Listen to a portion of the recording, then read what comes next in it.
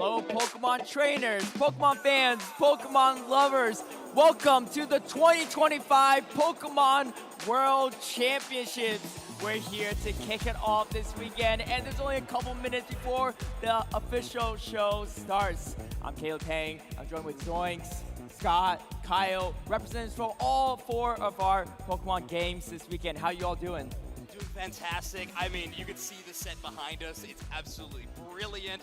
Really excited to be here in Anaheim for the tournament. I'm going to be casting Pokemon Unite this weekend, and it's going to be a fantastic event. I can't wait. You're representing the Pokemon video game. It should be super fun. I always like this moment where it kind of brings me back to the first time I was in the crowd waiting for the opening ceremonies as a competitor. I think just so much excitement here, right? Kind of dreaming, hey, if things go right, just a couple days I could be a world champion, or you could not, like I wasn't. Same here, Scott. For TCG, this is actually the 20th Pokemon TCG World Championships. It's been crazy to see how much it's grown and evolved over the years, but no matter what happens, it's always such a spectacle. It's so amazing to be here. I mean, how could you not be excited to be here at the Pokemon World Championships? A whole season building up to this moment.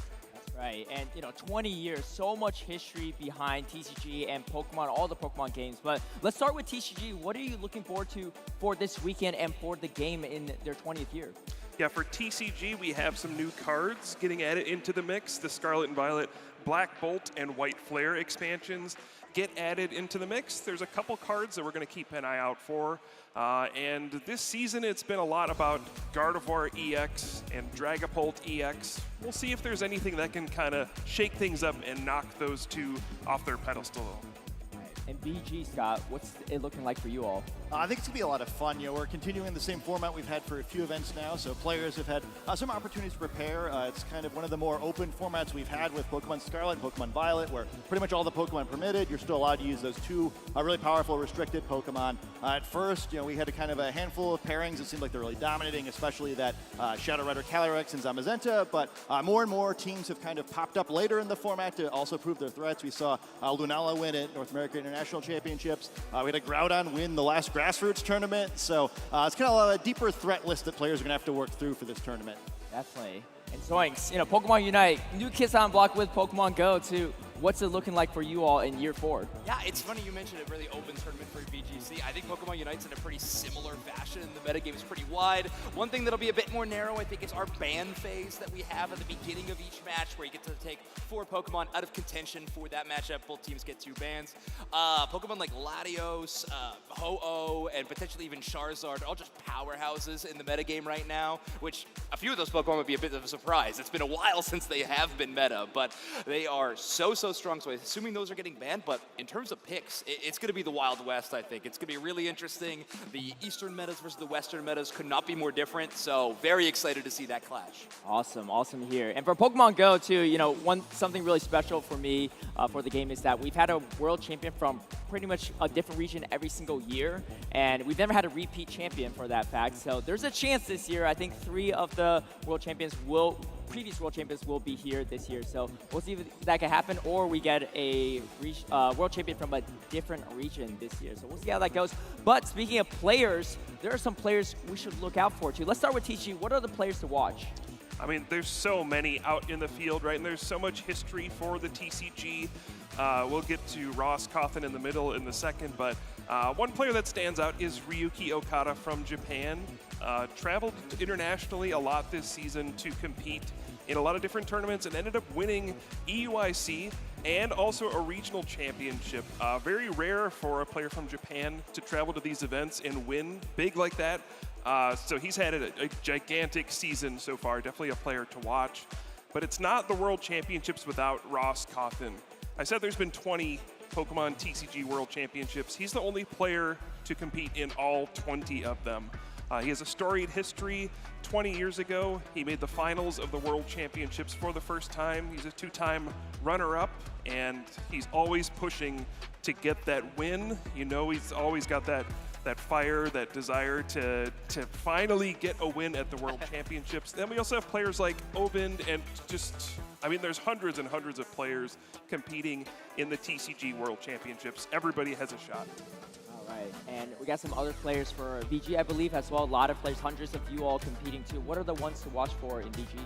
There's so many great players this year where it's hard to narrow it down to just a few, but I think that, especially the number of former world champions and former international champions, that there's some names to maybe be particularly afraid of. You see Wolf Glick here, our UIC champion, also a former world champion in 2016, which had a very similar format to this tournament. Has been very dominant all year. Wolf's always sort of been a player who liked to solve formats his own way, kind of plays teams that no one else played. I think both of his tournament wins this year are really reflective of that, where they're kind of teams teams are very Wolf. It's not like playing anyone else when you play against Wolf. I think that's some of his advantage, where he does have a little bit of aura there, not just in the picture, but also with, kind of just the way that he plays. A lot in the picture, though. It's true, right?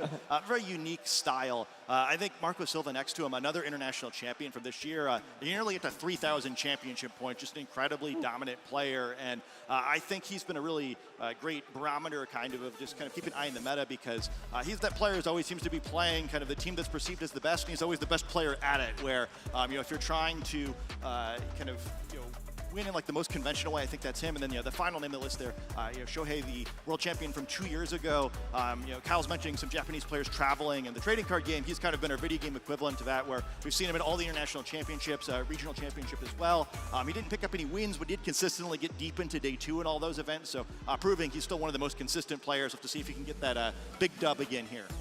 Right. All right. Awesome to hear. We have Go coming up next. We have a bunch of players here in our 4th year competing. We got some players to look out for too. Marco Galde, first year at World Championships, he got 5th place. And then last year, his 2nd time competing at Worlds, he got 3rd place. Average of 4th place finish at Worlds is incredible. Not only that, he won an international LAIC and 3 regionals or special events. So 4 major wins this season, and he's looking to improve his average of 4th place finish at Worlds. Definitely a player to be feared here in the Go circuit. And then we got It's Axon, the Yokohama World Champion from 2023. Also won a regional this year, the last regional in North America, and then won North America International Championships. And now he's trying to complete that golden road and be the first repeat World Champion for Pokemon Go, which is going to be a huge accolade if he does achieve that. And then we got Patamon, who got 1st place at European International, Spanish player, and he came over to North America International and got 2nd place. So 1st and 2nd at 2 internationals played in.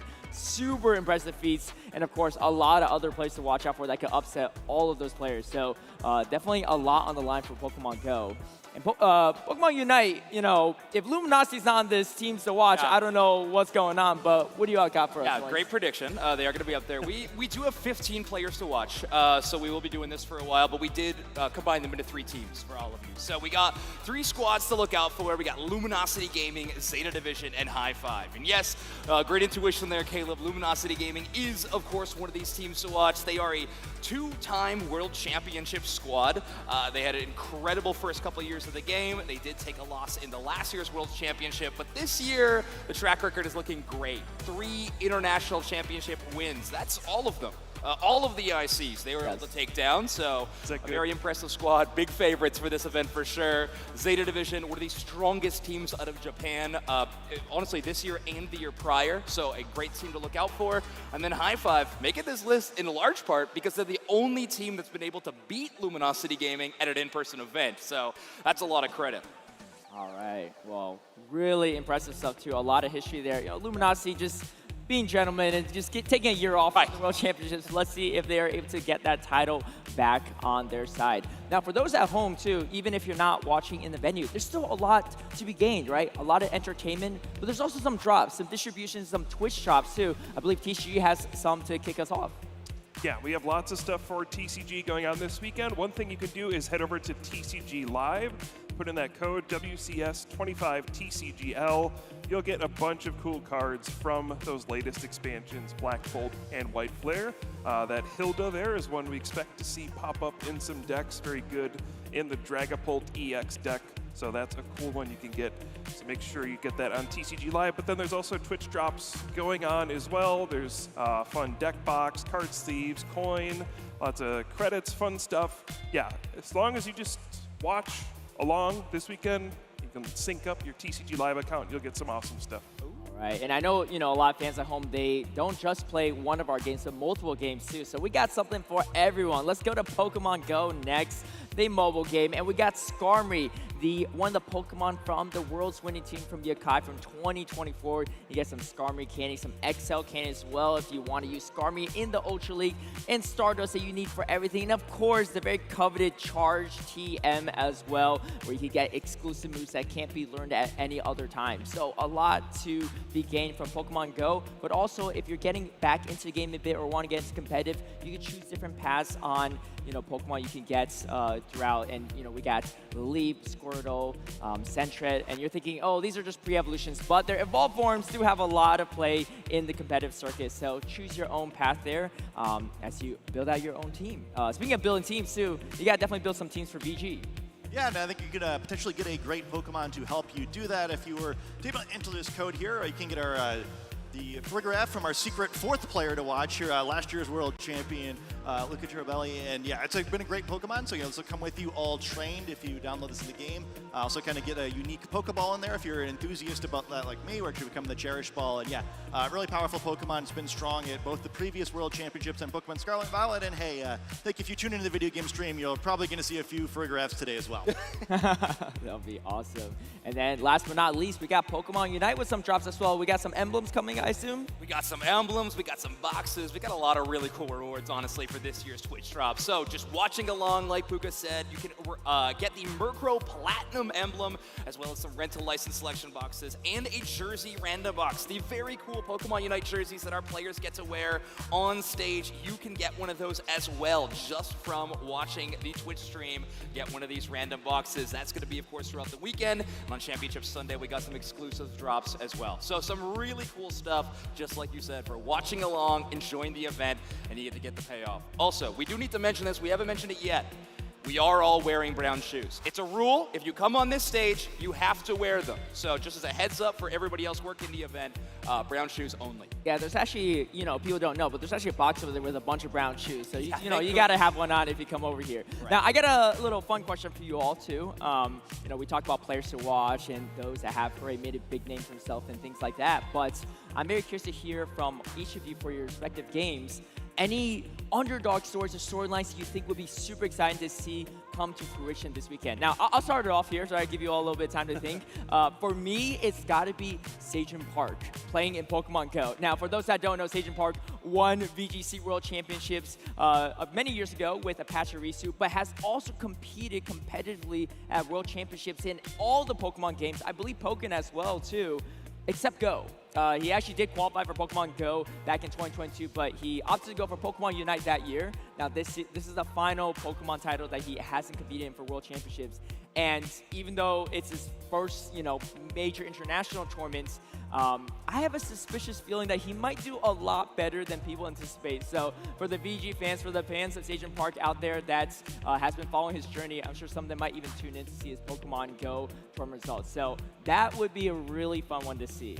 What about for Pokemon I like Unite? that a lot. Yeah, if I'm picking out a team to watch this weekend outside of our big three, maybe, I think if we're here in North America, a team that's got to be mentioned is the Orange Juicers.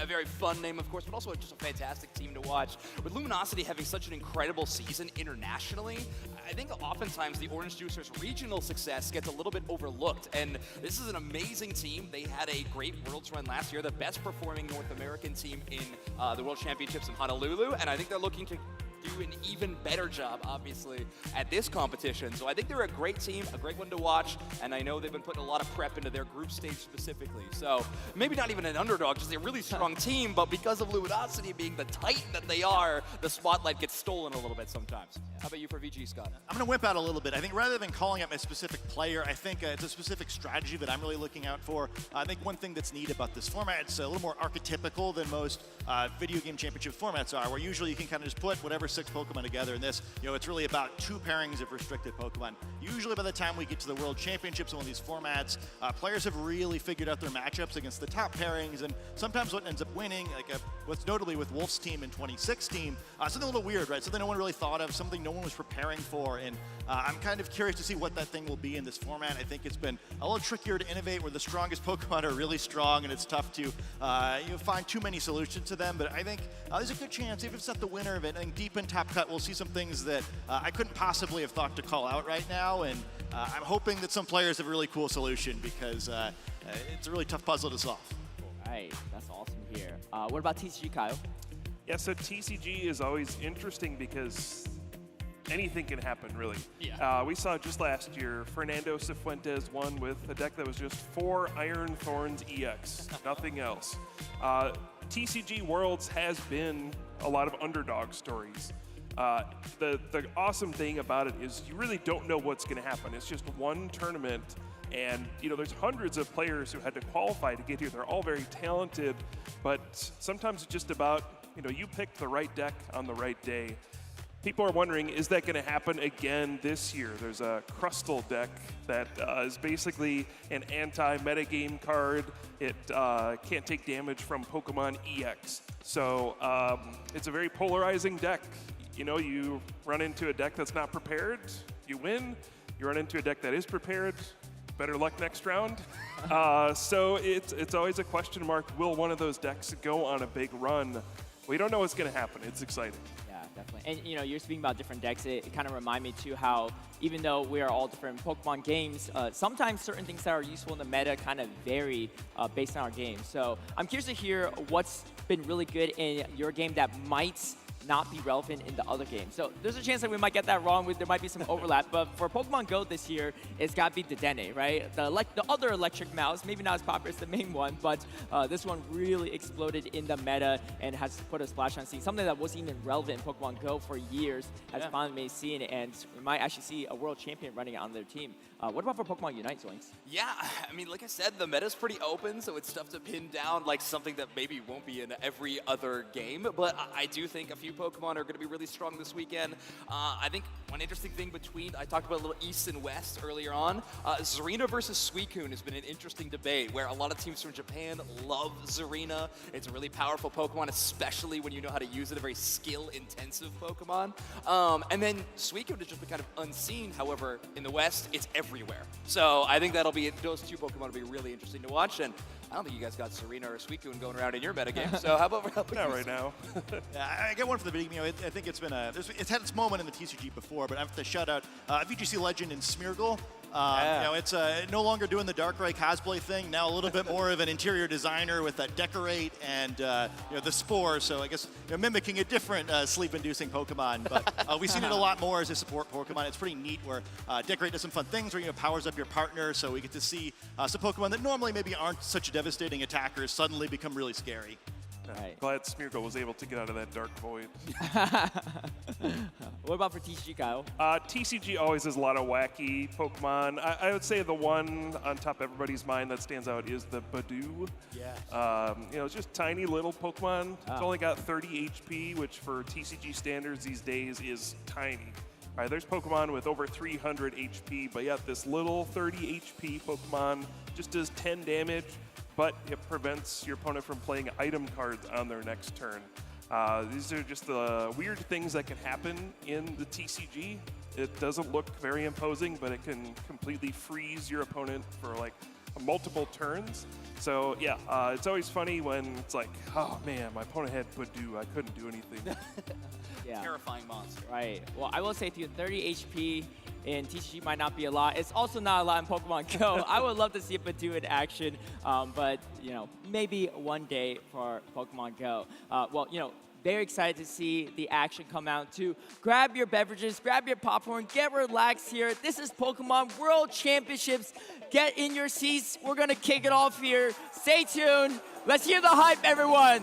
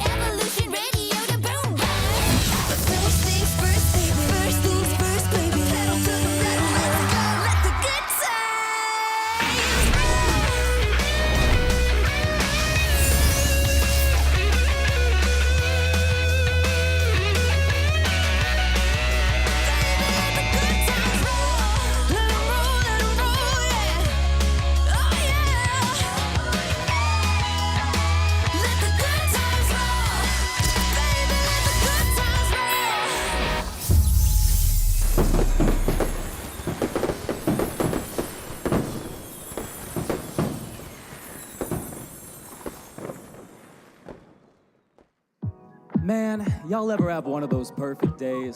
The sun is shining, the tailwind is pushing you, and things are going your way. You're finding shinies, you don't hit yourself in confusion, you land all your focus blasts. Yeah, I got a good feeling about today. Wake up in the morning, grab a Pokeball. Got a feeling that today I'ma catch a ball. Throw my jab to the back and a strap on my pack. Every challenge that I face is looking laughable. First things first, hit the mark, first supplies. $Poké high because I'm winning every time. Know that on the roof, 4 trainers giving eye till they see me with my team and then they spin into the side. Hit that road and we don't run slow. Red fires at the tall grass when I roam. Pressure's high and the cash rate slow, but I get on first strike every time that I throw. Hit the gym, gotta flash the credentials. These leaders sleep on my potential, so I send my ace. I got a badge to claim. I got a feeling that it's gonna be a good game. Nothing's gonna stop me today. No way. I've got a feeling it's gonna be a good game. Good game. Nothing's gonna stand in my way. I've got a feeling it's gonna be a good game. Gym to gym, and you know we flexy. Add another digit to the Pokédexy. Add just some legs where I'm getting my steps in. I'm holding the chest, though. If you see me resting, I'm taking this league, man. It's pure domination. And we can run doubles. I've got combination. My PC is built up, my strategies thrive. Way I'm one shot and foes, I don't need no revives. Hey! Worked hard to prove this. Hall of Fame's on my to-do list. Tall grass stains on the brand new kicks, and I hold down B to the championships. Hey! Drop my foes and say, alone we fold, but a team goes ways, and the road back home's gonna feel so great. Got a feeling that it's gonna be a Good game. good game. Nothing's gonna stop me today. No. I've got a feeling it's gonna be a good game. Good game. Nothing's gonna stand in my way. That's right. I've got a feeling it's gonna be a good game. La da da da, la da da da da da da, la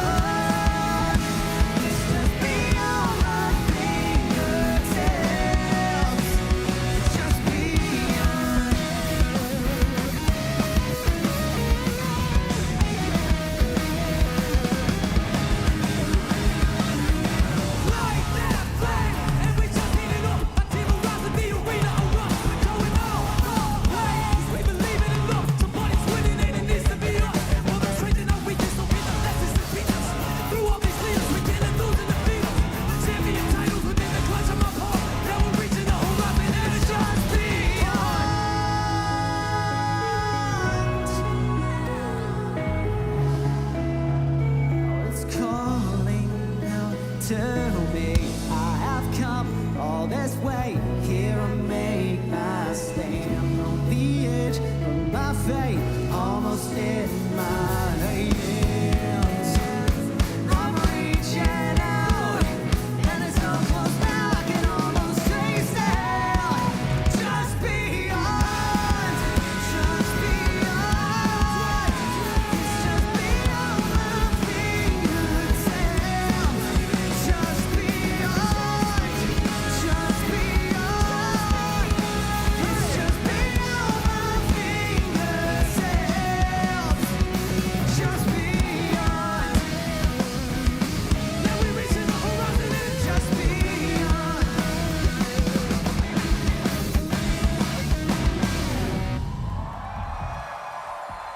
Welcome to the 2025 Pokémon World Championships!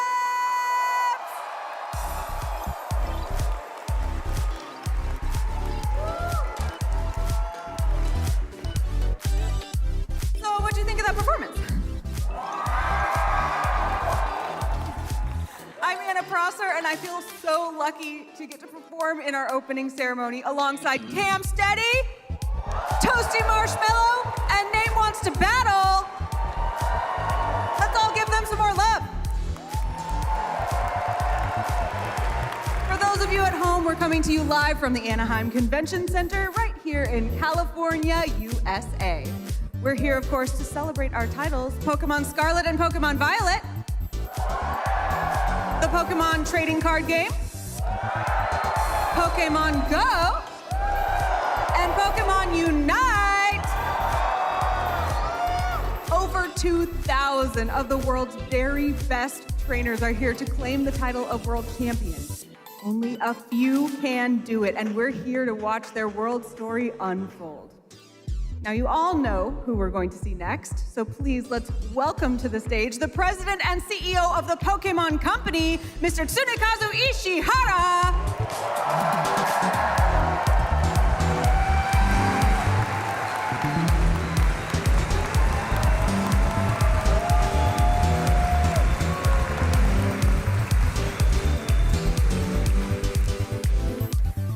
Pokémon トレーナーの皆さん、ポケモンワールドチャンピオンシップス2025へようこそ。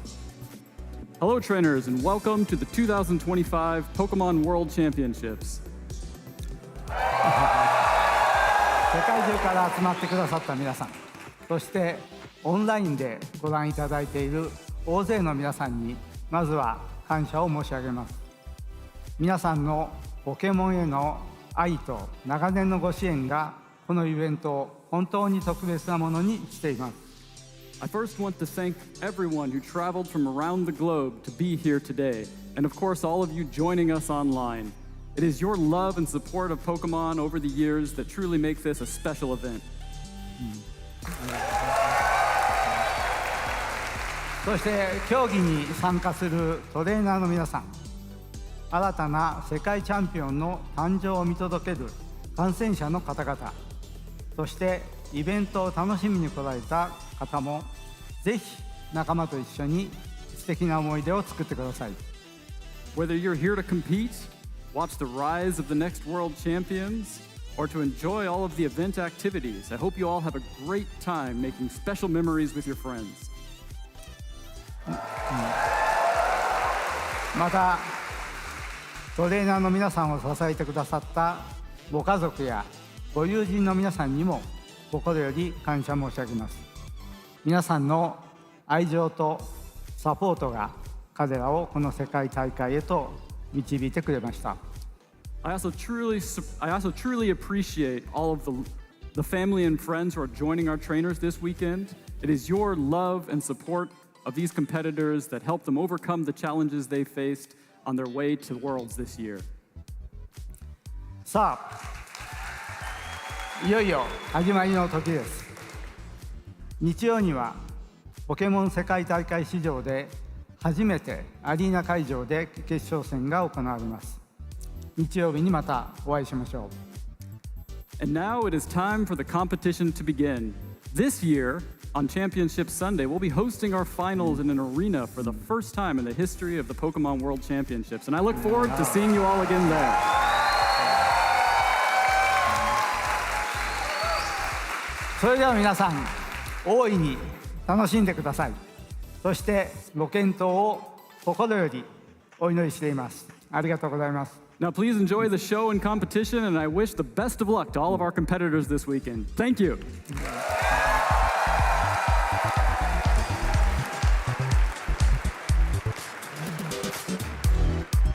Thank you so much, Mr. Ishihara. I am very much looking forward to what you have in store for us on Sunday. So, all right, let's see. Our incredible Pokemon community is in the house. Check. Intro video, check. Opening performance, check. So how about all you top trainers? Are you ready to compete? Let's get the 2025 Pokemon World Championships started. Competitors, good luck. The battle to become the next Pokemon World Champion starts right now. Hello and welcome, trainers, to the 2025 Pokemon Go World Championships under the swaying palm trees and that cool summer sky. We are coming to you live from Anaheim, California. I'm Speedy's Chief 2 with Amanda Lundberg. Yes, trainers have been paving their path this whole season to be able to get here at Worlds. Brick by brick, I would say, championship by championship point, leaderboard placement by leadership point placement into this international championships. These were major ways that a lot of these players qualified, but it is not the only way that they got here in Anaheim, California. No matter what road you take, you have to follow the signs, and these international championships were waypoints along the way. Let's break it down a little bit further, though, into our NA regional schedule. We started off in Baltimore with Wadaj winning with Chestnut. I can't believe this is the same season that we started with the in-game max out season, but so many surprises along the way. And not only did we have regional competitions in North America, we also had special championships, regionals, international championships for Europe. A lot of these trainers are ready to prove it here in California, but they started out in Dortmund. They made all their way through Bologna at the end of the season. We've had Guzzlord champions, Corviknight winners. We've had Alolan Raticate taking the crown in EU.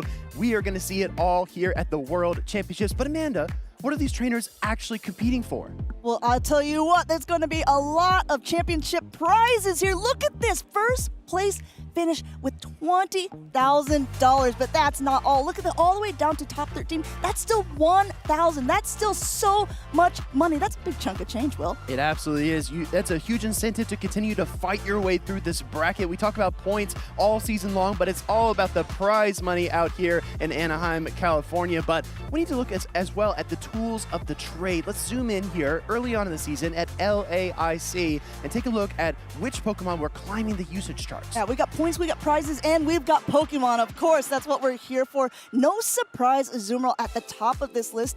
Azumarill is one of those tried and true Pokemon that we've seen time and time again throughout the seasons. Really one that's able to take a lot. But what's been so interesting was this was the first season that Galarian Moltres was available to be able to play, and it really made a big impact at the beginning of the season. I want everyone to keep an eye on Superior down there at 25%. I've heard whispers, rumbles, if I may, that trainers are going to bring it to Worlds. But let's fast forward a little bit further back to February of this year. This is EUIC, and right there at the top two Pokemon at almost 72% even, Azumarill and Shadow Drappy. And Amanda, you mentioned Azumarill being a staple. I think these two go together like peanut butter and jelly. I think so. Looking at the percentage usage, it makes a lot of sense. Some other ones that are interesting to point out is as the meta sort of shifts, as new Pokemon get added to our game, Galarian Corsola was another Pokemon that was really, really impactful. But take a look at this. With the North American International Championships, the last one, the one that actually in the meta that we're currently in, no Azumarill on that at all, no Galarian Corsola, drop down a little bit, and Diggersby was king.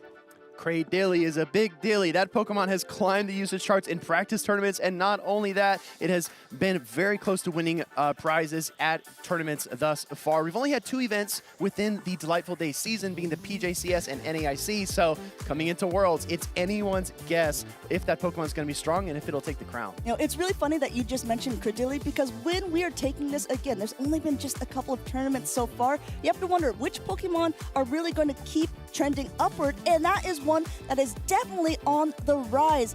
A lot of times in the past, trainers had opted for Bullet Seed as its fast attack, but nowadays we're seeing a lot more Acid as the fast attack of choice. Rock Tomb and Grass Knot provide incredible coverage, but Cradily needs to watch out for those bug-type Pokemon that we've seen in the meta. Pokemon like Scizor, like Fortress. I think those two will really make waves. But speaking of Cradily, there's other Pokemon here as well. Let's talk about Tinkaton, a Steel and Fairy-type Pokemon that is literally hammering its way back into the meta after being basically ubiquitous for about 3 or 4 months of the season. Now, I made that joke earlier because, Will, you were saying that you weren't sure how many people would bring Tinkaton to it. So you want to place a little wager at the beginning here? Do you think we're going to see it on the world stage? I think we're going to see it for sure. I think we might see about 25% usage. But while that's an uptake, let's take a look at the downslide and see a few Pokemon that were strong and still relevant, but maybe are losing their grip on their role within the team. Diggersby, I think, is very threatened by Pokemon like Shadow, Kanto, Marowak. Definitely. And if you looked at NAIC, Diggersby was that top Pokemon. So naturally, I do think that it would be trending down as players are starting to gather a little more intel about the different Pokemon that they want to play. Very interested to see how this will turn out. Exactly right. Well, Amanda, I alluded to the sunny skies. It's been warm. It's been beautiful here in Anaheim, California, as expected. But we also have a forecast within the venue. And the question for everyone watching at home is, how much spice are we going to see here at the World Championships? I've heard rumors of King Gambit making an appearance. I don't know if that's practical, though. What do you say? Well, I'm not sure about that, but I will tell you one thing that everyone should be very excited about is, a little sneak preview here, we're going to have the new moveset updates going to be kind of like given to you guys ahead of time. So make sure that you are watching this broadcast because you're not going to want to miss what you're going to be doing in the next meta. It's one of the most hyped segments of every single World Championships, and I can't wait to get to that. But let's talk about the players that you need to keep an eye on as the tournament progresses. We're going to take a look first at the North America region. It's so hard to talk about this region without mentioning these three fellows right here: Rise to Occasion, Out of Pocket, and Elam, the latter of which, Amanda, is my personal favorite to take it all. I know you've been talking a lot about him. This has really been a season almost of Elam overall, winning multiple regional competitions after top place finishes years before. I really think that this trainer has a lot of momentum behind him. Let's take a flight across the Atlantic and look at the EU region. We've got Z Swilas as well as PvP David and nickname 29585. I alluded to Guzzlord and Corviknight champions. What if I told you that nickname was both, winning 2 events, the gold standard for a champion in EU? And he's not the only trainer. EU this season had so many new trainers getting their first regional titles there, PvP David being one of them. But Z Swilas, though he didn't actually take home a gold medal, he's top placed in so many tournaments so far. Well, he's someone we call the reverse engineer. He takes a look at what the popular Pokemon are and finds those spice picks, those counter meta options that really let him rise to the top. Let's take a look south of the equator at LATAM. We've got LNDS, Harjeff, Corlash, and Richie. Richie is really coming to his own this season, winning in Bogota with Galarian Corsola and Primeape. But Corlash has taken 2 events, and he has been the foil to last year's LATAM champion in Harjeff, defeating him in 2 grand finals so far this season. And of course, Harjeff was one of those staple names in that community. He was also our very first trainer to go through a tournament and not even lose a single battle. Insanity. Let's take a look down at the Oceania region because those trainers traveled a long way and they want to leave with a trophy. We've got Rick Flareon, Godzilla, and Valiant Vish. I think 2 of these trainers in Rick Flareon and Valiant Vish, this is their 4th Worlds appearance. I mean, back to back to back to back, they want to take home that gold. Yeah, Valiant Vish making a lot of valiant efforts this season with a lot of top cut placements, but these aren't the only trainers. The thing is, some of these areas, we don't get a chance to watch them play very often, so we might be as familiar with the names. These are still names you guys definitely need to be keeping an eye on for this tournament. We got Teddiness, Beelzeboy, and Gamebird TW.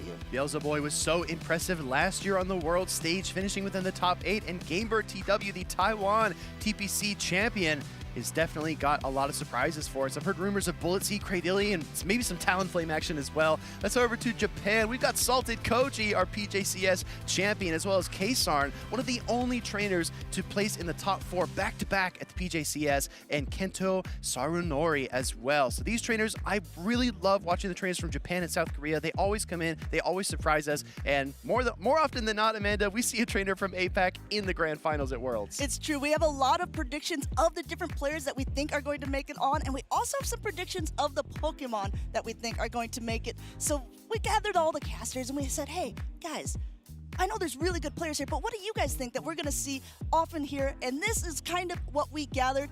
Will, why don't you talk us through some of your picks? Because I see some interesting, not necessarily meta Pokemon. You know, there might be a theme here. I kind of like Steel type Cement. I don't know if it's 100%, but I love Steel type Pokemon. I've got Fortress Shadow Scizor, Shadow Steelix with Thunder Fang, and Shadow Kanto Ninetales. Now, the last one I mentioned is going to require a ton of finesse, but if you can bait Weather Ball, land Overheat, you can clear the field. Tell me about Araquanid and what you got going on over on your side. Well, I tell you what, after watching its accent do so well at the North American International Championships, I said, okay, Araquanid is actually a pretty good choice for this. Lantern, I know it's something that's been, a couple seasons ago, but I've been keeping an eye on some practice tournaments, and I think I see a couple trainers who did really well with the Water Gun Lantern. So, you know what?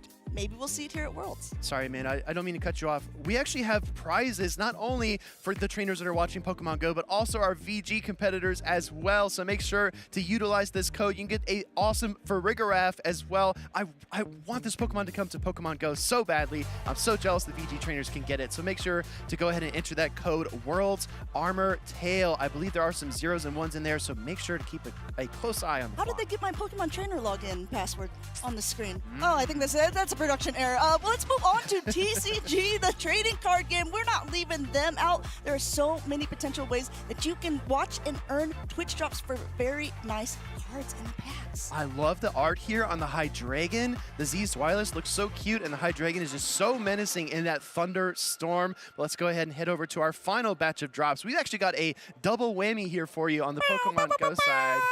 We've got a awesome track where you can get a Skarmory reward as well as a choose your own path. We're going to have a lot more details on that, so make sure to go ahead and get engaged with that research and kick off your next season, because this is the bookend of 2025, but 2026 is right around the corner. And this is one of the best ways that you are going to be able to get some maybe Pokemon if you're new to the game and you're watching it. First of all, welcome in. But yes, look at this. This is a potential that you can win a Skarmory that was inspired by last year's world champion Yakai for this first day. Not only that, you're going to get XL candies, you're going to get Stardust and Elite TMs. Exactly right. Skarmory was such a prominent Pokemon. Yakai, like you said, slashing through the competition, but you can choose your own journey. It doesn't have to be Yakai Skarmory. You can start with the Lileep, the Squirtle, or the Sentret.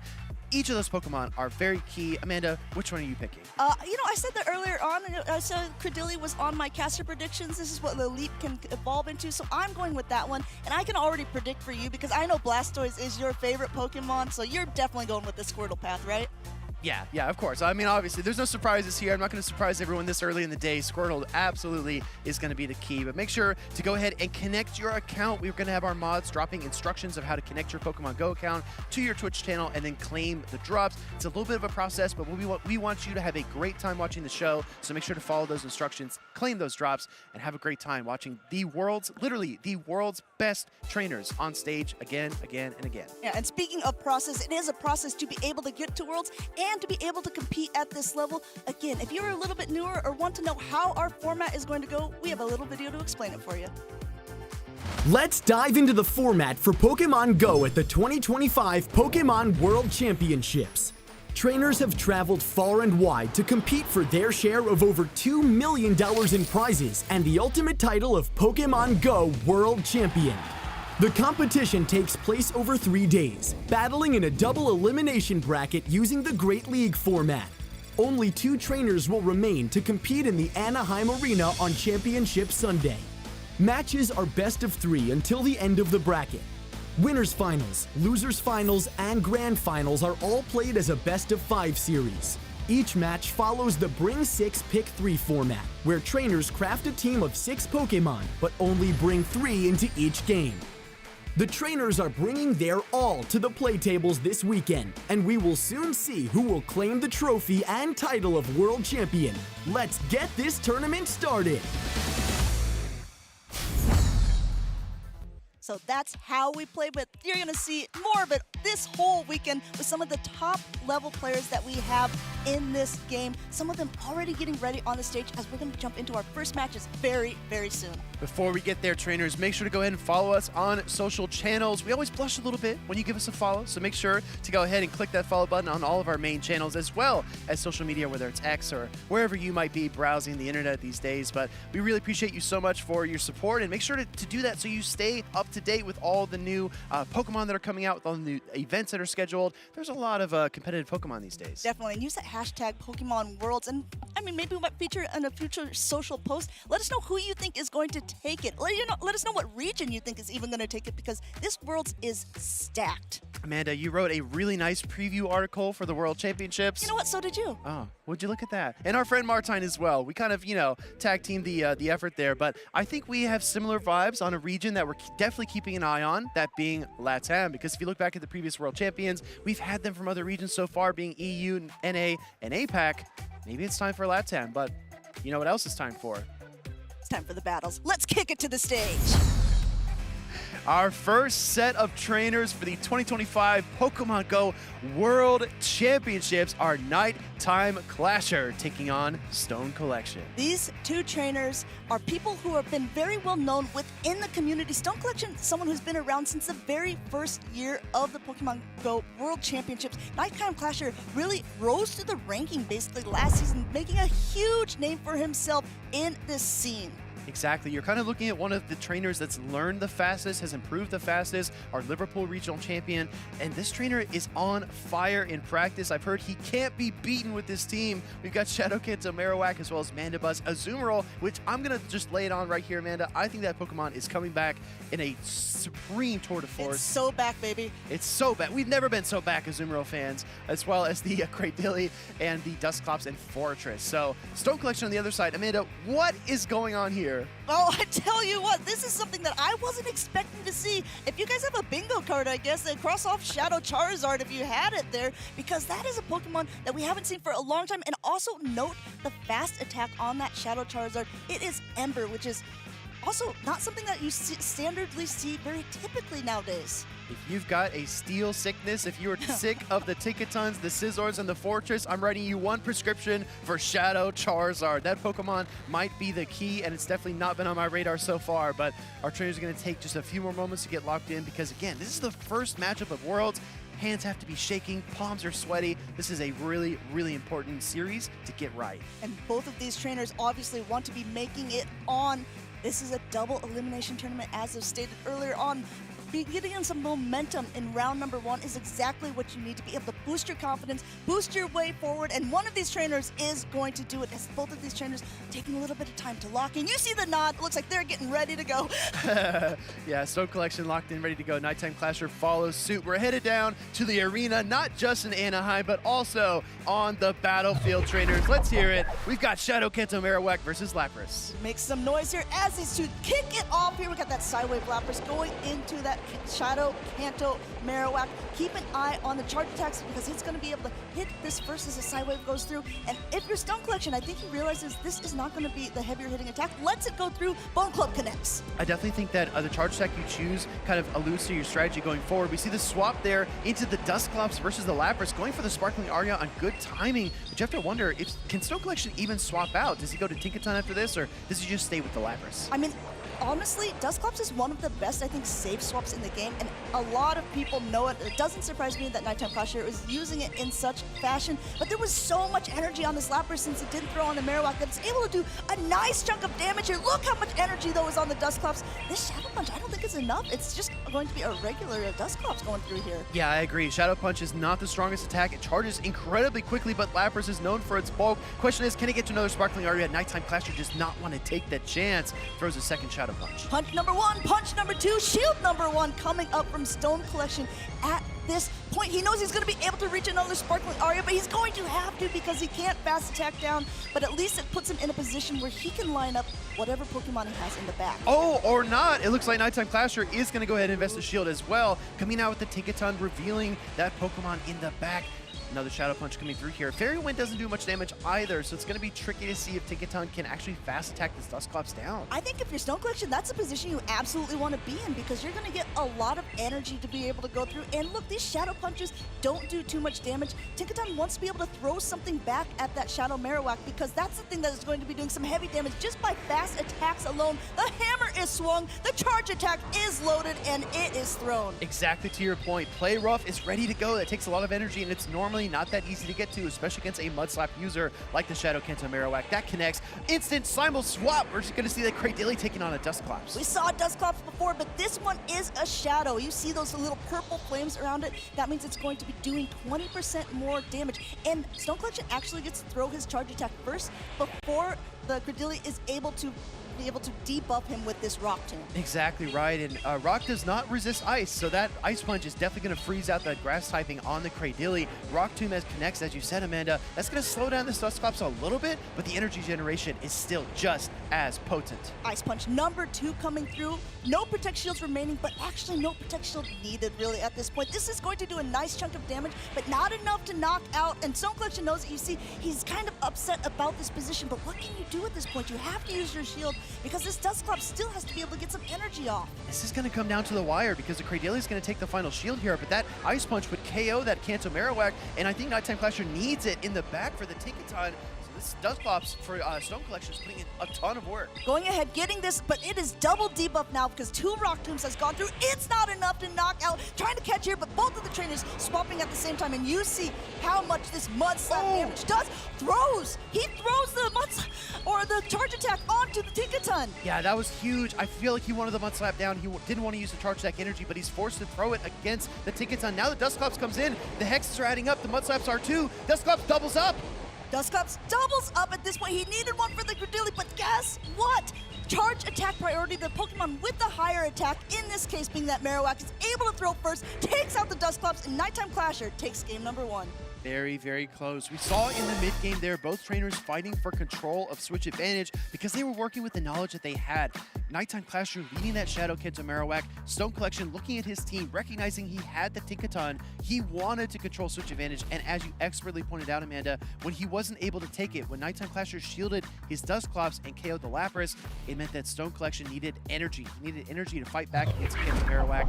It just wasn't enough in the end, though. Absolutely. It seems so crazy when you look at this. Look at the fact that there is 2 shields and you want to use it on such low health Pokemon, but sometimes it's not the health that matters as much as it is the alignment here. Nighttime Clasher being able to do that really helped secure that victory in the end game there. Exactly right. Mud Slap, super effective versus that Steel typing. Tinkaton is, in my opinion, one of the less preferred Fairy type Pokemon in the meta just because it has such tough matchups against Kanto Marowak, against Diggersby, against Talonflame, against even a Shadow Charizard, if I may. That Pokemon, it can be so useful, but you have to position it perfectly. Only 2 shields are in a game. It's really like, I think this is a good showcase of exactly how high-level trainers think, because I think sometimes if you're playing a game and you're like, well, I can just let it go. Why would I want to shield this? Because it's not going to be able to do that much more damage. But in this scenario, especially, game number 1 on the world stage, Nighttime Clasher proved why he knows when to use his shields. Jumping right into game number 2, a familiar scenario. We're going to see Dusclops from Nighttime Clasher taking on that Lapras from Stone Collection. You saw in game 1, he threw the Sparkling Aria plus the Ice Beam.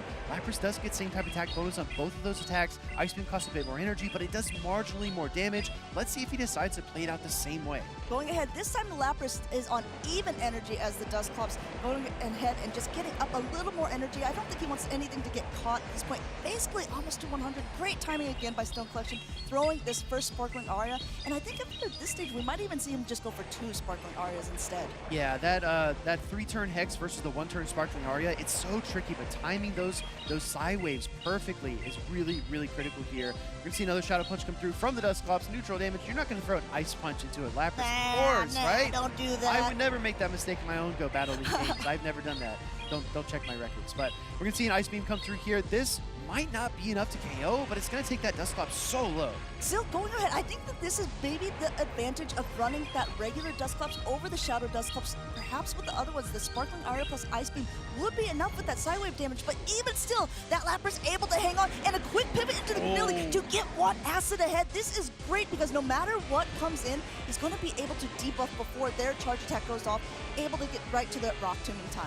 Yeah, it was definitely a good move there to go ahead and get rid of that Lapras to get an energy lead, but Tinkaton excels here where the other Fairy-type Pokemon that you're going to see this weekend in Azumarill and Dedenne absolutely do not. The Steel typing on Tinkaton is going to help it a lot. Play Rough coming through here into the Cradily. Play Rough going to be able to connect there. You do see that Bulldoze is another option. Bulldoze has a potential to debuff the defenses of your opponent there, but the Stone Collection doesn't want to take that risk. He wants to go for that heavier hitting damage no matter what, but Rock Tomb number 2 going through, making each charge attack, making each max attack do a little bit less. Second Rock Tomb connects, whittling down the Tinkaton. Another Play Rough coming through here. This is very much like a war of attrition, right? These Pokemon just throw charge attack after charge attack until they get exhausted over time due to the debuffs that you pointed out. We're going to see the swap now. Oh, it looks like Nighttime Clasher waits a moment. Now we see the Dusclops. 2 shields on both sides still. 2 shielded Mud Slapper is going to do a lot of damage here, but that first punch is going through. No Protect Shield use on Nighttime Clasher's side, recognizing that he still has 2 very low health Pokemon in the back, but he's going to be able to make some plays here, just chonking away, going for that next Bone Club. Again, what happened at the end of the last game is happening now, going for that charge attack priority. Yeah, exactly. Lining up those 3-turn attacks perfectly. Looks like the Bone Club is going to get shielded, and we're going to see a Shadow Punch forced to shield at this point. Nighttime Clasher looks pretty comfortable, though. I'd say by the body language, he doesn't seem very flustered. I think Mud Slap in a 2-shield situation is usually good. Going ahead and just going and throwing once again, but actually Nighttime Clasher doesn't throw on this time. Just gonna go ahead and use that shield, maybe get one more Mud Slap in before he goes. Look at this, look how low all 3 of his Pokemon are, but he still feels he's in a very comfortable position, even waits to make sure that he saw that fast attack go through before throwing his charge attack here. He didn't want that Bone Club getting caught on anything else. I absolutely adore that you pointed that out. The combo play here from Nighttime Clasher to send in his own Dusclops, looking for the knockout. This is one step forward, but allowing your Dusclops to get farmed down by Stone Collection's Tinkaton might be 2 steps back. Yeah, there are no Protect Shields remaining. Tinkaton, though you saw how much damage those Mud Slaps do, it still has to be able to get to an attack. It can take out either one of these Pokemon with it. He comes in with it, and he goes for the attack before Stone Collection. Wow, you saw there Nighttime Clasher was trying to remember how much energy the Tinkaton had. Stone Collection had the Bulldoze ready, but the Mud Slap damage connected first, and that is a 2-0 for the North American over Stone Collection. Nighttime Clasher once again proving how good he is at team building, how good he is at team reading, being able to take 2 games off of a very, very good trainer from Germany. Congratulations to him. He's moving on that winner's side of the bracket, while Stone Collection, since this is a double elimination, will be knocked down to the loser's bracket, where he can potentially still have an incredible, incredible run. Stone Collection is incredible, right? A trainer that we've seen compete year after year, always a threat. Whenever you see him in the bracket, you say, this is a trainer that could win the title. Losers bracket runs are not unprecedented, especially on the world stage. Just rewind back to 2022 when Dancing Rob won, I think it was like 6 or 8 rounds in a row to make the grand finals before resetting the bracket and taking the gold. So I hope Stone Collection doesn't have any wind taken out of his sails. There's still a lot of battling to be done this weekend. And a really interesting team on his part, taking a lot of these staple meta picks that we see quite often, but also pairing it with some things that people might not be prepared for, such as that Shadow Charizard. Let's talk about that a little bit, because if you see the teams here on screen, let's talk about what we didn't see in these battles. We didn't see Mandibuzz from Nighttime Clasher, Azumarill, or Fortress. And when you don't see those picks, I mean, is there a big reason to bring the Shadow Charizard if you're not anticipating the Bug Steel type in particular? I think that both of these trainers recognize sort of what the gameplay was going to be from each of them. We saw very similar plays between each of the games, and that's because in a Show 6 Pick 3 format, you kind of have to determine not only if you have a certain play style, but how does my opponent play? Like, what are the Pokemon that I think that they're going to bring because they think that it's strong against me? There's that old adage, right? Walk a mile in someone else's shoes. You really have to put yourself on the other side of the board and say, if I was in their position, how would I attack my team? What are my weaknesses? What are my vulnerabilities? And how would I beat me? And that's such an important mindset, because I really believe that half of team reading is looking at your team of 6 and then deciding what to do. The other half, the other 50%, is looking at what your opponent is likely to do. And some of the trainers that succeed the most consistently at the highest level do that every single time. And not only, you talk about trainers at the highest level, literally all of these trainers here in Anaheim are the ones that were at the highest level. These are the world's qualified competitors for Pokemon Go. And there was these are people who had the most championship points of each region. These are people who went ahead and won a regional or special championship or an international championship. So already so many accolades behind these trainers' names just to get to the point that they're at. Yeah, and I really appreciate that we opened up with Nighttime Clasher and Stone Collection, because those are two trainers that are still in the hunt for a trophy, a win at a regional or special event, or special championship, I should say. And they didn't get those this season. Yeah, absolutely. Not this season, but maybe, I think a lot of them would be pretty happy with maybe a gold medal at Worlds. Yeah, I think they'd settle for that, right? Maybe Jim will interview them later on and ask them, would you be happy winning? You know, is that enough? We'll see. Now, you talked about how they haven't won this season, but Nighttime Clasher actually was a trainer who got a championship title in Liverpool. It's true. Do you know who he played against? No, remind me. He won against Tomahawk UK. One of our co-casters here this weekend, and we've got them both up on stage for an interview. Take it away. Welcome. Thank you very much, Amanda and Speedy. We're joined by the winner of that first round, Nighttime Clasher. Eric, what a way to start off your World Championship run. I mean, honestly, last year, round 1, I played against Yikai, so literally anything but that, I feel like is a huge step up. Just getting a win on the board just feels so incredible, especially like on the stream as well. What a great way to start today. So this is your second World Championship, but your first ever win. And that was a very dominant win against a great player, Stone Collection, who you know. Yeah, I was a little worried about the Shadow Charizard. It made my Fortress an instant no bring. I was pretty sure he wasn't gonna bring it, but that probably would have been one of the worst things that could happen in all of Play Pokemon history is leading a Fortress into a Charizard. And you've used a few Pokemon there that we've seen all season. You've had a great season already. That Shadow Kanto Marowak, it's a bit of a favorite of yours.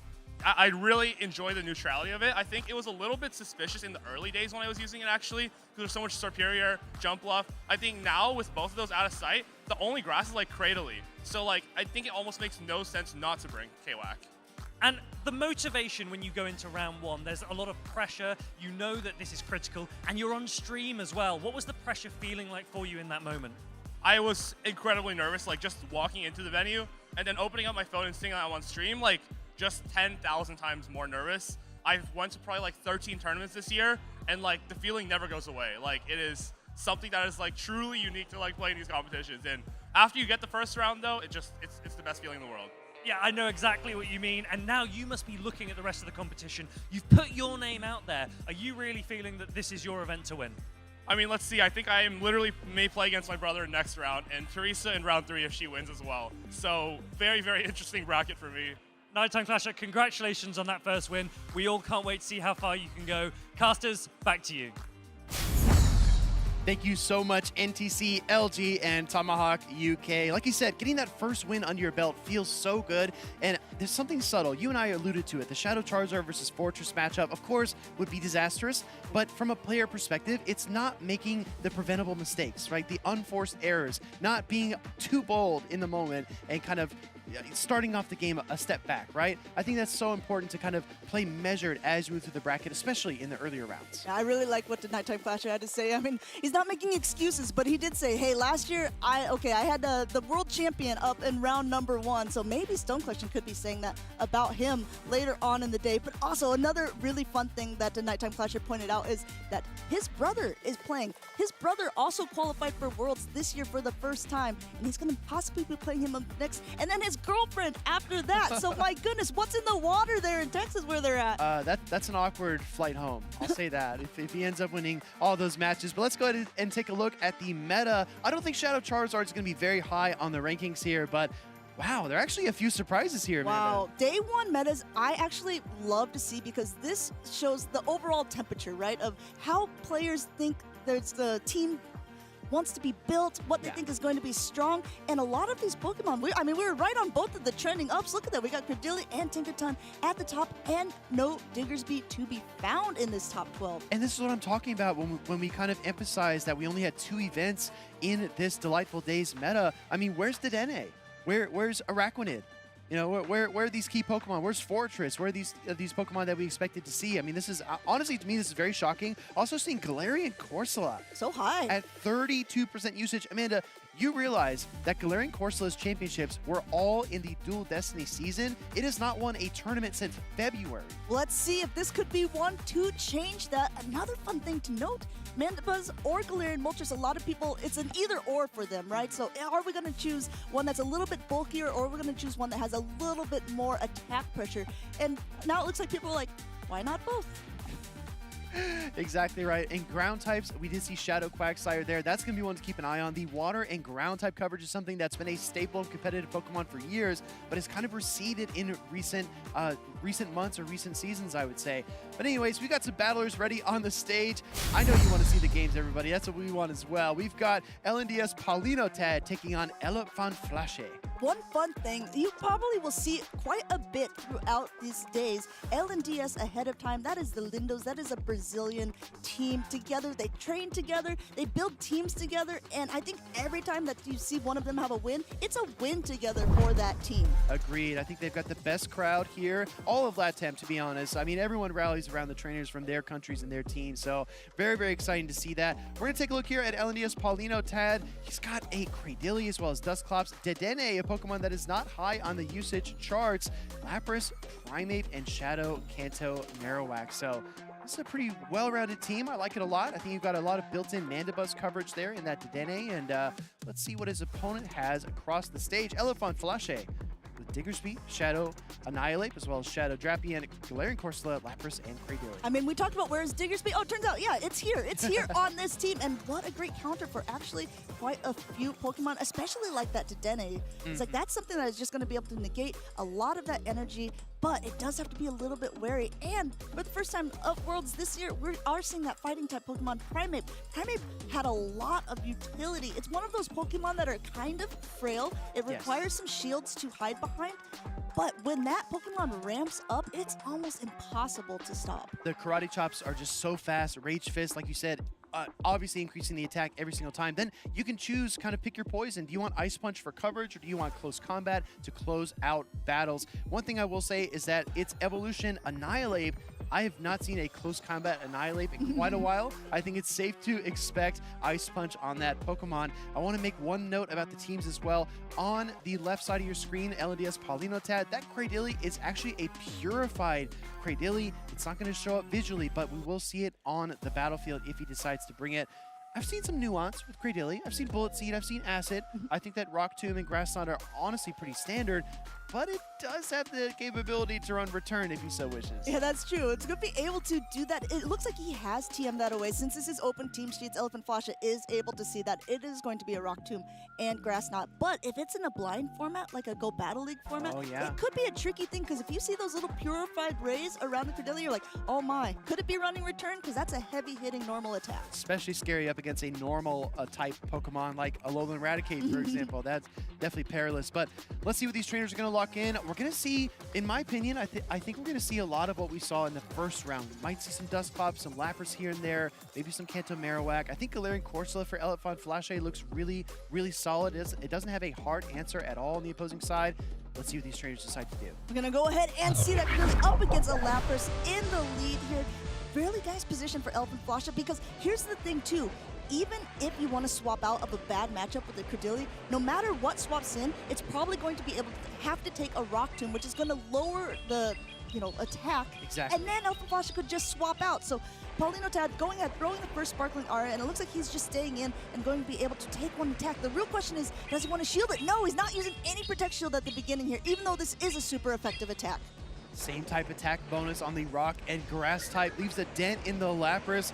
We're going to see another charge attack. Get ready to go. Oh, reaching for the Galarian Corsola. Can't pull it out of the back line, though. And honestly, that might be for the better, because once Elephant Flashe sees the other Pokemon on Palinotad's team, he needs to be very careful about which ghost type he selects. Going ahead, just getting in some extra Psy Waves, knowing he won't be able to make it to another, but Paulino is going ahead, letting that Lapras go down completely. He did have the option to shield, but this is such a small sliver of health that he could be getting some nice farming energy, some nice fast attack energy to be able to create the charge attack for whatever he chooses to come in. Looks like it's going to be that Marowak, and he's able to mud slap down. I'm a little bit surprised not to see the Dusclops come in there. I think he could have gotten maybe 3 hexes worth of energy, but Paulinotad, looking at the team sheet, saw something that he thinks he might be able to exploit. So Elephant Flash comes in with the Annihilate. This is actually a massive, massive call on his part. He had 2 Ghost-type Pokemon, sends in the Rage Fist one. I actually really like that play from Paulino. I guess if he's looking at the other team, he says, you know, the biggest threat to that Marowak is that Credilli. And you know what? Now that's out of the picture.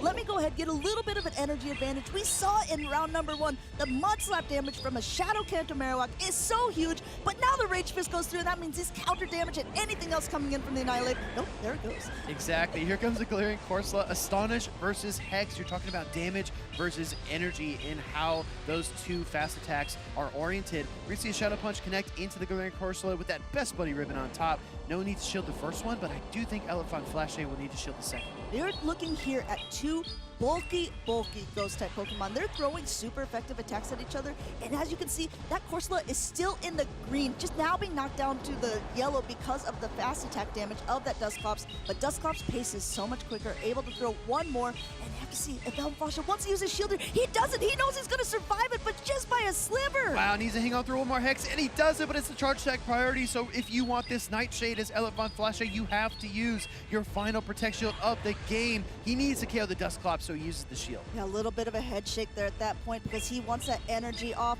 This will be enough to knock out the Dusclops, but you see both of them feeling still kind of confident about the abilities here. Immediate pivot here, going back in with the Mud Slap. Will he be able to get to the Bone Club before the next Rage Fist goes through? I'm telling you, that one Mud Slap that Paulinotad was able to get against a Cradilli in the mid-match was the difference maker. It allows him to outpace the Shadow Annihilate and win this game number 1.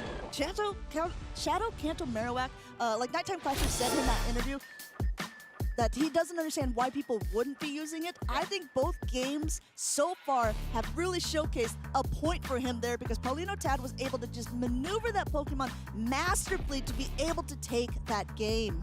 Such a curious thing because you could argue, you know, the alternative and say if Paulinotad would have come in with his Dusclops and gotten 3 hexes, would the game have been different? Would the Galarian Corsola have still been able to get the second Nightshade? You can argue about the hypotheticals, but I do think it was so clever to bring in that Shadow Kanto Marowak because, I mean, you're looking at 12 turns to the first Bone Club and then 9 to the second, and that Annihilate is always going to pace the Rage Fist at the same rate. So if you want to get ahead of whatever your opponent has in the back, you have to eke out these small advantages wherever you can find them. So these are some of the big differences. That we see a Shadow, or we see a Primeape on the side of Paulinotad, and we see an Annihilate on the side of Elephant Flasha. And it really comes down to the raw damage because Annihilate has that counter as a fast attack, so it's going to be able to do a little bit more damage when it does its fast attacks, and then with its charge attacks being able to ramp up a little bit more using that Rage Fist, it just gets more potent. While on the other side, Primeape is using Cross Chop, and it is all about pacing with that Pokemon. So being able to get to Rage Fist so quickly, it's like, you know, charge attack after charge attack, it seems almost. And so, you know, there's trade-offs and there's balance for both of these teams. 2, 4, 6, 8. Who do we appreciate? Primeape. I'm going to look here at the team for Elephant Flasha. He does have the Diggersby, the Lapras, the Shadow Drapion, and the Cradilli. And then if you look at the other 2 being Ghost types, I mean, there is a myriad of targets here for Primeape if Paulinotad decides to pivot to that Pokemon in game number 2. But like you said, you have to protect it, especially against Pokemon like Shadow Annihilate and that Lapras, because the Psywaves and the counters just do so much damage to that frail HP. And another thing, while is better for the Annihilate, is against like a Diggersby, because Primeape has to rely on its charge attacks because the fast attacks don't do much damage, and Rage Fist, a Ghost type into a normal type, doesn't really do much damage at all. So it would need to rely on its close combat in the back. So let's see.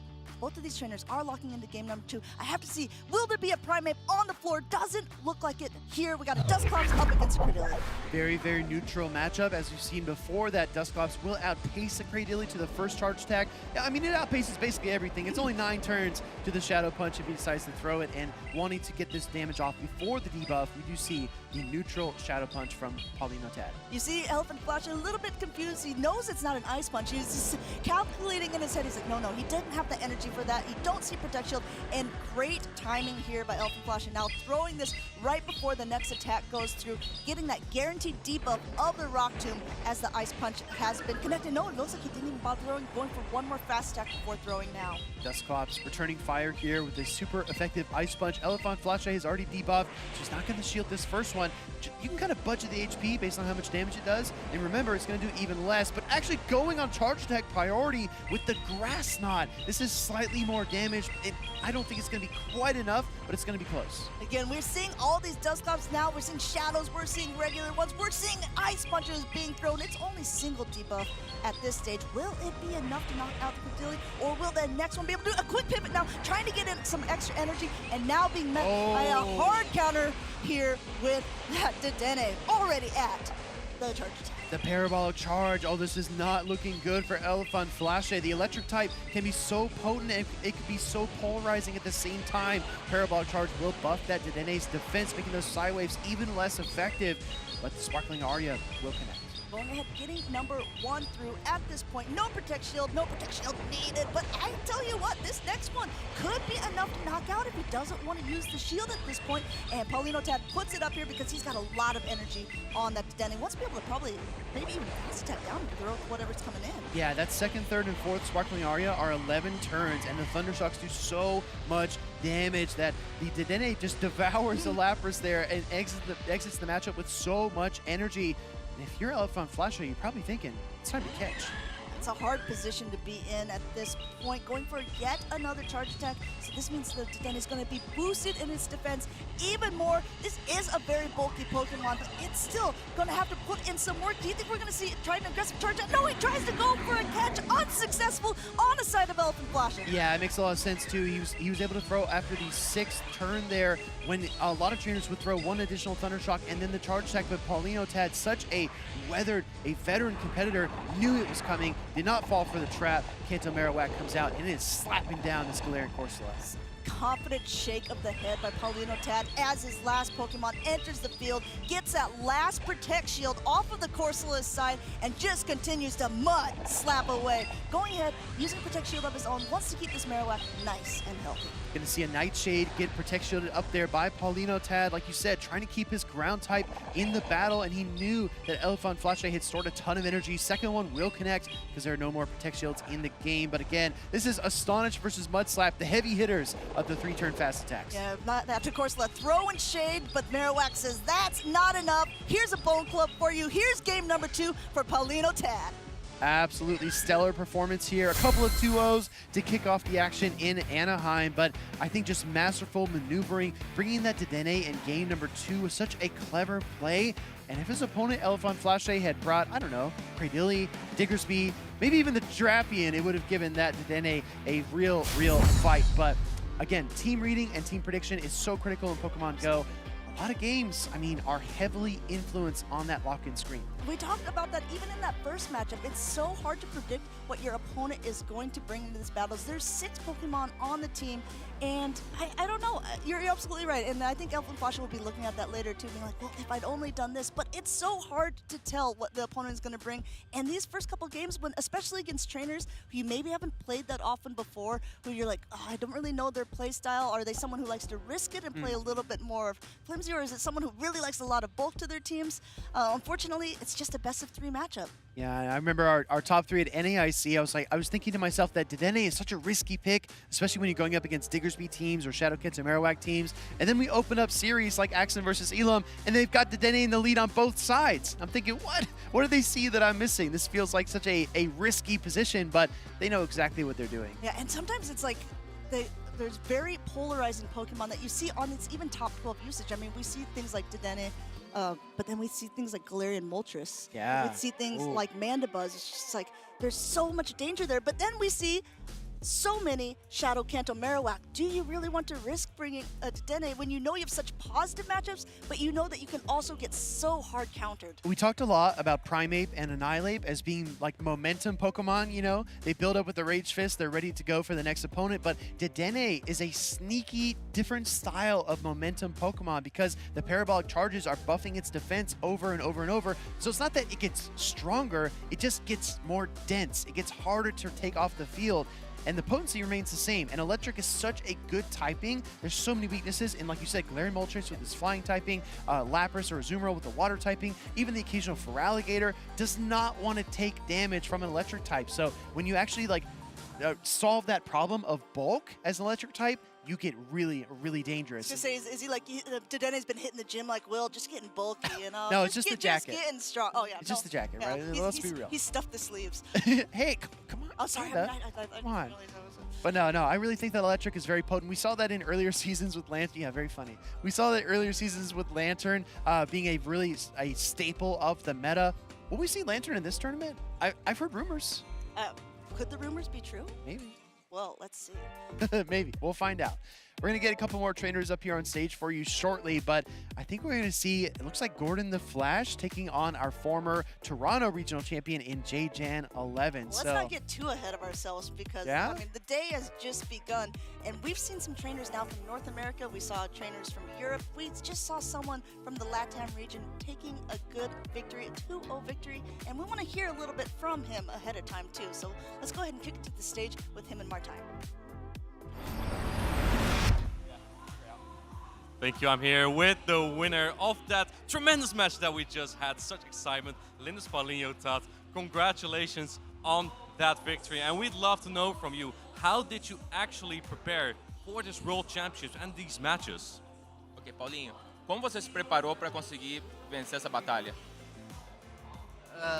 Eu me preparei, tipo, eu usei estratégia de usar um Marowak com energia e eu levei uns leads neutros que eu conseguiria deixar o primeiro Pokémon com pouca vida e o Marowak ter energia.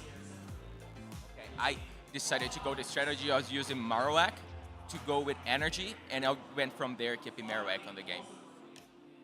Would you say that Shadow Marowak might be the best Pokemon in the current meta that you brought? It is currently at a 35% usage, which is incredible. Is that why it's the ground type Pokemon of your choice?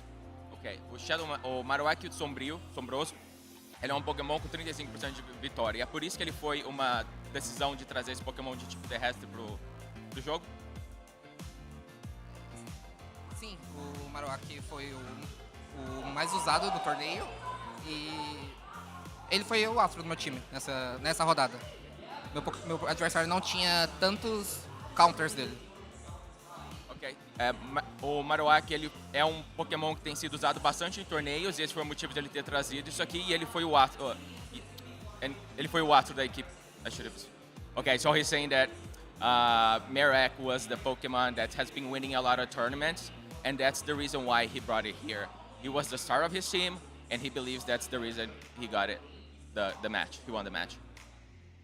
Paulinho, you are with many of your Lindos friends here. How did you actually all make it here? Did you build your teams together with your friends?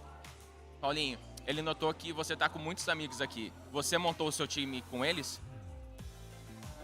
Sim, eu fiz o meu time com a Ju Muniz. Yes, I did my team with you, my friend.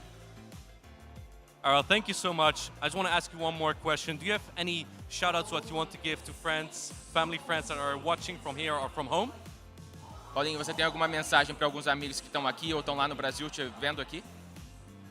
Eu agradeço o apoio da minha família, da equipe da TUS e todos os meus amigos. E também a família do GB Limbis. Não tem como. I just would like to thank all my friends, my team, and I mean, that's the least I can do. I am here because of them. Well, thank you so much, Paulinho, and good luck in your next matches. We're going to have so much action here at the 2025 World Championships in Anaheim. I'm Anand Speedy, back to you. Thank you so much, Martijn. It was great to hear from LNDS Paulinho Tat, a trainer that's been competing for quite a while in the Championship Series. Great to get off on the right start here at the World Championships in 2025. We wish him a lot of luck as he continues to move through the bracket. But Amanda, we've got so many trainers to keep an eye on. It's kind of hard to keep track of everyone. Why don't we take a look at some leaderboards? All right, let's go ahead and take a look.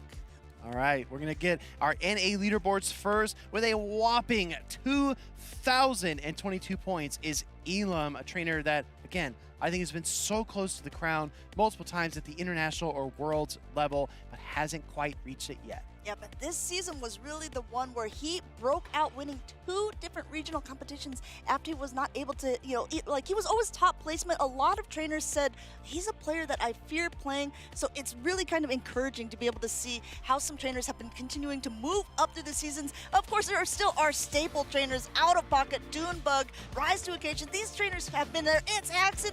This is such a star-studded leaderboard here for North America. Well, look at that. Wedged between Rise and It's Axon, we have trainers like Septile Ice. Also keep an eye on Lil Muffins, one of the best Galarian Moltres trainers that I know. And at 16th, I'm a Derpopotamus. That's their name, not me. Well, no. If here's a Derpopotamus, and I'm a Derpopotamus too. Let's take a look over at the EU leaderboards. We've got our EUIC champion, Potoman, at 2,065 championship points, as well as Z Swilus, the runner-up at EUIC 1990.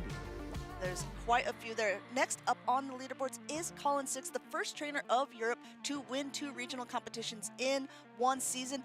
We nickname him the final boss over there because chances are you're going to see him. He's been in so many finals, but there are so many good names. And what I love this season about Europe is that there's been so many new trainers that haven't really even had top placements at any competition before, winning, getting into those top cut placements, and getting to the top of these leaderboards. I'm looking at you, Kazim. I'm looking at you, Mind Joe.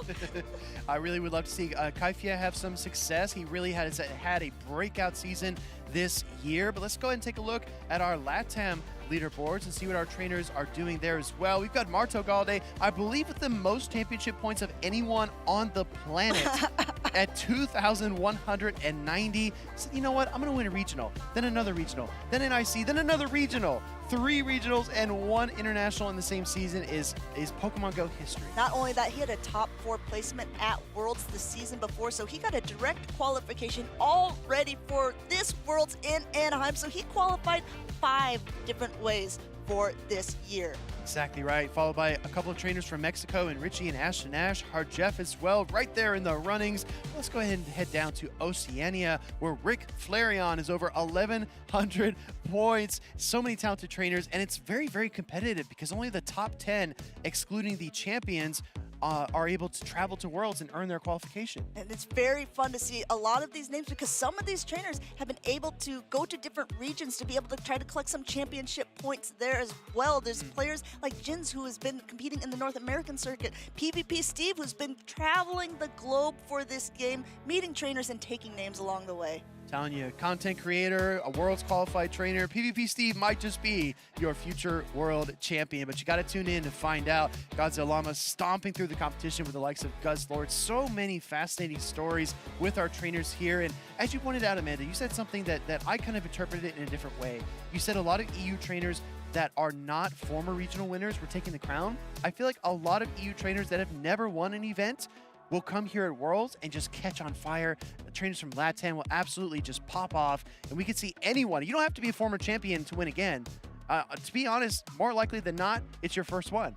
I think that especially because Pokemon Go is relatively new to this whole scene, we only have a handful of champions. And this year, it's still under 5. So at this point, it's still anyone's game. Our game continues to grow. Trainers just get better and better. I was having a chat with It's Axon a little bit earlier yesterday, and he said like a very similar thing. He's like, players just are getting better and better. That he had a really good season when he won Worlds. Then he had a season where he just felt kind of off and he wasn't doing as well. And he saw so many new trainers go up on the rise, becoming just as good, if not better than him at that point. I mean, I feel it in the Go Battle League as well. You know, I'll be battling at 2,500 and I'll think, 2 seasons ago, an expert would have made this play. A legend would have made this catch or this swap or this read. It feels like the skill bar is constantly going higher and higher. And these trainers have to do a lot to keep pace. Speaking of keeping pace, we're right back on track with more battles. We've got Gordon the Flash taking on the, I believe, 2023 Toronto Regional Champion in J-Jam. Look at the teams here that we've got. It's like you maybe took just a read right off of Gordon the Flash's side there. We have a Shadow Steelix on the team as well with the Shadow Scissor. Double Shadow Steel types means you need protection against something like a Talonflame or a Shadow Charizard. I think that's exactly what Azumarill is there for, but I'm going to be honest with you, Amanda. Outside of that Pokemon, you've got a neutral matchup with maybe the Furret or your own fire type in Talonflame there as Gordon. How do you protect those steel types? I was just looking at that and thinking the exact same thing, Speedy, because there is, in fact, a Talonflame on the other side, but how do you play a team with a Shadow Sizer, a Shadow Steelix, and a Shadow Marowak? Do you just have to rely on that bulk of the Azumarill and the fast pacing of the Furret to, kind of go through it? It's a good question. You've got kind of a balance here of bulk and offensive potency. Look at the Talonflame as well. I want to note it's running Flame Charge and Fly. That's going to ramp up that fire type damage and not going to give it that Brave Bird potential. But let's flip over across the stage to J-Jan, also with the Azumarill and Talonflame and Shadow Scizor. But then you've got some more like standard Pokemon here on the team. Yeah, but one thing to point out, when you talked about this Talonflame on the side of Gordon the Flash running that Flame Charge, this one is a double Fly charge attack with Brave Bird and Fly. Brave Bird ends up really dropping your defenses, so you want to usually swap out at that point. But now, since this is open team sheets, maybe Gordon isn't as afraid of the Talonflame because it's just that fast attack, that's Incinerate, that would be doing the damage. I think also your Talonflame moveset gives a strong suggestion about how you're going to play that Pokemon. We see a lot of Brave Bird Talonflames in the lead. It's very rare that you see it as the swap in or the final Pokemon, because once you debuff yourself with the Brave Bird that you alluded to, you are stuck in that matchup, and Talonflame is already not the bulkiest, and its typing combination does have a lot of weaknesses, so dropping your defense even further is really, really not a good recipe. So I would expect to see Talonflame in the lead more often than not for J-Jan. Meanwhile, Gordon the Flash can move his around wherever he likes in his team composition. But if you have a team with the Talonflame on it, there's one major target that I see on J-Jan's side, and that's that Scizor. But there's so many things that can kind of, even if it boosts with that Flame Charge, it's just going to be able to just keep it in pacing, because Azumarill can tank a lot of the attacks there. The Quagsire can hit back with its charge attacks of either Stone Edge or Aqua Tail, and the Rock Tomb of the Cordelia is enough to really, even though the Flame Charge will boost, Rock Tomb's just going to knock it right back down. I think you nailed it, Amanda. I mean, honestly, if you have a Pokemon that is that nuanced, that requires that much finesse to play, building 5 others around it that support it is definitely the safe way to go. And it really kind of puts this bug into your opponent's mind, like, am I going to see it? Are they just kind of bluffing? Is the team composition maybe too weighted towards protecting Talonflame, and that opens up something else for me? Again, look at your team, figure out what your matchups look like, and then turn the table around and say, if I was attacking Shadow Steelix, if I was attacking a team that only had one water type,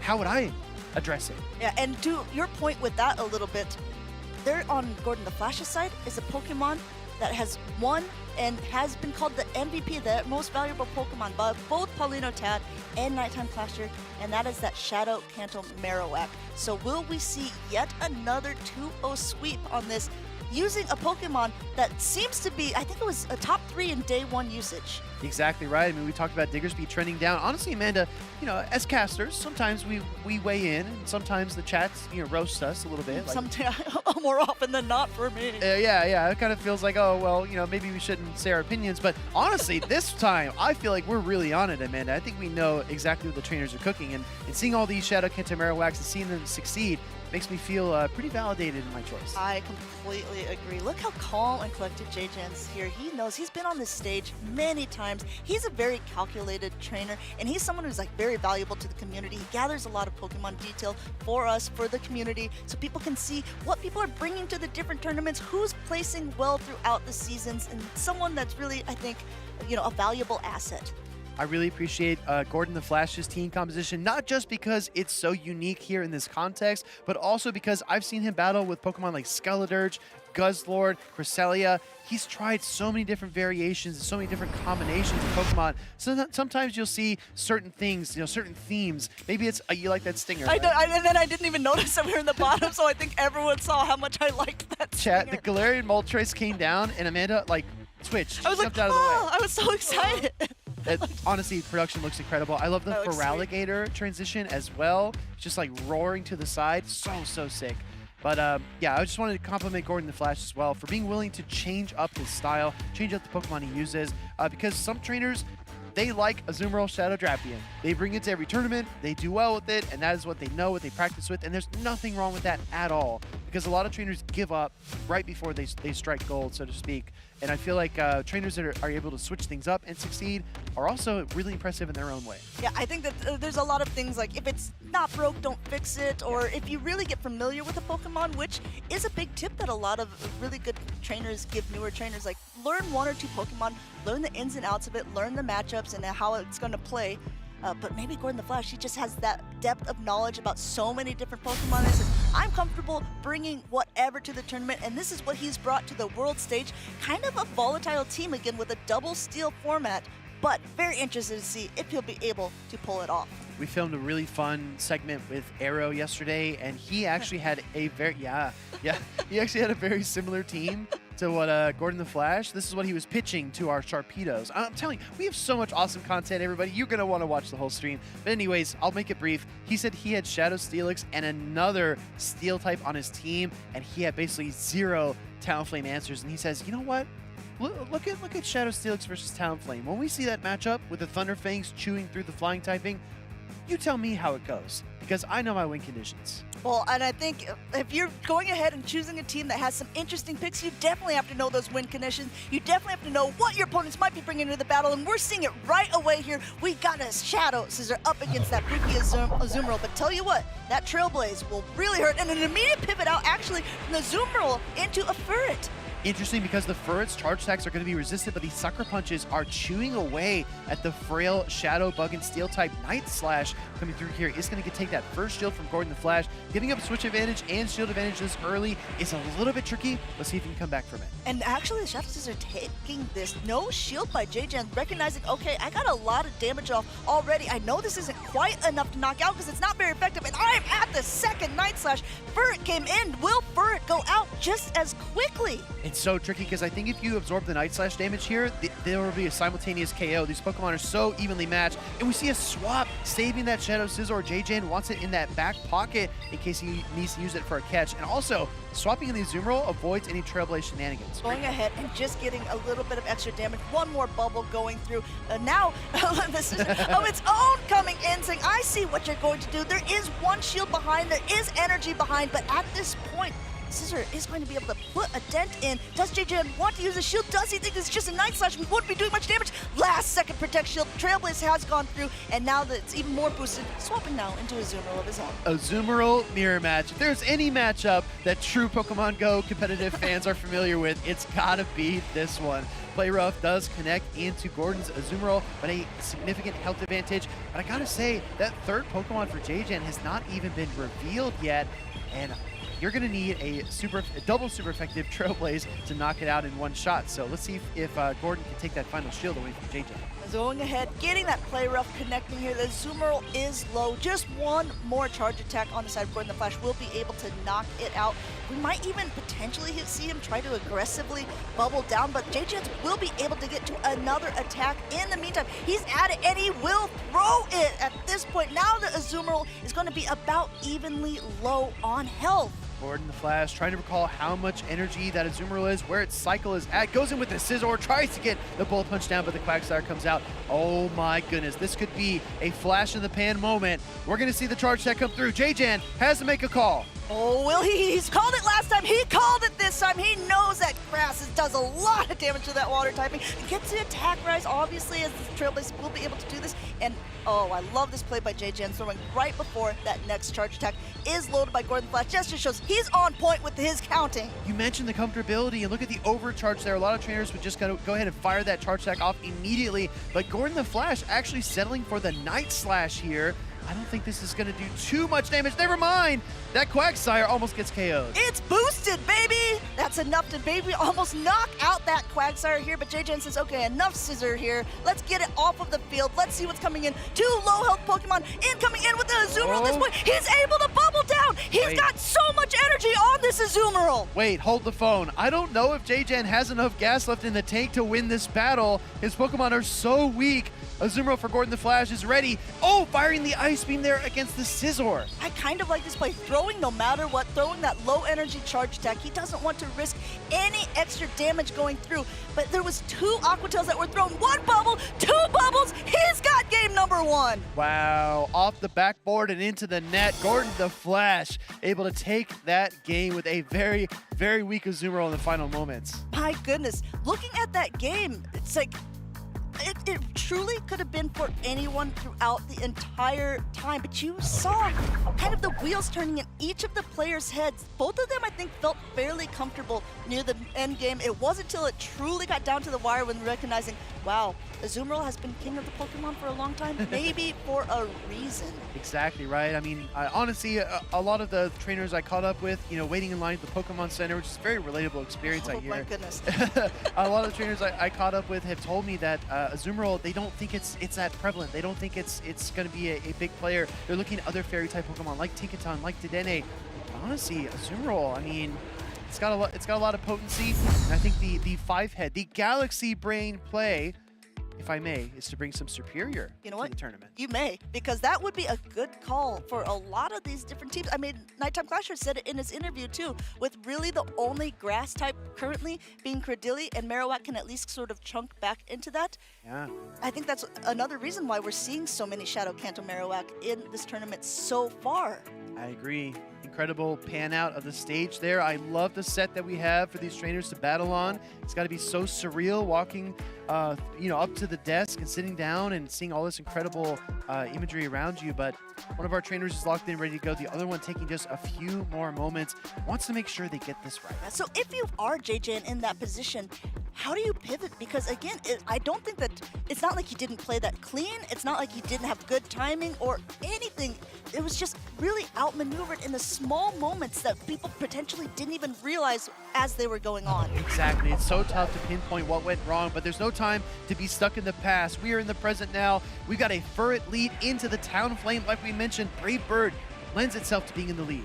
Going ahead and just getting a lot of energy on both sides. Great timing here, throwing attack before even any charge attack is ready on that Talonflame side. No Protect Shield from JJ. No, this isn't going to be enough to quite knock out. And now Talonflame has some energy to boot. This is how we normally see it. One Incinerate, then you throw your charge attack, and that's how you keep good timing on Talonflame. Gordon has to be so relieved because he does have that Shadow Scizor in the back. If you'd have led that into the Talonflame, as Nighttime Clasher talked about, it would have been a rough matchup. Double super effective fire into Bug Steel is never a good time, but Furret does have the second Swift here on the field, and the shield comes out. Wow, I'm actually looking at this too. It's a dangerous lineup that Gordon the Flash has to begin with, because neither the Kanto Marowak nor the Scizor really does very well against a Talonflame, and he still goes ahead, lets that Furret go down. At this point, the defense is seriously gone. Oh, and an amazing play. He comes straight in with the Scizor because he knows that JJ was going to pivot out. Not only that, but he knows that it was weak enough after the Brave Bird debuff. He might have been able to bullet punch down. Gordon the Flash is not afraid of JJ across the stage. Night Slash does take a huge chunk out of the Quagsire, but he's going to need a lot of energy to strike back because there's still a Protect Shield in the way. No shield from Gordon. Wow, there it is, and there it goes. Stonehenge Connect knocks out with so much energy to its name, and now we have that tried and true slow mud slapping Pokemon, but there was still so much energy on that Quagsire. It gets off a little parting gift, and it is super effective. Aqua Tail does connect. Gordon wants to save that final shield. He doesn't know what's in the back yet. Mudslap does connect. Kanto Marowak stands strong, but low in HP. Here comes the Scizor. The bullet punches are grinding it into the dirt, and Gordon the Flash cannot pull out a victory in Game 2. Well, this is the first time that we've had so far at this Worlds competition on the stage that the opponent who didn't take game number 1 has been able to fight back to take up game number 2, and we go into a decisive game 3. Such an interesting call, in my opinion, to have that Shadow Kanto Marowak as the final Pokemon. Like you alluded to, maybe a bit of a riskier line, maybe taking a few chances there. But when you look at JJ's team and you see Pokemon like Cradily, Azumarill, Shadow Quagsire, putting all of your chips, so to speak, on a ground-type Pokemon seems a little bit risky. At this point, the risky business. Again, if you only have 2 Protect Shields for a whole game, you really have to decide when is the most impactful time to use it. I think Gordon the Flash thought that it was going to be an Aqua Tail, which would have still done so much damage, but he would have been able to get to another attack. No, I think you're right. Feraligatr brings us back over to the stage here. Gordon tied up here in the series 1-1 against JJ. Decisive game number 3 here in the early goings of the 2025 World Championships in Anaheim. This is a big moment for both of these trainers. They've been able to be selected to be on this main stage. They both want to continue on in the winner side of the bracket. This is winners round 2, so that means they already have, both of them, a victory under their belt. But one of them, after this next round, will be knocked down to the losers bracket to continue that run.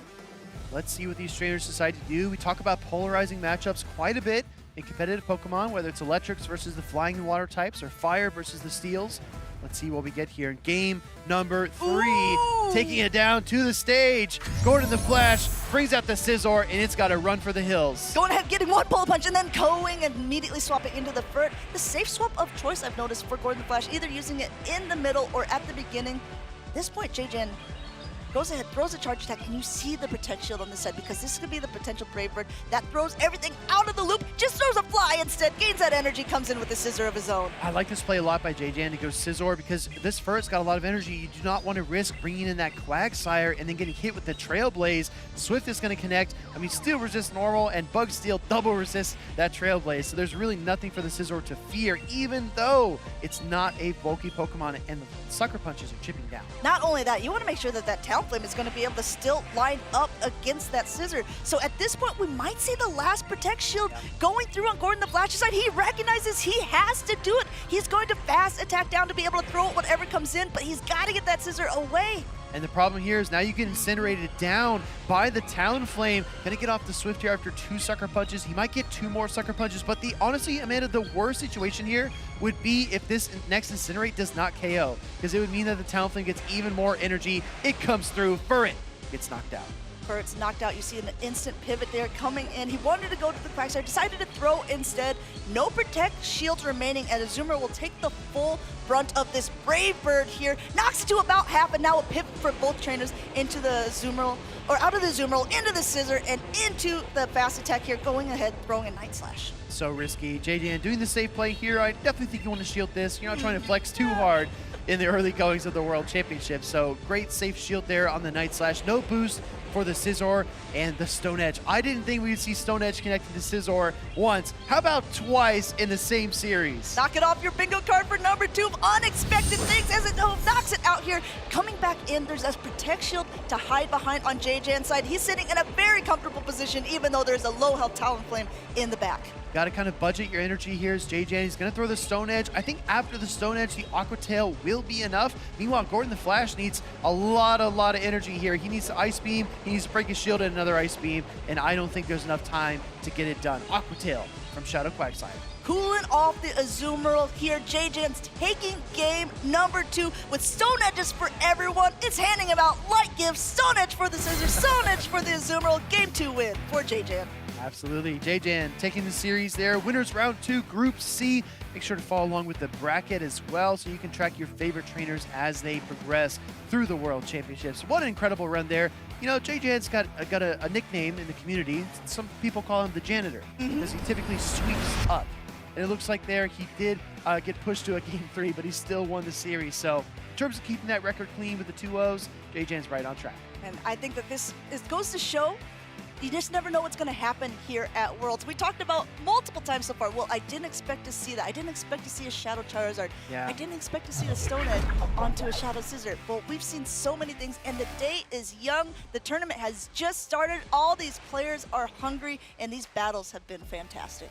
Furret, a Pokemon that was very prominent about the midway through the season, and Gordon the Flash bringing it here. It looked really good. Like you said, using it as a safe swap, using it as a neutral Pokemon in the lead, it looked like it could fill almost any role that Gordon needed. But just the gameplay here from JJN in the early goings of battle number 3 was so clever to get that shield advantage. And once he went, 0-2 shield advantage, JJN just could not be stopped. I think, again, we were not expecting the Shadow Quagsire. It wasn't so many people that predicted that it would be there, but it really proved very vital for him in both of the games that he won. Yeah, exactly right. Quagsire is a staple. We saw, I believe it was last year at NAIC, Pocket was able to win with it. Winning with your favorites is one thing, but Pocket was able to do both. And Shadow Quagsire looks like it's back, so I'm going to be very curious if we do get him on stream eventually, if he's going to be playing that Pokemon. And like you said, Pokemon that are not necessarily high on the usage charts might see just outsized performance. My favorite example of that is Dugong. Over the years, we've seen a lot of trainers bring Dugong to really high levels, top 8, top 4 championships.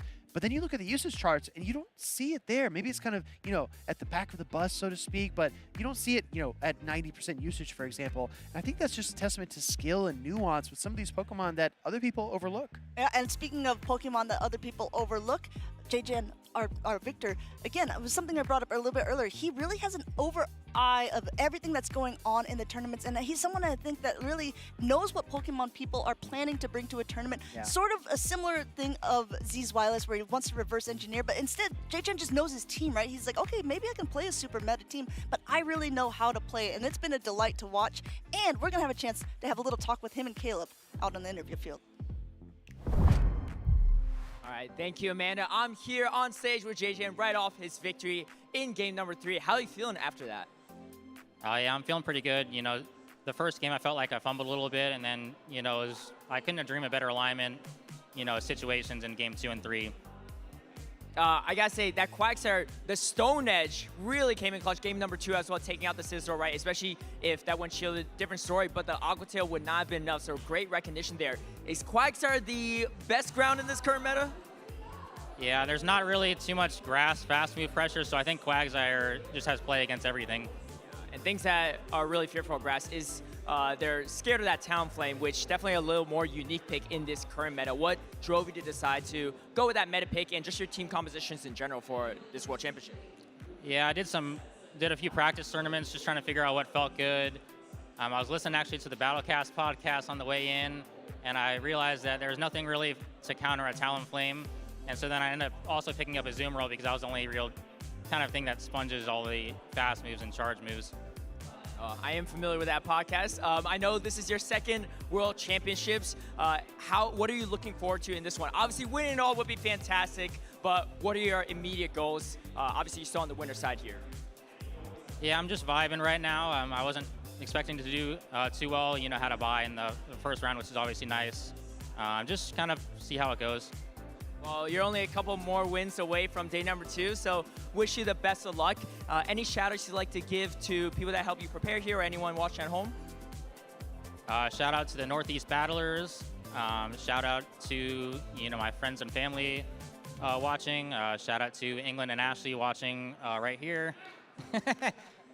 Shout out to the JJan fan club as well. Good to always have some more fans. Well, it's a good day to be a fan of JJan, and really appreciate you taking the time to have this interview, and best of luck in the rest of your battles. You know, it was a journey for you to get to Worlds. Let's take a quick break and take a look at the journey that other people had getting to World Championships.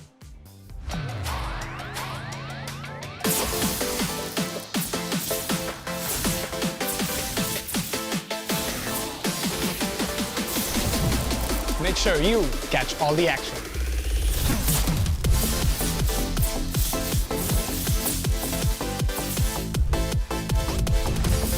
Capture all the battles.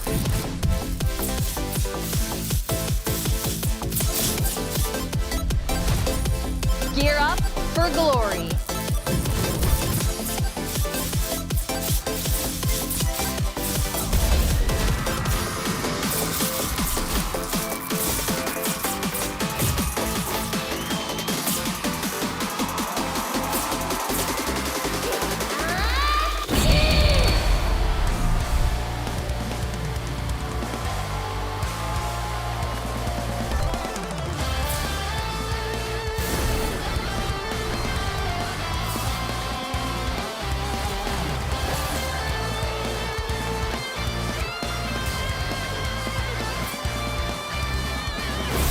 From LAIC to EUIC, NAIC to here, we've traveled the world together.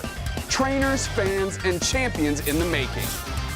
Now it all comes down to this. The stage is set, the battles will be fierce, and the excitement is just beginning.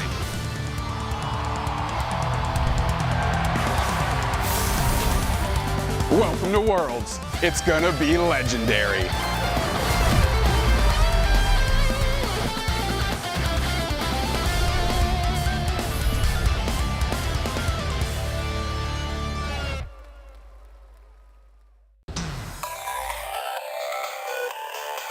I think it was in GBL. I was pushing the leaderboards, and then I got to the top 8 of leaderboards, and I got invited into an exclusive tournament called GBLA Go Battle League Arena. I participated multiple times, but the first time I got eliminated in the first round of the tournament. So So I have two favorite Pokemon.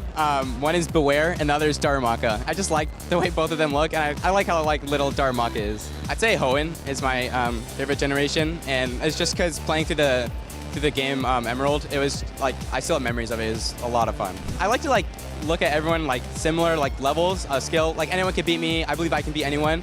But so I'd say right now that person is Lyle Jeffs.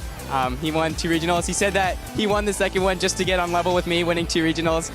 So I'm excited to see him at Worlds. Hopefully I face him there too.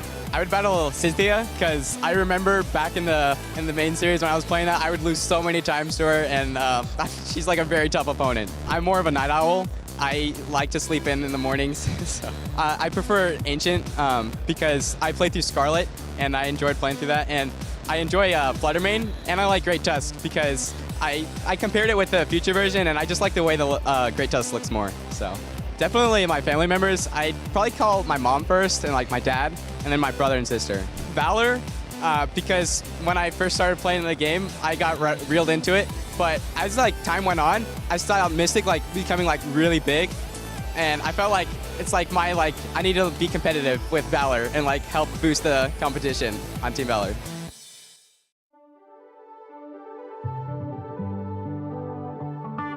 How did we get here? So far from home, on the untread path. But we're not alone, we got each other. So we got a lot, and now the moment's come to finally take our shot. Oh, look how far we've come, look how far we've come. We're so much closer now, through the battles we've won. Oh, look how far we've come, look how far we've come. There's still a ways to go, but look how far we've come.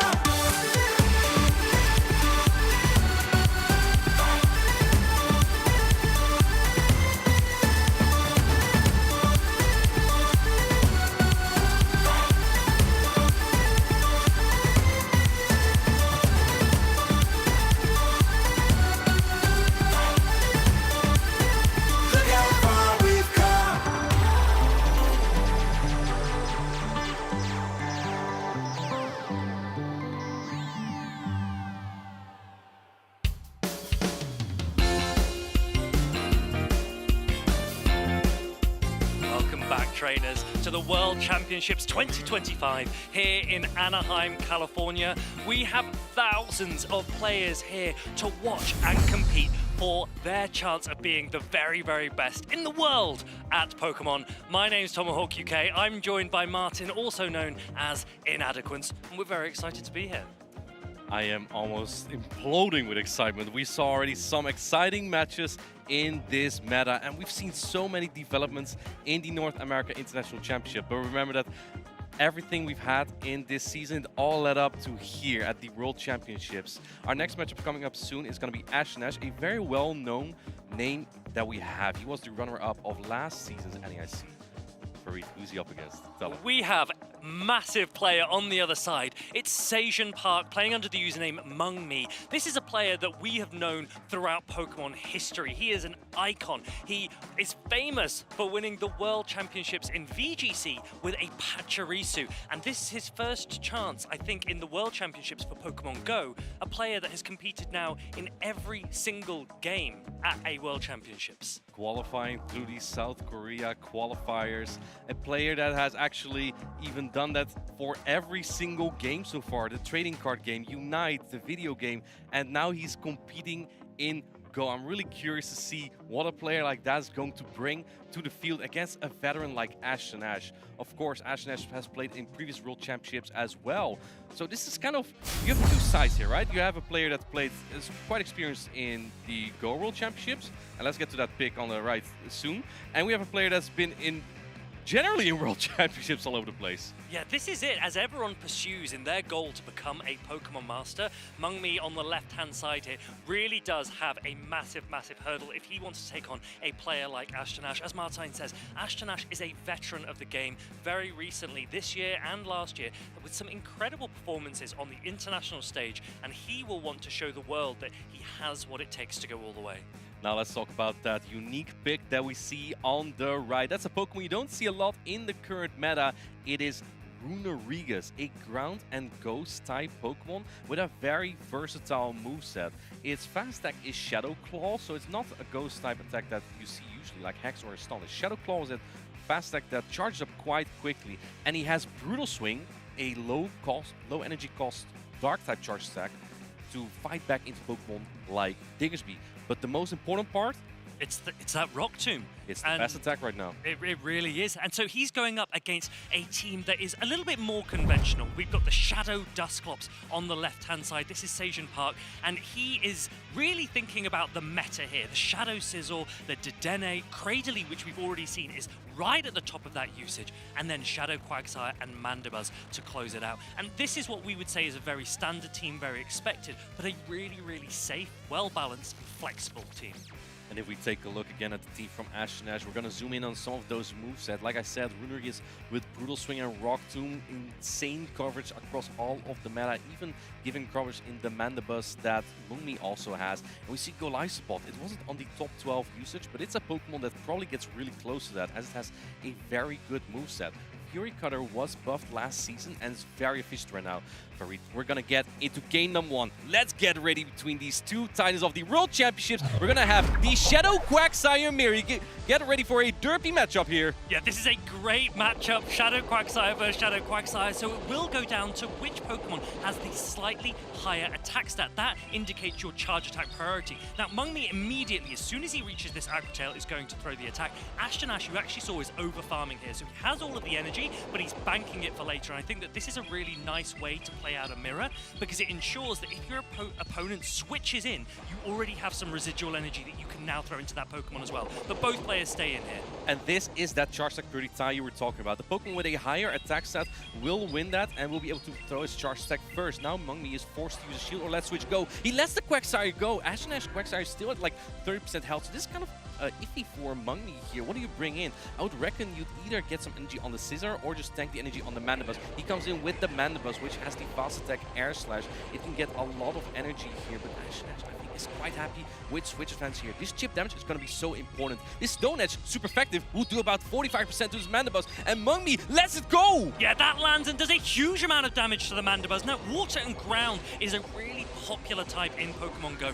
and the advantage that Shadow Quagsire has is access to that rock type attack. Stone Edge does a massive amount of damage to a flying type Pokemon like Mandibuzz, and now Mungmi has a lot of energy on this Mandibuzz. Not a lot of health, but a lot of energy to throw back into this mirror matchup. In Pokemon Go, we talk about bulky Pokemon and we talk about the Glass Cannon. This is one of those Glass Cannons. This is why Mungmi did not use a Protect Shield on the Mandibuzz, because he's using them for the Shadow Scizor. Scizor doesn't have a lot of bulk, so it will take a lot of damage even from an attack that's not that powerful. But now with that shield advantage, the Runerigas is going to do quite well there. Do keep in mind that Scizor's energy and fast attacks are going to output a lot of damage here, so it's still going to do pressure. And Night Slash has a 1 in 8 chance to boost the attack. Looks like Mungmi's not getting it this time, and he is sad about that one. Yeah, so the Night Slash is on the left side for that Shadow Sizzle. They're trying to reach as many as possible. Will he shield? He does shield this Brutal Swing. Brutal Swing, quite a low energy attack. It won't take a long time to reach another one. Not before this second Night Slash comes through. Ashton Ash going to shield up yes again. He needs to get rid of that Shadow Scizor as soon as possible, but the timer's almost up for Mungmi. He could make a potential switch here, but no, Ashton Ash is going for the Night Slash immediately. Mungmi may not have expected that, and now the Shadow Scizor goes down. The only thing that can save him is that Mandibuzz, but already has so low health, and Ashton Ash's own Mandibuzz is still hanging in the back there with so much health still. Yeah, Ashton Ash is in a really good position here. Health on this Runerigas means that Mungmi needs to throw. He's actually going here for the Aerial Ace instead of the Dark Pulse that would have taken out this Runerigas. Dark Pulse is a lot more energy, so maybe Mungmi was thinking, perhaps I can farm down and use some energy on the Mandibuzz. Ashton Ash says, it's far too late for that. Here's a Rock Tomb. Mandibuzz goes down. Ashton Ash takes game number 1. Ashton Ash was not going to take any chances. Chat, this is the World Championships. You need to play to all the win conditions that you have here, and Ashton Ash was going to play it safe here, not going to make any weird switches there that could potentially lose in the game. No, Ashnash knows how to walk in here, and he just did. So there's a very interesting matchup that we're actually seeing, and that's that Runerigas, which is a ghost and ground type Pokemon. And on paper, a Mandibuzz, which is a dark type and a flying type Pokemon, should have a massive advantage. But this is the strength of Rock Tomb. Runerigas has a decent amount of bulk already.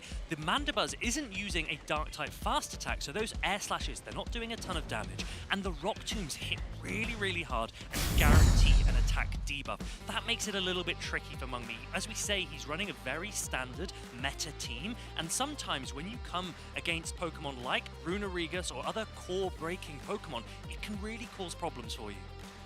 It's just what you see a lot on these Mandibuzz. Air Slash, and then you have Galarian Moltres that we've seen before on the stream as well with Sucker Punch. It's kind of just the difference that you have in coverage versus flying and dark type theirs. And as Mandibuzz with Air Slash, it allows Ghost type Pokemon, most of the time that is Dusclops and Galarian Corsola, but also Runerigas just has some more play into that because Air Slash doesn't press you as much.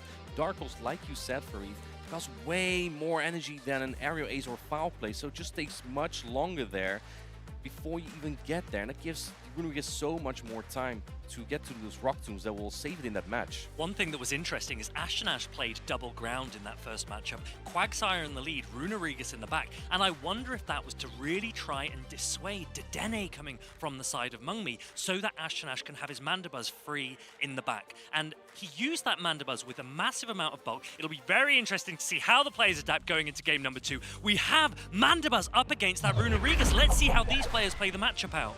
I would not be surprised if Ashton going to stay in here. He has the Goliath in the back, which is considerably weaker to this Mandibuzz because it consistently takes super effective flying type damage here.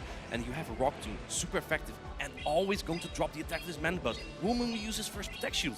Yeah, look how much damage this Rock Tomb is about to do, unshielded by the Mandibuzz, almost down to half health. And then the Shadow Claws are so close to taking it into the yellow. So the Dark Pulse is now going to land. This will do a decent amount of damage, but let's remember that Mandibuzz is one stage debuffed at the moment. This next Rock Tomb is going to come out very quickly. Runerigas makes this zero shield scenario. That means both Pokemon wouldn't be using any shields. Extremely close here. If Mungmi is going to value this Mandibuzz, he would use a Protect Shield, and he does. But do keep in mind that now for your next match, this Mandibuzz is extremely debuffed. If you look at the back line, you see the Dedenne from Mungmi. And Dedenne is a Pokemon that wants switch advantage. You do not want that aligned to a potential Quagsire. And so a shield goes up for that Runerigas. The air slashes, they're coming in very slow. Runerigas already at that next Rock Tomb. This will threaten a knockout on this Mandibuzz if it goes unshielded. Only one shield left remaining for Mungmi. Runerigas, the Ghost type Pokemon, takes out the bulky Dark Flying type Pokemon. What a great call there, and now going into the Goliath. I think this is a beta for the Dedenne, and Mungmi falls for it, going in with that Dedenne here, but this is kind of what Ashton wants. Here's the problem though. The Runerigas from Ashton is so low that Mungmi is actually still in a decent spot as long as he can get rid of this Goliath spot. But this Aqua Jet goes through unshielded and does a lot of damage already. I really like this play from Ashton. The Runerigas was so low in health that all that was likely to happen was it was going to get farmed down by a Quagsire.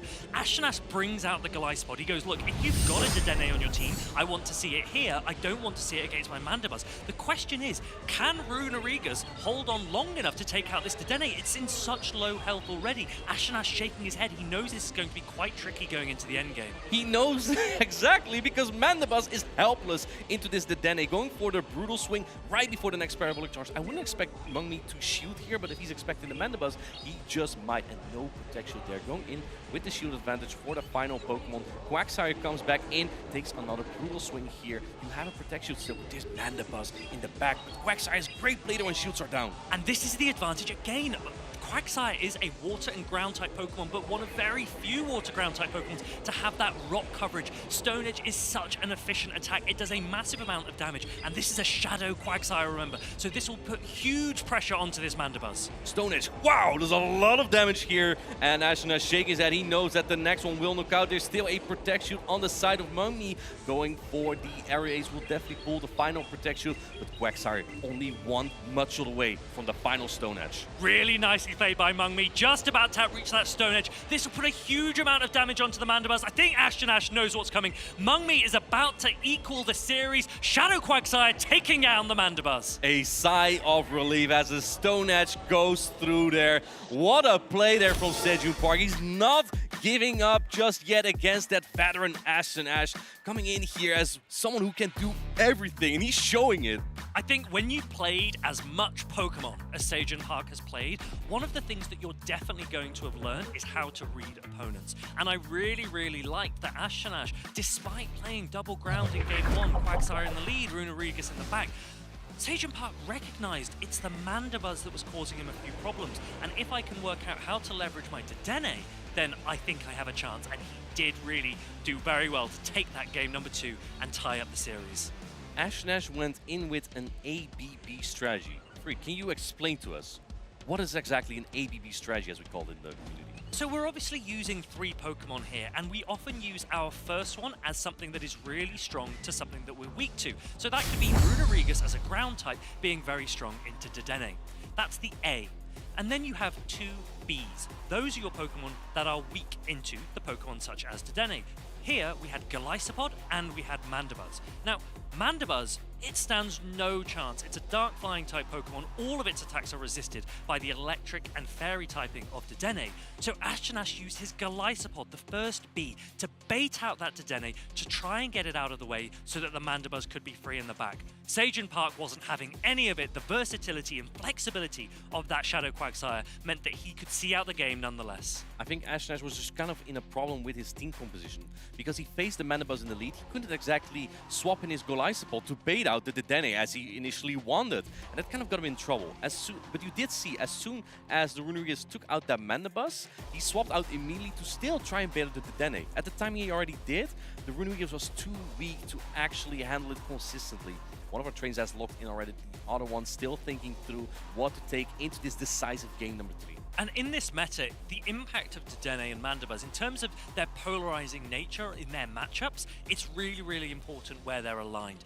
Ashton Ash, he doesn't have a Dedenne, so he's trying to work out how can I deal with this Mandibuzz that otherwise is extremely safe for Sajan Park. He can use that Mandibuzz almost wherever he wants. Ashton Ash has to be a little bit more careful about his. He cannot afford to get it lined onto the Dedenne. We're now into game number 3. And we have the Shadow Quagsire from Ashton Ash into the Shadow Scissor from Mungmi, swapping immediately into the Mandibuzz. This is an interesting play and answered by the Cradilly with the fast attack acid.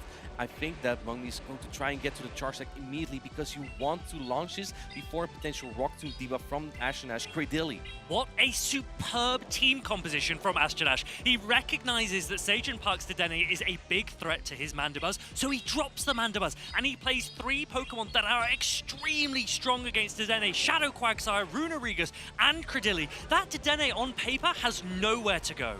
Dedenne is kind of just lurking in the back there and looking at these Pokemon like, Mungmi, what am I gonna do here? Rock Tomb's coming through, a slight undercharge there to get the acid down. What an excellent play there from Ashton Ash. He's gonna get the full farm down after taking 1 more areas, but because this has been debuffed, Cradilly's gonna hang on easily here. And the other reason that this is such a smart play is it means that the Shadow Sizzle gets slightly less farm because these Bullet Seeds are going to come through. Acid, it's a poison type attack. It's double resisted by the steel typing of Sizzle, and Sizzle just takes it down before Ashton Ash is able to reach an attack. Quagsire returns to the field, and Aqua Tail is about to come through. I wonder if Mungmi realizes how important this Scissor is going to be. He knows that he needs to get rid of this Quagsire for the Dedenne to have play in the back. That energy advantage on the Scissor is going to be so important because now you will be able to win the 2-shield scenario. The scenario where both Pokemon use both shields, because even though Bullet Punch, a steel type fast attack, is resisted, it's still very important. And there we see the attack boost. That is incredible for Mungmi. Now this will do even more damage. And we see no protection from Ashton Ash. Does this Nicest knock out? This is a massive moment for Sajan Park. The Quagsire just holds on. Aqua Tail is reached. There is still 1 shield available to the Sizzle. Mungmi thinking to himself, look, if there's a Mandibuzz in the back, I don't need shields for the Dedenne anyway. The Sizzle could be my win condition here. I am boosted, and look at the amount of damage from these bullet punches. It does so much damage. Runerigus almost at half HP already. You gotta shield this Nicest if you want to stay in this match here. Little does Ashton Ash know there is going to be the Dedenne in the back. You don't have Shadow Ball for massive damage though, but you do have the Rock Tomb to debuff immediately. You need to lift the player up from the Dedenne. Runerigus, it's a great ground-type Pokemon, but it doesn't have a ground-type attack. That means that Dedenne won't get knocked out by this attack, and Play Rough will still do a massive amount of damage. It's a Fairy-type attack. It gets same type attack bonus. Dedenne has quite high attack. Ash begging, please, Runerigus, I need you to hold on. How much damage is this going to do? Runerigus is quite bulky. It can hang on. Thundershock is double resistant. You need to get the 2 charge stacks here and get a knockout with the Brutal Swing, but no, going for the Rock Tomb. I think Ash is hoping that he has another Brutal Swing here. I think that you may have to go for the Brutal Swing here that was resistant. Rock Tomb's going through. Can Runerigus ruin the day of Mung Me? Yes, he has the Brutal Swing! Ash energy management is sublime! He has the attack available for the Sizzle. He could have not made that closer. What a superb start to his World Championships here in Anaheim, California. Ash doesn't need Rock Tomb to seal the deal here. What a relief there, defeating Seijun Park on the World Championship stage. We see the handshake there, so much respect between these two players, and I need to catch my breath here. We saw so much action. Is Runerigus going to be the pick of this tournament? It might be early to say, but what a performance that was there. It is definitely a Pokemon if you want to keep that Dedenne in check. I love Runerigus. I was going to bring it myself at NAIC. It did actually make day 2 at NAIC as well. But what a massive moment there for Ashton Ash. You run a team 3 times strong to Dedenne, and yet 1 Shadow Sizzle boost can make all the difference, and that was so close. What a game. And this is kind of what we talk about often with polarizing picks. Dedenne is a Pokemon that has a really good typing, but not against particular other ground-type Pokemon. So when Ash brings 3 Pokemon that beat it, Dedenne doesn't really have a lot of neutral play. Even that Play Rough, after the Rock Tomb debuff, just barely wasn't enough, and then you have Thundershock just dealing 1 damage. And look at this. The Shadow Sizzle comes through, takes out the Cradilly before it's able to reach an attack, and then the boost that Seijun Park gets from this Night Slash, massive amounts of damage coming through. Shadow Sizzle, what a pick in this meta. A recent addition. We're in the Delightful Days season now, and Shadow Sizzle is such a fun option. But Runerigus, the energy management there, and that is the advantage. You might not be doing massive amounts of ground pressure, but you have some of the best pacing in the game. And it was just such meticulous energy management from Ash there, right? Because he went for a Rock Tomb to make sure that Dedenne would get knocked out there. Dedenne is not exactly a bulky Pokemon. I think maybe a resistant Brutal Swing would still have knocked out from there, but he just played it safe and having exactly the Rock Tomb and the Brutal Swing. Chef's kiss. There is some really nice energy synergy between Rock Tomb and Brutal Swing, and the Shadow Claws that are coming through. Runerigus has such great coverage, and being able to take out both Pokemon in that endgame, our hearts were in our mouths. We were on the edge of our seats, so that was really strong and impressive. I almost fell off my seat. Like the Dedenne that got knocked out by that Rock Tomb there. Ash, muy bien. Incredible plays from him. We've known him for so long. He's been in so many of these tournaments, and he's going to move on at the World Championships now. So incredible gameplay from him. And yeah, of course, just great representative. In the end, like the emotions that come out, right? I just love that. We saw how he was feeling, but we want to hear how he was feeling. So we've got him down on stage with Butters for an interview. Thank you so much, Tomahawk. Ashton Ash got the crowd going here at Worlds 2025. How are you feeling right now? Ooh, that was so intense. I can't begin to explain how much of a precision I had to play there. And the thing about this meta, and that's something that I've been telling to Iomero, Racha, and all those fellas, that in this meta, you have to play perfectly. And if you do not play perfectly, it's over for you. It's over. There's no way. So yeah. Speaking of that perfect play, I got to go to 2 moments there. First off, that boost from Seijun Park, one of Pokemon's GOATs, to be able to get that Night Slash, and then the Quagsire enduring. Did you think you were going to hold on to that double boosted Night Slash? This is a brand new Quagsire. So I was used to my previous Quagsire, so I had a little more attack added to it to win CMP. So I was praying that I lived that Night Slash. It was just I think I knew I was going to live, but not by like 1 HP. I thought it was going to be like for like 5 HP. Yeah. And we need to talk about the end game. You were able to get to that Rock Tomb and that Brutal Swing to secure it. How did you know you were going to be able to endure those Thunder Shocks there? Because I know it does 1 HP. I did the sim in PV Poke. Shout out to PV Poke, my guy. I did the sims and I realized that it only does 1 damage, right? So I actually traded that Runerigus. I went to Culver City just to trade. I did not even play the cup. There was a cup going on. Caleb, Mamba was there, Drift Flames was there, and I didn't even play the cup. I just went there for like Runerigas, and yeah, basically I had to get a good one, and I think that specific one has enough HP for that. And last question here. I consider you one of the best trainers in all championship series to not have won a title yet. What are your ambitions here at Worlds? That's a rough question. You know, I think I was thinking about that earlier this morning, right? And like you see the bracket, and everybody's just so good at it, right? So I think for me, what my expectations are for Worlds is, at least I didn't go 0-2 like compared to the last one. I just want to prove myself that I'm one of the best as well. That whenever you see my name in the bracket, you're gonna be like, oh, I don't want to fight this guy. I just want bad. Yeah. Well, you're off to an awesome start. Best of luck the rest of the way, and let's head back to the casters. Thank you so much, Butters. Ashton Ash traveling the world to get his Runerigas, bringing it to Worlds, and showing us all just how much it can do. Friendship is everything in this game. Like, trading Pokemon just really helps. Remember the Giratina origin that was used in some of these tournaments? You get it by trading. So, you know, hit up those locals. Or at these championships, we have many people that can trade you these kind of Pokemon that you can use in PvP. And Ashton Ash was saying that his Shadow Quagsire was brand new. We're currently in-game in a rocket rotation. You are able to use a charge TM to get rid of the frustration attack, and it looked like it came in clutch there because that charge attack priority win in that first game was pretty impactful. That gave Ashton Ash the lead.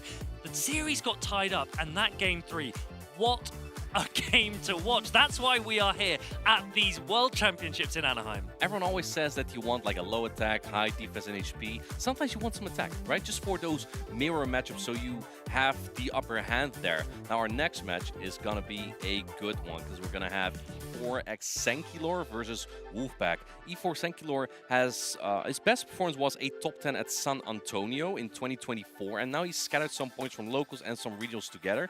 Wolfpack has played at the 2024 World Championships as well, but didn't exactly get the record that he wanted. So for bold trainers, it's kind of a newer experience to play on the stage here at the World Championships. And it comes with a ton of pressure as well, but also pride, responsibility. These players want to represent everything that they have worked so hard for this season, and that they know that this is the venue, this is the forum that they really want to showcase their talents. So we have some really, really fun teams here. The two ghost types are the ones that I really want to highlight on either side. We've got Galarian Corsola on the side of Sankylor and the Shadow Dusknoir on the side of Wolfpack. Shadow Dusknoir, one of my favorites for this tournament. Why is it one of your favorites? Is that a good Pokemon? I really love the Ghost plus Fighting type coverage that it offers. There are no Pokemon that are really used in the Show 6 format that can resist both Ghost and Fighting type damage. So I love the ability, the offensive pressure that Shadow Dusknoir is able to put on. If we take a look at the team from Sankylor on the left, we saw the Talonflame, one of my favorite Pokemon to use, but it's going to be a little bit tough when 72% of the trainers here have a Credilli on their team. And we see Fly and Brave Bird. No Flame Charge here from Sankylor. He's opting for the Brave Bird that hits extremely hard. It does drop your defense by 3 stages though. And then we see Lapras, no Ice Beam. We see Skull Bash instead. That's probably for an opposing Lapras mirror. And we see also the Fortress. What is your opinion on Fortress? I think Fortress is a really interesting pick. We can see it on both sides here. Sankylor's got that Fortress, but so does Wolfpack. And now, Fortress is a Bug and Steel type Pokemon, so it's only weak to Fire typing.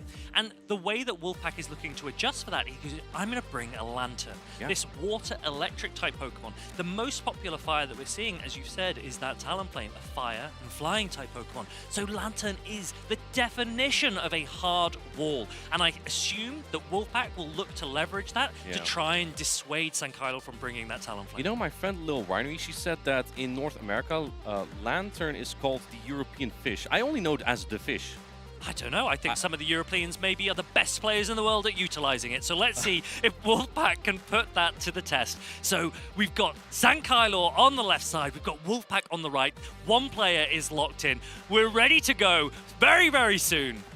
Here we go. We have a lock-in on both sides. Sankylor on the left, Wolfpack on the right. We have the Fortress into the Moltres. Now you think, oh, this flying-type Pokemon, this bird-like Pokemon on the right is going to eat this Bug on the left, which looks XXL, by the way. It's very big, this Fortress. But it's actually quite good because Bug Bite has been buffed this season. It is equally strong as Dragon Breath, so it does a lot of damage. And you can see that the Bug Bites actually do more than Sucker Punch. Yeah, Bug Bite is such a strong attack now. All of those Bug Bites going through. The first shield goes up on this fly, and then Wolfpack goes straight into his own fortress. So the super effective Rock Tomb that could have landed on that Galarian Moltres is now a neutral damage attack into the mirror matchup. And this is still going to drop the attack of this fortress. So, however, you see on the team for Sankylor, they doesn't really have exactly an answer to this. Going for the Rock Tomb right before the Rock Tomb from Sankylor. I do think that you can hang on here. Let's see if Sankylor is going to use the last protection. No, he does not. Letting this Rock Tomb go and going for his own. As you can see, it doesn't do as much damage. And now swapping into the Shadow Drapion,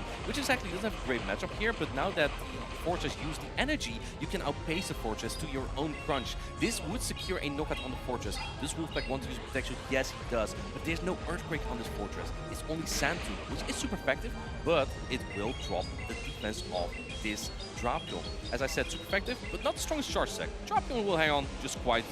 Yeah, I really like this play because so the Rock Tomb that first landed on that first fortress, it doesn't actually reduce the amount of Bug Bite damage that we were seeing, so there was still a lot of pressure being able to be thrown on both sides. Sankylor now just comes in with the Shadow Drapion. This is a Pokemon that we've seen all season. Crunch lands, it does a huge amount of damage, but that Lantern is so bulky. The problem is Lantern is a lot slower than it used to be, so that Drapion reaches another crunch. This won't threaten a knockout, but it will do a ton of damage. Drapion is speed. Lantern, the fish, takes it, and now coming in with the Cradley, there's a defense drop, but this Lantern is still able to get the Surf off. It's gonna do a decent amount of damage to the Cradley. Looks like Sankylor is not putting out protection just yet. Sankylor knows there is a fortress in the back from Wolfpack. Cradilly has about nothing on that. In fact, there's not a lot of health left on the Pokemon of Sankylor here. I think as Wolfpack, you just have to make sure that you can get this Cradilly low. You have a lot of fast attack pressure on either your Moltres on your fortress. And I think that at this point, you just want this Cradilly to expend some energy. What's really nice about Cradilly, it's a grass and it's a rock type Pokemon. So as a grass type, usually you fear flying type Pokemon. Moltres would have had a great matchup. But with both Acid and Rock Tomb, Cradilly can put a massive amount of work. Whoa, the catch! We see a catch. That's a great catch from Wolfpack. All that energy preserved on the Galarian Moltres. Fortress is going to go down, and the Cradilly would now have to start from scratch to try and reach another attack versus this Moltres, but he's banked a Rock Tomb already on this Fortress. That's superb play from Sankylor. I think at this point, Wolfpack wanted to predict when the swap would come through. There was still that protection on the side of Sankylor. He takes game number 1 convincingly. Wolfpack has to find another plan to make this work. Because this was a tough match. Having that Cradilly in the back and swapping out of the Fortress lead kind of really put you at a disadvantage. Because Cradilly has no fast attack pressure against the Fortress. As long as Fortress has shields, it will eat Cradilly. It was really, really nice play from Sankylor. And the double Rock Tomb strategy, I really, really like that. The Fortress and the Cradilly put so much pressure because every time Wolfpack thinks, I'm either going to take a ton of damage, but regardless of what happens, I'm going to get debuffed. And that makes it difficult to plan around. It does. It makes Rock Tomb just one-off, if not the best attacks in the game. And of course, Crunch also with that defense drop can really make an impact. We see the catch here from Wolfpack. A tremendous play, but it didn't even matter because there was another Rock Tomb stored on the Fortress. I think that Sankylor is just really banking, okay, if I don't know what to do, I'm just going to Rock Tomb. It's the best attack. And the tricky thing here is we obviously saw that Lantern. Yes, you might have dissuaded that Talonflame, but outside of the Talonflame matchup, what did that Lantern achieve? It's a bulky Pokemon, but 2 crunches put it into a farm down range. It was debuffed, it didn't put out a lot of offensive pressure, and so Wolfpack now needs to really think, have I done enough to dissuade the Talonflame, and can I pick something that has a bit more neutral pressure into this matchup? I think Lantern would have been fine if there was Talonflame, but there wasn't any Talonflame. Let's see if we're going to see it in game number 2. We have the Cradilly from Sankylor, this time into the Galarian Moltres from Wolfpack. We see a slight adjustment from Wolfpack there now with the Shadow Marowak in the back. We also see the Galarian Corsair from Sankylor in the back. So immediately Sankylor is seeing that there is a Galarian Moltres in the lead, and he's thinking to himself, okay, my Galarian Corsair had to avoid that, and I've done a great job of doing so. So I'll stay in this matchup, and hopefully Galarian Corsair should have a really strong matchup into whatever is in the backline for Wolfpack. Bravebird coming through. If this goes unshielded, it's going to deal massive damage. And we see a no shield on Sankylor's side. Bravebird's coming through. Here we go. Boom! And it doesn't look out just yet. And getting the farm down on the Fortress before the Rock Tomb is launched. What an incredible play from Wolfpack. Très bien. A really, really nice play from Wolfpack. As soon as you throw a charge attack, you are able to instantly switch out. Fortress is using the one-turn attack Bug Bite. That means the attack goes first, just before Sankylo was able to throw the Rock Tomb. Super effective Bug Bite, heavy damage, takes out that Cradley, now met by this Galarian Corsola. So remember that Wolfpack, he is what we call switch locked. He's not able to come out of this matchup, so the Galarian Corsola is resisting these Bug Bites and able to then put a lot of pressure on with these Ghost-type Nightshades. And even though Bug Bite is resisted, this is still not that terrible for the Fortress, as it can still chunk that Galarian Corsola plus drop the attack stage. Chad, we're gonna see a lot of Rock Tomb in this stream still, because remember, Cradily, but also Fortress is all over the place. Swapping immediately into the Fortress to clear the debuff of the Galarian Corsola, and Marowak is down a shield here. This is looking quite decent for Sankylo. However, this Marowak outputs a lot of damage and paces just a little bit quicker. Yeah, this is really, really nicely played from Sankylo, because even though Fortress is a Steel type, it is also a Bug type Pokemon. That means that the ground type damage from this Shadow Kanto Marowak is neutral, it's not super effective, and these Sand Tombs and Bug Bites are really starting to add up. Look at the amount of fast attack pressure that Fortress is able to put on, but it is now in the red. Yeah, but what about the fast attack pressure from the Marowak? Because this Fortress also almost going down, and if you don't have a lot of health there, and in comes the Moltres, can it get the front? No, it goes for the fly immediately to take out this Fortress, and you kind of have to use a Protect Shield here. You need a charge attack because Corsola doesn't have a lot of play here. There's still a Protect Shield as well. This is looking really good for Wolfpack. Another Rock Tomb's coming through, but I think if you can put a Protect Shield up here, you still have that Galarian Moltres to tackle the Corsola, which I believe doesn't have a lot of energy at all. Look at the amount of work Fortress has done, showing just how strong it is. Galarian Moltres, however, already at an attack that's in the red. It's more than enough to take down this Galarian Corsola. Fly coming through, knocking out, and Wolfpack ties up the score. The Fortress comes in, but it doesn't have health left anymore. So Galarian Corsola, despite ostensibly avoiding the Galarian Moltres in the lead, still ends up getting taken out by it in the back. And it just goes to show how strong Galarian Moltres is. We obviously have seen Mandibuzz plenty in this format, but Galarian Moltres, I think, is one that players may be overlooking. I think it's a really, really strong Dark and Flying type option. The difference is just in both fast and charge attacks there, because Sucker Punch, a great Dark type fast attack, Fly and Brave Bird, an excellent choice of flying type charge attacks, and it makes it a choice to bring over the Mandibuzz for different kinds of pressure here. Of course, you would do worse into fighting type Pokemon, but we've not seen a lot of fighting type Pokemon. And also into Drapion, Mandibuzz could hang on a little bit better, but this was definitely the Galarian Moltres show, just putting in so much work there. And because Sankylo brought that Corsola, it just had even more play into all of it. I would really like to see Wolfpack consider that Shadow Dusknoir.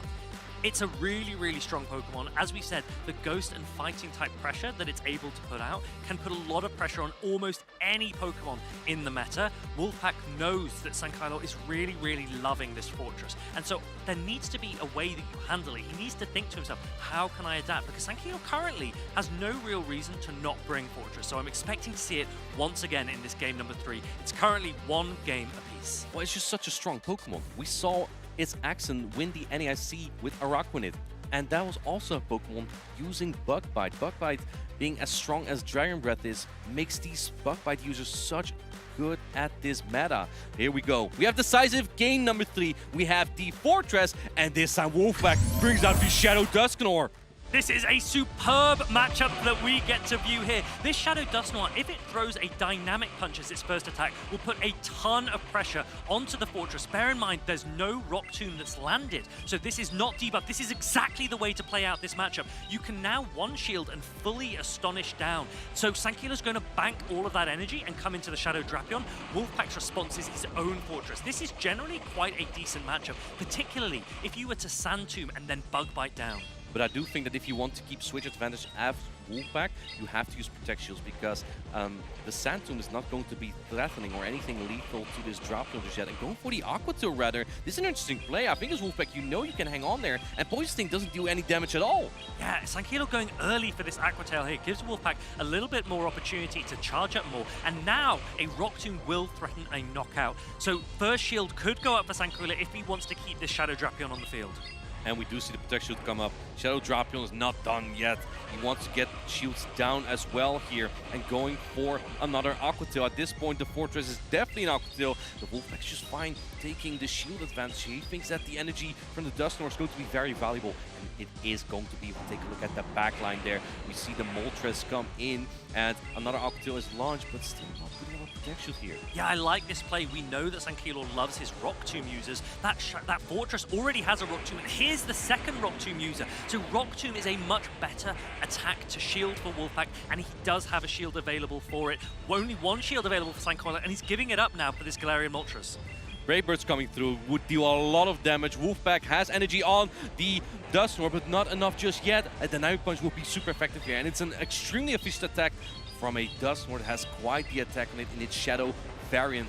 Rock Tomb will drop the attack, however, this will give the Cradily some more time, but Dynamic Punch's reach is going to be super effective. Here we go, Shadow Dusknoir about to show the world just how strong it is. This is going to do a massive amount of damage. Down goes the Cradily, almost just holds on for that Rock Tomb. No, it doesn't! Barely doesn't get there. Dusknoir is still hanging in there, but Sankilor doesn't have any health left anymore on his Pokemon. Yes, you have the Charge Attack here. Do you have any energy on the Drapion? Sankilor shaking his head a little bit. He needs to take out both Dusknoir and the Galarian Moltres. That's a tough task for both Fortress and this Drapion, but this energy on the Dusknoir, it's gonna punch its way through. Pow, pow, pow! Shadow Punch, Dynamic Punch. It's got all of the fists to throw into the team of Sankilor. Wolfpack takes game number 3. What a performance from that Shadow Dusknoir, despite it being debuff from that Cradili's Rock Tomb, puts out a ton of pressure. Astonished, Shadow Punch, Dynamic Punch, takes Wolfpack through this winners round 3. That is a great, great moment for him on this world stage here in Anaheim, California.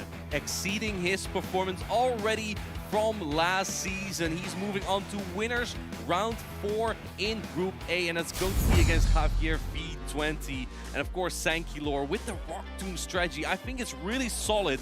However, Wolfpack was able to read what his opponent was going to use, and just at the perfect moment, he brings out the Shadow Dusknoir. Wasn't that on your cast prediction? I love Shadow Dusknoir. I really want to see it do well, and I really back it to perform this event. I think that there are players out there who can pilot this Pokemon right to the very, very top. And Shadow Dusknoir as a Ghost type really opens the question, what is the best Ghost type Pokemon in this delightful days meta? We've seen Dusclops, we've seen Galarian Corsola, Shadow Dusknoir as well. 3 amazing options for all these players. Cradily was barely not able to get to that charge attack here. This Dusknoir, you kind of needed to get there, but the problem was the Galarian Moltres was also still hanging in the back. 2 Pokemon that have really impacted this match as compared to the previous matches where we saw like Mandibuzz, Galarian Corsola, Dusclops, and now we just see an entirely different approach. I know that quite some of the Japanese also have brought the Fortress Dusknoir core, and I think Wolfpack just kind of took notes from that, going in. Yeah, what a great play from the French player there to bring these Pokemon to core break Sankilor. Yeah, that was really, really strong. I really like the team compositions. And you do have to think about it. When you've got Fortress with you using that bug type attack, Bug Bite, and Cradily with the poison type fast attack, Acid, Ghost can be a really important defensive profile. We used to see Ghost quite a lot as a resistance to fighting type Pokemon. I've not seen many fighters so far this tournament. I don't think that Annihilate or Primate were particularly high usage, so it must be the bug resistance and the poison resistance that can be really of value.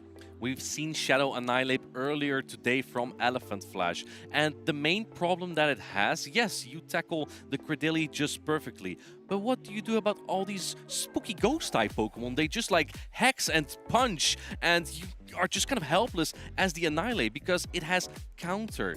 It is double resisted by Ghost-type Pokemon. I'm curious if we're going to see more Primate though. I think that Pokemon just paces quickly enough to work as both like a pseudo Ghost-type attacker almost, but also having fighting-type pressure. A little bit similar to Dusknoir actually. Well, that's what what charge stacks. Yeah, that's what I love about it. That Shadow Dusknoir put in a massive performance for Wolfpack. Let's go and listen to how he feels after that first round. He's down for an interview with Amanda.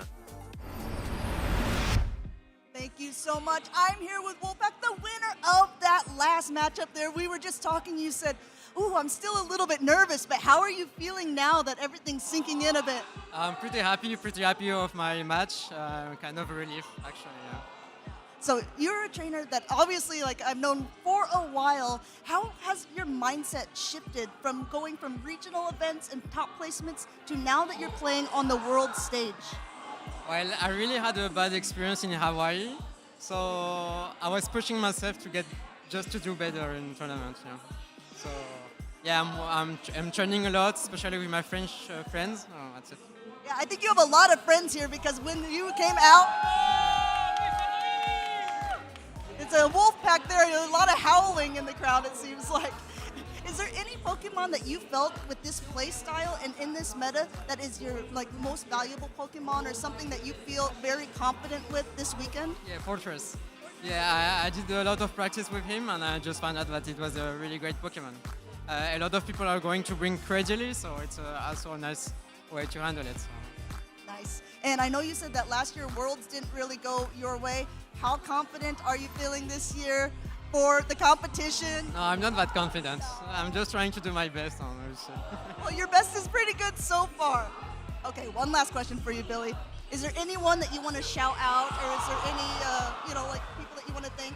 Well, a lot of people. My family, my friend from France, from Spain, my teammates, everyone who helped me to practice, because I ask a lot of people to practice to get to this tournament, so I'm thanking a lot to all of them.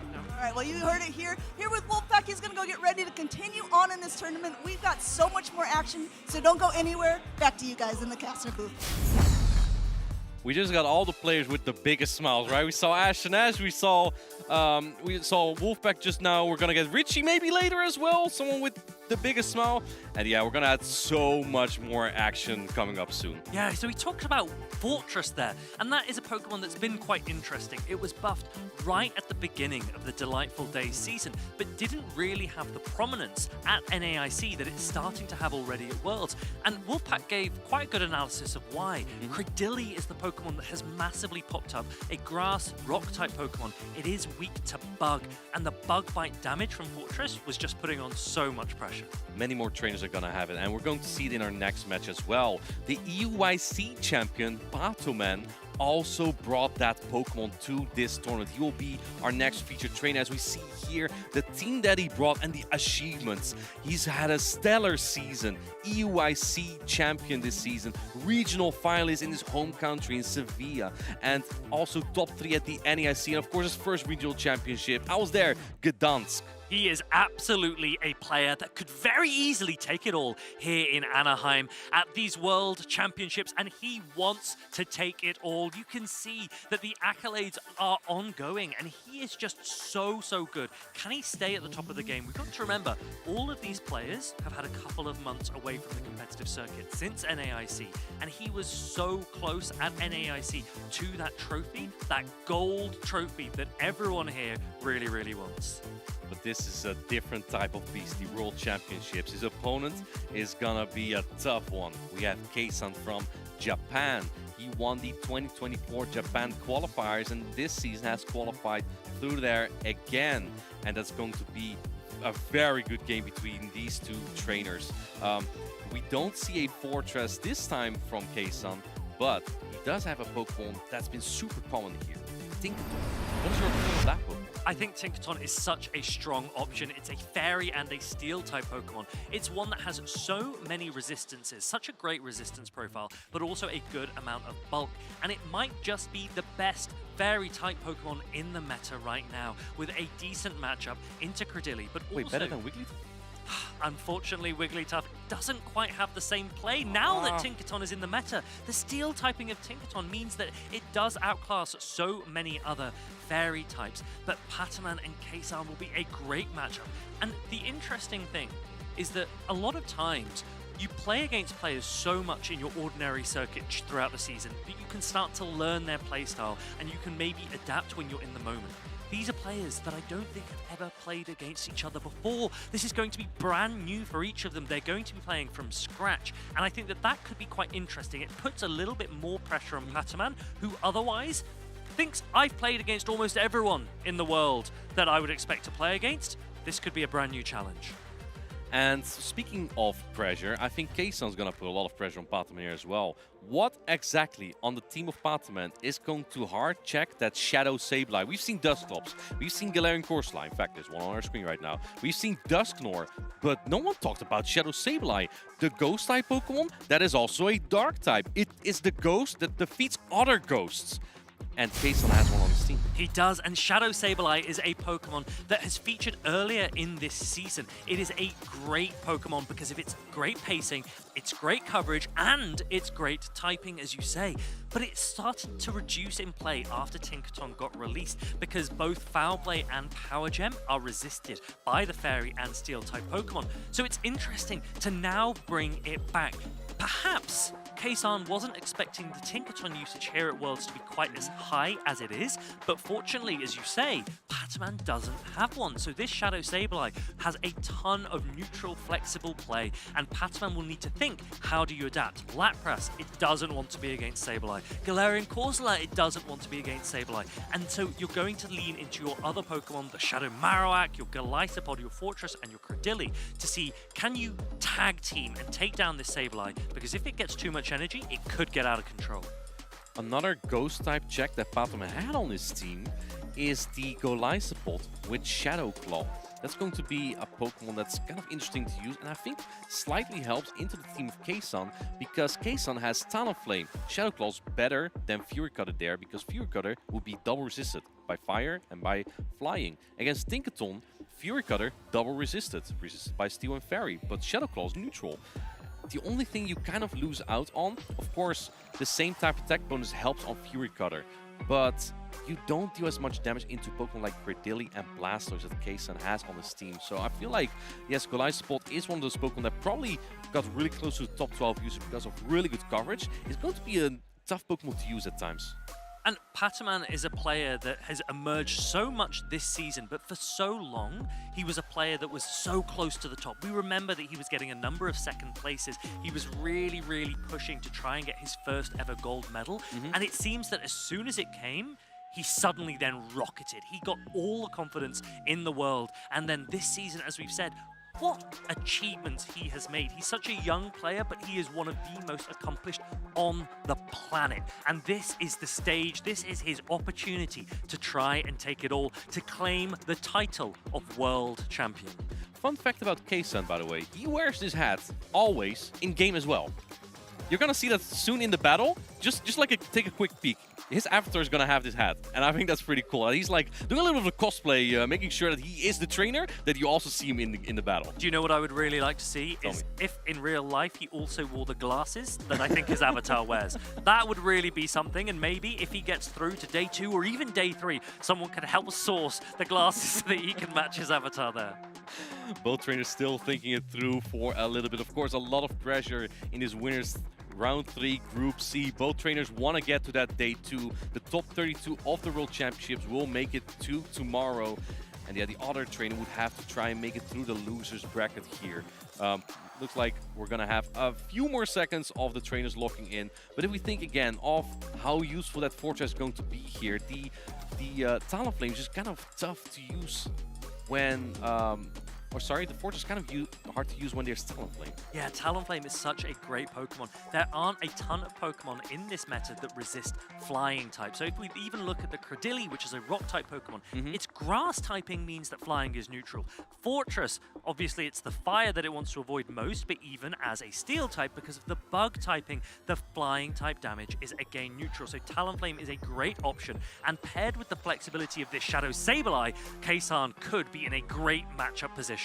And here we go. We have a lock-in game number 1. We have from Kaysan the Blastoise, and we have it locked against the Fortress here. Let's see what both trainers are going to do here. I think Pataman is quite satisfied with this lead here, as Golisopod and Marowak are not exactly wanting to see the Blastoise. The Blastoise is just gonna be rolling out here and going for the neutral Hydro Cannon, a very efficient charge deck. And do notice it has that best buddy on the belly there. Yeah, look at that Blastoise. It's a Pokemon that has a high HP stat, but not a particularly high defense stat. And that means Each of these bug bites are doing a ton of damage. You can see it really throttling down that Blastoise. Rock Tomb lands, but Blastoise is bulky enough to hold on. Some energy is there, and now comes Talonflame. It starts off the Incinerate, Golisopod out to meet it, and Talonflame, one flying attack from this Talonflame could put a ton of pressure onto Patamon's Golisopod. So you could wonder there, why didn't Kayson just go immediately for the fly there? I think Kayson was hoping the Patamon would throw immediately, and in that case, because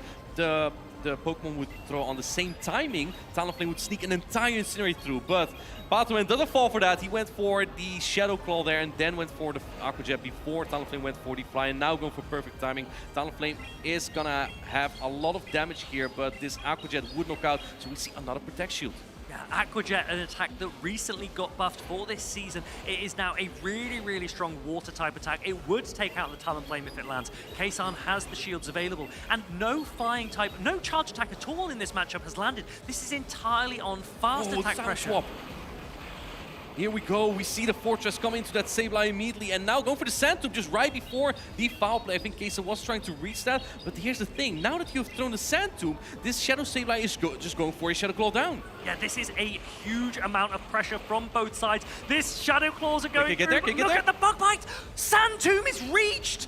Wow, look at the HP of the Shadow Sableye, by the way. It almost ran out of health there. That low HP Fortress put in so much work, actually. And now this Marowak doesn't really have a lot to worry about from this Pokemon in particular. But you need Charge Attack still to knock out the Blastoise and the Talonflame. I don't remember if the Blastoise had energy, but if it is at a Hydro Cannon, it would take out the Marowak from this range that after the foul play will do.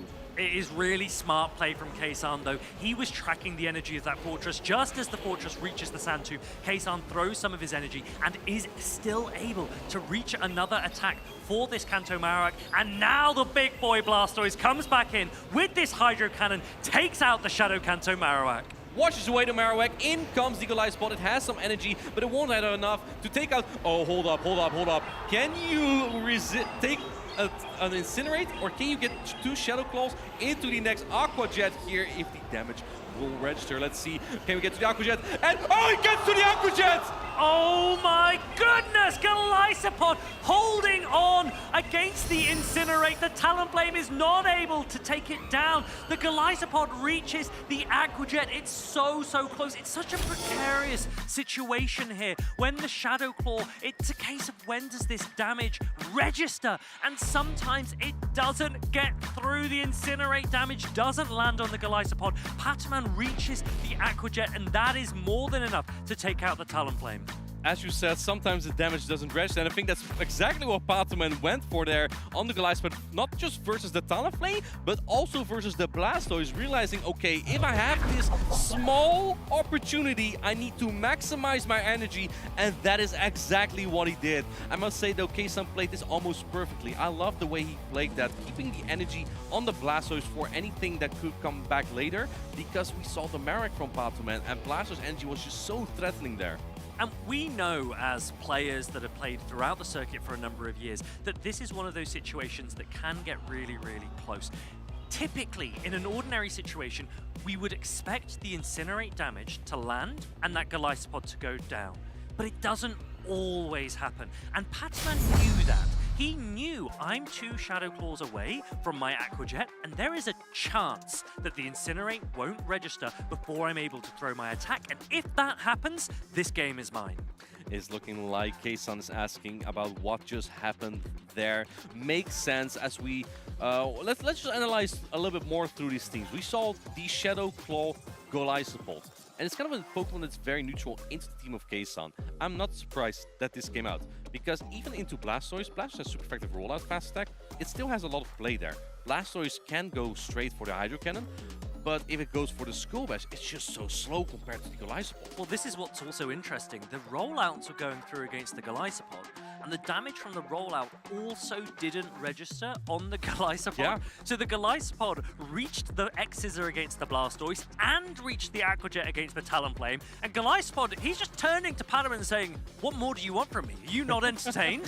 Are you not entertained? That's exactly what you need from your Pokemon at the World Championships here. I wonder if we're going to see the Lapras from Patamon. If you expect more of that Talonflame, perhaps that is the Pokemon to bring. Lapras is a Pokemon that just always seems to perform well, even in some of his worst matchups. What are like Pokemon that really keep Lapras in check, do you think? I think dark types can put a lot of pressure onto Lapras. Pressure, but does it hard check them? I think in terms of hard checking Lapras, Lapras is a really, really strong and flexible Pokemon. It's obviously got a water and an ice type attack. So if you're running water and ice type charge attacks, opposing water type Pokemon can be very good against you. However, Psywave, the Psychic type attack, means that there are few Pokemon that resist Psychic and Water and Ice, and actually Pataman is a player that has used a Pokemon that does. Previously, he brought Greninja to NAIC with Water and Dark typing to resist all of Lapras's standard moveset.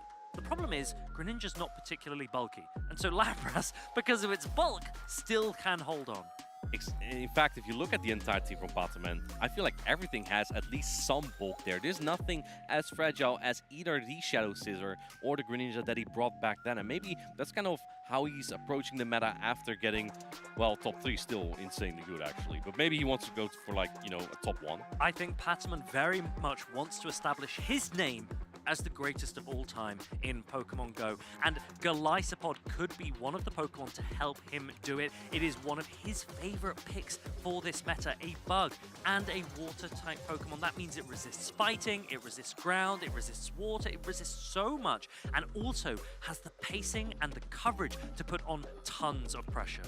Just for those wondering if anything happened in that match, we're moving on to Game 2. No rematch. We have the Blasters from K-Sun again, this time met by the Cradilly from Pataman. I think this is exactly where you want the Blasters as Pataman. And we see the swap into the Sableye immediately. There's no hard answer here from Pataman.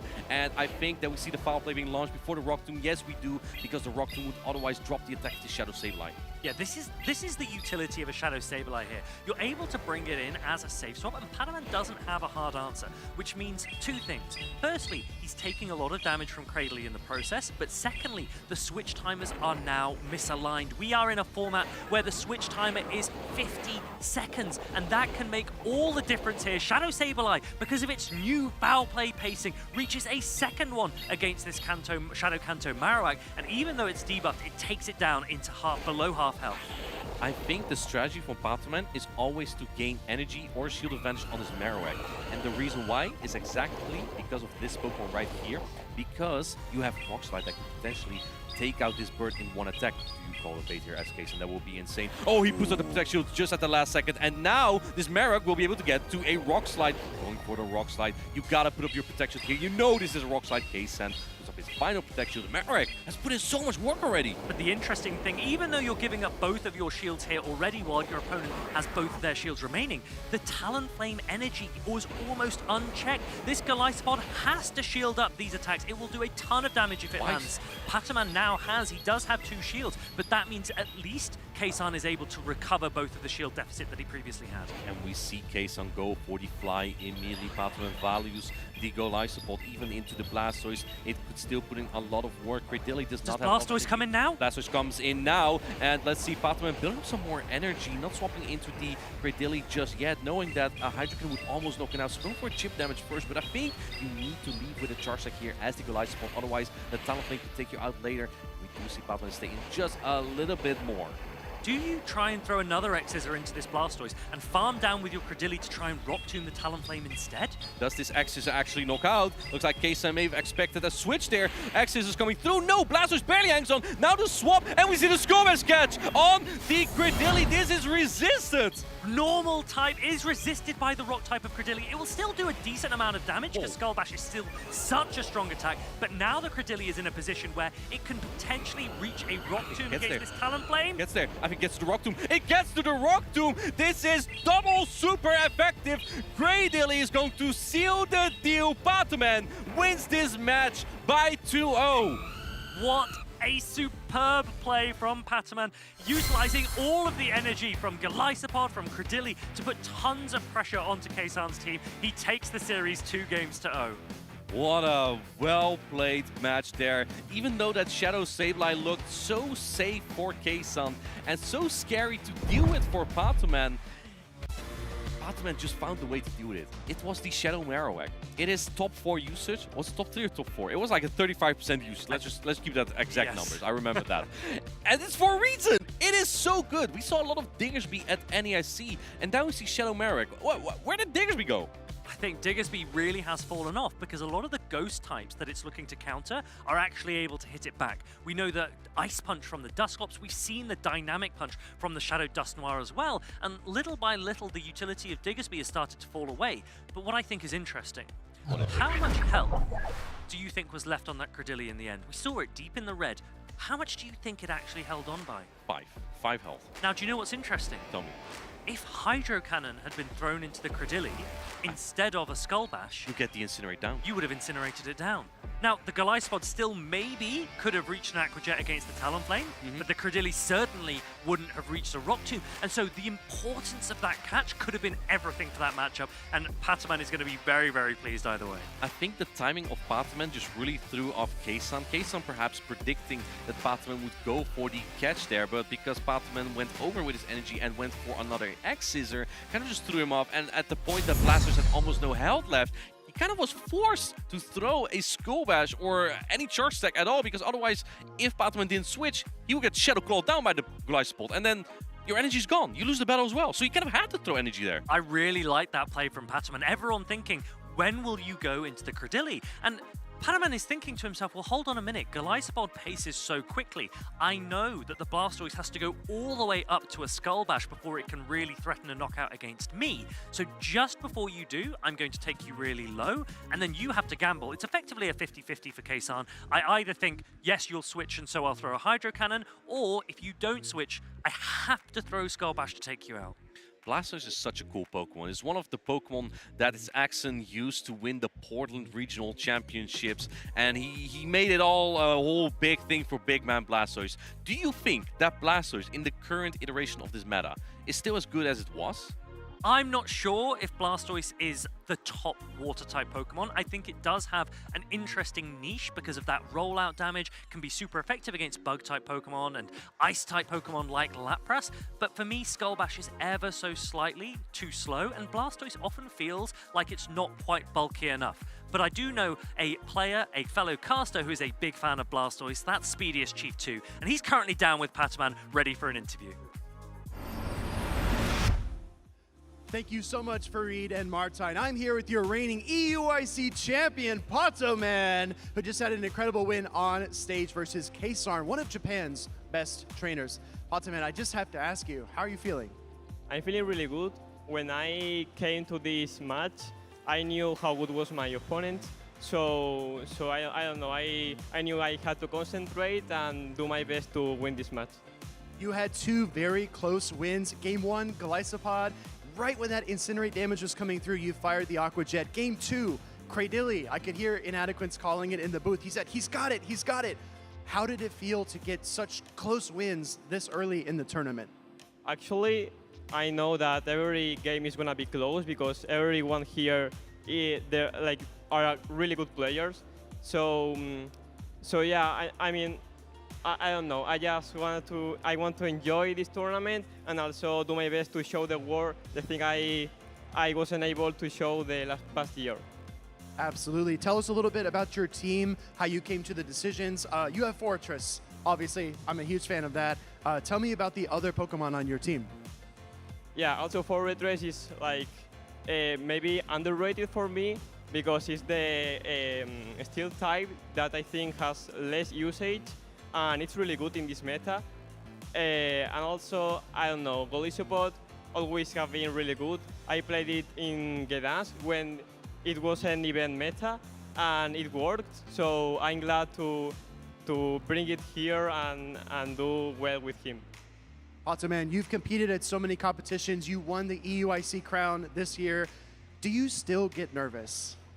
I really get nervous. Like, for example, in this matchup, I was against a really good opponent, and you know, you always feel nervous.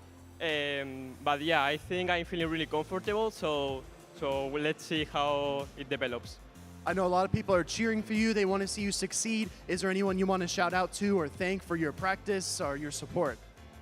Yeah, I want to shout out my family, which is there looking at me and always supporting me. Also, my friends, I want to shout out my girlfriend and everyone in the Infinity Gold team because they they always support me and cheer me, so I really appreciate that. Awesome. Potsman, we wish you all the best in the rest of the tournament. I know you're going to do really well. But for now, we're headed to the Go Zone Diner. We got Jocks versus Greasers.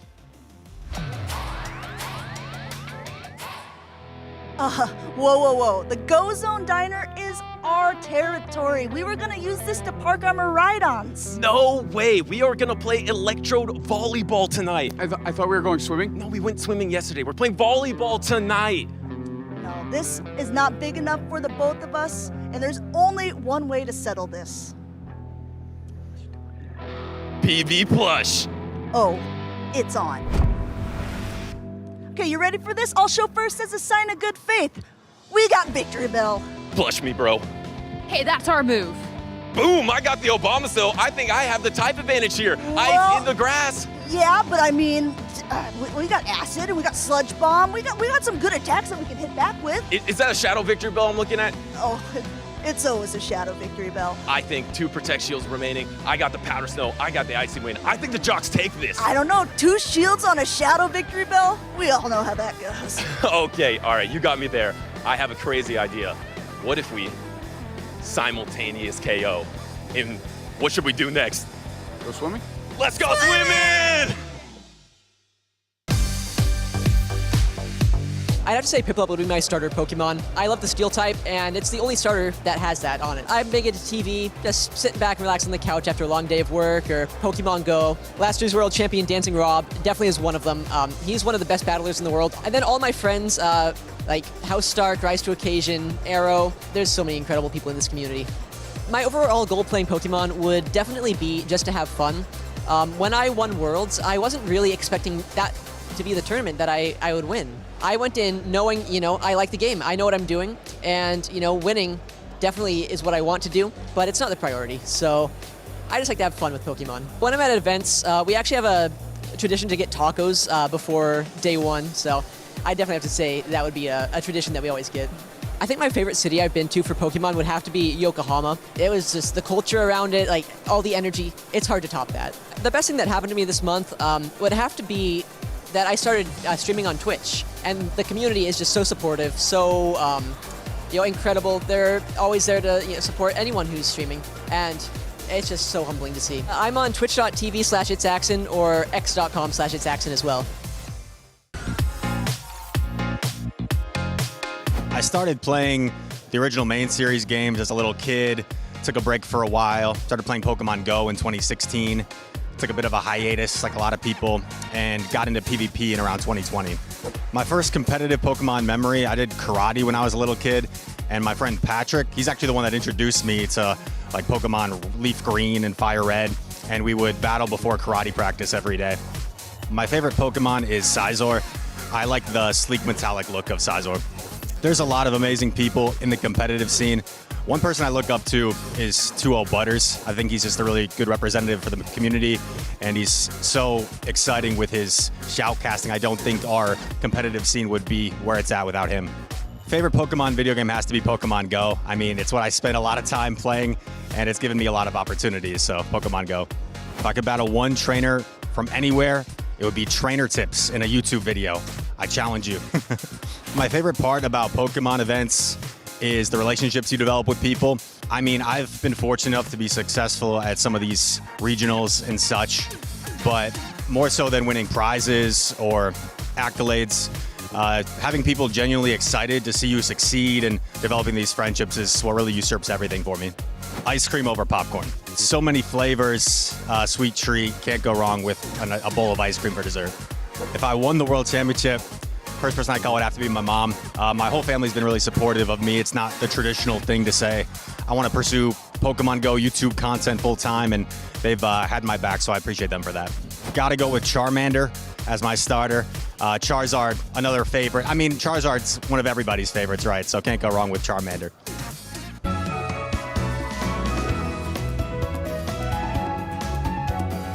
Welcome back to Pokemon Worlds 2025. I am 2-0 Butters, joined by Caleb Fagan. What a start we've had here, from the catch of that Skull Bash with Potamon to that epic matchup of Ashton Ash versus Sejun Park. It has been amazing so far here, Caleb. Yeah, the crowd was absolutely electric. Big names in every single matchup, and it only gets better from here, Duo Butters. We have ourselves Beelzeboy, fourth place finish from World Championships last year. It was his first Worlds last year, and he's back for more, and I'm excited to see what he's bringing. And he is bringing a Shadow Steelix, I see. That was on my caster prediction list. It is so safe in this top meta. It's pretty good against Tinkaton, actually. You would think it'd be a negative matchup because you're going to take those super effective bulldozers, but you can use so much pressure with that Thunder Fang damage. You're actually going to be really strong against the Kraydilly, the Tinkaton, but what a wild top usage we have so far. Something I don't think any one of us necessarily expected coming into the World Championships. Yeah, a lot of Shadow Quagsire as well too, which is going to be pretty good into the Steelix, but overall I do agree with you. I think the Shadow Steelix is a sneaky good pick. What is your moveset of choice if you were to run the Steelix? I think you want to go Psychic Fangs and Crunch, and that does seem awkward, especially because Mandibuzz is 5th on the usage, and I believe Galarian Moltres is 9th on the usage, so double Dark Flying here in the top 10, but you do so much damage with the Thunder Fang, and then you can debuff it with that Psychic Fang, or maybe even pivot out, use that for a different matchup, and I feel like Crunch is so crucial against the Ghost types. Galarian Corsola is number 4 in usage at the World Championships, and because of that Crunch super effective damage, you can win every shield scenario. Yeah, I mean, you know, I think it's going to be a really interesting to see how this breaks down. Our players are ready. Let's head to the stage and get on with the action here. It's going to be Beelzeboy, and on the right-hand side here, and we got Danny Booz on the left. Yeah, Danny Booz is running a fairly meta team here. You can see from that top usage of the Tinkaton, Galarian Corsola, the Mandibuzz, Shadow Quagsire, which is really high in usage. Of course, Kraydilly is over 72% at the World Championships because of that neutral play. And then to top it off, you have the Golisopod with the Fury Cutter. Some trainers go for the Shadow Claw, but I really like the Fury Cutter choice, especially in this meta, in a Kraydilly meta. Danny Booz, a player from Latin America, definitely going against a heavy hitter here, but they are still in the winners bracket, winners semifinals, so you know that he's going to bring the heat and see if he can pull off this upset. I believe top finish this year is going to be a 17th at Santiago, but any of these players here can take any games off of others. This is going to be Danny Booz's team. It's going to be the Shadow Quagsire, Mandibuzz, Golisopod, Kraydilly, Galarian Corsola, and Tinkaton. I mean, you mentioned a couple of these picks already when we're looking at these teams. Galarian Corsola, really high usage, one of the bulkiest ghosts in this meta. Tinkaton, kind of a pivot away from Dedenne, which we saw a lot in the North America International, but a lot of people realizing that, you know, Dedenne maybe a little bit less flexible in some of these matchups here. And the Shadow Quagsire, and we saw JChan put in so much work with it too. I think it's such a strong pick in this meta. There's not a lot of grass types, and there's not a lot of grass types with fast attack pressure with grass, except a lot of people are pivoting over to Bullet Seed for that exact reason. Yeah, and Danny Booz actually has the Bullet Seed on his Kraydilly. That is unusual. We have seen Acid so much at NAIC and in the practice tournaments as well leading up to this, but that Bullet Seed, you just pace so much quicker. And then we do see another attack of choice for Danny Booz was that Dark Pulse on the Mandibuzz instead of the foul play. So it's going to be a little slower to the charge attacks, but do a little bit more damage than the Beelzeboy. Of course, he made a name for himself at the World Championships last season in Hawaii, getting a top 4 finish. This trainer is looking to do even better this season as he has a devastating lead. The Galarian Moltres into the Tinkaton to start us off. Instant pivot into the Shadow Kanto Marowak, and then answered by that Shadow Quagsire. Oh, this is going to be a tough situation for Danny Booz. Shields up.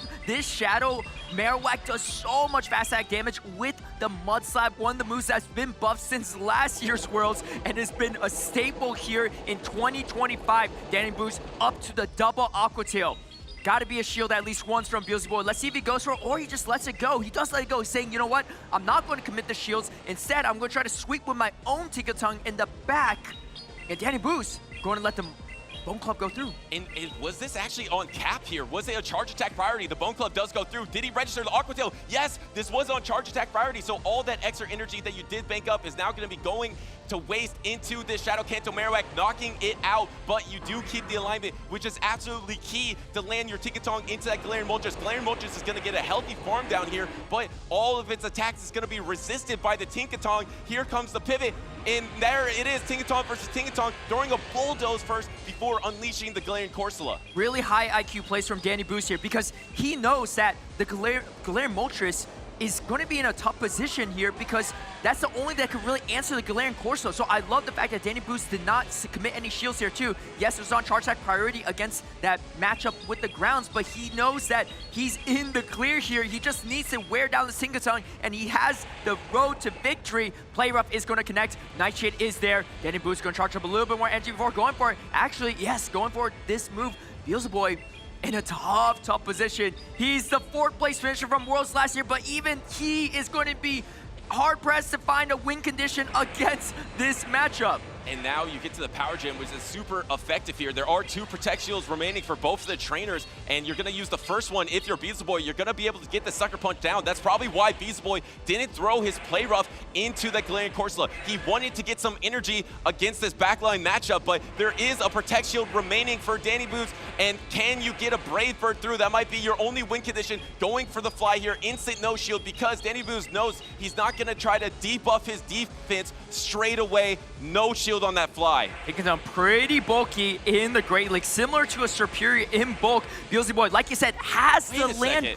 Oh, Wait now a second. grabs the shield. Wait, Danny Boost, I think, clicked the Play Rough. Yeah, I think it did, and there's 1 Protect Shield remaining for Beelzebub. It was charge attack priority. You're gonna use your charge. You're gonna use your Protect Shield here. If you don't use your Protect Shield, are you trying to call a Bulldoze? Does he use his Protect Shield? Oh! No, last second Protect Shield here. But now he needs to get to the Brave Bird. He's gonna be able to outpace and land it. But is this enough? It is resisted, but it's gonna do so much damage. You see the smile on Beelzebub's face? He knows Brave Bird enough, not very effective, but effective enough to get the first victory here for Beelzebub. Wow, Beelzebub out of nowhere, having every single negative matchup possible, having the Shadow Kanto Marowak against the Shadow Quagsire, having his Galarian Moltres locked into a Tinkaton, literally all battle. 3 different times that Galarian faced the Tinkaton, and guess what? That Galarian Moltres won the battle. Absolutely wild first game for Beelzebub. I mean, I feel like some people counted him out halfway through the match, maybe in the beginning of the match, maybe even the end, but absolutely precision play. And you can't even hate on Danny Boost for that because he played it well too, right? At that point, you just have to call a Brave Bird or a Fly, but it's such a 50-50 call. That's exactly the lineup he wanted, right? If you say, hey, if you can pick any 3 Pokemon that Beelzebub pick, I mean, outside of maybe the Tinkatong throwing a Shadow Annihilate, but for the most part, those are positive matches for him all the way across the board, but Beelzebub finds the slimmest of margins victory there. And a positive development here because this meta sometimes can be polarizing. I thought this meta, out of all the metas we've seen in the past, could be matchup dependent. We saw earlier on, Sage and Park was matched against Ash and Ash, where Ash and Ash just had 3 counters for Dedenne. He ran them all in game number 3, and you're like, okay, that's a bad matchup. Maybe I'm not meant to win that. Beelzebub has a terrible matchup. Awful alignment, but still able to pull out this battle. If you want to be the world champion, you're going to have to make these type of plays in this meta. And Beelzebub, no fluke, no accident, getting top 4 at World Championships last year, getting that auto qualification from last year to come back to World Championships. I know some people are just watching to see, can he bring home another trophy? Maybe can he bring home the entire World Champion title? That'll be such a feat. What a fantastic game one from him. Danny Boost going to have to hone in here, lock in, and see what he can do for game number 2. Game number 2, here we go. It's going to be the Golisopod lead into the Lapras. A terrible lead for Beelzebub, but you can't count him out. Yeah, you do have the Fury Cutter on Danny Boost's side, so once again, a negative lead, and he didn't decide to swap into that Shadow Kanto Marowak because that's an even worse matchup against this Golisopod. So really, Beelzebub is ABA weak into this Golisopod, meaning that his lead Pokemon's weak to it, and another Pokemon is weak to it in the back, so you're forced kind of to just play out this matchup. And I want to point out that we didn't point it out before, he is actually running Ice Beam instead of the Skull Bash. Yeah, completely completely walls off the charge attack damage from the Slappers. Not only that, forcing Beelzebub to spend a shield. I mean, you say he's ABA weak to it, but the Glide Squad has a lot of play, even into the Tinkaton as well. So absolutely brutal lead and matchup for Beelzebub. Let's see what he can do here. Even if you look at the backline matchup, this is tough for him because he doesn't have great matchups in the end, especially the Shadow Quagsire. I love the recognition from Danny Boost. He knows Shadow Quagsire is so strong in this team. There's no grass type to counter it. And now you're just going to be able to soak this energy, going for the Ice Beam, which you might think is a little weird, but one Ice Beam, even though it's not same type attack bonus, will do more damage than the water type attack of the Lapras, which might surprise you, but it is the correct play there from Beelzebub. And now the Shadow Quagsire is going to be coming in. Like you mentioned, it's going to have that Protect Shield advantage, and he's going to have an awesome time in this battle if he can clean up this Tinkaton. Oh no, actually Protect Shield's on a Bulldoze. What a huge change in momentum in this battle. No debuff coming through. Still a pretty solid matchup for the Shadow Quagsire. No ground moves though. Beelzebub going to let this first Aqua Tail go, knowing that it's not going to be enough, but another one is loaded here. If he spends that shield, he might be put in a more tough position. Throws on charge attack priority. That's going to be favorable for that Shadow Quagsire. Beelzebub going to let it go. I think the Tinkaton might hang on here, which is crucial for Beelzebub. He needs to land his play rough to do some sizable damage. Just barely hangs on. Wow, endures to be able to get to the play rough, and now because you got that bait on the Bulldoze, it's going to do a lot more damage, and now suddenly your biggest threat is almost in the red here, and can you just mud slap it down? You're going to be able to. You're going to be able to Protect Shield on this Aqua Tail. Beelzebub sees it. He sees his win condition. He was smiling a bit as this Mud Slap is going to be going through. All you need to do is be able to get to enough charge attacks and endure some Nightshades. He needs to get to double Bone Club here. Can he do it? Nice slash. Going to do a decent amount of damage to Marowak. Still pretty bulky on his own. Going up to the double Bone Club. He's going to get it. Switch timer's not up yet for Danny Boost. I don't think he has time to make this catch. Can he get there though? This is going to be the last Protect Shield. Can he back to back? No, he actually doesn't have even close to his timer. And that would have been on charge attack priority. Went for the Astonished instead. And now Beelzebub, after losing 2 leads in a row, is able to 2-0 this series versus Danny Boost with one more Mud Slap to secure it. And with the 3-ball flex as well, Beelzebub's back at World Championships, and he's putting a stamp on this. I don't think he's lost a single game yet in this tournament. And he is in the winner's semi here, now made his way to the winner's finals. It is early on. He is actually just one more victory away from guaranteed top cut in day number 2. Beelzebub, he's going to be back on Saturday most likely, and maybe even have a chance for Championship Sunday. That's right. He was, almost 2 spots away from making that Sunday performance last year, but such an incredible performance run, and looks like he's back and even more in form, which is hard to say because he already was looking locked in last year, but flawless plays from him, right? In terrible matchups, lost lead in both games, lost switch advantage both games as well. I mean, he had a Glide Spot into a Lapras, and he spent the shields on his Lapras first. Shadow Quagsire looks so strong there, but just knowing all the energy counts, the damage values there, knowing that Tinkaton could land the play rough was absolutely crucial without spending that shield. And here's the thing, right? Beelzebub, he cracked a smile halfway through the game. He's so far ahead of his opponents. He's 5 steps, 10 steps ahead. He already knew that he had that game win there in game number 2. And it was on that Bulldoze bait because he was able to get that debuff with that Bulldoze attack. That attack doesn't do much damage at all. Its main purpose is to debuff the opponent there. So you aren't going to take much damage to it, and then you gain a debuff. So Protect Shielding on that is devastating for a trainer, and that meant that the next attack, the Play Rough that went through the Protect Shield, was going to do even more damage, and then you were able to just get the Mud Slap down to secure the victory. And Caleb, I want to just talk about one factor of these World Championships. I was worried that maybe because the meta is so wide open, there's so many strong Pokemon right now, it's going to be so hard to separate yourself because you might run into tough matchups, you might just run into some funky teams, because this is the top meta that we're looking at, but there's probably 25 Pokemon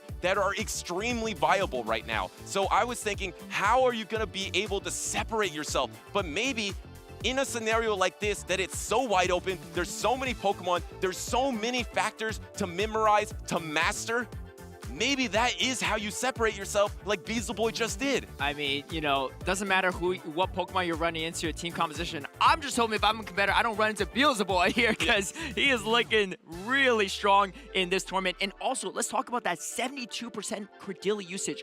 I don't think I've seen any day one tournament where that usage is that high. Even in the Metacham days, I don't think I've seen Metacham being that high in usage, but absolutely wild there to see that grass type explode in usage, and for good reason. Well, even given the fact that this is the second tournament in this current meta, of course, we had the North American International Championships, and how different is the meta now? Day number 1 of NAIC, the top usage Pokemon was Diggersby. Did you even see Diggersby on that top usage list? No, and I think that's why the Galarian Corsola has really picked up in usage. The one thing that really shuts down the Galarian Corsola, that bulky ghost type, is going to be that Diggersby. Without it being there, really great meta read from a lot of these players say, you know what? Galarian Corsola is going to be the ghost of choice for a lot of them. And, you know, even if there's some people using Diggersby, I don't think I've seen it in a single battle on broadcast here yet. It does have a lot of play into that Shadow Marowak as well, right? Slightly bulkier in that head-to-head, but Quagsire is going to do well into it, and, you know, Credilli is going to do great into it, especially if they're all running Bullet Seed. Just the flexibility, I believe we heard from a trainer interviewing about that Shadow Kanto Marowak earlier. It's just so flexible in the meta because it has that perfect ground and rock coverage where Diggersby is bulkier, could potentially win matchups a little bit stronger, but the flexibility of Kanto Marowak definitely won out in this top meta. And of course, the Tinkaton, which wasn't relevant at all. It wasn't even in the top usage at day number 1 at the North American International Championships at all. And now it's going to be a huge factor, probably because it is the best fairy type going into Cradilly. Yeah, as we take a look at Tinkaton 2, trending up for good reason. Fairy Wind, Play Rough, Bulldoze going to be moveset choice, and we've seen it in many of these. You know, I think with Heavy Slam, it's much better into that Credilli matchup, but especially if they're running Bullet Seed, that's not going to be as good. You know, and a lot of these players train all year to be here for 2025 World Championships. But for those at home, if you're looking and say, hey, I want to be there next year in San Francisco at World Championships for 2026, there's ways to get there. You got to start with these local points and access points as well to see how you get there. And I believe there's new ways to get there and easier ways to find these tournaments, Butters. No, absolutely. We have the Play Pokemon Access app that is going to be your mainstay for finding these tournaments. There's a ton of awesome features on it, so make sure and download that app. Use it. It's your best resource for finding these tournaments, for getting practice, for getting championship points, all leading up into the World Championships. These championship points really add up because especially now how it's formatted where North America top 75, Europe top 50, those 100 or more than 100 championship points that you can gain at these locals can really push you over the edge to be able to qualify for the World Championship. So go ahead and check that out. Yeah, speaking of championship points, I know two people that have a lot of championship points. It's going to be these two players on the screen. It's Arrow from North America versus Zweilis from Europe.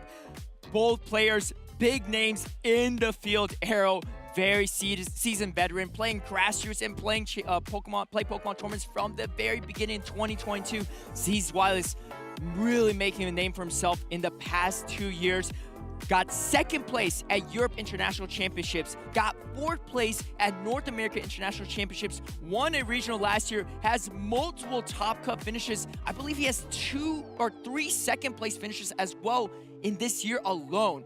Absolutely wild performances, and he's running a King Gift. Yeah. What are we looking at?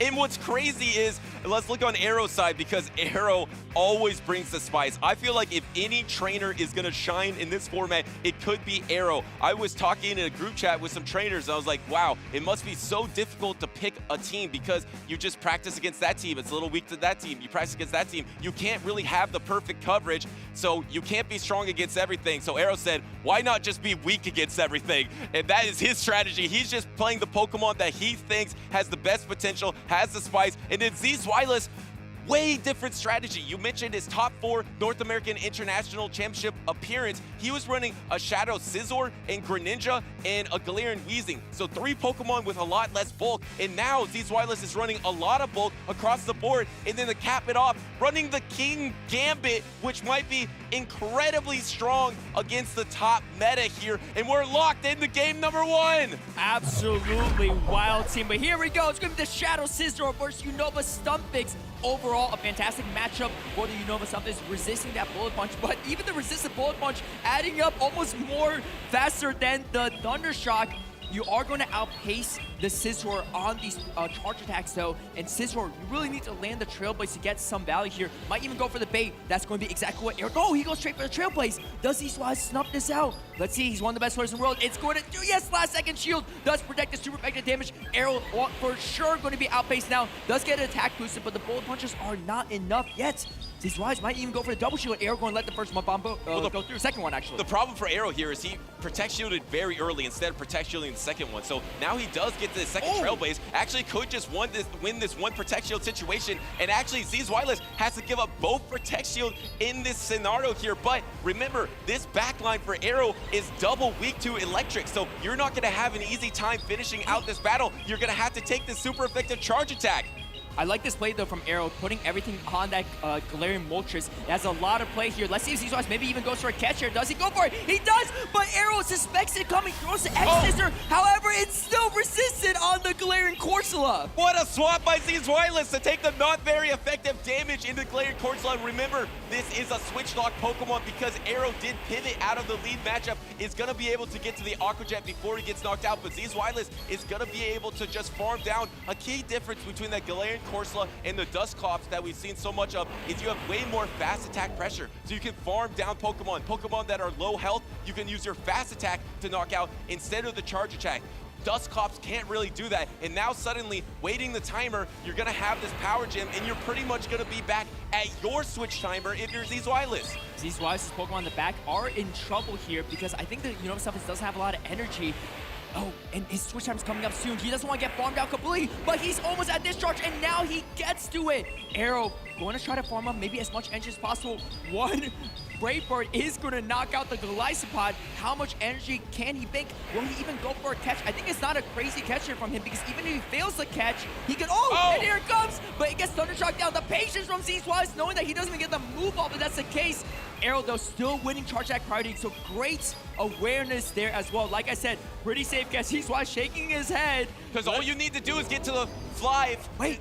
But does it knock out? It might not knock out. You need to get to the Brave Bird. Can you get to the Brave Bird? Yes, you have the Galarian Corsola. Z's Wireless is waiting his timer. It's not up yet. He can get to the Brave Bird before it's up. Does he just send it? Wait. No, actually throws the fly. Maybe worried about the switch timer. Z's Wireless says GG, but I don't think this is enough damage. I don't think so either. Oh, wait, just a little bit. Off, but not enough. And Arrow pulls off the victory here against game number 1. Full sweep for Arrow, and his Galarian Moltres is able to take out the entire backline of Z's Wireless. I thought that was a devastating scenario leading against the Unova Stumpix. Look at Unova Stumpix versus Arrow's team. It is incredibly strong against everything except for Shadow Kanto Marowak, but Arrow able to pull out that battle, and Z's Wireless couldn't quite get back to his switch timer to pull off that catch. Z's Wireless, one of the best players in the world, but Arrow is not scared to face any opponents. He has taken multiple games off of players as well.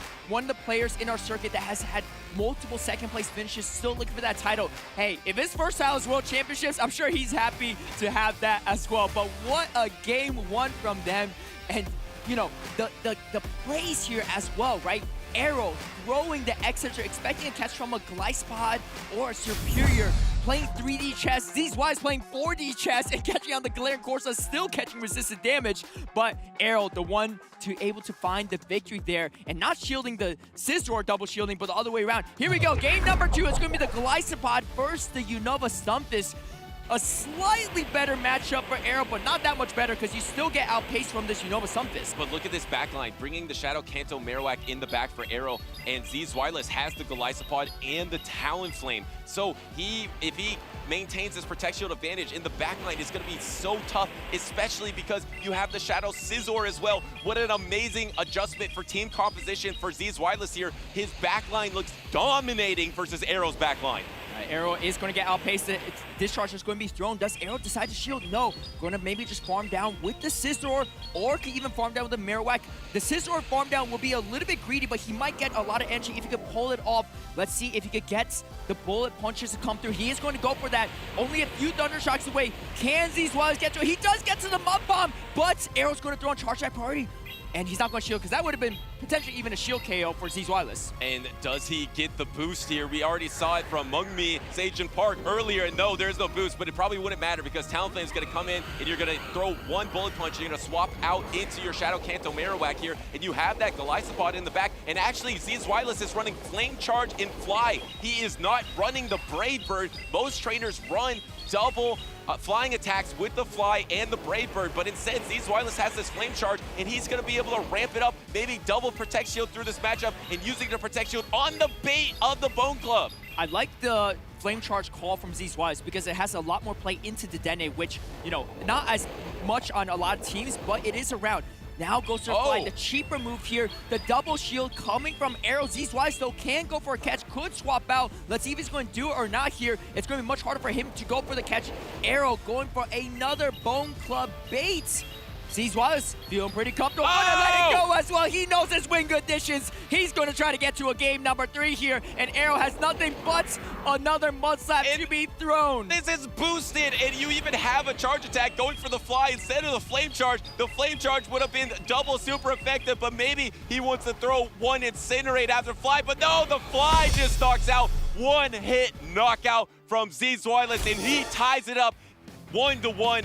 Beautiful adjustment to have that backline of the Talonflame and the Golisopod. I was thinking going into that game number 2, he had the option of maybe bringing out that Talonflame, or he could have gone for a King Gambit, because Arrow was showing 3 Pokemon incredibly weak to King Gambit, but I believe Z's Wireless is not going to run it because he's scared of the Shadow Kanto Marowak, because that's the only counter you know of a Stunfisk. So you have to bring that Shadow Kanto Marowak into these battles. Yeah, I don't know if we're going to see the King Gambit this series here as we take a look at the replay, but really great adjustment from Z's Wireless. You know he's not going to go down that easily to an 0-2 against Arrow, but Z's Wireless, I mean, he's the mad scientist, the crazy cook in the kitchen. I mean, last year he had a Shadow Gyarados and got, I think, at least a top 20 finish with it. And this year he outdid himself with the King Gambit. I mean, some people are looking at him like, I don't know what you're cooking, but he looks like he's a Michelin star restaurant chef. And do you think he's cooking up the superior because so many trainers switch to Bullet Seed on the Cradilly? Because maybe you can be way better against that Cradilly matchup against Bullet Seed. Obviously, the Acid matchup is much tougher for the superior. And then there's so much Shadow Kanto Marowak, you don't have that rock subtyping, so now you can really protect your King Gambit against those ground-type Pokemon. So the mad scientist was absolutely cooking with his team composition in this World Championships. He's coming off a 4th place in this meta at NAIC. He has an awesome shot to make it to day number 2. Remember, this is winners semis of Group B. Arrow versus Z's Wireless. Decisive game number 3. We got the Golisopod once again matched up against the Unova Sunfist. And look at the adjustment for Arrow as well. Putting the Blastoise in, throwing the Galarian Moltres yet again. Let's see if he goes for the shield or not. Arrow really weak to Unova Sunfist. Triple weak. But he doesn't care. He's like, you know what? I don't think your Unova Sunfist is to take out my whole team, so I'm going to bring weak to it, and I'm going to make you think that it's actually not as strong as you think it is. Let's see if Z's Wireless is going to throw up the shield. Now, it doesn't as well. Every time Z's Wireless lets a move go on this Unova Sunfist, it's getting better and better for Arrow. Arrow knows he's going to get outpaced, and here comes that Thunder, this charge here. And again, going to let it go. might go for a aggressive sucker punch down. I don't think you get the rollout down. This is resistance. No, Going there's through no way way. too much. Here comes the Galarian motions. Can you get the full farm down? Oh, and get the pivot over. That's so good for Arrow here. That means it's going to be the Blastoise versus the Talonflame in the back. It's a guarantee. Yes, the Blastoise will still have to deal with a little bit of that Stunfisk health. That will be trouble, but you're so dominant going into that Talonflame, especially that Talonflame can't even punish you with a Brave Bird. You only have Flame Charge and Fly. So this is looking amazing for Arrow here as the Blastoise pops into the battlefield. Start going for these super effective rollouts versus a Golisopod. You're closing in a Hydro Cannon range as well. Arrow knows this is his win condition. Let's see if Z-Wise can pull magic out of a hat here. His switch timer's not up yet. Arrow gonna come up and get as much energy as possible. Goes for the Hydro Cannon back to back. I believe this should be enough to knock out the Golisopod. And after this, what do you do? Do you bring a Talonflame into Blastoise? That is not going to be a good time, and it's going to be really hard to even catch a move here. Trying to go for another move on the Stunfisk, but you're forced to spend your final shield. Z-Wallace, how do you pull this off? And the vital shield is gone. Do you pivot to the Talonflame? No, you can't, because you have all this energy here. You're gonna try to go for a charge attack, try to get that last Protect Shield, but suddenly this Blastoise is getting really low health, and I don't think you can get this rollout down. Arrow's looking at his opponent here. He has the switch timer up. Is he gonna try to catch on a charge attack? Oh. No, actually gonna throw the Hydro Cannon, but you're gonna have the back-to-the-back Hydro Cannon. Z-Wireless is already saying GG here. He is knowing that the damage from that Hydro Cannon plus the rollout damage, Arrow is giddy because he found this backline matchup on the Talonflame, and he's gonna land the Hydro Cannon. Super effective.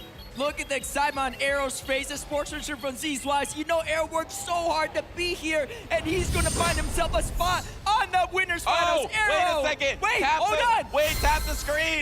Tap the screen. Oh, there it is. It is official. It was 1 HP left on Talonflame, but Z-Wireless and Arrow both knew it was over, so a little premature handshake there, but Arrow sticking true to his strategy. You can't be strong against everything, so just be weak against everything. He did that in game number 3. He had no answer for Unova Stunfisk, but properly called the backline and secured winners finals. Wow, and you'd love to see that, right? The respect, the showmanship, the sportsmanship as well there too. I mean, 1 HP and a sportsmanship is what I call that, right? This is why I say, you know what?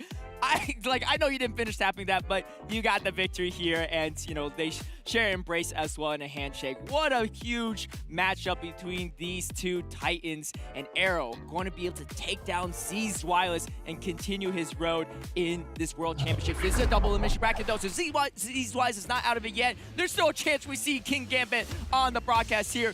Triple week to Unova Stunfisk, no problem for Arrow. And remember, Z-Wireless did drop down to the loser side of the bracket in Worlds 2024. He didn't do amazing afterwards because he was already pretty far in the bracket, but he's actually pretty far in the bracket again. And this is a trainer that has more experience dropping to the loser side of the bracket. He said that was one of his biggest weaknesses, is staying focused once he's on that loser side of the bracket, but he has been able to overcome that in the North American International Championships and other tournaments to regain that focus. Now, yes, he's not going to be in day number 2 yet, but he has a really awesome opportunity to get there, and that's a trainer you don't want to count out the rest of the tournament. Yeah, well, I want to hear what Arrow has to say after that electrifying win. Martine's with him on the floor right now. Thank you, Caleb and Butters. Yes, I can tell you for sure that Arrow is electrified right now. He's very happy with that win. Arrow, how did you just pull it off? I was just praying that he would bring the Talon back after what it did successfully in game 2, and that was destroy me in game 2. And I was a little worried about the SERP, a little worried about the Stunfisk. My soft check was just Golisopod leading it and hoping that I can get enough chip on the Stunfisk and counteract everything he's trying to do. It worked out in my favor. I'm very happy with it. I think you really only had that Marowak for it. Now, he also had a very special Pokemon on his team. What is your opinion on the King Gambit? Did you fear it? I knew it wasn't coming. Not into my team. I have a lot of checks for it, and it's kind of just got nowhere to go. So I thought he was playing with 5 Pokemon, and I was really expecting a lot more SERP, but didn't come. Luckily for me, my Blastoise was able to take care of that because of that fact.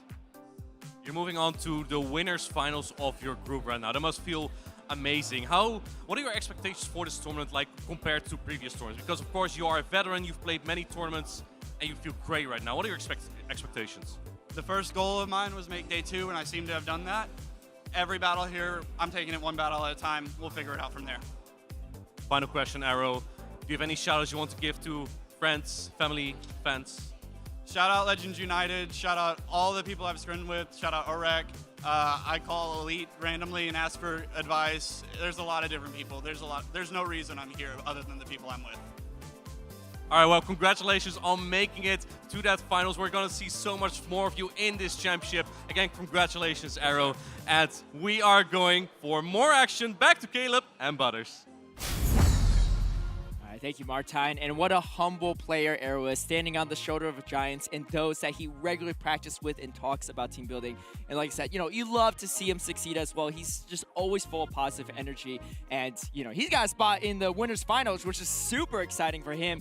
But yeah, what a series, Butters. I would consider Arrow to be the trainer with the most relentless belief in himself. Yes. No matter what the situation, no matter what the gauntlet of challenges he has to face, he can drop down to losers. He can face the weirdest ABA teams. He can play the weirdest ABA teams. He never gives up on what he thinks is good, and that has been proven to be successful in the past. Hasn't yet won a championship yet, but being able to overcome a trainer like Z's Wireless on this stage to get the winners finals, maybe it's finally his time. That's right. And, it's so cool to see him grow through the game as well. I think the first time I met him, he was only 18 years old playing grassroots tournaments, and here he has a potential at day number 2 here at World Championships. Speaking of World Championships, we got some special Pikachu running around here. It's going to be the 2025 Pokemon World Championship celebration featuring the special Pikachu in the varsity jacket. I believe you have one of these jackets yourself too, Butters. I absolutely do. It is an awesome jacket. You can get that at the Pokemon Center. I believe some of our co-casters are wearing it as well. We saw that in the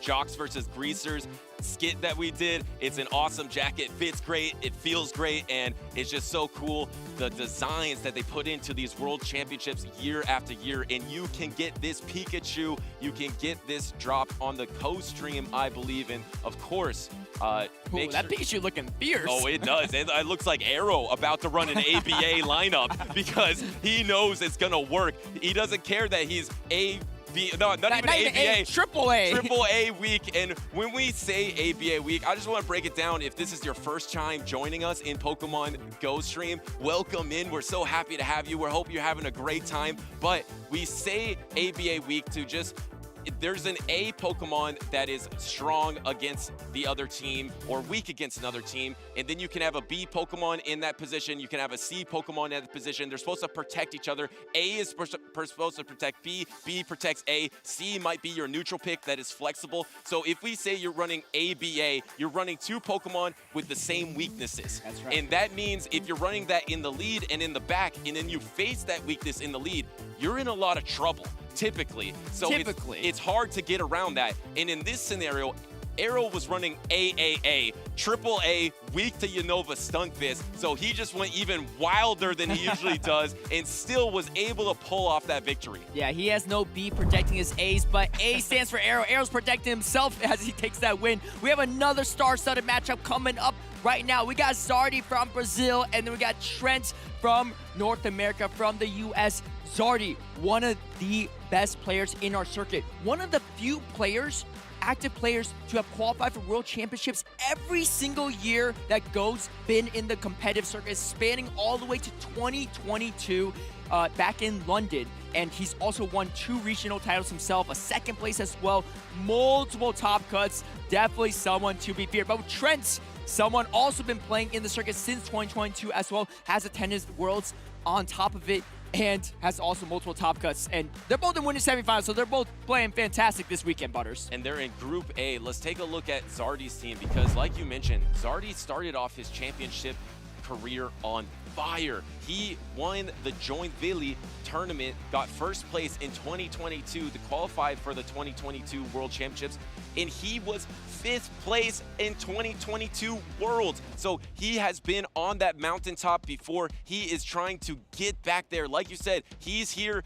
year after year. Trent is also a very experienced battler. He got a 2nd place this season in Indianapolis, a really experienced trainer. known for maybe running some polarizing teams, actually looking a little bit more flexible at the World Championships with that Shadow Drapion, Shadow Annihilate, but of course you have that Fortress in Galarian Corsola as well. What about the Lantern on Zardy's team? I didn't even mention it. He's got the Lantern. Absolutely wild pick. It's going to be the Water Gun Lantern, a blast from the past, but it's going to be here in the present. Galisabot into Lapras in the lead. It's an Ice Beam Lapras as well, so a fantastic matchup for Zardy. We saw Beelzebub overcome this matchup himself in his own matchup against Danny Boost. Let's see if Trent can pull it off, or does Zardy pick up a huge early lead for himself. And once again, this Lapras is running Ice Beam. It makes sense in this meta because there's so much Mana Buzz, there's so much Galarian Moltres, a lot of Dark Flying. You want that coverage super effective against those Pokemon. Even having the super effective damage against the #1 usage Pokemon, the Greydilly, actually going for the attack, and there is the Fury Cutter into the X-Scissor to not knock out the Lapras, holding on with 1 HP here. Oh, I thought that was going to be so risky if he didn't get to that Sparkly Aria, but he does. This is not a terrible no-shield matchup, and actually gets the Protect Shield from Zardy. Zardy going to send that first shield. I like this play from Zardy as well. Bring double water because there's no grass on the side of Trent's team. One of probably the few people to not have any grass. I mean, 72% usage in Credility. The odds are pretty high, but not in this matchup. And Zardy going to get some chip damage off against the Fortress. One is our co-caster's favorite Pokemon, Speediest Sheep here, and going to get some extra energy on this Fortress. Energy on this Fortress could be really valuable because you have that fantastic coverage of rock and ground. Very few things resist it. And I don't think anything actually resists that combination on the side of Zardy. So going to be in a pretty good spot. Throwing the Sand Tomb. Guaranteed debuff. Not a lot of damage, but still super effective. Going to soften up this Tinkaton. And this is a purified Fortress. This is a higher attack guaranteed because when you purify a Pokemon, it raises the stats of those Pokemon. So maybe trying to go for some breakpoints on the Bug Buzz, going for that Sand Tomb, swapping to the Galarian Corsola, and now the Tinkaton is forced to swap out. Here's that Lantern. The Blast from the past here has that Water Gun. You are at a Protect Shield disadvantage here. How much pressure can you do with that Water Gun damage? Here comes that fish. I mean, here's the thing. Water Gun is going to do a good chunk of damage, but it doesn't charge up energy as quickly. And since last year World Championship, Surf is more energy intensive. Does Zardy commit to the fast attack pressure? There's so much health remaining on the final two Pokemon of Trent. No, he's going to start throwing the first Surf, almost on the second one, but Trent is closing in on the next Nightshade. It's so glaring how much slower Galarian Corsola is than Dusclops. It is able to do a lot of fast attack pressure, but it's just so slow to these charge attacks compared to that other ghost type of the Dusclops. You do have your switch available. You have a one-turn fast attack going into you, so it's going to be hard to be able to avoid this charge attack and swap out. And Zardy is able to secure that last Protect Shield from Trent here. Now, do you swap? No, actually throwing the Nightshade straight away here into Zardy. This is going to be able to knock out the Lantern and bring out that Tinkaton in the back. Tinkaton's going to be able to take out both of these Pokemon. Timers are up though, so Trent can't swap out. No, decides not to. Tries to get for the Nightshade. Is this too greedy from him? He gets fully blown down from the Fairy Wind. The typing is superior on the side of Fortress, but I don't know if Fortress can get to the moves in time. You are also resisting the Bug Bite damage on the Tinkaton. Double resistance with that Steel and Fairy type. You get that defense drop as well. Insult to injury as Zardy's going to throw another Bulldoze at Trent's Fortress. I don't know if this is enough to knock out though. This isn't going to knock out the Fortress, and Fairy Wind isn't going to do that much damage. Can you get to one more charge attack? Can you get to the Sand Tomb in time? This is going to be super effective, but I don't think this is going to be enough damage. Yes, it's super effective. It's not save attack bonus, and it doesn't do that much damage into Tinkaton. Tinkaton easily takes it and able to Fairy Wind knock out Zardy. Takes game number 1. Zardy, a seasoned veteran of the game, and he found the win conditions himself. I mean, it looked like a tough position, right? He had the Fortress onto the Tinkaton and that Galarian Corsola pretty much unchecked. Like, literally unchecked on Zardy's side. He has no direct answer to it. Only could do play neutral into it. We saw the high usage of Galarian Corsola, but Zardy finding the win conditions here. And again, that double water line looking super safe. The real question here, Butters, is Lantern the truth? Is it actually back, or is Zardy just that good? Or is it Galarian Corsola is just too slow? He went for that risky moment right here where he tried to get to that Nightshade. If this was a Dusclops, you would have probably got to 2 Shadow Punches by now, but you just can't get to that energy because the Astonish just doesn't generate enough energy for the charge attacks. And actually, one of my biggest surprises was that raise in usage of the Galarian Corsola. It fills the same role of the Dusclops. It has probably some better matchups, especially in the mirror. So I definitely understand why these trainers are going for it. But compared to the flexibility that you can have with that Dusclops, it doesn't even come close, especially with the pacing. And here we are, we're already locked into game number 2. Remember, a lot on the line as these trainers are trying to advance to the winners finals of group number A. Lapras lead once again from Trent. And the Mud Slap damage so oppressive. Zardy going straight for the Bone Club. Wants to just chip down the Slappers. Trent knows this is not the super effective Rock Slide. Going to let it go. But is that a mistake is the real question here. As Zardy going to pivot over to that Lantern. He knows there's not a clear answer. In comes the Galarian Corsola. Trent banked the energy. But this is a matchup that people don't see very often here. Lantern, can you win this matchup now against Galarian Corsola? Galarian Corsola did get the Nightshade nerfed at some point in the season, so not nearly as potent in a lot of these neutral matchups, but still one of the bulkiest Pokemon in Great League. And unless you're running a Dragon type or a pure Grass type like Superior with Z's Wireless, Water Gun Lantern is actually really hard to counter. So Trent doesn't have that strong counters, just has to throw it his best neutral pick, which is why Galarian Corsola is so strong. It's neutrally dominant. It has such great stat product. It has good charge attack, but it is coming up short with that Nightshade. Lantern can get to one more charge attack, but didn't get to the Thunderbolt there. I don't think this Surf is going to be enough damage. Yeah, I like the play from Trent, conserving the shields, putting the Talonflame in the back here. Talonflame has a lot of play into the team outside of Lantern, so the fact that the Lantern was used is absolutely perfect for him. He has a decision to make, though. Does he bring the Lapras or does he bring the Talonflame that's going to resist the Mud Slap damage? Brings in the Lapras, has the energy already here. Zardy going to spend his first shield, but the Lapras is closing in on the next Sparkling Aria. This is tough. Zardy made a great play to get one extra Mud Slap in, but here comes that Talonflame with the double Protect Shield lead. It looks like Trent is also going for the Flame Charge. And he does Protect Shield. He calls it wrong because that is the Bone Club bait, which would have been not very effective instead of double super effective on the Rock Slide. And remember, Bone Club is less energy than the Rock Slide. That is why it is a bait here. As you Protect Shield on the Flame Charge, that is just going to be devastating if this Talonflame decides to just Protect Shield through this matchup. I'm pretty sure you're going to be able to Incinerate down if you Protect Shield here. This is a tough position for Zardy to be in because now this Talonflame is boosted. You have to come in the Galarian Corsola. You know you're going to get outpaced. There's still the Lapras in the back with a lot of energy. And now Trent goes for the harder hitting Fly. Boosted Fly against Galarian Corsola, going to do a huge chunk of damage off this bulky Ghost type. He's only one Fly away from getting knocked out, but in comes the Lapras instead. Trent's on point here, head on a swivel, going to throw the Sparkling Aria to do even more damage to this Galarian Corsola. And Corsola is just vulnerable. It's just getting outpaced by everything. It's just sitting there astonishing. It's able to get to this Nightshade here that is going to probably almost knock out or knock out this Lapras, but you're just going to be at no health remaining. So Trent is going to be able to bring back the Talonflame, and Talonflame is poised to sweep the entire backline of Zardy with just his fast attack. All Trent needs to do is just tap his screen, and he's going to make it 1-to-1 here. Looks like he's thinking about his options, but there's just no way you can get, or maybe try to transfer the damage. Wait, he tried to transfer the damage here, but that was 3 Mud Slaps against 2 Incinerates, which is 10 turns versus 9 turns, so he wasn't able to transfer that damage. For what it's worth, too, the Talonflame would have won Charge Attack priority. So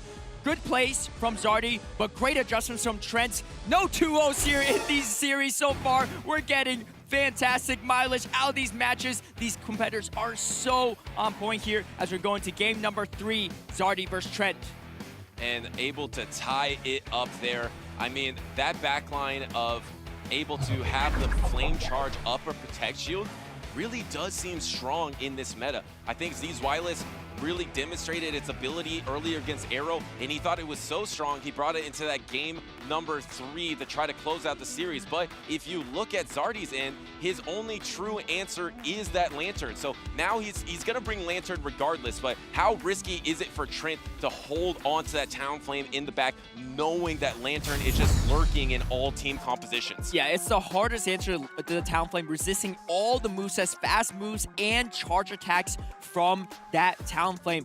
also it's so safe for Zardy. There's no answer. There's no clear answer for it, which is why he knows that Zardy's bringing every time, but he made the adjustment at game time decision there for game number 2. Does Trent bring the Talonflame back? This is a real question. I'm sure Zardy's going to bring back the Lantern. And here we go. There it is. Lantern versus Lapras. Going to be a fantastic matchup for that Lantern with the super effective Thunderbolt, but is resisted Water Gun.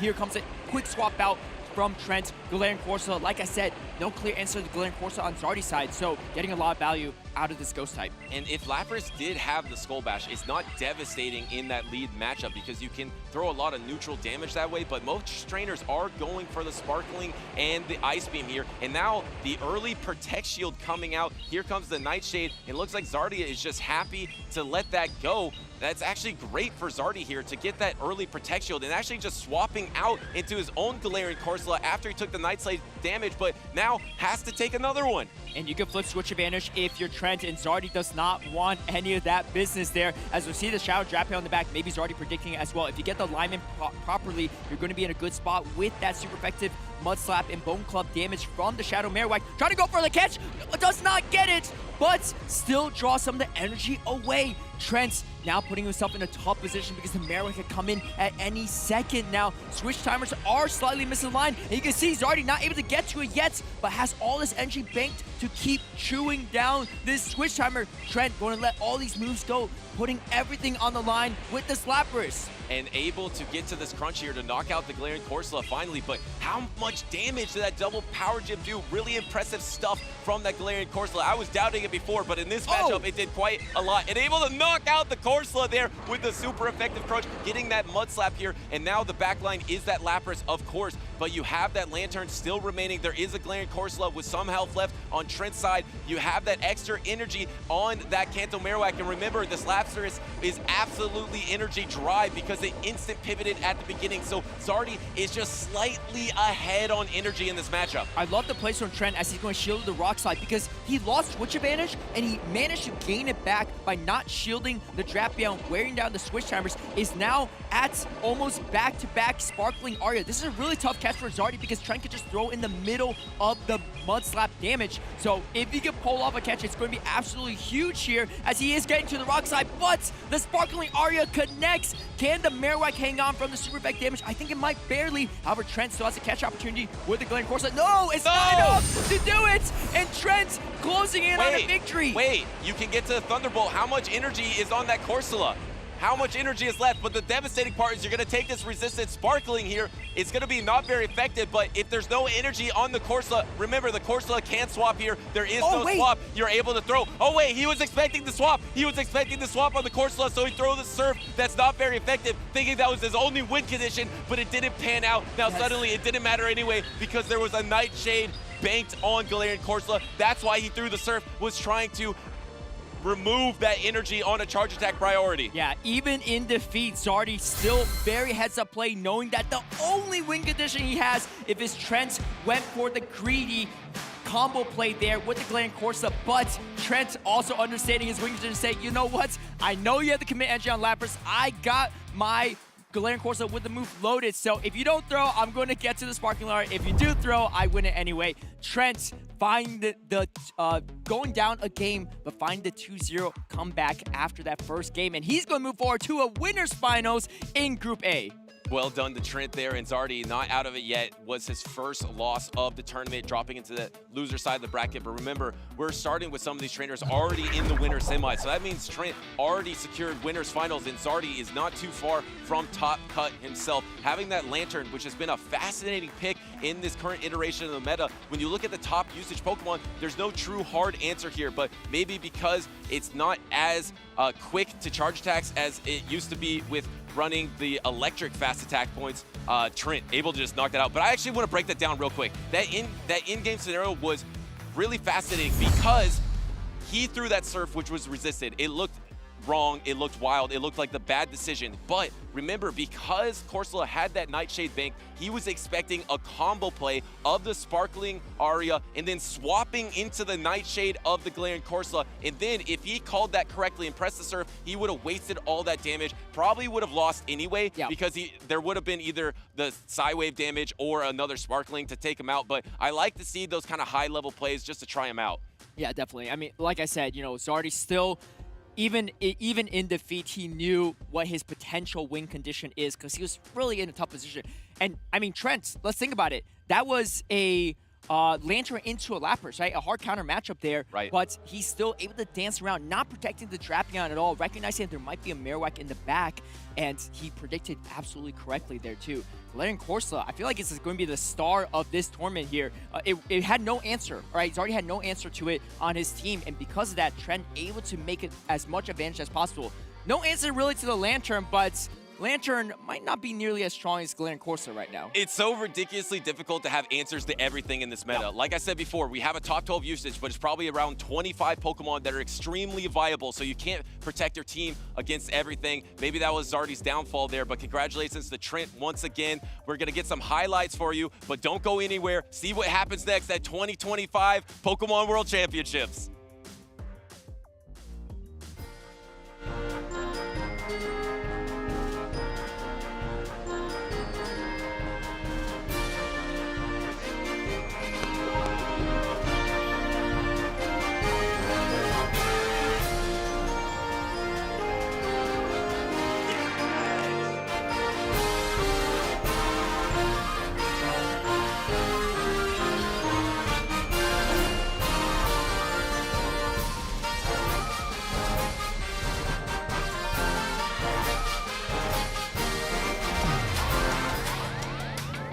Welcome in, trainers. We've got another episode of Meet the Casters. I'm Fareed, also known as Tomahawk UK, and I'm joined by Jim, also known as Wholesome_.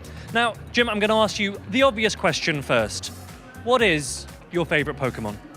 I mean, there's so many hundreds to choose from, but if I had to pick one and one only, I got so much love for it. It's the Snorlax. It's cuddly, it's goofy, and it's been great in Go Battle League for a lot of seasons as well. Yeah, I really like Snorlax, one of the fan favorites here. I'd love to see more of Snorlax performing in Pokemon Go. Absolutely. Well, same question for you. Do you have a singular favorite Pokemon, Tomahawk? I would say my current favorite Pokemon, not a Gen 1 Pokemon, a lot sooner it's been released. It's King Gambit, dark steel type Pokemon, recently come into Pokemon Go. I love it. Are you expecting to see it here at Worlds? I would love to see it. I would love to see it do really well.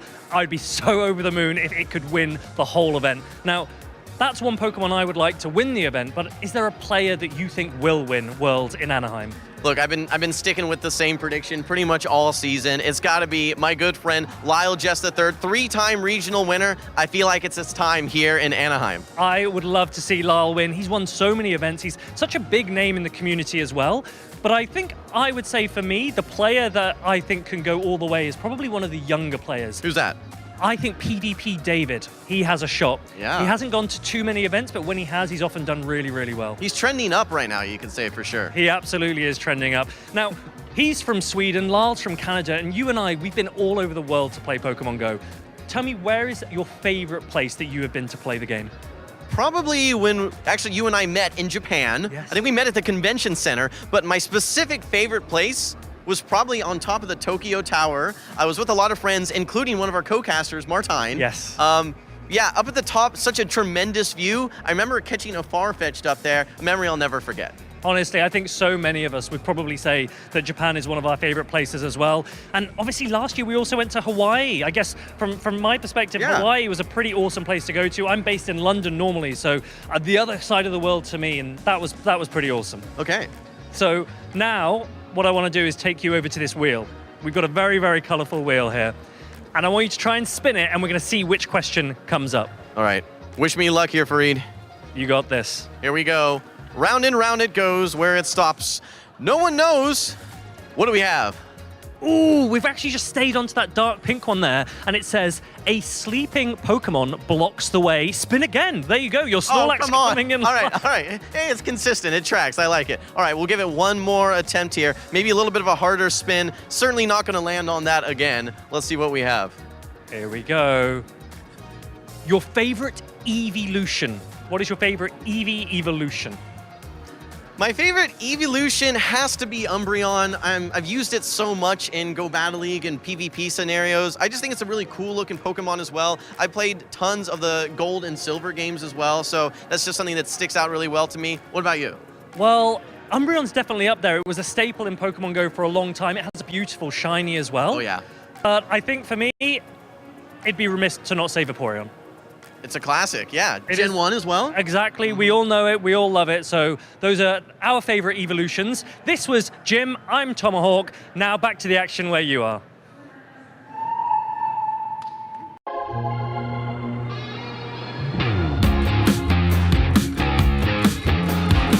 I've been into Pokemon my entire life. One of my earliest memories is just playing Ruby with my brother. He had Sapphire on the ODS.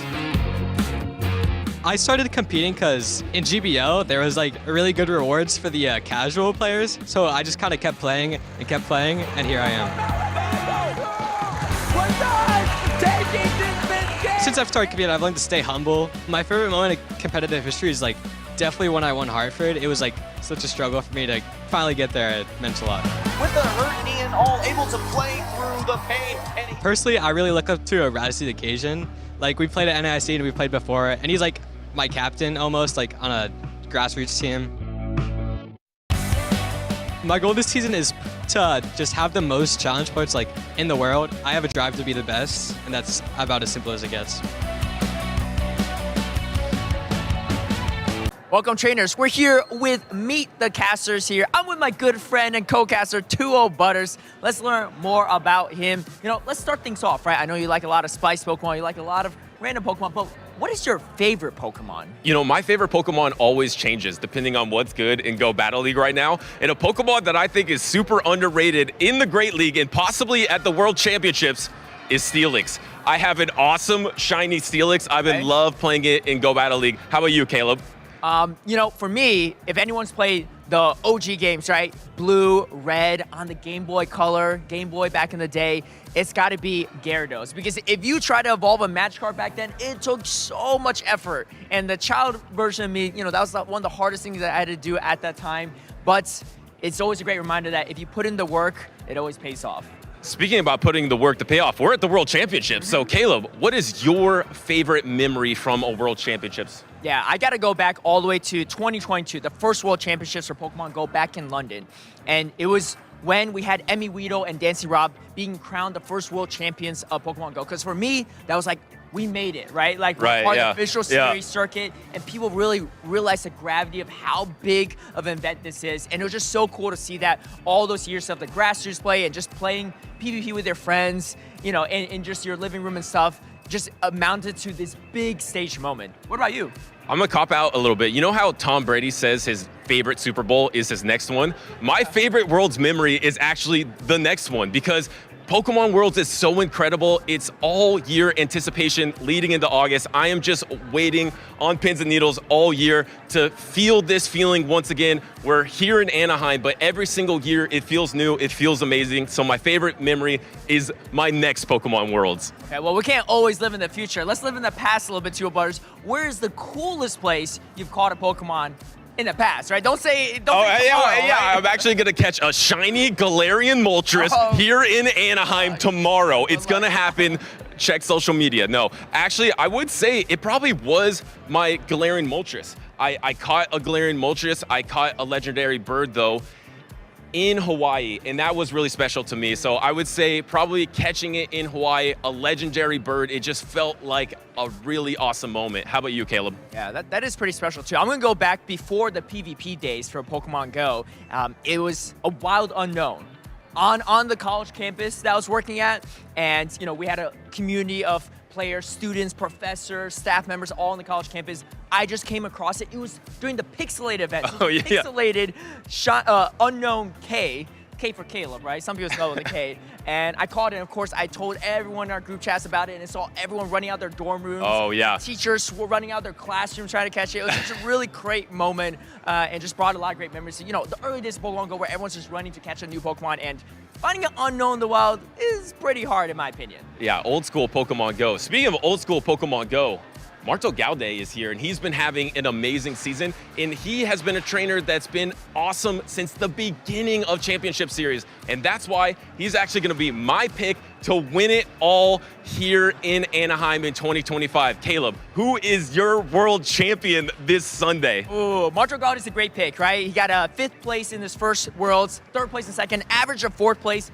Very impressive stuff, but I'm actually going to go with the reigning world champion, Yakai. Because Yakai, his last tournament... Back? His last tournament was Worlds last year. We haven't even seen him do anything this season, but I think he's going to come and surprise people another time here, going for that first ever back-to-back World Championship title for Pokemon Go. You got to tune in to see if that happens or not, but we also got a fun wheel, too. Let's tune in and see what we get here, too. We got some special questions. We don't even know what's going to happen, so all right, Caleb, should I give it a healthy spin or a light spin? What do you think? You know, dealer's choice. All right, I'm gonna go healthy, or try to. All right, here we go. Pretty healthy? Yeah, pretty healthy. Let's see what it's gonna land on. I haven't looked at almost any of these. Me neither. So we have no idea. Pokemon City you'd move to. Oh, like from the games? Or a city maybe that's really good for Pokemon Go. Well, let's go with the latter, I guess. I wish I could go maybe somewhere like New York City where you could play Pokemon Go every single day. There's always people raiding. Or maybe even somewhere like Japan, like Tokyo. That is always amazing. How about you, Caleb? Yeah, honestly, I gotta go with Tokyo or a lot of Japan cities because the environment there, everyone loves Pokemon as well. You're surrounded by Pokemon. It's one of the best places to be.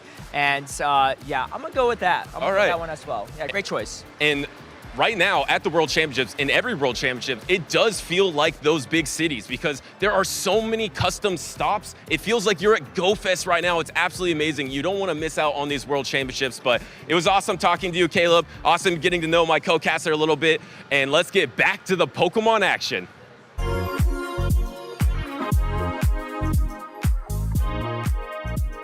Indeed, getting right back into this Pokemon action here at the 2025 World Championships in Anaheim, California. We are vibing and thriving here, and frankly, melting in these leather jackets. But the players are also turning up the heat on the stage. I am Amanda, also known as Lumberger, here alongside my co-caster, Speediest Chief 2, and we're back in action. I was hoping you say co-caster and friend, but I knew that was a step too far, so keep it professional. Yeah. Amanda and I actually did take a lap around the venue, taking our little Merida motorcycles out for a spin. Vroom, vroom. The crowd is incredible. We're so happy that everyone's here, and we're hoping that you are enjoying the show at home as well, because we've had some insane battles, tons of Fortress gameplay, some Town Flames taking to the skies, and we've got a lot more in store for you. So if you're just tuning in, go ahead and connect your account, get those Twitch drops, and let's have a good time together. Yeah, make sure, because you want to get that Skarmory of your guy, because that is for today and today only, because our Twitch drops are changing just like the seasons here. Everything is going to be better day number 2 as well. But for right now, we're seeing who's going to make it onto that. There's been so many fantastic battles, and the action is just starting. I'm very excited to see the next pair up on stage, because we have our first, I believe our first returning player to that center stage, a trainer that you interviewed, Amanda. I did. And you know, when Inadequence and Tomahawk were talking about this trainer, they said he's got a great smile. He just radiates positive energy. Let's see if he can bring some of that to the stage, because he's taken on one of the best trainers in LATAM in Javier V20. I know that we talked about earlier that it's LATAM's turn to see if they can go ahead and take the crown this season, but we have that French trainer, Wolfpack, saying, oh, hold up, I want to see how far I can make it. It's been going very well for him. Again, we are on the winner's side of the bracket in this double elimination tournament. That means that these trainers have not lost yet. Just think about it. We're only in the winner's side finals or the winner's semifinals for a lot of these pods. So these trainers have won 2 or 3 rounds, but they have been hard-fought rounds. I've heard rumors of trainers taking out Sceptile Ice and other really talented names on our bracket. But let's take a look here down at the stage. We're going to see Javier taking on Wolfpack, as we alluded to. But honestly, Amanda, this grass-type Pokemon on Javier's team, I thought this was a bygone era. I mean, earlier on they were saying, oh, you know, Shadow Kanto Marowak is so safe because there's no grass-type Pokemon besides Credilli left. And meanwhile, Javier V20 says, excuse me, check out my team. Check out this Jumpluff ready to come into action. That's going to be an interesting matchup because Credilli has been dominating the discussion, but other grass types are still viable. Not the superior that I had on my radar, but Jumpluff does have some interesting coverage. if an opponent is bringing something like a Primeape or an Iolape, you would not even dare play it into this team of Javier. But if you think about it, Jumpluff is not even serving that role as a grass-type Pokemon because of its dual typing being grass and flying. You notice that fast attack, it's on Fairy Wind. If you notice the charge attacks, they were both on flying type ones. Wolfpack's side, on the other hand, how do you feel about this? I know that one of your favorite picks for this Fortress is on the team, but also one of my spice picks, Lantern, also. Well, maybe something we can both agree on, Amanda. I'll use the word skeptical.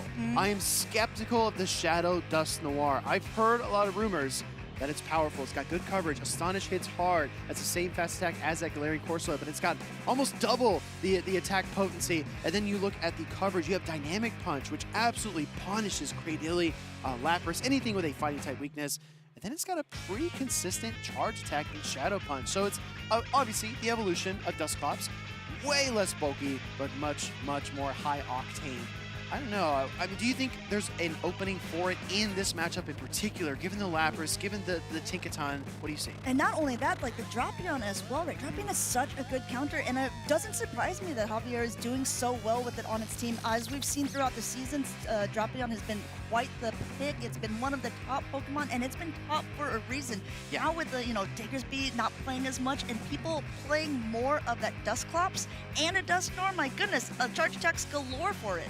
Absolutely. I'd love everyone in the chat to get involved. As you see these teams on the screen, pick a side, type in which Pokemon you would bring. It's really, really good to get this kind of mental practice, to look at the matchups, look at the teams, try to kind of piece together how you would play it if you were in these players' shoes, because you never know. Maybe next year you will be on the stage. It could be you, being steps away from becoming a champion, making your way to the World Championships where you're going to play against players of extremely high skill and caliber. These two trainers are ones who have been sort of battling through the seasons, making names for themselves, and they're ready to prove it here on the big stage. Let's talk about a couple other Pokemon here. Shadow Kanto Marowak is the star ground type, and I do see some positive matchups, but that Shadow Quagsire, the water type foil to the Mudslapper, could pose problems for Wolfpack. Meanwhile, you've got Pokemon like Galarian Moltres, not nearly as bulky as the Mandibuzz, but I do think it is going to give Lapras trouble nonetheless because its Dark type does double resist the Psy Waves. Yeah, and one other thing we're talking about, with the rise back into Lantern and Pokemon like that, in the past it's been running Spark as its fast attack. It's running Water Gun, so while it normally would have not that great of a matchup into a Pokemon like Quagsire, this is putting in a lot more fast attack pressure with that Water Gun fast attack instead. So while Lantern was sort of hard countered by Quagsire before, if Quagsire is running, Stone Edge and Aqua Tail, I mean, Lantern starts to have a fighting chance to go back. No, I absolutely agree. I mean, Water's going to be neutral either way, and it's going to be pretty tough for that Quagsire to win that matchup, especially if shields are in play. If Quagsire can just YOLO a couple Stone Edges, I think it's a different story. But meanwhile, like you said, Lantern is going to chip down on just about everything here. I mean, I think the Lapras matchup is a little tricky. We saw that with Zardy and Trent on stage just a few moments ago. You load up the Thunderbolt, you think you have the win condition, but you have to always keep in mind your opponent could have another charge attack on their reserve Pokemon. I mean, that is one of the hard things. The more you get into the battles, the more the switch timers are up, the more you've navigated back and forth. Sometimes you lose track of the energy that you have or that your opponent has, and the really, really true high players seem to know exactly when they need to throw to maximize their energy, to make sure that their opponents aren't getting any fast attacks through when they're going. This is like prime level play that you guys are catching up on here in Anaheim. Exactly. I want to make one point. I know a lot of trainers just tune into Worlds. That's the only broadcast they watch all year. You're in for a treat. You picked a really good show to watch, but I just want to say a lot of the turn differentials can be decided by the turn in which the damage applies. So when you look at something like Incinerate, that damage doesn't apply until turn 5, the last turn of the charge attack. And I think back to the Patoman series where he was able to throw the Rock Tomb from his Cradily into the opposing Talonflame after 4 of those acids for 8 turns, but that Incinerate didn't apply until turn 10. So on turn 9, he was able to nail the Rock Tomb and win the game. Such close matches, and these finder mechanics are super, super important. You know what else is important, Amanda? Tell me. everyone watching at home. You've been sharing your posts, using that hashtag. We're so proud of you. Thank you so much for doing that. Let's do a social check-in and see what you've been saying about Worlds so far. This one's from our friend, colleague, Sippy Gabley Snyder. Oh, look at this. I got 5th place in the Professor Cup yesterday. Dang, girl! There's no BG TCG in sight, and instead it was all Pokemon-themed board games. I can't believe I won a round because of the tangent. All my practice in kindergarten finally paid off. Hey, shout out to kindergarten. Everybody's been there. I also love that Chalky is just popping off. Chalky's so happy for her. That's such an adorable picture. And there's so many things to do. We bumped into a couple of friends in the arena, and they said, yeah, we're kind of overwhelmed. There's so many side events. There's so many different stands to see, so many different decorations, activations. Speaking of those, we have Junichi Masuda posing here in front of that jersey Pikachu, which is such an incredible design. Finally starting tomorrow. Good luck to all the athletes. Welcome, trainers. You know what, Amanda? I'm just going to slide in my personal opinion here. I do think Pokemon Go players are quasi-semi-athletes, because we do have to get out there, walk around, catch all these Pokemon, and I think we got a lot going for us. I don't disagree. Check these out as well. These are the stops that are here. One of the many. One of our Australian trainers says, who would like a gift? Avrip, send one over to me. Avrip, you should have posted your friend code. I know tons of people at home that would have loved this gift. But yeah, if you do have a friend at Worlds, there's, like you said, literally a dozen or more stops, all with different artwork. And I hope that your friends are sending you those gifts. Otherwise, you got to let them know. We're going to take a look here at another trainer from OC. This is Valiant Fish, one of the only trainers to qualify for all 4 Pokemon Go World Championships. He says, you know what? I think this is it. 4 times the charm. Look at this. Look at him surrounded by all those Pokemon plushies. Those are outside of the Pokemon Center. Still fun things that you can pose with.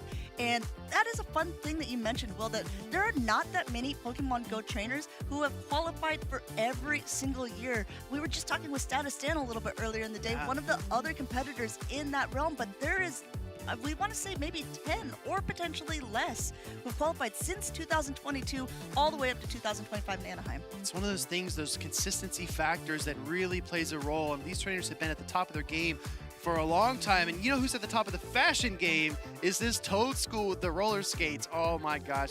Our casters before Worlds were sending in screenshots of this Pokemon and saying, you know what, production, can we do this? Can we do roller skates? Can we do something like this? And you might have to just tune in and see if any of our casters pulled it off. We got the red light from stage, but we'll see. Maybe we can have some outside in this good weather here in California. We got the shade. I mean, I got the shades with me here, so maybe I would feel like I can't get them on with the the headset. The headset. Well, no, wait.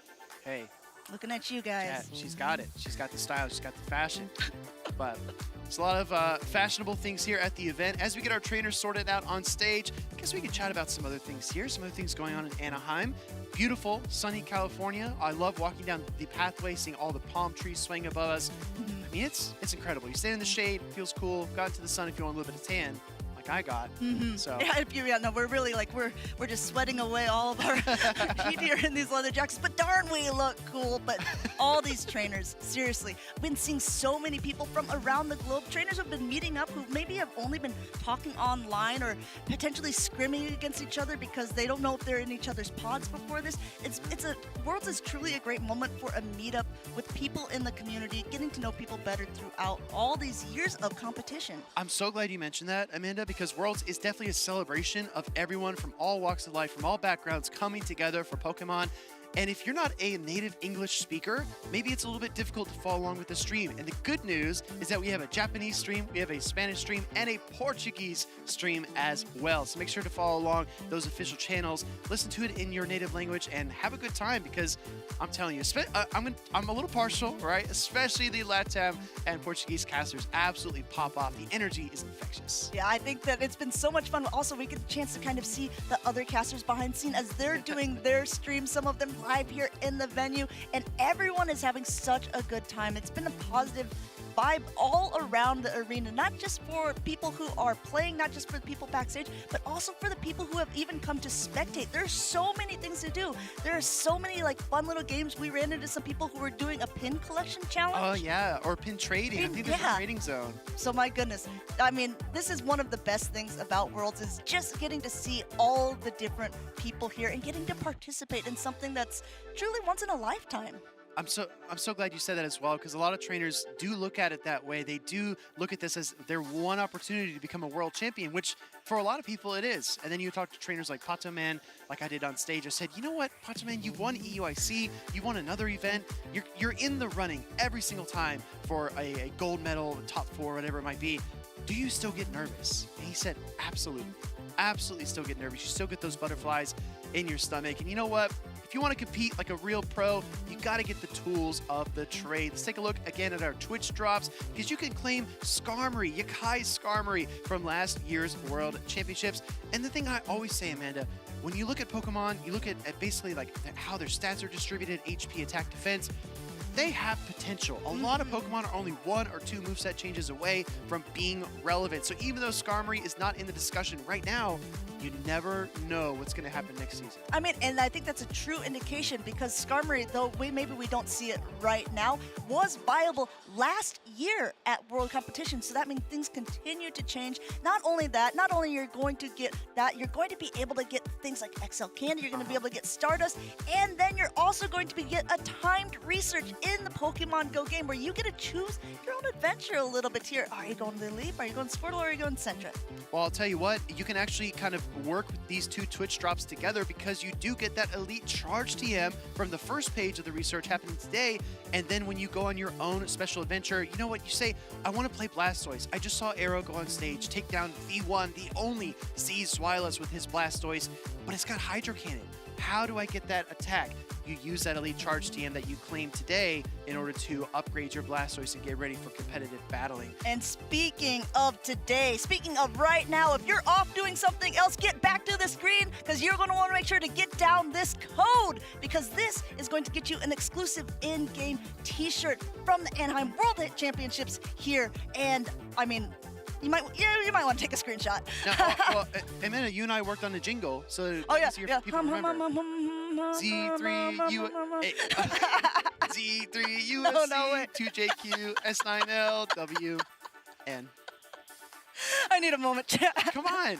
Okay. We did practice like 4 times behind the scenes. Yeah, I'm you so wrote sorry. the jingle, I did. and then I you just made me sing it by myself. I got shot. No, I just wanted to have a chance to. Can you do it one more time? Since we practiced so many times, production don't put it back up on the screen. You know, there was a moment, and the moment has passed. Oh, so, darn. Okay. Unfortunately. But if production does put it up at a later time, Amanda promises she'll sing it next time. So.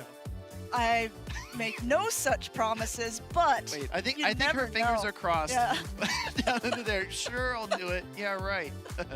But again, our trainers are getting set up on stage here. There's so much that goes into the behind the scenes. I mean, we were admiring a lot of the production setup and all the different colored cables that were running everywhere. Miles and miles and miles of cables through this venue, and our team is incredible getting this set up to put on a wonderful show for you all. So I think we're going to get off the launch pad here shortly. Thank you for bearing with us, and thank you for enduring our jokes.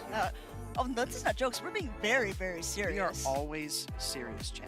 And there's honestly, there's going to be some serious gameplay coming in as for Alligator takes us over to Javier B20. Given that thumbs up, he is ready to rock and roll. As a reminder, we are in the winners semifinals right now, so that means these trainers have not lost yet. Whoever loses this will drop down to the loser side of the bracket, but the next will be in the winners finals of today, and whoever wins that goes on to day 2, but there's still so many more pods to go. And that's the thing as well, like you can't look ahead too far, because then you take your eye off the battle that you're currently in. So, all right, chat. The delay is over. We are ready to get into some games. You got Javier on the left side of your screen and Wolfpack returning to the stage. Can he go 2-0 on the floor? Going ahead, and while this in the past looks like it could have been a good matchup for Lapras, now that Lapras is running Psywave, you see that it really does absolutely no damage to that Galarian Moltres. It needs to rely on its charge attacks at the Ice Beam, doesn't go and throw yet, and Wolfpack throws that first attack, no Protect Shield on Javier's side. Looks like the Fly does connect into the Lapras. Like you said, those Psywaves being double resistant are tough, but Javier is an expert. He gets that single Psywave, that little ounce of energy before the Ice Beam, and we do see the shield from Wolfpack. Wolfpack. Great early shield in this matchup. Question now is about HP. Can it survive the sucker punches to get to the Sparkling Aria? Going ahead and just not even wanting to take that risk, saying, I know that at this point it's going to have to invest a shield, and that's exactly what Javier does. This could be a good indication that either Wolfpack has to use both shields at this point or go down. But look at this play by Javier. This is what we call a bait, and he gets the shield! Wow, that's incredible. He's just a little bit off of the Ice Beam, but like you said, Wolfpack might have lost count there, and we see the pivot now into the Shadow Drapion, saving that Lapras for a potential catch later in the battle. Going ahead, this is what we call like a little bit of a bird bath. It just kind of like splashes the Moltres, doesn't do that much damage, but look how quickly that Drapion is going to be able to pace up here, and now Wolfpack having to go for a fly. This has potential Brave Bird. Does Javier want to use his shield? You see him shaking his head. It's a bad call! Oh yeah, but he had to protect there just in case it was the Brave Bird. Now we see the swap into the Cradilly. Fortress hanging out in the back by Wolfpack. Amanda, what do you think of that play to send in the Cradilly instead of the Bug and Steel type? I like this play a lot, but if you're Javier side, you have to stay in. Not only because your switch timer isn't up, but because that Quagsire wants absolutely nothing to do with this grass-type Pokemon. Wolfpack already at its second charge attack here. No Protect Shields remaining. Rock Tomb connecting and almost knocking that Drapion completely out. Oh, but a big crunch is going to get fired off here by the Shadow Drapion. It barely endures the Rock Tomb damage. Crunch going to come through here. It's a Shadow. That's a ton of damage. Now we see the Quagsire switch in, and I think there's enough time. I really do. I think that this Quagsire can get there. Oh, going ahead, going for that charge attack priority. Javier's timing is amazing here. Has to throw this attack because he knows that grass attack would be doing so much damage. So going through, Cradilly going down, and basically a Fortress remaining. Incredible. We're going to see the Galarian Moltres come back in. The switch timer is not fresh for Javier. He's got about 30 seconds left. So if he wants to catch a fly sometime, it's not going to be anytime soon. Got to throw the Aqua Tail to get the knockout. And we're going to see that final Pokemon from Wolfpack. I love how the Quagsire just basically screams its charge attacks up. Had to scream up in the sky, be like, get out of here, Galarian Moltres. Now comes the Fortress. Look at the attacks too. Look at this. Has to go for that heavier hitting attack. There's no Protect Shields remaining on Wolfpack's side. This Quagsire is putting in work. Stone Edge connects, Fortress hangs on, and it looked like a charge attack priority tie with the Sand Tomb here. The thing is that yes, it's going to drop the opponent's defense, but it doesn't do that much damage. It's going to look like the Quagsire hangs on, looking for the Bug Bite down. Lapras can't get to the Sparkling Aria. This might be it. Going ahead and actually getting a lot more energy there. It turns out could be really good for Wolfpack. He's able to get to it beforehand there. Javier recognizes it too. He knows that this is going to be enough to knock out the Quagsire, and Fortress is still in a decent amount of health. Absolutely, and then you see the Shadow Drapion. There it is, and there it goes. Wolfpack spinning up a win here on stage with the Fortress in the winners semis against Javier. Even though that game was like very back and forth the whole time, Fortress able to pull it out at the end there, being able to get to the Sand Tomb. And then, what are your opinions, Will? Do you think that Javier had to swap out of the Quagsire because it got debuffed by that Sand Tomb, that it had the potential to be Bug Bited down? No, I think you nailed it. With the Delightful Days update, we did see an increase in damage to Bug Bite, and a lot of trainers that might have played before wouldn't be too concerned with the damage, but then the Bug Bites really add up, especially after that defense fall. I've heard some rumors of Mirror Shot Fortress being a nice tech that some players are running, but the Sand Tomb really allows you to lean into that fast attack damage, and I think that Javier recognized that. Did not want to get farmed down, but honestly, Fortress was inevitable. Yeah, Fortress going through all the Pokemon there at the end. One thing I do want to point out, if you're watching those replays, just how crisp Javier's plays were as well. Yeah. He knew that he had to throw onto the Cradilly. Even though it was such low health, he couldn't farm it down in time, but that's also recognizing who wins charge attack priority, and that is the Pokemon with the higher attack stat. Shout out to our judging team as well. They're taking a close look at that last battle. Pokemon Go is just so fast. A turn is just a half of a second. And when you are working with margins this thin with the world's best players, we want to make sure we get it right. So we're going to take a closer look there at the Quagsire versus the Fortress and make sure that everything is up to snuff. But in the meanwhile, Amanda, what do you think about game number 2? So if this result stands and Wolfpack was able to spin up that win in game number 1, I mean, he's got to bring the Fortress back in game 2, right? I think that Fortress, I mean, he called it himself. Oh, we're going to see. We actually get to see the moments here that they're talking about on screen. He just wants to make sure that he's not missing any attacks, which is very important here. At this point, you see the Fortress able to hit it there right before the next is available. Yeah. But it's always good. If you think that there's something, raise it to a judge. It's really tricky. So Fortress is running 1-turn Bug Bite. Meanwhile, the Quagsire has 2-turn Mud Shot. It looked like Javier had 4 Mud Shots until he reached the Aqua Tail, which would have been 8 turns. And then meanwhile, you've got the Fortress spinning up all that damage in order to get to that Sand Tomb. So it looked really, really close. Maybe there was a little bit of hesitancy between the first and second Mud Shot. I think that's what I noticed, but our judging team is going to review that for us. Take a very close look. Because sometimes, you know, you can see the damage apply and you see the HP tick down, and it might not be exactly lined up with the animations of Quagsire goofily flopping back and forth, but it's there. Yeah, and also you as a viewer get both sides of the perspective, right? And if you only have yours, you also don't know, hey, did my opponent happen to get an extra one in? Because I couldn't tell from my side of the screen. Exactly. Let's have to shout out as well. Javier's shirt is so awesome. I wish I had a shirt like that. It looks incredible. He's going to look to bounce back here in fashion, though, in game number 2. Like we were talking about, Fortress looked pretty strong. We haven't seen that Shadow Dust Noir, and it does look like the results will stand. Wolfpack up 1-0. Wolfpack taking game number 1. We haven't seen Dust Noir from him in this game. He did play it earlier on. We did get to see that on screen. So there's a potential that it is coming, but of course, every game is different, right? You have to take a look at your opponent's 6 and decide what is going to be my strongest Pokemon here. That's why it's a whole team, and it's not just 3 Pokemon that you play like in Go Battle League the entire time. You get to have a little bit more flexibility and a little bit of an understanding, of course, of the different opponents that you're playing against. And one thing does stand, and I agree with Wolfpack. He said that Fortress is his most valuable Pokemon, and it has proven to be so on all the games so far that we've seen on screen. Right, he's played it almost every single battle on stream, so Wolfpack is definitely putting his money where his Fortress is, so to speak.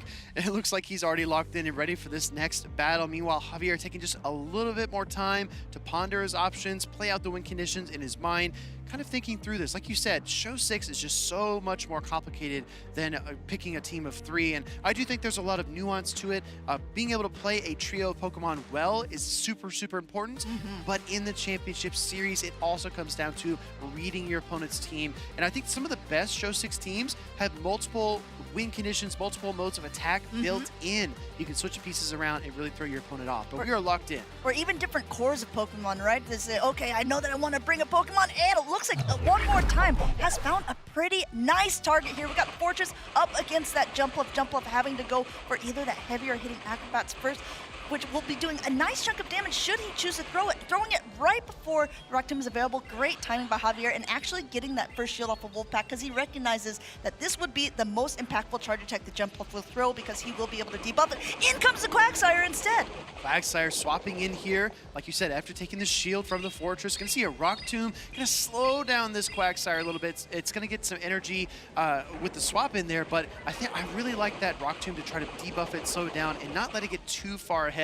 Stone Edge is gonna hurt quite a bit if that's what it is. Wolfpack with a decision to make. Whoa, going double shields here. You can see him kind of shaking his head, but at this point, I think that he's recognized he's not quite sure what he wants to do, because now that he's seen that the jump up is here, he doesn't want it being caught against a Lantern, but enough time has gone by that even though this is not very effective, it might end up stuck against that jump up later. Absolutely wild catch there from Wolfpack to bank the charge attack on his Fortress, reach for the Lantern, and pew pew pew water gun all the way down before the Aqua Tail number 2 was ready to go. Now we're going to see the Tinkaton come in, swinging the hammer. It's got Bulldoze. It's got Bulldoze for this Lantern, but Lantern already has a little bit of energy stored up, plus this water gun damage just going to be doing a little bit of chunking as that fast attack. Surf brings it down to almost half health there, and now just continuing to go away. Javier's got 2 shields left to his name. And the thing is, he had a decision to make. Do you throw 2 Bulldozes or 1 play rough, and then maybe the Bulldoze, or maybe try to farm down?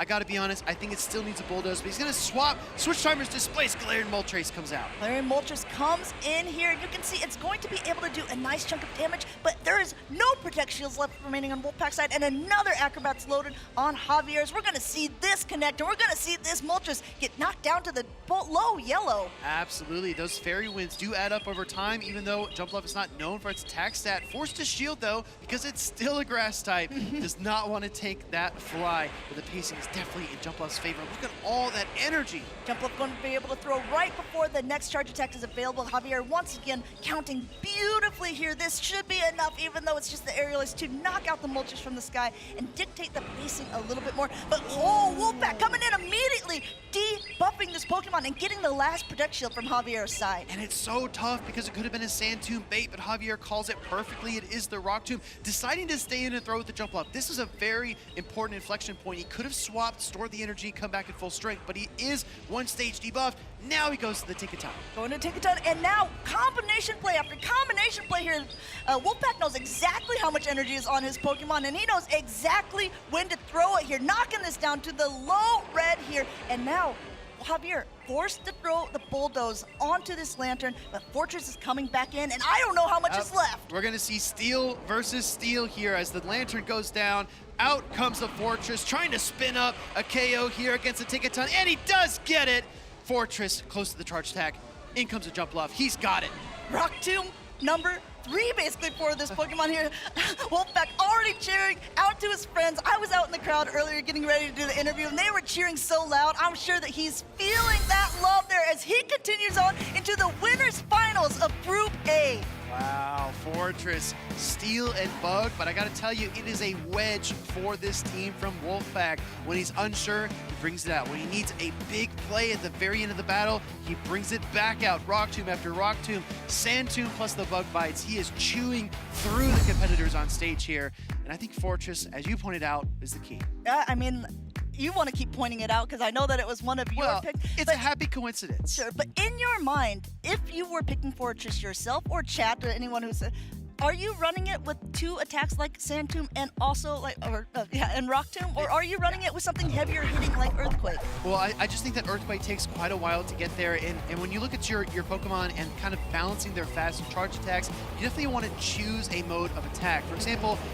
in my mind, there are charge attack oriented Pokemon like Quagsire, where the Mudshot doesn't do much damage, but the charge attacks come out quickly, and then there are fast attack oriented Pokemon, whether it's Psywave Lapras, or Bug Bite Fortress, or Charm Wigglytuff, or Mudslap Kanto Marowak.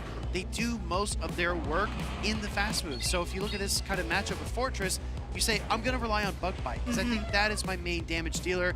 Because Earthquake takes so long to get to, you might as well soften up the target with a Sand Tomb, slow them down with the Rock Tomb, and then Bug Bite the rest of the way through. I was making a joke earlier on in the season when I saw Wolfpack playing, and I said this could potentially be the season of the Wolf.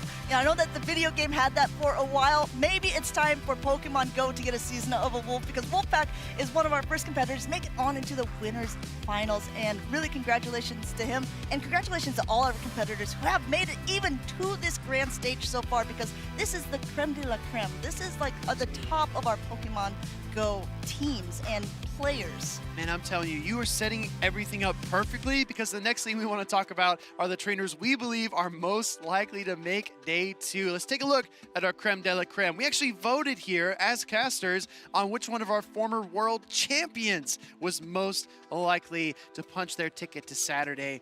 Looks like we got 4 votes for It's Axon, being Wholesome _ myself, you, and 2-0 Butters. Meanwhile, Yakai with Caleb Pang, Tomahawk UK, and Inadequence. I do love that Inadequence is backing Yakai because, of course, for anyone who was paying attention to the last season, those two were in the finals. Yakai had a really brilliant team read against what he thought Inadequence was going to play. Yakai is one of these trainers that we don't get to see very often because he's in a region that we don't get a lot of streams for. Meanwhile, It's Axon, one of the most tried and true trainers that we've had in Pokemon Go. He was, I think, not only our first, but he was one of the first to be able to be a regional champion, international champion, and a world champion. And now, just to put a little cherry on the top of that, he's now a 2-time international champion, just winning the North American one in June. And he's the first one to ever do that. Exactly. So again, making history time and time again. If you are interested in teams and unique Pokemon, I just want to point this out as well. Of all the champions we've had this season, It's Axon has pioneered more one-time picks to a championship trophy than anyone else. He's got 4, including Blastoise, Araquanid, and Dusclops. So he's definitely a pioneer. But we're going to have some really fun trainers on stage here. Pioneers in their own way. Andres is going to take on Patoman. So these two trainers are both from Spain, so very interesting to see.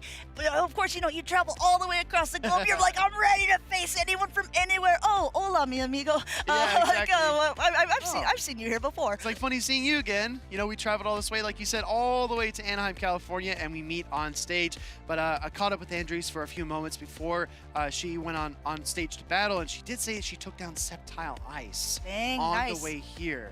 I mean, come on. Yeah. Nice Sceptile Ice. Did you do that? I'm glad you're picking up. I'm trying. I'm a little slow on the uptake sometimes, but I think that does kind of benefit your confidence, right? If you're able to take down a top trainer early on in the tournament, absolutely, it kind of reassures you, like, wait, maybe I can handle this. Maybe I do belong with the best. And I do think that Andres is very, very talented, and she's going to give Patoman all he can handle. But speaking of trainers who are the best, I mean, Patoman says he gets nervous, but I don't see it. Yeah, he looks pretty cool as a cucumber, but Andres also a trainer that, I don't know if you remember this, but I was there for it, and it was an event where her and Palasha were in the grand final. So she is a finalist. She has been so close to getting a gold medal. She is in the winners semifinals right now. So just the win against Patoman here could be able to put her into the finals for the day, really securing some confidence like you were talking about for that next step up. I'm telling you, it's easy, I think, as a competitor to come in and just kind of like visualize, you know, taking down Patoman, taking down Sceptile Ice, moving through the bracket. But you got to stay grounded. You got to stay in reality and take on the next trainer in front of you. And I think both of these trainers excel at that because, like you said, they've been on the big stages. They've been in the grand finals. They've really had to fight for what they've earned. And as we look at these teams, let's kind of dive in. We've got Andres running something that I haven't seen, honestly, Amanda, in like 8 months. What is Clodsire doing on this team? Not only that, we got both of the sires. We got Quagsire and Clodsire, both with their cute little derpy grins, saying, I'm ready to help you take the main stage here, Andres. Also pairing with some Pokemon that I think, obviously, we've kind of seen through. They're rising up in that day one meta. We got that Dusclops that, you know, there for the bulk. We got Galarian Moltres for that heavy-hitting fast attack pressure like you were talking about before. Now being able to be paired with Fly, which gives it a lot more potential. And then Cradilly, we see it everywhere. What's the daily, Cradilly? We see you all the time. Patoman, with his signature Shadow Kanto Marowak, is eyeballing that Clodsire across the field. I can already tell you that is the matchup that Patoman wants to see, but he's got to get through the bodyguards first. He's got to get through the water ground type Quagsire. He's got to get through the Ice Punch Dusclops, the Cradilly with Grass Knot, and even the Galarian Moltres that is just out of reach being a flying type Pokemon.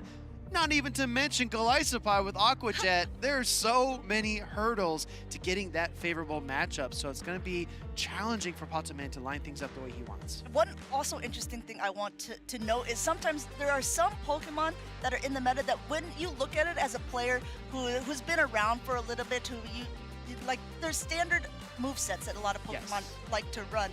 Nowadays, especially with a Pokemon like Golisopod, people really have to check those team sheets because both running Shadow Claw as its fast attack or running Fury Cutter, which is what Andres is running on this, could change a matchup, right? And both of those are super viable in this meta. Exactly. So taking a closer look here at the team sheets backstage, Golisopod with Fury Cutter for Andres, and Patoman is going to be running Shadow Claw Golisopod. So I would argue that Patoman's Golisopod is a little bit better against Ghost-type targets, namely the Dusclops on the other side. That Fury Cutter absolutely shreds through things like Cradilly. One other one, because you may notice that they have a couple Pokemon that are similar on it. Something that's interesting about Andres' team there is that it looks like her Cradilly is on Bullet Seed instead of Acid as a fast attack. So though there you see two Pokemon that are the same, they have completely different utility. Wow, this meta is wide open, even down to the movesets, but let's check out our battle number 1. Vamos trainers! We've got Galarian Moltres taking on the Cradilly. Going ahead and just building up a little bit of energy here from both sides. You'll see it here. The Rock Tomb is going to be doing heavy damage to that Galarian Moltres, and it's going to be able to debuff it. But look at this, Andres saying, nuh-uh, not gonna happen, not gonna use a shield, just gonna use this Dusclops to absorb all of this energy here from the Credilli. Let's see how Pataman responds. Bailing out that Galarian Moltres, and I can't help but notice the back line here for Pataman. A shiny Fortress, and Drip Lapras catches the Ice Punch here. What an insane swap back and forth. These trainers are evenly matched. Yeah, Pataman says, you catch, I catch here. Not very effective coming at me, and now this Lapras will just be able to get up a little bit more energy. I really like this play from Pataman because as we've seen in previous matches, Psywave really does not do anything to Galarian Moltres. So being able to just at least get some energy for charge attacks is really what I think he's looking for at this point, should that Galarian Moltres come back into play. And you see the Shadow Punches. Yes, they're so spammy. Yes, it's only 9 turns to each of them, but they are just not making much of a dent in this bulky Lapras. It eats 2 Shadow Punches, no problem, and Pataman has the double Sparkling Aria, throwing right at maximum energy. Going ahead, letting this go through. I think the Rock Tomb helped as well, but Lapras still would have been in a good position at this point. But I think that if you're Andres, you probably know that, okay, I still have 2 shields left. I have energy on my Moltres. He's going to have to throw. Instead, coming in with this Quagsire. I think the most important thing is she's working with what she knows. She knows there's a Cradilly in the back. That's why she sends out the Quagsire right here, right now. Sparkling Aria does connect into the Quagsire. I do think another Sparkling Aria is ready to go. Here we go. Go ahead. Well, here we get it. Here we go. Here it is. Here it's done. Here's a shield. Go ahead, shielding up this Sparkling Aria because there is quite a bit of energy now on this Quagsire, but there's still 2 shields on Pataman's side, and Pataman is going to be almost at another Sparkling Aria. Great timing here by Andres, but is the Aqua Tail enough? And this is about knowing your damage calculations. If Pataman calls it, which he does, he thinks he can hang on. Gonna swap now into the Cradilly versus the Galarian Moltres. Both of them being able to get there, using that first Protect Shield on Pataman's side. He still has a little bit of energy, but we're basically right back where we started. You guys didn't miss much except for amazing in-game play here. Using the shield on this Rock Tomb, it would do a heavy chunk of damage to that Galarian Moltres. These 2 Pokemon actually have very similar pacing in terms of their charge attacks. That Fly and that Rock Tomb might line up yet again, and it does. Here comes Galarian Moltres. Galarian Moltres with another one here. Pataman's got 1 shield left, and he says, you know what? I'm going to keep it that way because at this point, it's been slightly debuffed. He's still able to get to the attack here. Wow. The Rock Tomb is such an impact maker, and we're going to see another one connect. This time, it will go unshielded, and that is a knockout. Heavy damage onto the Galarian Moltres, looking for the Mud Shot down. Quagsire is able to get it, but doesn't have enough to close out this battle. Go ahead, that Lapras comes in, down it goes now. It is very, very low health Quagsire up against a full health Fortress. 1 shield remaining. Does he shield up? Yes, he does. Great call there by Pataman. I do think the Quagsire is going to get bitten through rather quickly, but getting off that shield onto the Stone Edge is just the icing on the cake.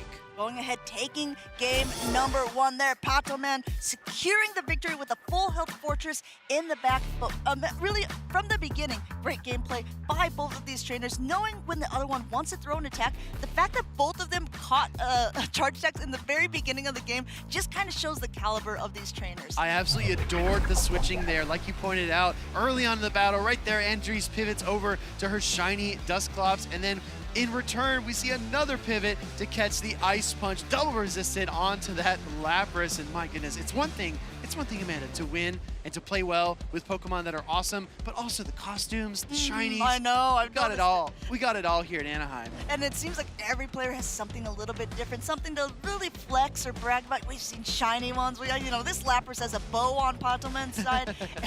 and speaking of bow, Fortress just put the bow on game number 1 there. As you can see, Pataman taking that one. He just needs 1 more victory to get him into the winners finals. In terms of adjustments, what does Andres need to do to get back into this series? Because I didn't feel like there was anything inherently off or mismanaged about the playstyle or the team. I feel like both trainers had a very good shot at winning. I think finding an answer to the Fortress is the most important thing because she doesn't have that fire-type pressure, that Talonflame, that Typhlosion, that Ember Charizard that could scare away the Bug and Steel type. So how does she manage that? I don't know. I mean, like you said that we haven't seen Clodsire for a bit, and I understand with the rise of Shadow Marowak that maybe there is a good reason for it. But at the same point, I mean, like, she's done so well in this tournament so far with it. Is there even some play for that? If it can avoid the Marrow Walk, we won't know at this point, because now we're jumping into game number 2 here. We got that Galarian Moltres in the lead once again, but this time up against that Fortress. And you see, even though it's a flying type, it's also part dark. And already fast attacks alone, it is chunking away. You see the fly get queued up here from Andries, who might even get a pivot out to catch the charge attack from the Fortress. As you look at the back line, Dusclops was a sponge for Andries in game number 1. Does she reach for it again? No, actually going to stay in here. They're going to shield, and then honestly, if Patoman doesn't switch out, I think he gets Sucker Punch down. I was thinking the exact same thing. Even though this Rock Tomb will end up lowering the attack, and ooh, this is a play. This is so interesting, because coming in with the Lapras to try to get energy, and now actually Andres just gets a ton of energy on her own Galarian Moltres, and then swaps out to absorb the charge attacks onto a Pokemon that can handle it a lot better, being that Dusclops. She really must believe that Galarian Moltres is the key, and as you look at the rest of the team for Patoman, honestly, it makes a lot of sense. There's a lot of Pokemon you can hit for super effective with your fast and charge attacks. Saving it, I think that might be the key. We're going to see a Shadow Punch connect into the Lapras. No Rock Tomb debuff this time, so it does do a little more damage than we saw in game number 1. But still, the Lapras is chunking down as well. Yeah, Lapras knows what it's here for. Same thing that pretty much the Dusclops is, being able to throw some attacks, tank a lot of attacks itself, and just kind of get the right positioning here.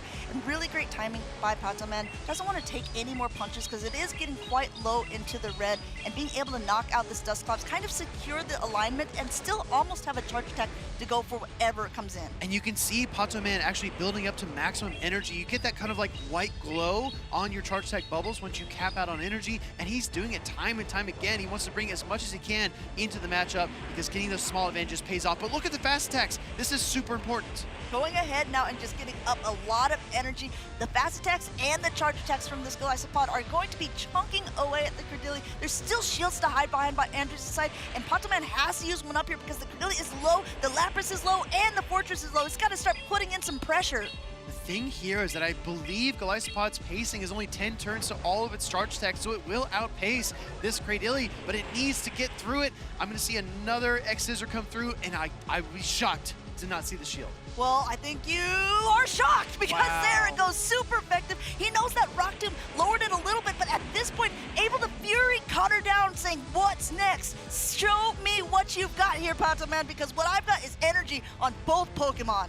Golisopod and Andries say, show me my opponent, reaching for that Galarian Moltres, looking for the Sucker Punch down. She might be able to do it. I think she does, and she gets there. She gets there. You see Patoman shaking his head. He sees the writing on the wall at this point. There's all these charge attacks ready. There's a low health Fortress, and Fortress says goodbye. Andries takes game number 2. Writing on the wall. Fortress simply can't KO them all. Andries able to take that game, tie up the series against the reigning EUIC champion. And as you look at her on stage, I don't think she's flustered at all. She is in the zone. I think a lot of times trainers say, you know what, I know that people have accolades behind their names, but I am someone who, I'm on this stage as well. I'm someone who I'm here to prove my point, to show everyone what I've got. Andries is an incredible player. Love seeing her at all the different regional competitions, special championships, and I really am glad that she's really showing what she's got on this main stage. I really appreciate that you pointed that out, because there's something for every Pokemon fan. There's a game you can play, there's a hobby you can join or indulge in, but these competitors, they feel like they belong on this stage. They belong in the conversations with some of the best, and they prove it time and time again, like you said, at the regionals, at the internationals, even on the world's stage. Tied up 1-1.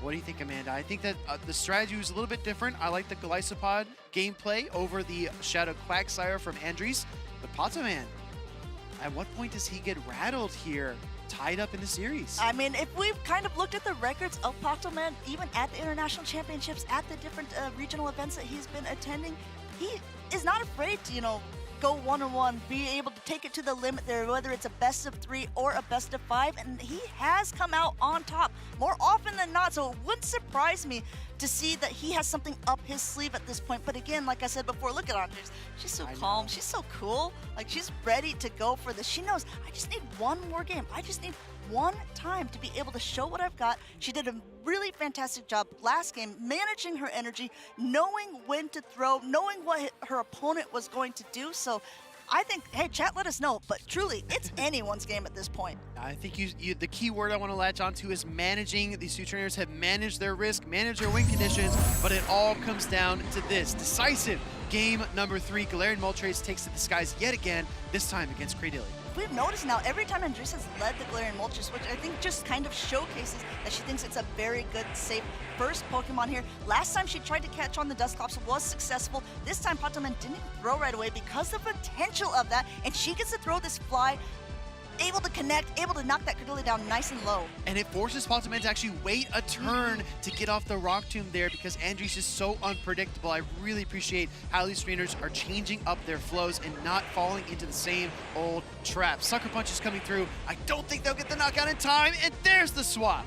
I was gonna say, okay, well, I didn't do it the first time, but guaranteed to happen sooner or later. Going ahead and catching this, not wanting to use another Protect Shield. Dusclops there just to tank this energy, and oh, looky, this is like a second burst, same as the first. In comes the Lapras to now go ahead and be able to more comfortably take these punches. This is much more akin to game number 1 because the Rock Tomb did connect. Dusclops is going to be a stage debuffed in terms of its attack, so it's going to kind of be a nuisance here for Patoman's Lapras. Gonna need some patience, some good timing here to decide when to throw, but Patoman has shown us already in games 1 and 2 that he's gonna build up to maximum energy before he deploys any of it. Some trainers like to throw and undercharge and then farm down. Patoman is on the opposite side. He builds to the maximum, throws the charge attack to secure the knockout, and then moves on. Not even that, it looked like he was maybe going to undercharge because he wanted to get some extra damage, but this was able to take out. But I love this play and adjustment by Andres, recognizing that Lapras might come in, and if he's gonna store all of that energy, where is it going to go on this Golisopod? This is not going to be very effective. Neither one of these charge attacks, doesn't matter how much energy that was, is going to be chunking away too much. Meanwhile, wow, great quick call there by Patoman, catching on his Fortress. I see win conditions for both players here. This is honestly going to come right down to the wire. Great swap, though, to catch that resistant X-Scissor instead of the Aqua Jet. Do we see a swap? Do we see a catch? I do think that the Sand Tomb is probably the preferred charge attack here, and if Andrews is able to catch that after this Aqua Jet, we could have a real game on our hands. Yeah, this is a hard position to be in against any Pokemon like this. Never mind, I'm just going straight for it, saying, I don't remember what I got stored here.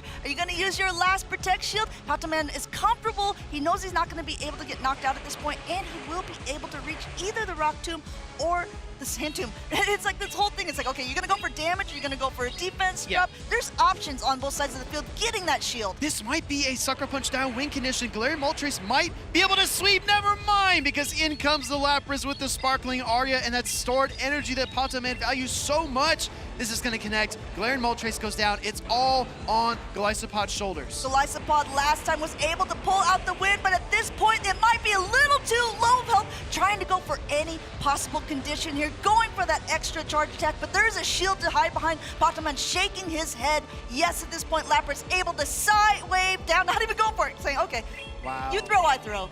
You throw, I throw. We'll take a turn, and it does look like Patoman is going to get the better of this series overall. With a 2-1 victory over Andres 96 in a hard-fought series that went back and forth. I think sometimes when you look at a trainer score, not this one, I love this, these two trainers hugging it out here. Sometimes you look at a thing and it says like 2-0, 2-0, 2-0. Sure. And it's like, oh wow, what a dominant performance by a player. And while that is absolutely true, you don't see the inside nitty-gritty like of these types of performances where it's like it can really come down to the wire. It could come down to one small mistake, one small miscount, or one amazing play that a trainer didn't see coming that really secures that win. And that's the win that gets recorded on paper. Exactly. There's so much nuance, right? And it's so funny to kind of argue, whether you're a Pokemon fan or a sports fan in general, it's so funny to argue with your friends about which trainer, which athlete, which competitor is better, because then they selectively bring up the stats. Right? Like, exactly, yeah. Well, you know, 6 championships versus longevity, right? You all know what sports reference I'm making.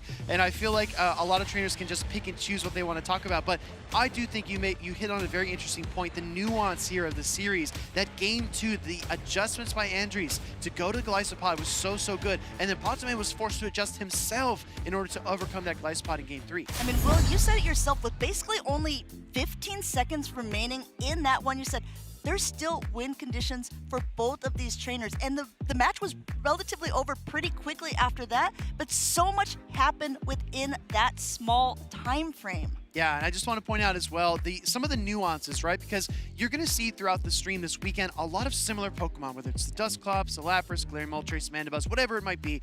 The nuances, the subtle things that these players do, like Potaman, building to that max energy over and over and over. We talked about it when it happened, and then that turned out to be the key to winning the battle. And I know for a lot of trainers, maybe playing in Go Battle League, it might be tempting to just throw the charge attack as soon as you have it. You've got the energy, why not use it?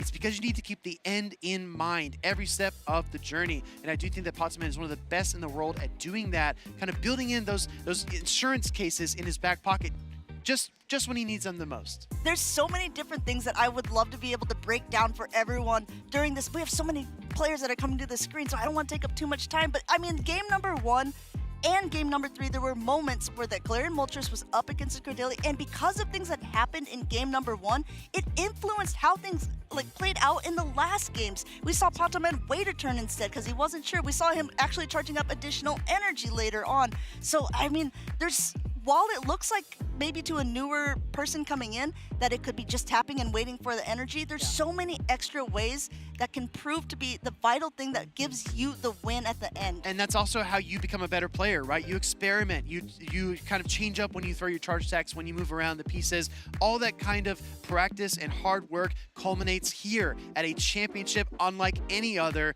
That's the World Championships, of course. And you can see tens of thousands of Pokemon fans are here, gathered for the competitors, for the side events, just for the pageantry of everything. Absolutely. And I tell you what, to be at this venue is absolutely incredible. You see everyone waving here at the beginning of the day with the bands that would come out, the singing. Everyone was clapping. It was such a cool event. Hello, everyone there. And that's the thing, right? We're waving back. Yeah, you talk about other events, the famous red carpet events. How about the gold carpet? That's what we have here at the Pokemon World Championships. And I just highly encourage everyone who has the means and the capability and the interest and the love of the game to attend a World Championship if you can at some point in your life, because it is definitely a magical experience. And like you said, we've got it all, an incredible stage, we've got bands, we've got players, we've got fans from one end of the convention center to the other, and they're all here with the same interest as you at home. So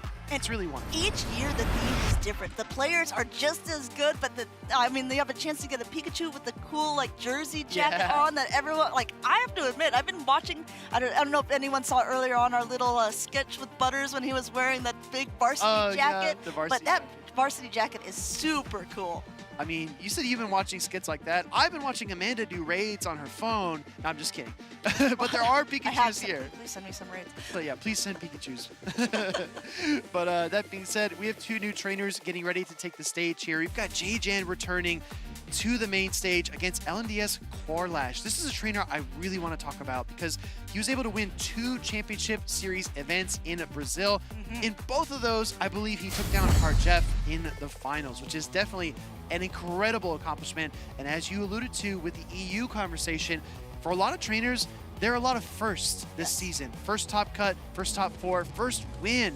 And I think Corlash getting back-to-back victories there, that says a lot about the skill of this trainer who's just exploded onto the scene. And I think I'm going to be very impressed to see him play against trainers from other areas, because if you are able to take down someone, again, Harjeff was our very first trainer to have what we call a perfect game where he didn't drop a single battle. Yep. And now, if you remember at that 2023 LAIC when he won, he was encouraging people. He said, the year before this, I was in the crowd and I was like, next year it's going to be me on stage. And you have to see, this is a teammate. This is a friend of his who heard that story and was now saying, hey, this could be me. I'm getting a little choked up here, Amanda. I remember that speech so vividly. He said, last year I watched someone else win. This year it's me. And next year it could be you. And I definitely think that is the community feeling we have in Pokemon Go. That is the sentiment, the mantra. Everyone wants to see everyone else succeed. We're going to see Corlash and J-Jan square off here soon, but let's break down the teams a little bit. We do have the return of Azumarill, as well as Fortress, Shadow Kanto Marowak, which is basically everywhere. We might have headed into a dark cavern because we've got Kanto Marowaks galore. But meanwhile, other counter options like Shadowpack, Sire, Cradilly, what do you see? Yeah, I mean, I'm looking at these teams, and the fact that both of them has an Azumarill, and it does sort of say something, but Azumarill is a decent counter to multiple different types of Pokemon, right? So, I mean, it's definitely a good counter on Corlash's side for Pokemon like Talonflame, which would just do heavy damage to that Fortress. Meanwhile, on JJ's side, an even better matchup for Azumarill is against a Mandibuzz, where Mandibuzz truly just has nowhere to go. So does it kind of change these playstyles when there's such divisive matchups? Because Mandibuzz has a really decent matchup against Dusclops. The phrase that I think encapsulates this the best is roll compression. If you want one Pokemon that can beat flying types, it can beat dark types, it can beat fighting type Pokemon, it can beat ground type Pokemon, it can even strike back against its counters in grass types with something like Ice Beam, Azumarill is the pick. And this is one of the few Pokemon all season, from all 4 of our in-game seasons, starting with Max Out last fall till now, Azumarill, Shadow Drapion, and Diggersby are the only 3 to win an event in each of our in-game seasons, and we see Azumarill on both sides on the main stage. Can Azumarill potentially do it again? We said it earlier, it might be back.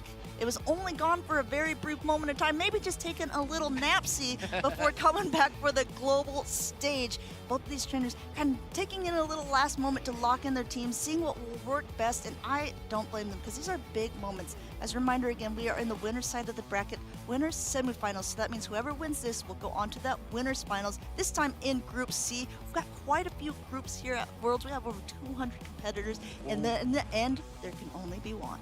There can only be one when the dust has settled, but right now, these trainers are looking to write their Championship Series stories. Corlash on the right side of your screen taking on J-Jan, former Toronto Regional Champion. Winners Group C semis, we got Cradilly versus Galarian Corsola. We see, again, Corsola was around for a while, but it was kind of more difficult for some trainers to obtain. So a lot of people were trying to trade for him, make sure that they could get the best one possible. It has a lot of bulk to it, and it has really nice charge attacks. It's going to be a little less nice now that this Rock Tomb connects, and it's not going to be able to hit as heavy. But I think the Corsola is here more for the staying power than the heavy hitting power anyway. No, absolutely, and we do see the 3-turn Bullet Seed on J-Jan's Cradilly. We're going to keep an eye on these fast attack animations all weekend long because they do impact the matchups quite a bit. Acid's not going to give you that same type attack bonus and is resisted by Ghost. Meanwhile, the Bullet Seed does get stabbed and it is neutral, so it does add up just a little bit of damage, and every bit of damage will help. Nightshade is queued up and ready to go, but J-Jan overcharging. The thing is, though, Amanda, after the second Rock Tomb, I don't think this is enough. I don't think this is enough either, but maybe Corlash is making J-Jan make a decision if he wants to throw, because, no, instead, just completely pivoting out now, going to that Shadow Quagsire, and Corlash staying in, even though this is double debuff, throwing an attack. I think this is maybe just trying to give him a little bit of time to make a decision here, or he just wants to get that chip damage off of the Quagsire before coming in with something else. I gotta tell you, half-health Quagsire, much more manageable for the Fortress than a full-strength ground and water type. We're gonna see the Aqua Tail get fired off here by the Shadow Quagsire. Looks like the Fortress does take it pretty easily. It's gonna charge up some additional energy before getting hit yet again because this Quagsire is just so spammed out. Quagsire knows that it can be able to tank a little bit, it can be able to throw it back, dish it out, but now at this point, before he gets to another one here, will he be able to throw? Corlash is very low on both of them. Is he just letting this Fortress go, or is he going to use a shield and potentially still try to bug bite down? You could have gone either way, but with this much energy, I feel like it is important to keep the Fortress around. Now, there is that weakened Cradilly, but they're coming in with the Dusclops instead. 2 bug bites into the Rock Tomb. Great timing from the Fortress here, but can he get to another one? We'll see. He might be able to at least get to a Sand Tomb to debuff the defenses. Doesn't even want to try it. Now coming in with an Azumarill. Great move here, but there's still a little bit left with the Cradilly. Look at this play by J-Jans. He is bluffing the Grass Knot, but now not only does he get the shield, he has an attack debuff on the Azumarill here. You couldn't ask for a better moment. Except he does actually get bubbled down by the Azumarill because that Cradilly sub-rock typing does make the bubbles neutral. We're going to see a Shadow Punch come through here from the Dusclops. We know this is not going to do a lot of damage. We know just how bulky Azumarill is, but now it's a war of attrition between these two Pokemon. It's still 2 shields in J-Jan's Jan's back pocket. This is what I want to say. Look at this. Still 2 shields from Jan here. Still 3 Pokemon from Korlash's side. So sometimes what we call like a 3 Pokemon flex or a 2 ball. You know, like what I'm saying here, this is still could be anyone's game. There's still a bulky Dusclops left, and we've seen how quickly it packs a punch. Wow, you almost said Quagsire there. I think we're going to see a Sand Tomb come through. It's going to drop the defense of the Dusclops. The only question in my mind is, should a Korlash have done this earlier? Because weakening the Dusclops could open up that fast attack win condition that he's looking for. 2 more hexes come through. Switch timer is dry. Got to come in with the Azumarill. Gets the bubble through and the Shadow Punch. Going ahead now, going for the Shadow Punch. It's not going to be able to knock it out, but he still has another one loaded, and Azumarill, as bulky as it is getting lower and lower. He's not even going for a charge attack. He's fast attacking down. Wow, outlasting Jan and the Dusclops there. You know, you think you've got a Pokemon with incredible HP, you've got 2 shields, you think you've got basically every win condition, but then Korlash comes in. He says, I'm going to deploy the Sand Tomb, I'm going to bubble, I'm going to be patient. Didn't even need the Astonish from the Galarian Corsola. Wrapped it up with just 2 of his 3 remaining. But let's break that down a little bit there, because maybe people who are watching are saying, well, Azumarill had 100 energy too. I saw the white lights around all the charge attacks. Why didn't he just throw the charge attack, try to get to the next one as well, because there'd be nothing left. And that's because every time you throw your charge attack and your opponent doesn't and they're tapping, they get another fast attack through. So Korlash didn't want to let that Dusclops get any more energy than it already had. He knew that if he just went for fast attacks, there was nothing that Jan could do. No shield, it doesn't matter how many shields you can hide behind at that point. Very well said. We saw after the Sand Tomb debuff that those bubbles suddenly hit like Astonishes. They were chunking down the Dusclops, and I think that's just such a feather in the cap, so to speak, of a Pokemon like Fortress or like Cradily or even like Dedenne with Parabolic Charge. They're just able to manipulate the game state so much. Suddenly your damage calculations are different. Suddenly your win condition changes. Suddenly you're forced to switch out if you get your defense dropped by a Sand Tomb. And when Jan came down to his last Pokemon, he had no escape hatch at all. There's some Pokemon that have potential to lower the defenses or the attacks, and then there are some that are absolutely guaranteed. Rock Tomb, Sand Tomb are 2 of those that are guaranteed. I think at the end, Korlash just had the decision, do I want to lower his attack or am I going to lower his defense? We're going for defense here, and we're going for the win. And guess what, Will? We're going to game 2. Let's get it. We got Shadow Scizor on the left side of the screen and Galarian Corsola on the right. You're going to see some heavy hitting fast attacks on both sides. Astonish chunking down the Bug and Steel type, but the Bullet Punch is grinding through the Ghost type, and the Night Slash, I think you got to respect this one. My goodness, from a Shadow Scizor, this is going to do so much damage, even to a bulky Pokemon like Corsola. Gets that Protect Shield, and then we talked about things that can potentially boost. Night Slash could have potential boost, not there, so Jan decides to dip out into that tried and true Azumarill to soak this damage. Yeah, great catch there onto the Azumarill, the sponge of the Great League, as we like to call it from time to time. Bubbles are adding up, though, and it is going to build up close to the play rough. Fortress coming in. This is such a tricky matchup. Do you throw the non-same type attack bonus Ice Beam, or do you opt for the more energy intensive but same type attack bonus Play Rough? Because, yeah, either one, let me tell you, not very effective there. That was a really smart call by Korlash there, coming in just to absorb all of the energy that this Azumarill has, saying, okay, I know that you have a lot of bulk, I know that you absorb that, I know that you're going to even get a lot of energy, but guess what? It's got nowhere to go, and now it's going to do just a little bit less as this Rock Tomb goes through. Attack fall as expected, and the Play Rough didn't do much damage before, but guess what?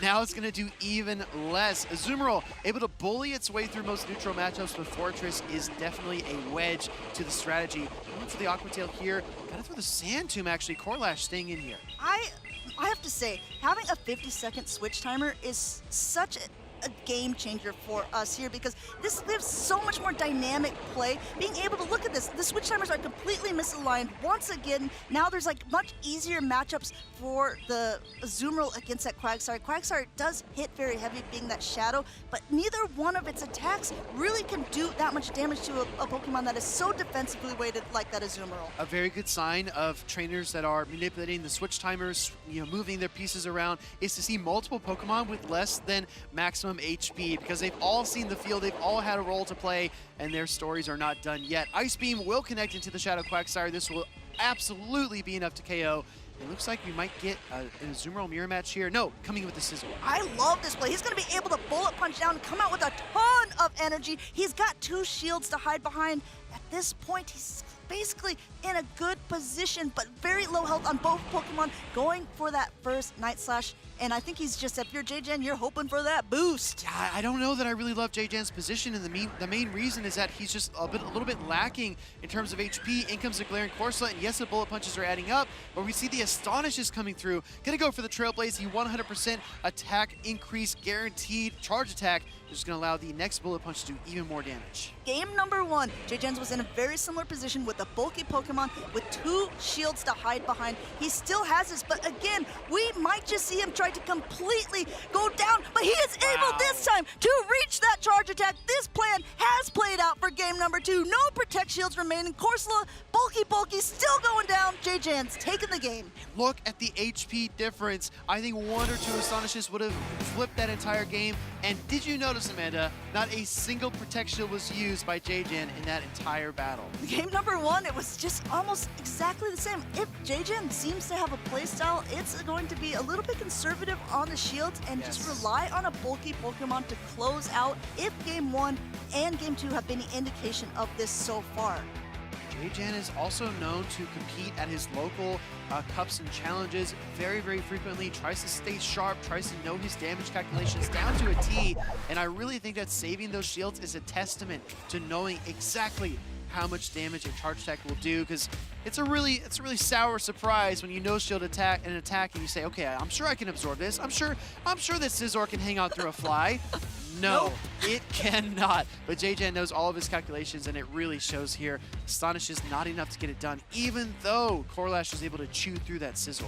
Yeah, being able to just get this and then be able to knock out at the end, JJen saying, okay, it didn't quite work out for me game number 1. I recognize what the impact was, but game number 2 goes exactly according to plan. We're going into a decisive game number 3 here to see who's making it on to the winners finals in Group C. And we had Scizor up against the Fortress, swapping out now into that safe swap of that Dusclops to be able to take a little bit of this energy and throw a Shadow Punch before the Fortress gets to a charge attack. Little chips add up over time, and we're going to see the Shadow Punch connect into the Fortress, as you alluded to. Bug Bites are going to be resisted a little bit here by that Ghost Typing, but Shadow Punch is going to connect again. Corlash storing a lot of energy. I think he's going to pivot out here pretty soon and save that Fortress and try to close with it later on. Be an interesting play. He has a choice. Yes, he's not even going to bother throwing anything here. Now coming in with the Corsola. But again, we've saw it time and time again, just how quickly Dusclops gets up energy here. These punches are not going to be doing so much damage, even though it is super effective. But guess what? There's already another one loaded, and this again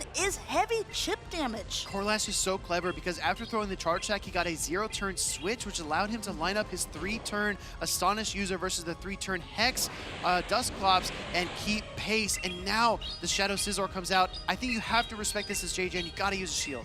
Well, wow. Surprise after surprise is here. Look how much damage that does, and almost able to get to another one, which would have threatened the shield or the knockout. Not quite able to get there, and you see Scizor kind of waving with that little claw saying, hello, hello there. What are you gonna bring in? Exactly. We're gonna see the Fortress. It's a Bug Steel Boogaloo, and here comes the Azumarill to catch the Night Slash. Great awareness and patience by Corlash because he did not want to shield a Trailblaze, and he's able to avoid it here. We call that a peekaboo play. So coming in with one Pokemon, showing it, then immediately popping out to try to catch the charge attack, and that's exactly what happened. He was able to catch a not very effective Night Slash onto an Azumarill, a very bulky Pokemon, and be able to get some energy to boot. I appreciate the situational awareness here by Corlash because he knows there's still 2 Protect Shields for each trainer. And you can say, why not throw the Play Rough? It'll do more damage. It also costs more energy, and if you're in this matchup for the long haul, it makes sense to go for the more efficient Ice Beam and rely on the bubbles to close the HP gap. One thing that I do find very interesting, Corlash, she's already nodding a little bit, and JJen has used a shield. Because he called the Stone Edge. He called the Aqua Tail, thinking that JJen was going to try to bait away the shield, so that is another step forward for Corlash, but he is going to be forced to shield that second Aqua Tail. Going ahead and now getting the shield off of JJen's side. JJen was apparently just trying to save all of the shields for the last round here, being able to now protect up this Quagsire. He will be able to get to the Stone Edge. He's going a little bit over because he knows that Azumarill paces progresses so slowly.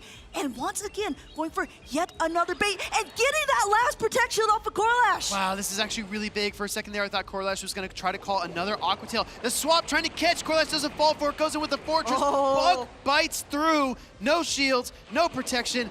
It looks like a charge attack from the Fortress will connect here to the Quagsire. It's just the Sand Tomb. This is not enough to knock out, but this is the only Pokemon remaining for JJen. This is going to knock down the defense at this point, and he's going for yet another because it looks like JJen went for another fast attack rather than throwing the charge attack. A war of attrition, and this Shadow Quagsire is withering under the Sand Tomb pressure. Does have the double Aqua Tails. Is this going to be enough, though? It all boils down to this. We know that this is enough to knock out the Fortress, but is it enough to knock out the Azumarill? Is Azumarill low enough health? Because this is charge attack priority. Corlash probably running through his mind. Is this the Stone Edge? Is it the Aqua Tail?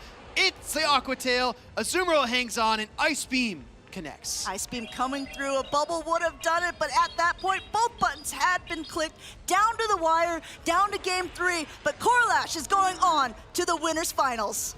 And we hear it in the crowd. Corlash knew that was going to be a tough series, and he's able to come out of the other side after JJen tied it up 1-1. Corlash will advance out of that round in our winners semis, heading on to the Group C winners finals. And you know, Will, you brought it up earlier on when we were in the LAIC crowds. Honestly, we heard it here when Corlash just won. We heard it earlier when Wolfpack won as well. But sometimes the teammates, the friends, they're so loud that it just kind of, it echoes everywhere. And when we were in Brazil, it basically like shook the walls. The Go players were so loud, so hyped up for their teammates and friends that it was something that was truly cool to see. Corlash is one of those trainers that so many of them are happy that is on the main stage, making a name for himself and showing time and time again why Brazil is just so darn strong. And decisions like that, sending in the Pokemon, doing the peekaboo play that Amanda mentioned, sending out the Azumarill to soak the Night Slash, things like that, that seems so small and so minor, make a massive difference in the end game. You know what, Amanda? I say this out of appreciation, out of respect, but you're right. I think that LAIC, clip it, save it, ship it. I think that LAIC has hands down the best international crowd, and that's not a slight to NAIC or EUIC. It just means the other regions need to step up their game. The crowd at LAIC is incredible, and you saw their Corlash reaching out to some of his friends and teammates in the crowd, trying to draw their energy, because for them, it's a team game even when only one is on the stage. And you brought up a little bit earlier on that we helped write this article for Pokemon.com, and it was really brought up by all of us at one point or another that LATAM is the only region that hasn't secured this victory yet of a World Championship. And so I think especially a lot of eyes are on them, especially with players like Marto Galde, who had such a good season, players like Corlash, who's won 2 events in one season, who's been doing better than the previous year's champions. There's so much to play for here and so many different regions represented. Let us know in the chat which region you're cheering for. Do you think that it's going to be a repeat? Do you think it's even going to be a repeat player? We have its Axon, we have Yakai here. Or do you think it's going to be something completely surprising and different? I want to mention one more thing about Corlash. One of his Championship Series victories was the weekend in which we were seeing the new in-game season rotate in, and a lot of updates to the fast charge attacks, but due to the Play Pokemon rules, there were only certain ones that were accepted. So it was kind of like this quasi in-between transitionary meta, and the trainers that actually competed at those tournaments that weekend, it was both, I believe, Fortaleza and, if I'm not mistaken, Vancouver. At the same weekend, those trainers had to adapt really quickly, had to learn really fast what worked, what didn't, and we saw not only Corlash, but also Rise to Occasion taking crowns that weekend. I think it just speaks to the adaptability, the fast adjustments, and just the willingness to go all in and say, you know what, this is a once-in-a-lifetime meta. It's not going to happen ever again. How do I be the best in this moment? How do I rise to the occasion, no pun intended, right now when everyone else might be saying, oh, you know, I'm going to sit this one out. It's too unpredictable. I don't know what to expect. I might go 0-2. But seizing those opportunities is so, so important. I think there's a lot of different varied play styles, especially with over 200 competitors, right? So we have people who, you mentioned, these are like kind of the engineers, the ones who look and say, okay, this is a new meta.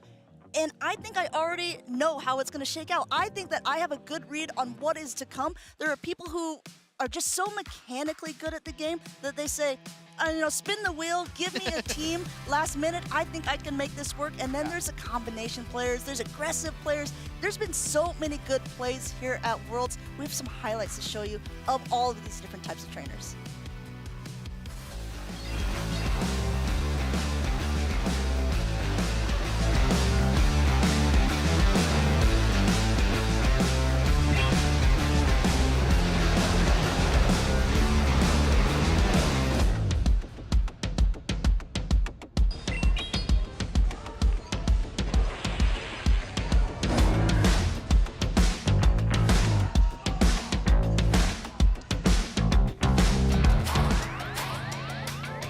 Ready for the Pokémon Center? Yeah, so excited!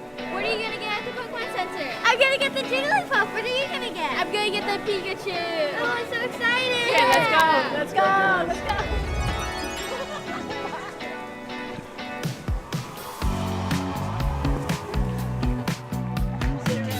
Yeah, let's go! Yes, we need to get these. Oh, this one. Oh, side out.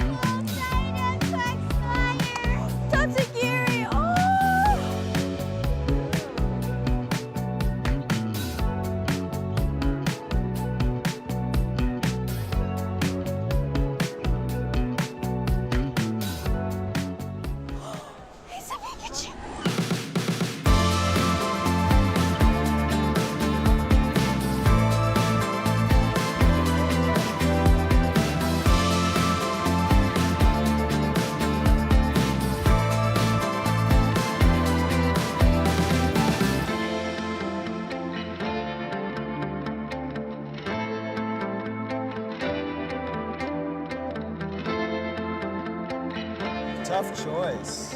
Remember, you can only have one.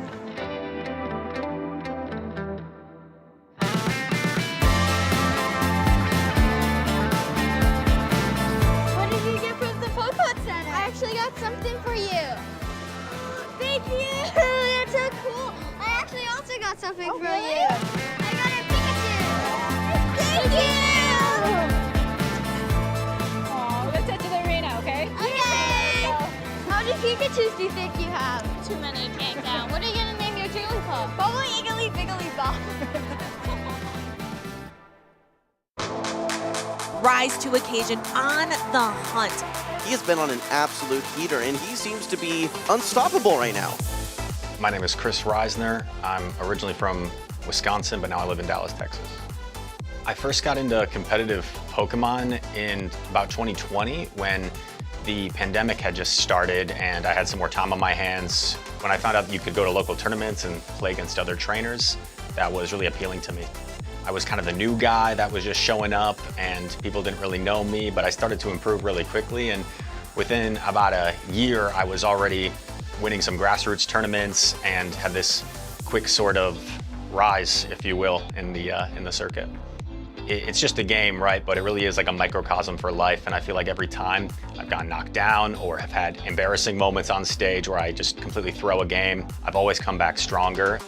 I took a little bit of a break, and it was good for me, I think, because watching these other tournaments play out, like EUIC that I didn't go to, you get that hunger back. My mindset coming to this tournament was just take it one game at a time and be deliberate with the lines that I was bringing, and I just didn't want to rush. I wanted to make sure I was taking my time, thinking my lines through. I was bringing a unique team that could maybe catch some people off guard with some picks they weren't expecting, like the Shadow Steelix and the Golisopod. The MVP of my team this weekend had to be the Golisopod. I was annoying people at the venue trying to trade for a Golisopod. There were some games where not only did it take out the lead Pokemon, but then it landed a move on the next Pokemon as well and just immediately put me in a great position. This time I lost right away on day 2. And I was able to keep climbing all the way through the loser's bracket. So this is probably the best loser's bracket run I've had. I fell just short in my last tournament. I was right there, one game away, maybe even one play away. So to come back from that and come back stronger is something I'm really proud of. Rise to occasion is your 2025 Vancouver Regional Pokemon Go champion. He has won a regional in 4 consecutive seasons. Now that I'm automatically qualified for the World Championship, it definitely takes a little bit of pressure off to have some more fun with it, Some of my favorite moments from the past World Championships have just been seeing my friends succeed at the highest level. It's Axon winning the World Championship in Japan. To see him go all the way and be on the front page of a Japanese newspaper was amazing. In terms of my goals playing competitive Pokemon, I do want to try to go for the LAIC Travel Award to go back to Brazil. I think I've really learned that I just enjoy the process of putting the time in and practicing and doing my best to execute versus focusing more on the outcomes. Am I going to win Worlds this year? We'll see about that.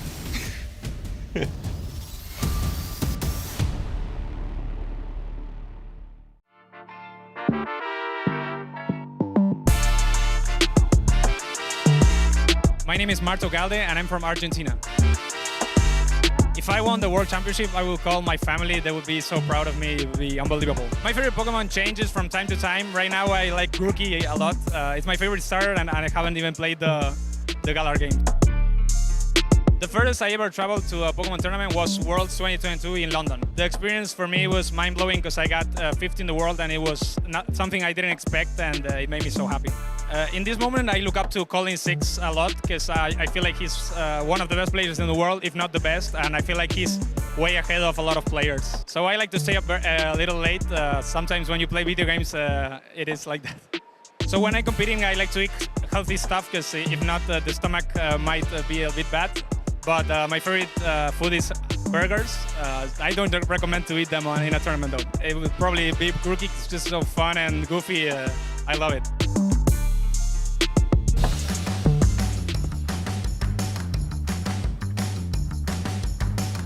Welcome back, Pokemon trainers. We are here in Anaheim, California at the Pokemon 2025 World Championships. And we have seen so many incredible plays here on the Pokemon Go broadcast. My name's Fareed, I'm joined by Martijn, and we are so excited to bring you some more fantastic Worlds level action. If you missed any of the previous action, make sure to follow all the channels so you can watch back the VOD and see where we have come until now, because we are moving into many of the winners finals of day one, which is gonna lead to some of the best matches, because I think the primary goal as a competitor, we have competed both, getting to day two. That's going to be the top 32. It's a really big challenge, and especially because many of these players haven't played a ton of tournaments in this meta. We had a new season start just before the North America International Championships 2 months ago, and then players have had to adapt in the background, behind the scenes, trying to work out which Pokemon are the very best. One of the Pokemon that has really been standing out to me has been that Fortress. If you just saw J-Jam versus Lindos Courlage, that Pokemon again made an impact, and we are going to see it again in our next match. That will be Emilio from Chile versus Kakuzato from Japan. Yeah, that's going to be a very exciting match. Now, for many of you watching, there's obviously a ton of players that don't get to hit the stage, and players to watch throughout the tournament are playing on the tables, and it might be worth going through a few big names and how they're getting on. So we've taken a couple of notes here, and Marto Galde, one of the favorites for this tournament, he's no longer in. He went 0-2, went out very, very quickly. And it's difficult when you're a player. How do you perceive the other competition and how they're doing, and what impact does that have on you? There are so many great players here, right? And only so many can get so far. So it's only natural, and there's absolutely no shame. In fact, you should see it this way. So many more players would have wanted to even qualify, and that's what we have here, just the best of the best. And as we take a look at the trainers that we have on the stage here, Emilio on the left, Kakuzato on the right. Kakuzato has played at the 2023 World Championships as well. I remember with a Shadow Dragonite. Emilio on the left has played in a couple more tournaments too, and running a pretty standard meta team, although Ferret and Azumarill, not exactly Pokemon you see as common lately. It's interesting, isn't it, that we talk about Azumarill as no longer being meta. Yeah. It's really been somewhat replaced by Dedenne, by Tinkaton as the premium fairy types, but then also water in this meta hasn't actually been as prominent as water typing has been for so long in Pokemon Go. So we've got the Azumarill there on the left, and it's actually a Greninja on the right, also not a Pokemon that we see a ton of in Pokemon Go PvP. And which typing is that? That is a water dark type Pokemon. It's not going to have a great matchup if up against the Azumarill, but it's pretty good against Pokemon like Scizor because it resists both the Bullet Punch and the Night Slash. I just love the way you pronounce water. Water. Yeah, it sounds very soothing. Yes. I'm curious to see what these trainers are going to bring, because I think that Ferret is a unique pick that we don't see as much. I feel like that it's a Pokemon that even in some of his worst matchups, it can still pull off something, especially in against like a Pokemon like the Dene. You think, yes, that's a bad matchup, but if you're like one Sucker Punch or one Fast Attack ahead as the Ferret, you can actually put quite a dent into that. The Dene. Both trainers now exchanging their team sheets, and it's going to reveal the teams to each other, see if we have any reactions from there. I think from Kakuzato, just like many other Japanese players, he chose for the Shadow Drifblim though. I think that Ghost-type Pokemon really have been a hot topic here. We've seen Dusclops, Galarian Corsola, the Dusknoir, and now Shadow Drifblim. That's interesting. I think it's a really interesting pick. It's obviously a flying type, so it has double resistance to ground typing, but the Ghost as well means you also have resistance against fighting and normal. Fighting, you actually triple resist as a Ghost flying type, but we haven't seen many fighting type Pokemon so far today. There aren't any on the side of Emilio, but Shadow Drifblim could have a really, really great matchup against that Shadow Kanto Marowak. And I think another thing that Shadow Drifblim does is having that Icy Wind. We've seen Rock Tomb being the primary attack to drop the attack of the opponent. Icy Wind actually has that same effect. 100% chance to drop the attack of the opponent, but then as an Ice type attack, so that kind of helps to solidify your matchup into a Pokemon like opposing Cradily or Shadow Marowak that we've seen all over the place. The Ghost and Flying type is just so helpful. As you said, not just Fighting type, but also if you face something like a Fortress, yes, you take Super Effective from Rock Tomb, but you double resist so many attacks, like Ground and Bug, for example. I think one of the things that I'm not a huge fan of when it comes to Shadow Drifblim is that even though it resists the fast attack of Cradily, Acid is such a good fast attack now that one Rock Tomb puts that Shadow Drifblim in Acid down range. And that makes it a really good matchup for a Grass type against this Flying type. But what if you use Protect Shields and you start Icy Winding? Because what Cradily can do with the Rock Tomb, Drifblim can do just as well. And if you dislike Steel Pokemon, you run even Mystical Fire on it. Shadow Drifblim has a lot of coverage in that. This is a Shadow Drifblim with Ice Wind, however, so we're not going to see any Mystical Fire to cover that Shadow Scissor, but I think that Astonish damage might just be enough. I think that we're going to have a lock-in ready from both these trainers. Yeah, these players are almost ready to go. There is that Shadow Drifblim available. If it has shields, as Martine says, it will have a much, much stronger matchup against the Cradily. Let's see if it comes out here. We've got the Azumarill for Emilio up against the Fortress for Kakazuto. And this is a decent match for Kakuzato. Emilio does not want to see this Fortress at all with the Ferret and the Shadow Scissor in the back. In fact, if you look at the entire team from Emilio, he doesn't really have a lot of options besides the Marowak, in my opinion, for this Fortress. Now, yes, you do resist Bug Bite, but Fortress is going to resist all of this Ice Beam and Play Rough damage. Yeah, this is a great matchup for Kakuzato. The Fortress, as a Steel type, resists Ice Beam, it resists Play Rough, and it's gone actually for the Sand Tomb here, so it looks like Kakuzato wants to stay in with this Fortress. Bug Bite is resisted against the Fairy typing of Azumarill, but no Rock Tomb there is an interesting approach. Double Sand Tomb here.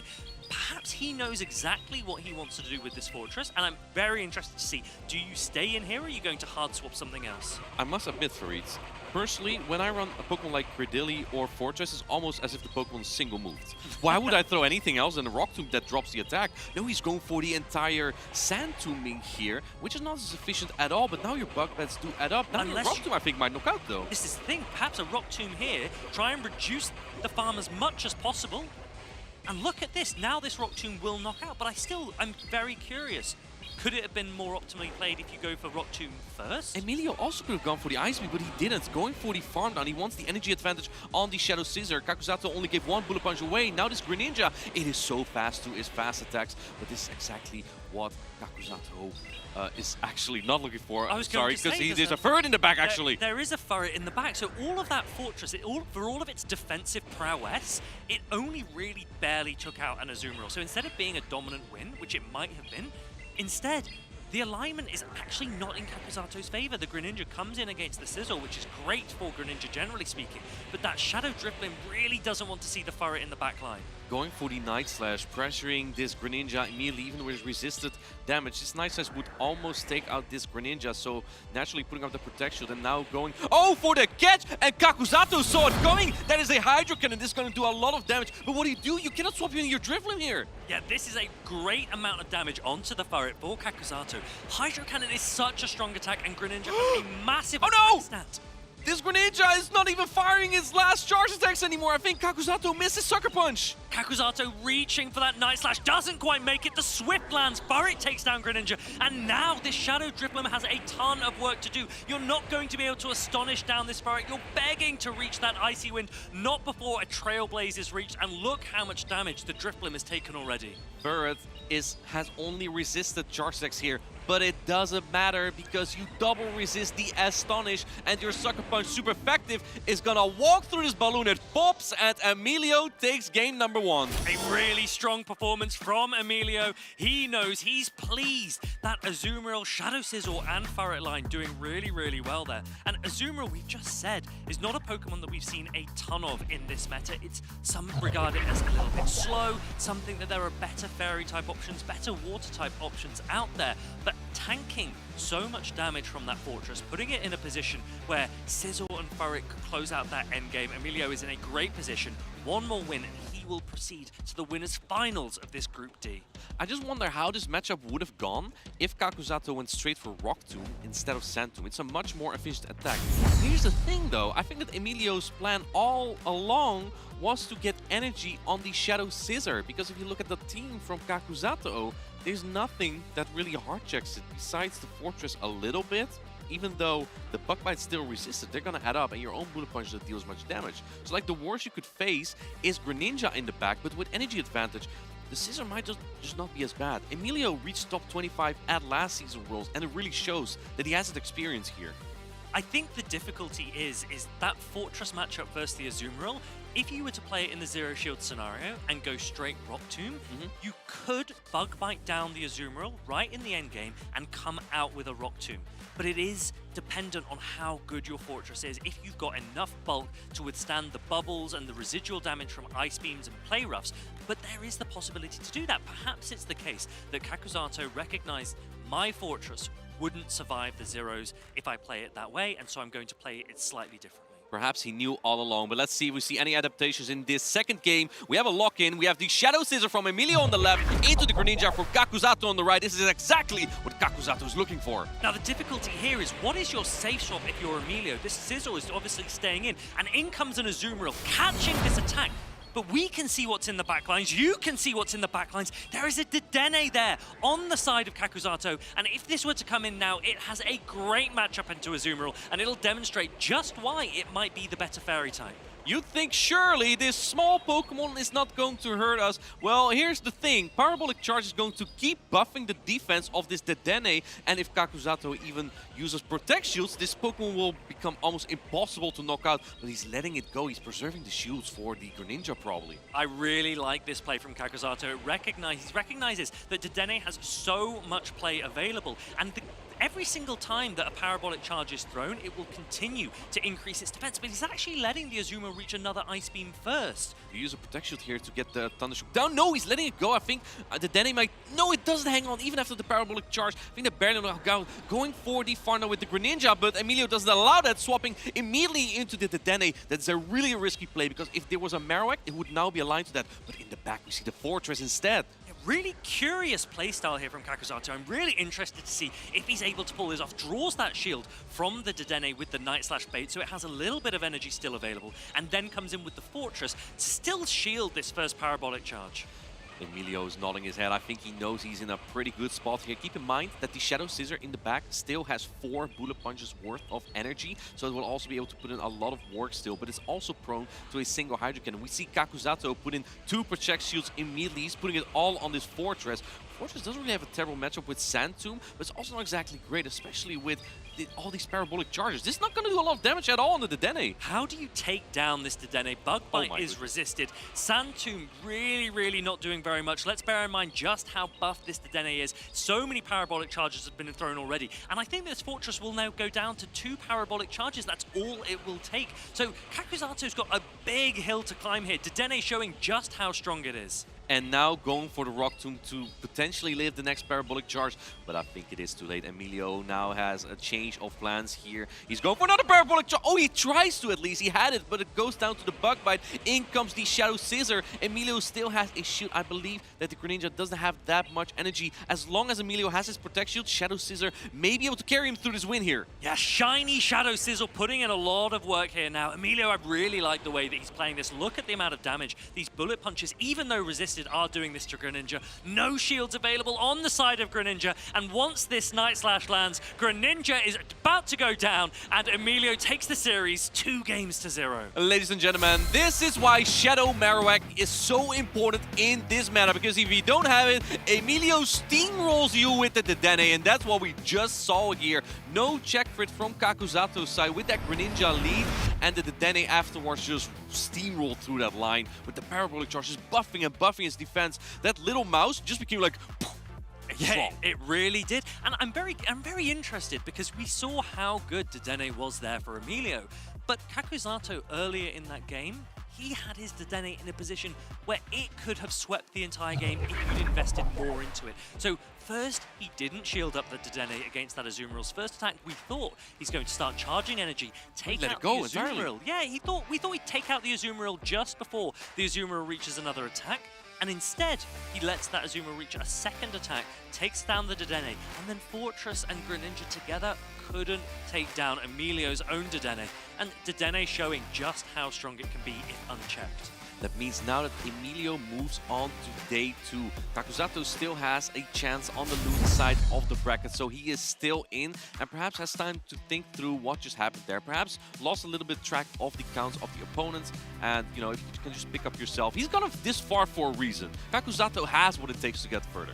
Yes, absolutely. This is a double elimination format here in Pokemon Go. That means you can lose once. You will drop down to the losers bracket, but then you can continue to persevere and try and make it all the way. We've seen so many players throughout the seasons, throughout the years, have incredible losers bracket runs, so it is not over. But of course, you would rather stay in the winner side of the bracket for as long as possible. It means you have to play fewer games, fewer stressful situations, less pressure on your team, less pressure on your mental state as well, because these massive tournaments, the pressure can build and it really does add up.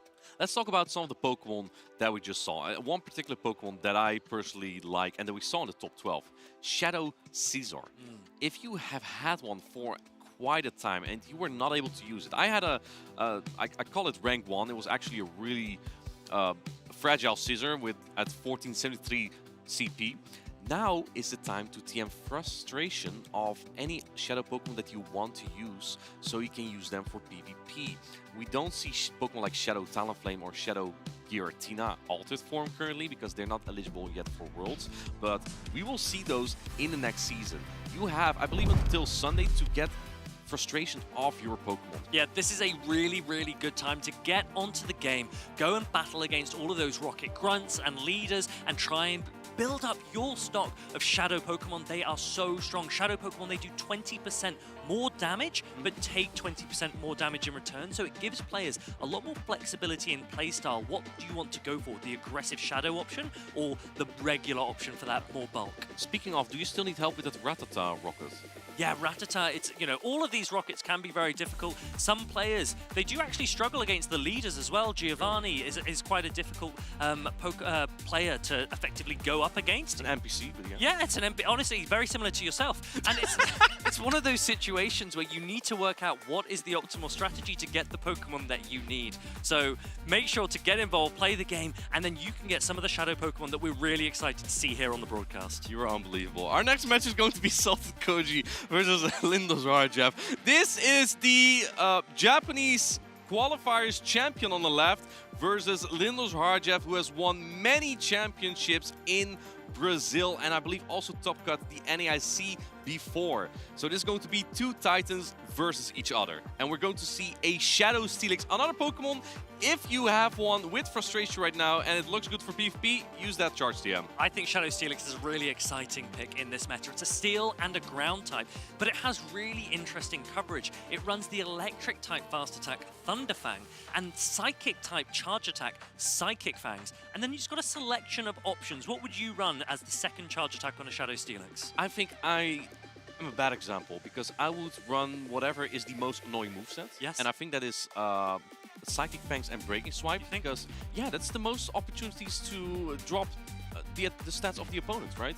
I think if you want wholesome coverage, you probably want Earthquake with it. And I would think probably with Psychic Fangs just to be more consistent in dropping the defense of the opponent. So Earthquake can hit so hard. In this specific meta, Or Crunch. I personally would run Crunch. Yeah, I think I said before you. I think that there are so many ghost types. There's almost a guaranteed ghost type on every team. Yeah. And I think having that dark coverage can be really, really helpful. Right. And There's two of them here. yeah, exactly. Three, Yeah. actually. We've got plenty of ghosts available, but Dusclops is a ghost that was actually the most popular ghost that many players have been using coming into this tournament. There is the option of the regular and the shadow. It looks like both players here will be opting for the regular Dusclops, but the crunch that's available to that Steelix can make that matchup a lot better. You make a good point. I use Steelix in the Go Battle League, and in that case, when you face an opposing Steelix, now it might not be as common in the Go Battle League, of course, but in that case, I actually, don't ask me why, or do if you want, I have Breaking Swipe and Heavy Slam. Now, if I face another Steelix, I either had to bluff that I had Earthquake or I had to get out. And it's not exactly an optimal situation. Now, if you have that here in a Steelix mirror, I think you kind of want Earthquake probably, especially if your opponent does have this as well. Yes. Otherwise, basically a losing matchup. That's right. Now, what's interesting about Steelix is it triple resists poison. And so if Cradley has Acid, it's a winning matchup for the Shadow Steelix. However, Salted Koji is actually opting for Bullet Seed, and that makes it a much better matchup into this Shadow Steelix, which perhaps is something that LNDS Rajefe is not expecting or wanting. There's something special about this team from Salted Koji. Now, you see that Scissor. We may have just missed it for a little bit. That is not Shadow. That's a non-Shadow Scissor. We haven't seen that all day. That's an interesting choice. It has a little bit more bulk to back up behind that very good Steel type defense. And this Cradley has the fast attack Bullet Seed. I believe we saw it from J-Gen earlier. Bullet Seed is neutral into Ghost type Pokemon and also super effective into Water type Pokemon. Actually makes Quagsire a pretty decent matchup. It really does, and I wonder, whenever we see Pokemon that aren't Shadow, that we normally would always see as Shadow, it's usually one of two options. One is I don't have a Shadow that I feel is good enough that I want to use, but the other option might be that well, actually, it looks like we've just been told it is a Shadow Sizzle available to Salted Koji. So we were going. I was going to say perhaps there is a matchup that a regular Sizzle can be better in, but I don't actually think that there is many matchups that you would rather regular Sizzle. I only remember from grassroots formats that into a Pokemon like Furret, it might be a little bit more manageable because Shadow is so fragile that it takes actual respectable damage from Swift, and regular takes that just a little bit better. But yeah, this is a Shadow version, so it's just like many others we have seen, and it's going to be pretty interesting into Team from Indus Rajev, because I think Rajev just covered the Cradily just so well with Pokemon like the Annihilate. The Mandibuzz does quite well into the Scizor, and yeah, Steelix of course does quite well as well, because you have neutral Thunderfang and you resist Bullet Punch. So when we look at these teams, you and I, we haven't been up here and seen many Dusclops, but Dusclops and Cradley have been so popular in this meta because they form a really, really strong core. Together, that Cradley, for example, it's weak to fighting type damage. Dusclops, of course, as a ghost type, double resists fighting. Both of them have great flexibility, great coverage available to them, as well as really, really good bulk. So I wouldn't be surprised if these players lean into those Cradley Dusclops calls. I was really afraid you were going to mention Pagoro again. I agree with you. That's why a Pokemon like Scissor is so important right now, but also Goliathbolt. Goliathbolt from Salted Koji has Shadow Claw, and let's see if we're going to see it in this first game. As we have a lock-in, we have Cradley from Salted Koji into the Dusclops from Indus Rajev. And look at that, it's the Cradley Dusclops core on both sides. Cradley on the lead for Salted Koji, Dusclops in the lead for LNDS Rajefe, and Dusclops is actually going for a Shadow Punch instead of the super effective Ice Punch here. Ice Punch would have been super effective, so that is an interesting choice, but probably wants to launch his attack before this Rock Tomb will debuff the Dusclops. Perhaps Indus Rajev knows more about this Bullet Seed tech than I do, but regardless, well, I think now you go for the Ice Punch. Well, I think this is a really smart play from LNGS Rajefe because the Ice Punch would have been on charge attack priority, which Cradley would have won. So it was always going to be a debuffed Ice Punch no matter what. But here you get a guaranteed non-debuffed Shadow Punch. Does so the next Ice Punch knock out though? Let's find out. There's another Rock Tomb coming through. It's going to drop the attack even further off Dustlofs, and Dustlofs can hang on quite well. Do we see a catch 10 from Celtic Coach? Just going to play it out? No, we see the Ice Punch come through here. I think this doesn't knock out just yet, but I'm not sure if this Cradilli will be able to get to another charge stack. It will be really close. Really I think close, gets but there. Cradilli's absolutely fine. This just shows why Cradilli is such a great option in this meta. Amazing bulk, and that bulk only increases every single time that a Rock Tomb is thrown. In effect, it's reducing the opponent's ability to take down the Cradilli, and now LNDS Raj FA comes in with his own Cradilli, and is he also running Bullet Seed? Is this planned war? We see Bullet Seed from both sides here. Rock Tombs coming through on this Dustlofs now. It's basically the same match that we saw before, but Rock Tomb, now this Cradilli was ahead in energy, so I feel like Rajev has a little bit of an advantage there. We see in the backline, I think that Stunfisk looks quite good now. Yes, Stunfisk is a really interesting option. We have seen it on stream earlier. It's an electric and ground type Pokemon, so it can have some quite polarizing matchups. And against an Azumarill, it's particularly interesting because they're both hitting each other for super effective. Rock Tomb is coming through, another one to drop the attack of this Dustlofs. It already had a low attack, now it's even lower. Do we see catch attempt at some point on this Azumarill? Looks like Lindos Raj is just staying in. If you expect a Unova Stunfisk though, perhaps you want to swap out at some point. I feel like Lindos Raj might be a little bit... Well, at this point, if there was a Shadow Scissor from Salted Koji, I think that he would have brought it in. Oh, we see the swap into the Stunfisk. This is not a great match for the Stunfisk. And going for the Rock Tomb, do we see the protection? He has to add, oh, he shielded the Rock Tomb. It would have been resisted, but it's going to drop the attack of this Stunfisk. I love this play from LNDS Raj FA. He's basically said to Assaulted Koji, I've recognized and seen that your Stunfisk is out on the field. I know that you think I'm going to throw a Grass Knot now because I've spent so long charging up energy, so I'm going to throw a Rock Tomb anyway, and gets that debuff and that shield away. And now an Azumarill is coming in.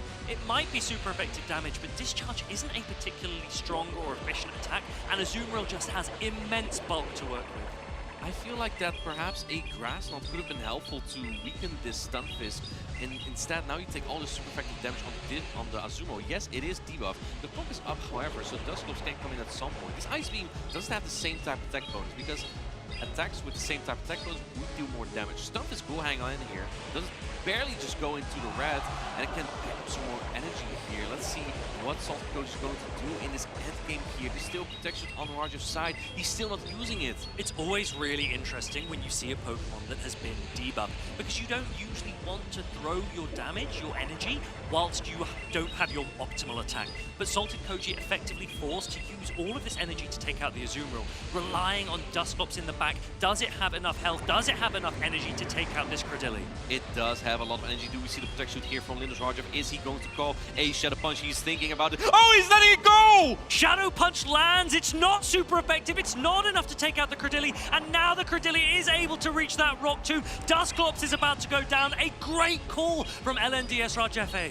This is why he is one of the best trainers in Brazil. This is why Cradilli is one of the best Pokemon in the meta. Rajev takes game number 1 with an insane call on that end game. What a game. I really, really like that play. Great understanding and also analysis of your opponent's approach and tactics. That's what you need, especially as you progress through these incredible tournaments here at the World Championships. You need to make big calls. You need to recognize that your opponent might be baiting a not super effective attack.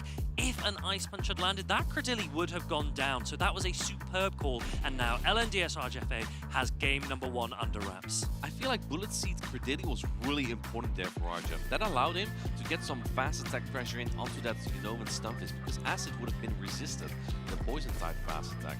And by that, he was able to farm everything down at the very end. I really liked that choice and how that came in clutch here. The thing is though, I feel like it was also kind of a risky backline, because if Salted Koji brought the Shadow Caesar and it was in the back, I think that Rajev was cooked at that point. But now, this might invite Koji to bring the Caesar into the team of Rajev. So we've seen that in many metas in the past, lots of players will opt for very, very bulky Pokemon, and we saw that from LNDS RJFA. with the Azumarill, with the Dusclops, with the Cradily. And exactly as you say, it's a Pokemon like Shadow Sizzle, which with shields is just so quick and puts on so much pressure with its fast attacks that it can take out even some of the most bulky teams. We have one of our trainers locked in already. The other trainer locked in. We are getting ready for the second game. Hardjeff is 1-0 up. Let's see if Salted Koji can't come back here. We're going to have the Dusclops mirror as both trainers have bought their bulky ghost type Pokemon. I think this is pretty good for Hardjeff. We see another ghost type from him in the back with the Shadow Annihilate. And we see the Cradily again from both trainers in the back. As with many mirror matchups, it can often pivot entirely on charged attack priority. Which of these Pokemon is running the higher attack stat? Salted Koji doesn't want to find out, goes straight into this Cradily and it invites out this Shadow Annihilate, massive amounts of counter damage coming through. Charge Tech pretty tight on this Ice Punch. Will this knock out the Cradily? This is going to deal quite... Oh, we see an undercharge though. Now it definitely doesn't knock out. It looks like Hardjeff wants to get some more energy. This Grass Knot is going to put this Annihilate quite low, but to get the counter down, and I think that Hardjeff just wants to minimize the farm down the Dusclops we have from Salted Koji. The big thing for Salted Koji here is though, he has the Scissor in the back. Hardjeff has the Cradily. It's an interesting play here from Hardjeff because it does actually reach the Rage Fist, which means it's basically perfect. You put a huge amount of pressure onto this Dusclops. Hardjeff did shake his head when he first threw that Ice Punch, but I still think he's in a really great position here. I think that's exactly what you're going to need, but the Dusclops is so important for Hardjeff. I think if he no-shields this attack right here, he would lose the game, and we see him shoot this, because again, the Cradily has nothing on Shadow Caesar. It cannot take it out in one charge stack. Its fast attacks are double resisted, so it all comes down to this final match. Shadow Caesar is about to make an appearance, and I think at that point, Hardjeff's heart will be pumping. We've told you, Shadow Caesar is just so strong, and it's fast attack pressure with Bullet Punch and its great coverage in Night Slash and Trailblaze, and the ability to boost its attack up puts so much pressure. It'll be super effective damage against this Cradily, so LNDS Hardjeff is really trying to get shields down now. Do we see the second protection here? This could be a huge moment because otherwise this Caesar might be prone to a Rock Tomb. And no! Oh, this is a great play from Salted Koji. If he knows it's the Cradily in the back, he knows that he cannot shoot there. But oh man, there is that last Shadow Punch. This might exactly be what Hardjeff needs. If he now can get to a charge stack on the Cradily, he could win this game, but he needs to get past the best Glass Cannon in the current meta right now. I don't know if he will reach. Salted Koji doesn't go for a Trailblaze, he's going for a Night Slash. And a no-shield! It's a no-shield. Perhaps a Trailblaze would have been more important to get that Bullet Punch to do even more damage. Is there a boost here? There isn't. And LNDS Hardjeff is now nodding his head. He knows he's about to reach this Rock Tomb. Salted Koji doesn't have two attacks available. One shield goes up. LNDS Hardjeff, he's already got his fist in the air. He knows he's almost got this. Hardjeff is going for the Rock Tomb. This is going to seal the deal. He wins this match by a 2-0 series, and he's moving on to day 2. What a win for LNDS Hardjeff. He has so many supporters and friends in the crowd. That was a great matchup. Salted Koji has done so much to get here at these World Championships. Almost able to take it with the Shadow Sizzle, not quite enough. And perhaps Bulk is best. The 2024 LAIC champion taking down the 2025 Japan qualifiers champion. What a series that we just had there. I thought that it was so over in that second game for Hardjeff when that Caesar was coming in with 2 shields on its side. But Dusclops is Dusclops. It's meta for a reason. It's so slow in the video game series, but here, its second name is Speed. Dusclops Speed. That's what we're going to call it here. Because only 3 hacks, that is what, 4.5 seconds to get to that charge stack? That is so quick. And I think what's really important for a Dusclops is after a certain number of Shadow Punches, you only need 2 hexes. The 4th Shadow Punch. You only need 2 hexes, and that was what was pivotal right at the end when that Shadow Sizzle was trying to take down the Dusclops. On such low health, the Dusclops was able to draw away the shield from the Shadow Sizzle. That opened the way for Cradily. 1 Rock Tomb needed. Cradily has such a bad matchup against Sizzle normally, but once Rock Tomb is available, it's probably the best attack in the game at this point. Let's zoom a little bit further in the Rock Tomb user, the Prime Rock Tomb user. We've seen Cradily with Acid. We've seen with Bullet Seed. What is your opinion? Which one? What is the correct choice here? Is there a correct choice? It is really interesting, and there are a couple of things that you have to consider when choosing your fast attack on a Cradily. One is what sort of coverage do you need based on the composition of the rest of your team? And then the other one is, what is the pacing that you're looking for. So Acid, it puts on a lot more fast attack pressure, it gives you better coverage into Pokemon that usually resist grass, but you become ever so slightly slower to reach Rock Tomb. And so there is that very understandable question, if Rock Tomb is the best attack in the game, which it might be, do you just want to hit it as fast as possible? And I think we've increasingly seeing a number of players transitioning back towards Bullet Seed, especially as ground types are on almost every team. Poison is resisted by ground, but Bullet Seed is super effective. Here's something that I personally found miserable when I use Bullet Seeds. I have my Cradily, a beautiful grass and rock type Pokemon. It's going to take all the birds out of the sky, and then there's a Talonflame, a prey. However, this Talonflame is going to use 2 protections in the lead and then just swaps out. You know how much damage I did with Bullet Seed? Absolutely nothing. And that's just disappointing, because then later in they come in with energy and they just Brave Bird my beautiful plant, and my plant goes down. And that makes me sad. Well, LNDS Rajefe must have had a ton of plans in his decision-making for his Bullet Seed Cradily. So let's hear a little bit more from him. He's on stage with Wholesome.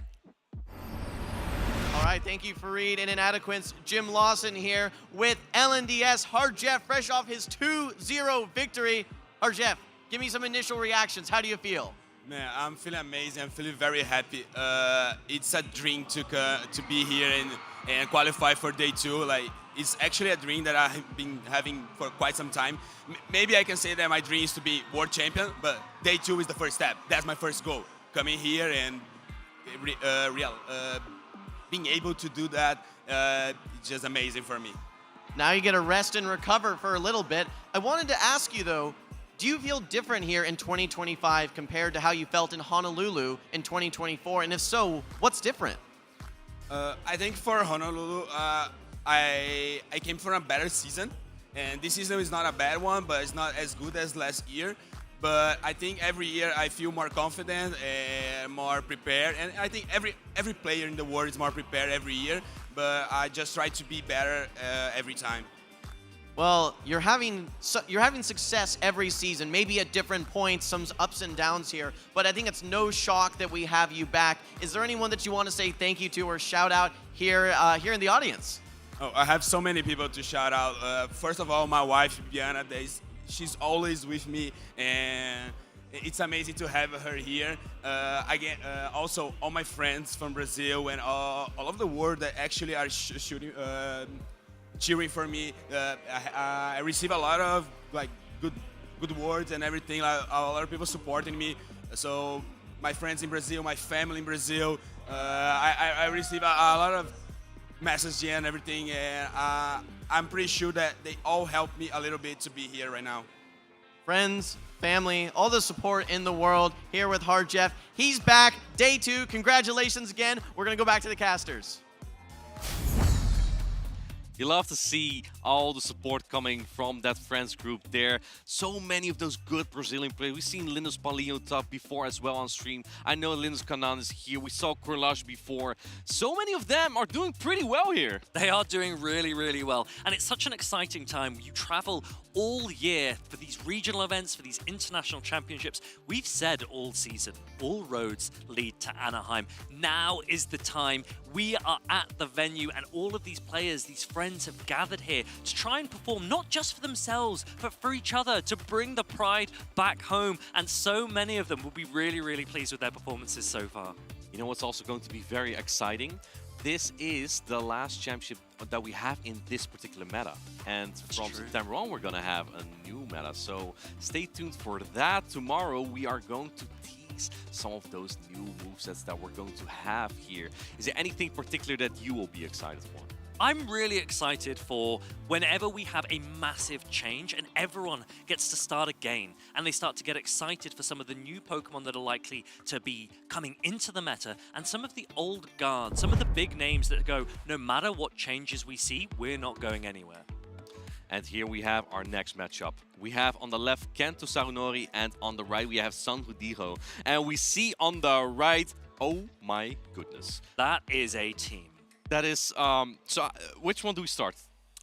So let's just have a quick look at San Hudiro's not just double grass, but there is a dragon type Pokemon that we have almost never seen during this season, let alone at the World Championships, but at least he's got the hat to match. That is a Turtonator, a fire and dragon type Pokemon. However, it doesn't have access to a fire type, a dragon type fast attack. It solely relies on either Ember or Incinerate, and it's got like unique coverage. I wonder what Sanghudiro brought it for.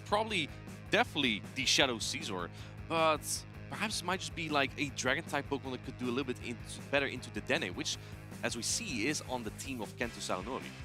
I'm going through the motions in my head, trying to work out from a typing perspective, in terms of its stats, its bulk, what is Turtonator bringing to the table that other fire options aren't able to. Well, it's not weak to water. It's not weak to water, but do you remember we mentioned that there aren't actually that many water-type Pokemon available in this meta? There's none on Kento's team. There's none, so that dragon typing is actually a little bit more difficult, but I think what's particularly interesting about Turtonator is it is a dragon-type Pokemon that is not weak to Fairy. Against the Dene. And so against the Dene, the Parabolic Charge is resisted by the dragon typing, and the Play Rough, which would normally be super effective against a dragon, is only neutral because fire resists Fairy. And so I wonder, is Turtonator part of Sanyodigo's tactics to take down Sizzle the Dene teams, which he is exactly up against here? This Turtonator is also going to be really good into the Cradily from Kento Saonori. Why? It's a Rock-type Pokemon? Yes, but this Cradily from Kento Saonori also has Bullet Seed, which is double resisted into that Fire and Dragon typing. Let's move on to the next Pokemon that looks interesting. This is the first time we have seen it on stream here. That is the Toadscruel. It usually runs Mud Slap as the fast attack. It has Wrap, Seed Bomb, and sometimes Earth Power. Yeah. Correct. It's a grass and ground type Pokemon, so it's like a combination of something that can beat both the Mud Slap users, like Marowak on the other side, and also water type users. We have a lock in here, Fari. We're going to see if we're gonna get any of this Turtonator / Toadscruel action. We have from Kento Saonori the Shadow Marowak as light up into the Turtonator. That is a great matchup for Kento Saonori. The Shadow Kanto Marowak will have super effective Mud Slaps, so the Turtonator gets out of there really, really quickly. Galarian Corsola comes in, and the interesting thing here is, because you've come in with a switch, this Shadow Kanto Marowak will be able to land this Bone Club without taking an extra Astonish. So Sanyodigo's Galarian Corsola is basically already down to half HP as the Shadow Sizzle comes in. Switch advantage, I think, will be very important here.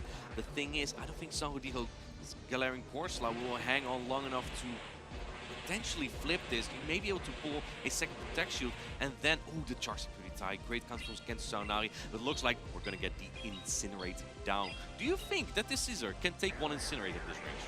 I'm going to go with no. Well, we're about to find out. We see the boost there. Oh, and it does hang on. This is a boosted Night Slash. That is superb. That Shadow Sizzle is able to hold on to the Incinerate. Turtonator doesn't have a ridiculously high attack stat, and it probably wishes it did, because that boosted Night Slash did a ton of damage. And in the back is the Golisopod. This is looking near impossible for Sanghudiro. He's going for the Wrap. This has been buffed this season, but we haven't seen it as much. Toadscruel with Wrap will debuff the defense of the opposing Pokemon, but as you can see, not the same time attack bonus, not the most powerful attack. Golisopod can hang on. Having 2 X's here already, this is looking quite tough for Sanghudiro to come back from. Now let's talk about Kento Saonori for a little bit, because this player he's not just one of the best around or in the Asian region, he is one of the best in the world. We've seen him on the Go Battle League ladder all the time. He is a top player, and he is playing like one. This has been an absolutely dominant game number 1 for him. Shadow Kanto Marowak closing it out, taking out that Turtonator, and he is now 1-up in this winners semifinals. Having all the alignment there, I think that Sanghudiro was hoping to see something like a Mandibuzz come out from Kento Saonori, trying to bait out the Mandibuzz with the Galarian Corsola, so then the Toadscruel would be free in the back, but the Golisopod just looks decent into the team from Sanghudiro. It has play into the Shadow Knight. It's not great, but you don't go down immediately. The Lapras is decent to play out. The Cradily is a great matchup, so kind of may have overlooked that Pokemon. I think it's tricky in this situation. So from Sanghudiri's perspective, you've got a couple of picks on your team that are really hard answers into popular meta picks. So Toadscruel, for example, is a grass and a ground type Pokemon, it means it resists the entire moveset of Shadow Kanto Marowak. That means the way that you're likely to play it is you really want your alignment against that Shadow Kanto Marowak. The problem is, when you use Pokemon that are more RPS drivers, rock, paper, scissors drivers, you need the alignment more importantly than anything else, they often don't have good neutral matchups. And that means when you don't have alignment, it's very, very difficult to change the situation. I think that's kind of what you have when you play a core that is Turtonator and Toedscruel. Yes, they have a very diverse and unique typing for their defense, but the way it lines up in this current meta, yeah, I'm not too sure, especially when Marowak or ground types in general are like all over the place. A fire type Pokemon is so difficult to use. You normally see a Pokemon like Talonflame that is the fire type of choice. It was top 12 usage as well. That Pokemon does okay into most ground type Pokemon. But yeah, Turtonator with Overheat and Dragon Pulse, I feel like is really... I feel like some of you kind of got stuck building into the Dene. I was like, well, you know, I really want to run a fire type Pokemon. I'm just going to destroy with Turtonator. It is curious when you start to look at team compositions, what are you trying to dissuade your opponent from using? Now, we can see that we've got Double Grass, Cradley, and the Toedscruel on the right-hand side, and they are dominant against Dedenne. We know that Turtonator, of course, can have a good matchup against Dedenne as well, but the only Pokemon that really, really doesn't want to see Dedenne is that Lapras. So I was almost expecting the Lapras to come because you know that you've dissuaded the Dedenne from coming, but actually went into Galarian Corsola instead. You know what I also just realized? The Turtonator is quite good into Gliscor as well, because you resist Fury Cutter as the Turtonator, and Water is not super effective. Is this maybe a good Pokemon, you think? So Turtonator would have had positive matchups into Shadow Sizzle, Dedenne, Cradley, and Gliscor. But it's face Marowak. Woe to Turtonator. How unfortunate. We'll see if both trainers are going to change their choices for these next battle. Currently, Kento Saonori 1-0 up, and it just shows that, yeah, those Pokemon that they use, the Shadow Scissor, has been so important for throughout this whole tournament. So if you're San Diego here, do you double down?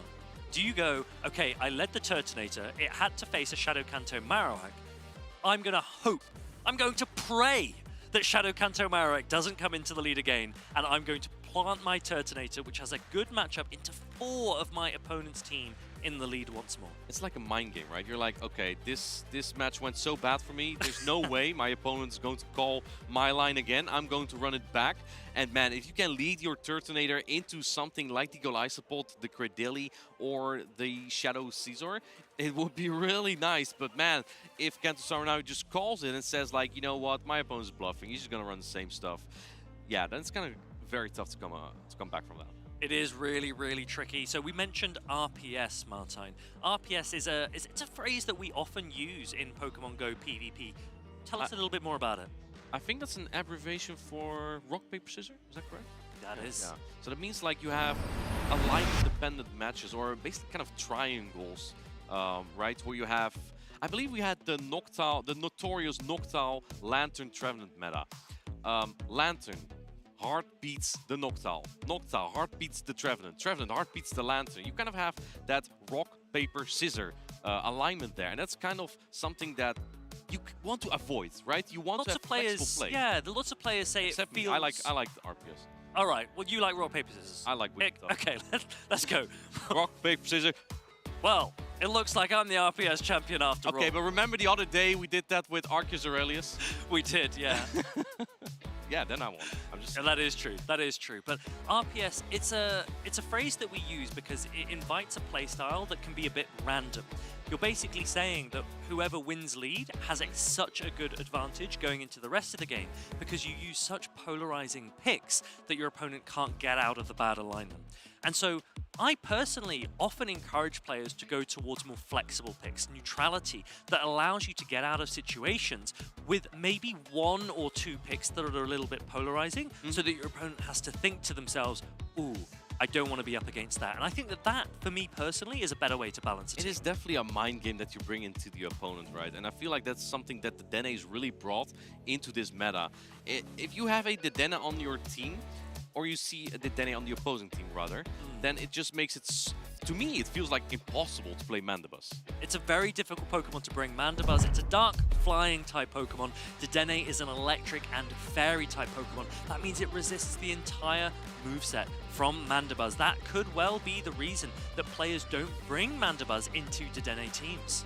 And if you don't have a Mandibuzz yet, Volibee actually spawns at some of these championships, so you can even get one of those. It's been a prominent Pokemon. It won the 2025 Europe International Championship. It was one of the Twitch drops as well for the North America International Championship. You could basically just catch the Mandibuzz from Botman there. And he did well with it there too, because he got 3rd place with it. Mandibuzz, a really good Pokemon that you should have for your roster. So Martin, we've obviously been on stage a ton in our time. What is it like when you're sat there and you've got your opponent's team sheet, you're trying to plan, you're trying to get in your head, you're trying to make a prediction, and Kento Saranori, he's about to make a pretty big prediction here. Let's circle back to that later, because we got the match going. We have game number 2. We have, oh, there it is! The Turtonator meets the Shadow Scissor!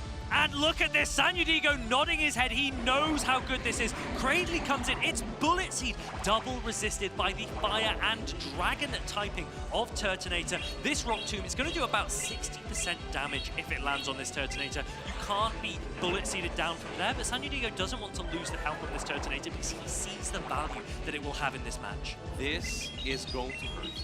Even though debuff, Overheat is an extremely hard-hitting attack, and it is protection by Kento Saranori. I would now expect to switch into the Galarian Corsola, making sure that he can switch advantage, because you want your Turtonator on exactly that matchup. If you expect the Marowak from Kento Saranori in the back, Sarudigo has to switch advantage, because Toadscrew is so good into that. Okay, so Galarian Corsola comes in, a really bulky Ghost-type Pokemon. Cradley is throwing Rock Tombs, so you can see that this Galarian Corsola has had its attack debuff, but because it's so bulky, Sanudigo is still in a great position. Once this Cradley goes down, Kento Saranori has to make a decision, because the Shadow Sizzle could come back in, but Turtonator incinerates so much damage. I think that Kento Saranori would bring in the Scissor after this Cradley goes down. Now to throw energy as this Galarian Corsola right here, because you lose Starship Fedority tie, and oh, Sarudigo has to invest 2 shields now. I think it's worth it though, but does he think the same way? And yes, he does! Sometimes you need moments like this. It's a rare error from Sanudigo, and Kento Saranori has to take advantage now. Charge attack priority, Galarian Corsola loses it to Cradilli. You've wasted all of that energy to do 2 health of damage. Shadow Sizzle now can come in. Can it get the full farm down? Yes, it can. And now you aggressively switch. The problem is Sanudigo has a Toadscrew available. It has the Turtonator available as well. Turtonator now comes in, and look how much damage it not even going to. Gets out of there quickly. Sarudigo was shaking his head. He was hoping, please, please, do not be Goliath's fault, please! And no, there's the Marowak. Kento Saranori, yes, he has that shield advantage, but all of this damage is resisted on the grass and ground typing of the Toadscrew. I think at this point you even go, no, he goes for the C1. Perhaps I think the Rat may have been the play. The thing is, I think Sarudigo's afraid that the Scissor will get too much energy. Can 2... Oh, he's actually just going to let it go. He's going to go full Sizzle here and now try and double. Let me tell you, this is impossible. Here's the reason. Well, maybe to get a nicest boost here, but one more Mud Slap. This Scissor is in 1 Incinerate range. That is right. Incinerate is such a hard-hitting attack. He gets to the grab, and this ensures that an Incinerate will melt this Scissor. Yeah, have you ever tried to play hide and seek with a Sizzle? Because there's no point. You simply can't find it. You can't find it, it's gone. And Sarudigo ties up the score, double down on his game 1 line that went so terribly wrong for him. Now went exceptionally well, because Kento Saranori basically reversed his line, and then it worked perfectly for Sarudigo, even despite that, I would say, pretty relevant mistake there with the Galarian Corsola charge to tie into that Cradilli. And I think sometimes this is why some players find what we call RPS driving teams frustrating. Because the matchups are so dominant that even if you are to make a mistake, even if you are to give away a shield for free, there's just nothing that your opponent can do about it. So Kento Saranori has to really think to himself here. If I'm using a Pokemon like Shadow Sizzle that has an utterly terrible matchup into a Turtonator, a Fire Dragon type Pokemon, then can I really afford to run a line that if I go up against that same line of 3 from Sanudigo, I simply cannot change the outcome of the game? That is what we just saw, because going back from the Turtonator, I think that Kentsunari was in the best possible scenario in that match. The only thing that could have changed it was if Sanrediro would have let Switch Advantage go there. So moving on to game number 3, are we going to see the same course of Toadscruel and the Turtonator again? And are we going to see that Marowak, Credilli, Caesar core again from Kentsunari? I think we're going to see some change in the next matches. I assume Sanrediro recognizes I brought Turtonator as my lead twice. My opponent is really liking the Shadow Kanto Marowak. I expect to see the Shadow Kanto Marowak again. So Toadscruel is a really great option for Sanrediro. Kento Sarinori has to think, do I want to think that my opponent will go 3 times in a row with that Turtonator lead? Will he do it to me? There's no way, right? Surely. There's surely no way. So do I now lead the Shadow Sizzle once more and pray that there is no Turtonator in the lead? Fingers crossed. One of our trainers has locked in their team. The other one's still thinking it through just a little bit more, making sure that the choices he makes are going to be the right ones. You don't want Scissor on Turtonator. You don't want Marowak on Toadscruel from Kento Sarinori's side. And I think as Sanrediro, you really don't want something like a Lapras on the Dene. Alignment can be so important in these matches, and especially in that final decisive one of this set. Here we go. Such a big match for these players. The winners semifinals of their group. This is Group E and everything to play for. The winner will go through to day 2, and there is so much at stake when it comes to that lead matchup, and that is a really scary thing for these players. Kento Sarinori knows how good Shadow Sizzle can be. He knows how good Shadow Kanto Marowak can be, and he's probably not had to face in his practices pre this event the team that he's up against, and that makes things difficult. We're going to need a few more seconds, one of our trainers, and while we talk about the teams here, I just want to reinstate again, if you have any of these Shadow Pokemon as well, but they have Frustration and you want to use them, now is your chance until Sunday to get Frustration of it with a Charge TM. And while you're at it, make sure to get a Pokemon like Shadow Giratina Alder. It's been so good in the Go Battle League for so many trainers. It is an absolute staple. So a lot going on with this event at the moment. Yeah, tons in-game available. A really, really great time to play. And of course, if you are watching the Twitch stream, there are drops available, so make sure that you are tuning in and trying to claim those. I'm just scanning through the bracket now because there are tons of great players that have been playing elsewhere, out on the tables in front of everyone. And we've got some big names that are both winning, but also some big names that are losing. That happens here at the World Championships. Emmy Weedle versus PvP David. Can you tell me more? So Emmy Weedle, he is a great player, one of the European International Championships, the first ever senior world champion. And he is up against a very close friend of his in PvP David. PvP David is a brilliant player. He did really, really well in World Championships last year in Honolulu, Hawaii. He's won gold medals. He's probably the player in form and perhaps now the favorite out of the two. So they will be battling against each other. I believe they're both in Group H. And my goodness, Martijn, that is a stacked group. You have Axon, you have Rise, you have Doonbug, PvP David, Emmy Weedle, so many great players in that group, but only 2 can come out of the group because we are in that double elimination format. 1 loss, down to the losers bracket. 2 losses, it's time to go home. Yeah, and perhaps let's circle back. I'm trying to load up as well. Perhaps we'll circle back soon to some of those matchups as well, because of course we have the greatest of the greatest at the World Championships. Even though we cannot feature all of them, so many will be here on that winners finals, trying to make their way to day 2. The top 32 will be playing on Saturday, and then that will go down to a top 2 playing on Championship Sunday. That will be the grand finals, and it's going to be played in the arena here. You know, we have an arena in the Go Battle League. We also have one here where we're going to play Championship Sunday. Yeah, and these players are ready. They are locked in. We are about to get going in this decisive game number 3. We do see the Shadow Sizzle, and this time up against Shadow Annihilate, one of my favorite Pokemon, and it can do absolutely massive damage with its counter fast attack. this is a slightly favorable matchup for the Shadow Annihilate because it will be able to boost its attack relatively quickly with the charged attack Rage Fist. And for that reason, Shadow Caesar is just very fragile. Looks like somebody who's not even throwing a charge, just going for an entire farmland, hoping that the energy will be useful on any of the backline. And this Shadow Annihilate does have access to Ice Punch, so it will hit super effective on anything coming in. It's swapping into the Galarian Corsola, into this Dark-type Pokemon. This is actually not that bad of a matchup, just because it's Air/Mandibuzz, not dealing super effective damage with its fast attack. However, power play is going to hurt. Now, we as the commentators, you as the viewers, you can see the backlines, but these players, they don't know what their opponents have in the back. So Kento Saranori, he's got that Shadow Kanto Marowak in the back. He will be praying that no matter what comes out of this matchup against the Galarian Corsola, that there isn't a Toedscruel in the back. Toedscruel, a grass and ground type Pokemon, it would resist all of the damage of his Shadow Kanto Marowak. So Mandibuzz is putting in the work here, but ultimately for him, it all rests on whether or not it is a Toedscruel or a Turtonator.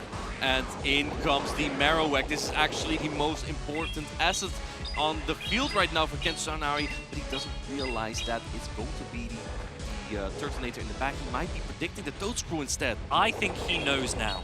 And the reason is because if it were a Toedscruel, why would you be throwing this energy into this Shadow Kanto Marowak? So Kento Saranori thinks to himself, hold on a minute, I need to preserve a shield for the Shadow Annihilate. I don't think that there is a Toedscruel because otherwise it would have come out already. And so now this Shadow Kanto Marowak, with a little bit of energy, farming down more, can start to unload this against the Turtonator that we can see. San Yudigo has to make a decision. If he comes in with this Galarian Corsola, are you able to reach another attack? Well, this Marowak already has so much energy, and Kento Saranori, perfect counting, knows he can mud slap this down. You now have 2 Bone Club, and I think at this point 2 Bone Club will be able to knock out the Turtonator. Yes, it has that big shield on its back, but all this ground type damage is going to be super effective. A lot of damage on this Turtonator. The second one coming through. Kento Saranori is going to take game number 3. The Bone Club comes through, it lands, and Turtonator goes down. Kento Saranori wins the series 2-1. He progresses into day number 2 here at the World Championships in Anaheim, California. And it just goes to show that sometimes you do need to stick with meta. It gives you so much more strength, so much more flexibility, and Shadow Kanto Marowak coming out on top once again. We've seen so many of the Japanese competitors get so far already at the World Championships, and now Kento Saranori is one of them, moving on to day 2 tomorrow. What a tremendous performance, but let's not forget about San Rodrigo, a consistent performer, has been becoming better and better over time. At some point, he's gonna rack those medals up. Yeah, he really, really is impressive. He has an interesting playstyle, and this team was obviously a team that he was looking to catch people off with. It didn't work out for him here, but there is always the opportunity to keep going on the loser's side of the bracket. His run is not yet over. Right, so he's still on the loser side of the bracket there, so we may see more of San Rodrigo if he can manage through that loser side of the bracket. And yeah, we have many more matches to come, of course, on this on the stream here. And I was looking in, Emmy Weedle and PvP David, we mentioned that matchup earlier. They have now played, the results are through. Emmy Weedle won 2-1, so he will progress through the winner's side down onto the loser's side. It's Axon as well, wins a game, and he is now also dropped into the loser side of the bracket. So many big names, it's almost impossible for all of our favorites to get through to the very end. That's what happens here at the World Championships. So many great names. And we are going to continue soon with more of these battles. But first, we're going to show you a little bit more about us. Let's take a look at Amanda and Speedy talking to each other in an interview. Welcome into a brand new episode of Meet the Casters. I'm Speedy's Chief 2 here with the one, the only Amanda Lundberg. Amanda, we got some really fun questions to run through. We're going to bounce back and forth a little bit here, but let's get us started. What is your favorite of all time? What is your favorite Pokemon? I'm going to do an impersonation of it and see if you can guess it, okay? Chat, help us out. I'm lost. Sableye. Sableye. Okay. Very nice, very nice. And I know yours. Yours is Blastoise. But your favorite PvP is Fortress. Next question, because you got it. You actually nailed it. Amanda knows me really well. Amanda, go ahead. What can I say? All right, let's go ahead and ask, what is your favorite place or coolest place that you've ever caught a Pokemon? And while you're thinking, I'll go ahead and say, I was in Egypt, and I didn't actually catch it there, but I was able to evolve the Furfrou form, so I have the Pharaoh form Furfrou. Shiny. And I think that's maybe one of the rarest Pokemon in Pokemon Go. Amanda, you successfully made everyone watching super jealous. That's honestly awesome. My answer is going to be Japan. I caught my Zygarde in Ota, Japan, which is located in Tokyo. I still look at the location tag. It's such a dream. And I remember actually saving the encounter for that event. I was like, I gotta do it here. This is the perfect place to do it. So yeah, absolutely. So I'm trying to remember what comes next. Well, on the topic of worlds, and that's maybe not your favorite world's memory because you've had quite a few world's memories. So what is your favorite world's memory? Thank you, Amanda. Saving me per usual. My favorite world's memory has to be casting Grand Finals 2022 in London. It was our first Grand Finals for Pokemon Go. Storybook ending, Game 5 decisive matchup between Dancing Rob and Goran Hada. It's what dreams are made of. Grand Finals are incredible. Goosebumps right now just thinking about that. That was such a cool moment. I think my favorite was last year in Honolulu. It was the first Worlds I was casting, and being able to just see the big stage and be a part of something so big it's a hard memory to top. Next question, who do you think is gonna win it all at Worlds? And I'm gonna go first because I just gotta get it out. Elam. Give me Elam from North America. He looks so unstoppable. What do you think? This is the season of Marto Galde. He's won so many so far, and I think he has potential to take it all the way. Vamos, Marto. I think he can do it as well, but I don't know. Elam, to me, looks like the one. Amanda, we're going to spin the wheel here and see what kind of awesome task we get. Are you ready? Yeah, I'm going to go spin that wheel.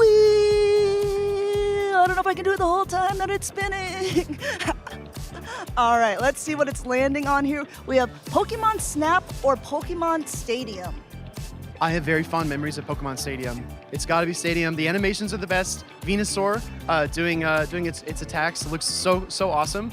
What do you choose? Well, I'm just going to be, a little bit divisive. We can't always agree. So I'll say Pokemon Snap. I hope the microphone picked up the snap. That was. Make it louder. Oh, there we go. All right, everybody. This has been a really fun segment. There are tons of other casters, so if you want to hear from them, make sure to keep on watching the stream. Back to the Pokemon action.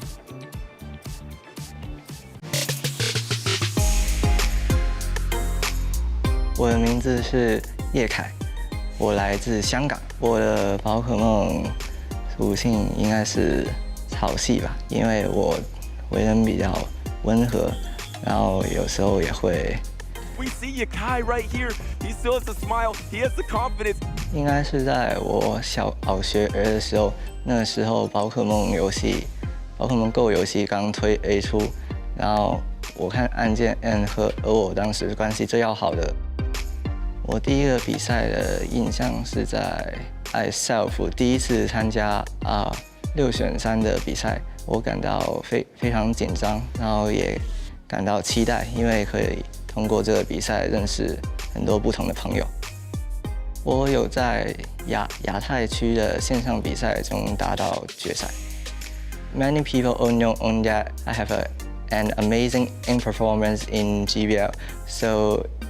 This gives me a lot of confidence to participate in Worlds last year. But the fact that I got knocked out after 2 rounds really destroyed all my confidence, and I felt pretty upset about it. Yakai going from last season's World Championships, not getting a single game win to now. 我现在感觉非常的兴奋，还有紧张。 还有开心，因很复杂的心情。我到现在还不能相信我赢的。我的偶像应该是来自日本的 Crescent Angels， 当时第一次看他在伦敦N 世界赛，在2022年的时候，我打出了非常好的成绩，得到了第3名。他的操作和心态都非常的完美以及从容自在。 He is your 2024 Pokemon Go World Champion! Congratulations. Thank you. Who's that Pokemon? Zoinks, Brokers, and I are going to pretend to be Pokemon. Amanda has to guess who we are and go. Okay. What's your relationship like with your parents? Ooh, it's a little bit, we've got the spark between us, you know. It's a bit volatile, I would say. Okay. For me, I'd say a little icy, a little cold, but there's a warmth there, you know? Speaking of warmth, absolutely fantastic. Loving to death. All right. Super nice there. We did do this a little bit earlier. I talked about, your morning routine, but what's your perfect day? Oh, well, a day that never ends, truly, where the sun rises and never sets. I like to soar as much as I can throughout the day, burning extremely bright. For me, get me cuddled up in I guess you could even say a cave. I would love to hang out in one of those, a cold one, all dang day. Give me a power plant. I just feed off that energy, I need that. Okay. All right. Yeah. Loves a power player. It's in my contract. It's, all right, Zapdos. Yeah, congratulations. Yeah. So that would make you Articuno and you Mr. Moltres. Yes, exactly correct.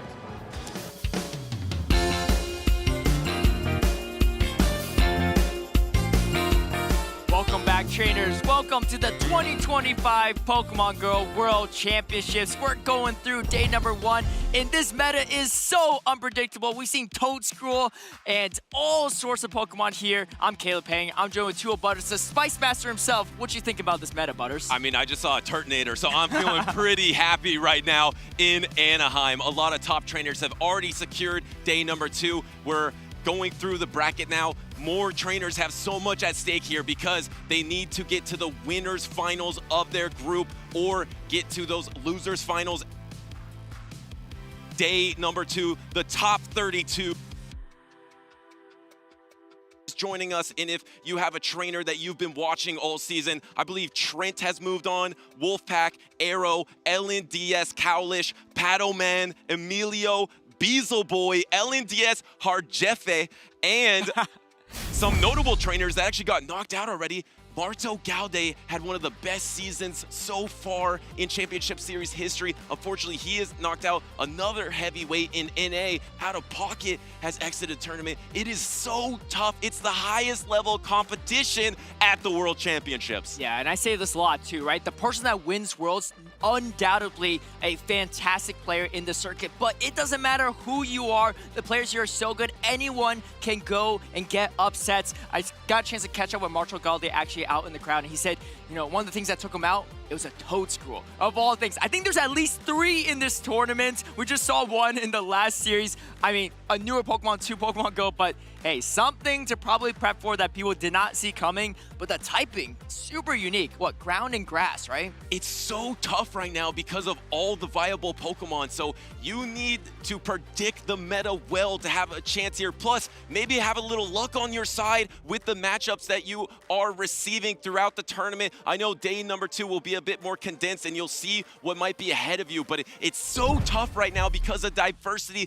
of the meta, so you truly need to be a Pokemon master to secure day number 2 at 2025 Pokemon World Championships. Can Gon or Maxi secure this? This is the winner semis, so that means whichever trainer wins this series will make it to day number 2. Of course, Maxi already defeated Elam earlier in the tournament. Elam has been absolutely on fire, won 2 straight regionals that he competed in, and then got 2nd place at NAIC. So that's a huge victory for Maxi here, who's coming off a 2nd place performance in his last European regional. Yeah, that's a huge upset. I mean, not only is Elam's performances, like the back-to-back tournaments he won, but he has nothing but a top 5 finish in or anything high or anything lower in any of all of his tournaments combined this season. So incredible season. I believe he's still in that loser side, so he can still continue that top 5 trend, but this is Worlds, right?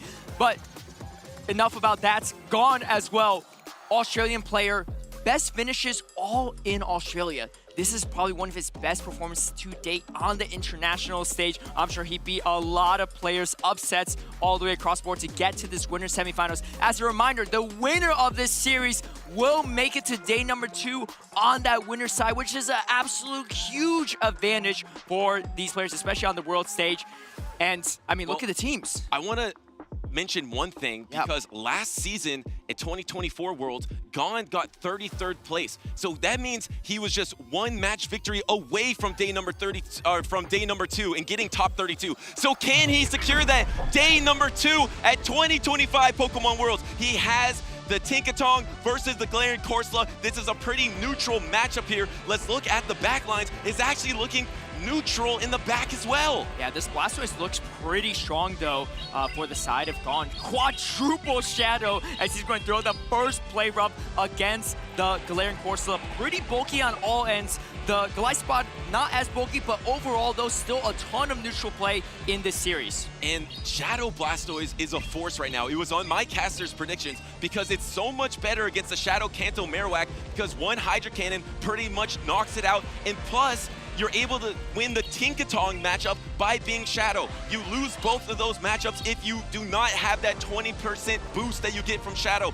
So a great meta read from Gon, and it looks like, you mentioned it, he has awesome matchups with that Shadow Blastoise in the back. He's gonna land the play rough right here. Can it secure the knockout? Not quite yet. So that means the Corsola is gonna get knocked out by the fast attack pressure. He gets fully farmed down here, but not the worst for Maxi. He could farm some energy. He's going to be throwing Resistive Fairy Wind or Fury Cutter. Going to opt for the Tinkaton matchup instead. This is super effective, but it's not going to do as much. And also, there's a debuff chance. Let's see if Gon's going to get this debuff or not. It's going to be really hard to Fairy Wind this down. Let's see how aggressive he's going to get with this farm. Doesn't want to go quite for it. Oh, maybe goes for it as well. Trying to get the aggressive farm down. There was no debuff on that first bolt, though, so this is still going to put Maxi in a comfortable position for his Tinkaton. And that energy is definitely going to go somewhere against Oh, we got it. He got the debuff there, and now you get the full Fairy Wind down, and you are absolutely loaded. If you are Maxi here, you're going to be able to unleash that energy into the backline. You're probably going to come in with the Corsola to soak all that energy because you are down to Protect Shield. You need to come in with your bulkiest, highest stat product Pokemon, which is the Galarian Corsola. It's the reason it's on your team to soak up all of this energy, taking the play rough, and now this Tinkatong is almost at another charge attack. Is it going to go for the bait here, or try to get the debuff, or just land the play rough, trying to just go as much damage as possible for Maxi? I like this play from Maxi. He knows that once that Tinkaton is out on Gon's side, his Gliscod has a lot of play. Yes, you have to contend with the blast with the super effective rollouts.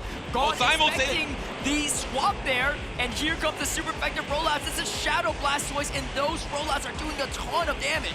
And now you only have one Protect Shield, though. Look at how much the Fury Cutter fast attack pressure is doing, and no Protect Shield. And now this is going to chunk into the Shadow Blastoise here. It's almost going to be knocked out and in range of fast attack pressure, but you're going to be able to get the double Hydro Cannon. And did you get that Skull Bash? I mean, it doesn't even matter because you're going to Protect Shield regardless. You have 2 Protect Shields remaining. Even though this is not very effective, you're going to get the back-to-back after one more rollout, but is denied because the Excessor does come out first. Do you give up your last Protect Shield? Yes, you give it up. And I don't believe that was charge attack priority. So now he's probably going to be throwing the Hydro Cannon. Is the timer available? No, oh, it is. It was Cap. Yeah, and this is actually pretty tough for Gon because I think in a way, could have thrown the Skull Bash. I don't think he gets to enough moves. Wait, actually, Maxi's going to let it go instead. Shield! Swap! Oh, because he knows there's a move. Oh, wait, but the Astonish damage is too much here. The Resistant Fury Cutter is not enough. It's the story of Galarian Corsola in this tournament, and Gon going to secure the first victory against Maxi. And Gon, who came so close in last year's Worlds to getting the day number 2, is now one game victory away from that top 32 tomorrow on Saturday with the amazing play from the Shadow Blastoise, even down a Protect Shield, and then having the fast attack pressure of the Galarian Corsola. The biggest reason, I believe, to use that over the Dusclops in this meta is to have more fast attack pressure. I actually talked to Maxi. He was saying the biggest problem for his team, he has no check for that Shadow Blastoise. I mean, yes, you have the Cradilly, but the thing is, the pacing on the Shadow Blastoise is so strong. And does that Cradilly have the Bullet Seed or the Acid for Maxi? It actually has the Acid, so it's more of a neutral matchup between Cradilly and Shadow Blastoise. He's gonna have to be able to figure out an answer for that Shadow Blastoise in this game number 2. Yeah, that Blastoise is really, really strong here. I mean, even against the Cradilly too, you have neutral rollout. The Hydro Cannon you have to respect on the Cradilly. And if you go for the Rock Tomb, it's not enough to take out the Blastoise. But if you go for the Grass Knot and get shielded, those Hydro Cannons still hit at 100% the damage they're being unloaded to. No debuff there.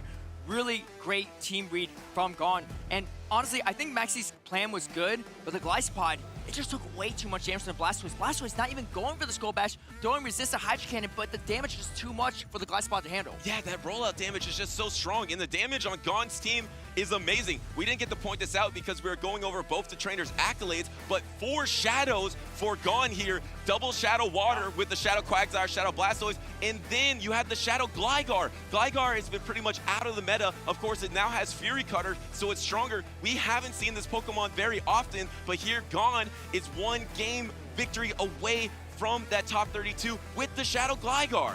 Yeah, something I love about these teams, and I feel like it speaks to the world's competitor teams as a whole, is that I feel like I look at teams and there's a lot of meta picks, but there's always their own spin on the meta, right? You can see Gon with the Shadow Blastoise, with the Shadow Gligar. The rest of the team, pretty meta with the Shadow Drapion, Shadow Quagsire, Corsola, and the Tinkaton. Meanwhile, Maxi, similar situation, right? You got the Tinkaton, Gliscod. Well, actually, his team is pretty meta, I gotta say, right? But he does have the Galarian Moltres, which has put in a lot of work into these Galarian Corsola. Let's see if Max is going to make that adjustment there, because Galarian Corsola is so strong in so many situations. No Digger Speed to be seen, really, in this tournament. And because of that, this bulky Ghost type is an absolute monster in neutral matchups. And to that point you were mentioning about the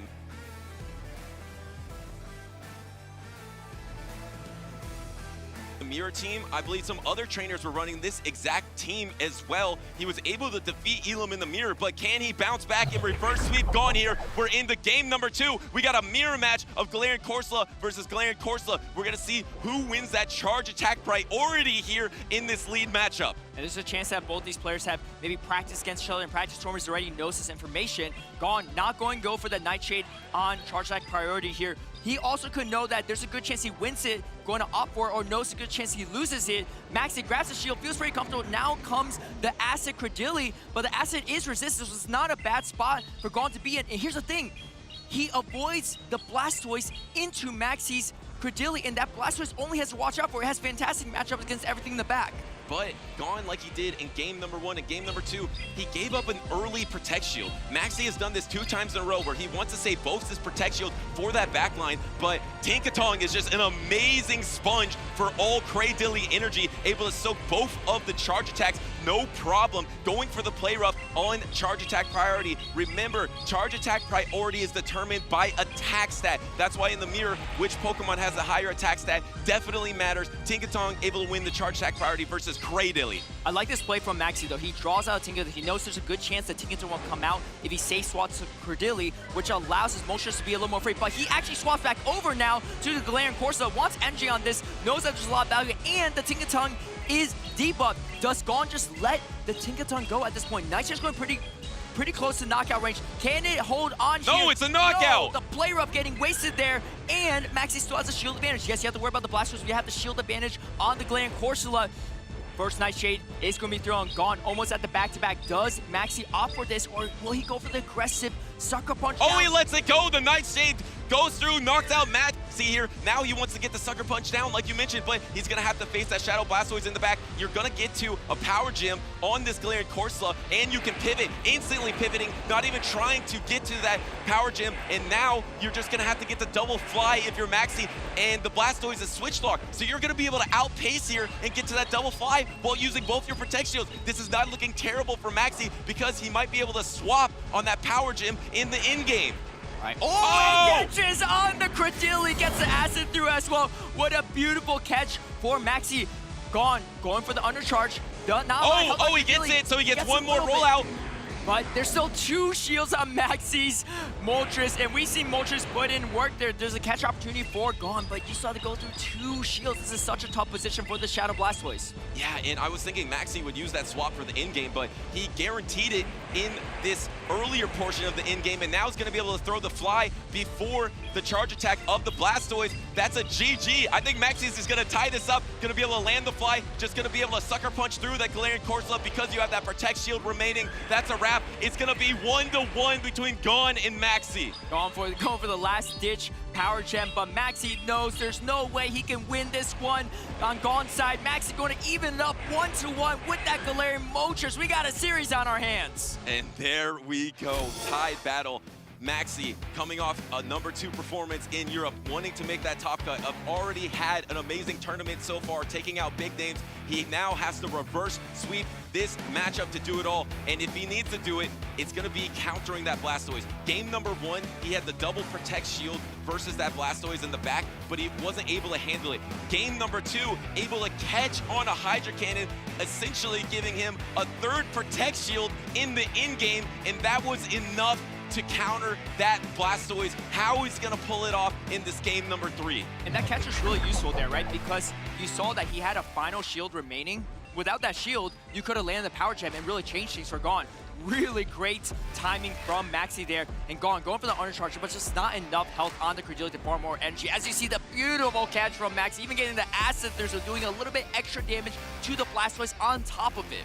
No, if he didn't catch that Hydra Cannon, he loses that battle, guaranteed, because Gone was in a position where he was always going to get 3 charge attacks, and there was only 2 protect shields remaining for Maxi. He needed some way to get a 3rd protect shield, and that swap was the perfect way to do that. Even though Gone went for the awesome undercharge, it wasn't enough to get enough rollouts and energy generation to get another charge attack to secure that victory here. Now we got a tied series, 1-1. This is going to come down to Gone, is he gonna play it the same way? Game number 1, game number 2, he early protect shielded the lead matchups. I actually don't think you need to do that in this situation. Because you know Shadow Blastoise is so dominant versus the opponent, I don't think alignment matters that much. I would like to see maybe saving those protect shields for the Blastoise in the back could be a great adjustment in game number 3 for Gone. Yeah, definitely. That Shadow Blastoise has a lot of utility, but Maxi dancing around it beautifully there. And you know what I love? Thumbs up from Gone afterwards saying, you know what? Great catch, well played. And something I love about our circuit is the sportsmanship, right? They respect each other and they know how hard it is to make it this stage. The winner this makes it day number 2, but they know that even when they lose, it's a tough, well-fought battle and well played by their opponents. Well, speaking of sportsmanship, it actually looked like to me that Maxi flagged something, and Maxi was the one who won that battle, right? Yep. So that's sportsmanship right there. Maybe he was noticing something that went on, and I don't know if the judges are looking at something now, or maybe I misread that situation, but I just want to echo that point. There is so much sportsmanship here in Pokemon in all of the titles, and now these trainers are tied 1-1. I don't think there was an official flag there. I saw Maxi raise his hand, but it looks like both the trainers are preparing for this decisive battle number 3. Something we haven't seen from Gone is that Shadow Drapion, right? One of the best answers he has for that Galarian Corsa, but it's kind of hard to bring into Maxi's team. Tinkaton's pretty good into it with the super effective Bulldoze, and you could get debuffed as well. Obviously, Credility not great into it, but Moltres, you have play as well with the Brave Bird, with the Fly. Marowak, absolutely awful for it. And then, of course, Gliscott, the pacing so fast, you could just really dictate the matchup, winning charge back priority, and knowing if you should shield or not. So I don't know if Gone makes an adjustment to bring the Shadow Drapion. It's kind of a gamble, but at the same time, we haven't seen Maxi bring the Shadow Marowak, so it might be okay. That being said, Shadow Marowak's not bad into Shadow Blastoise. You shield a Hydra Cannon, you're taking resistant rollout damage. It's also Shadow Blastoise. The mudslide damage really adds up in that matchup. I actually really like that adjustment of bringing the Shadow Drapion. If you're expecting the Shadow Kanto Marowak to be sat in this game number 3, if you could get shield pressure with the Shadow Drapion, you could absolutely close with your Shadow Blastoise. Looks like both these trainers are fist bumping to lock into this game number 3. Remember, day number 2 of Pokemon World 2025 is on the line in this very battle. We got Maxi against Gone in the lead once again that we saw in game number 2, but we did not see who wins the crucial charge attack priority. And look at that backline as well. Almost mirror matches. There it is. You got the Shadow Blastoise with the Shadow Marowak.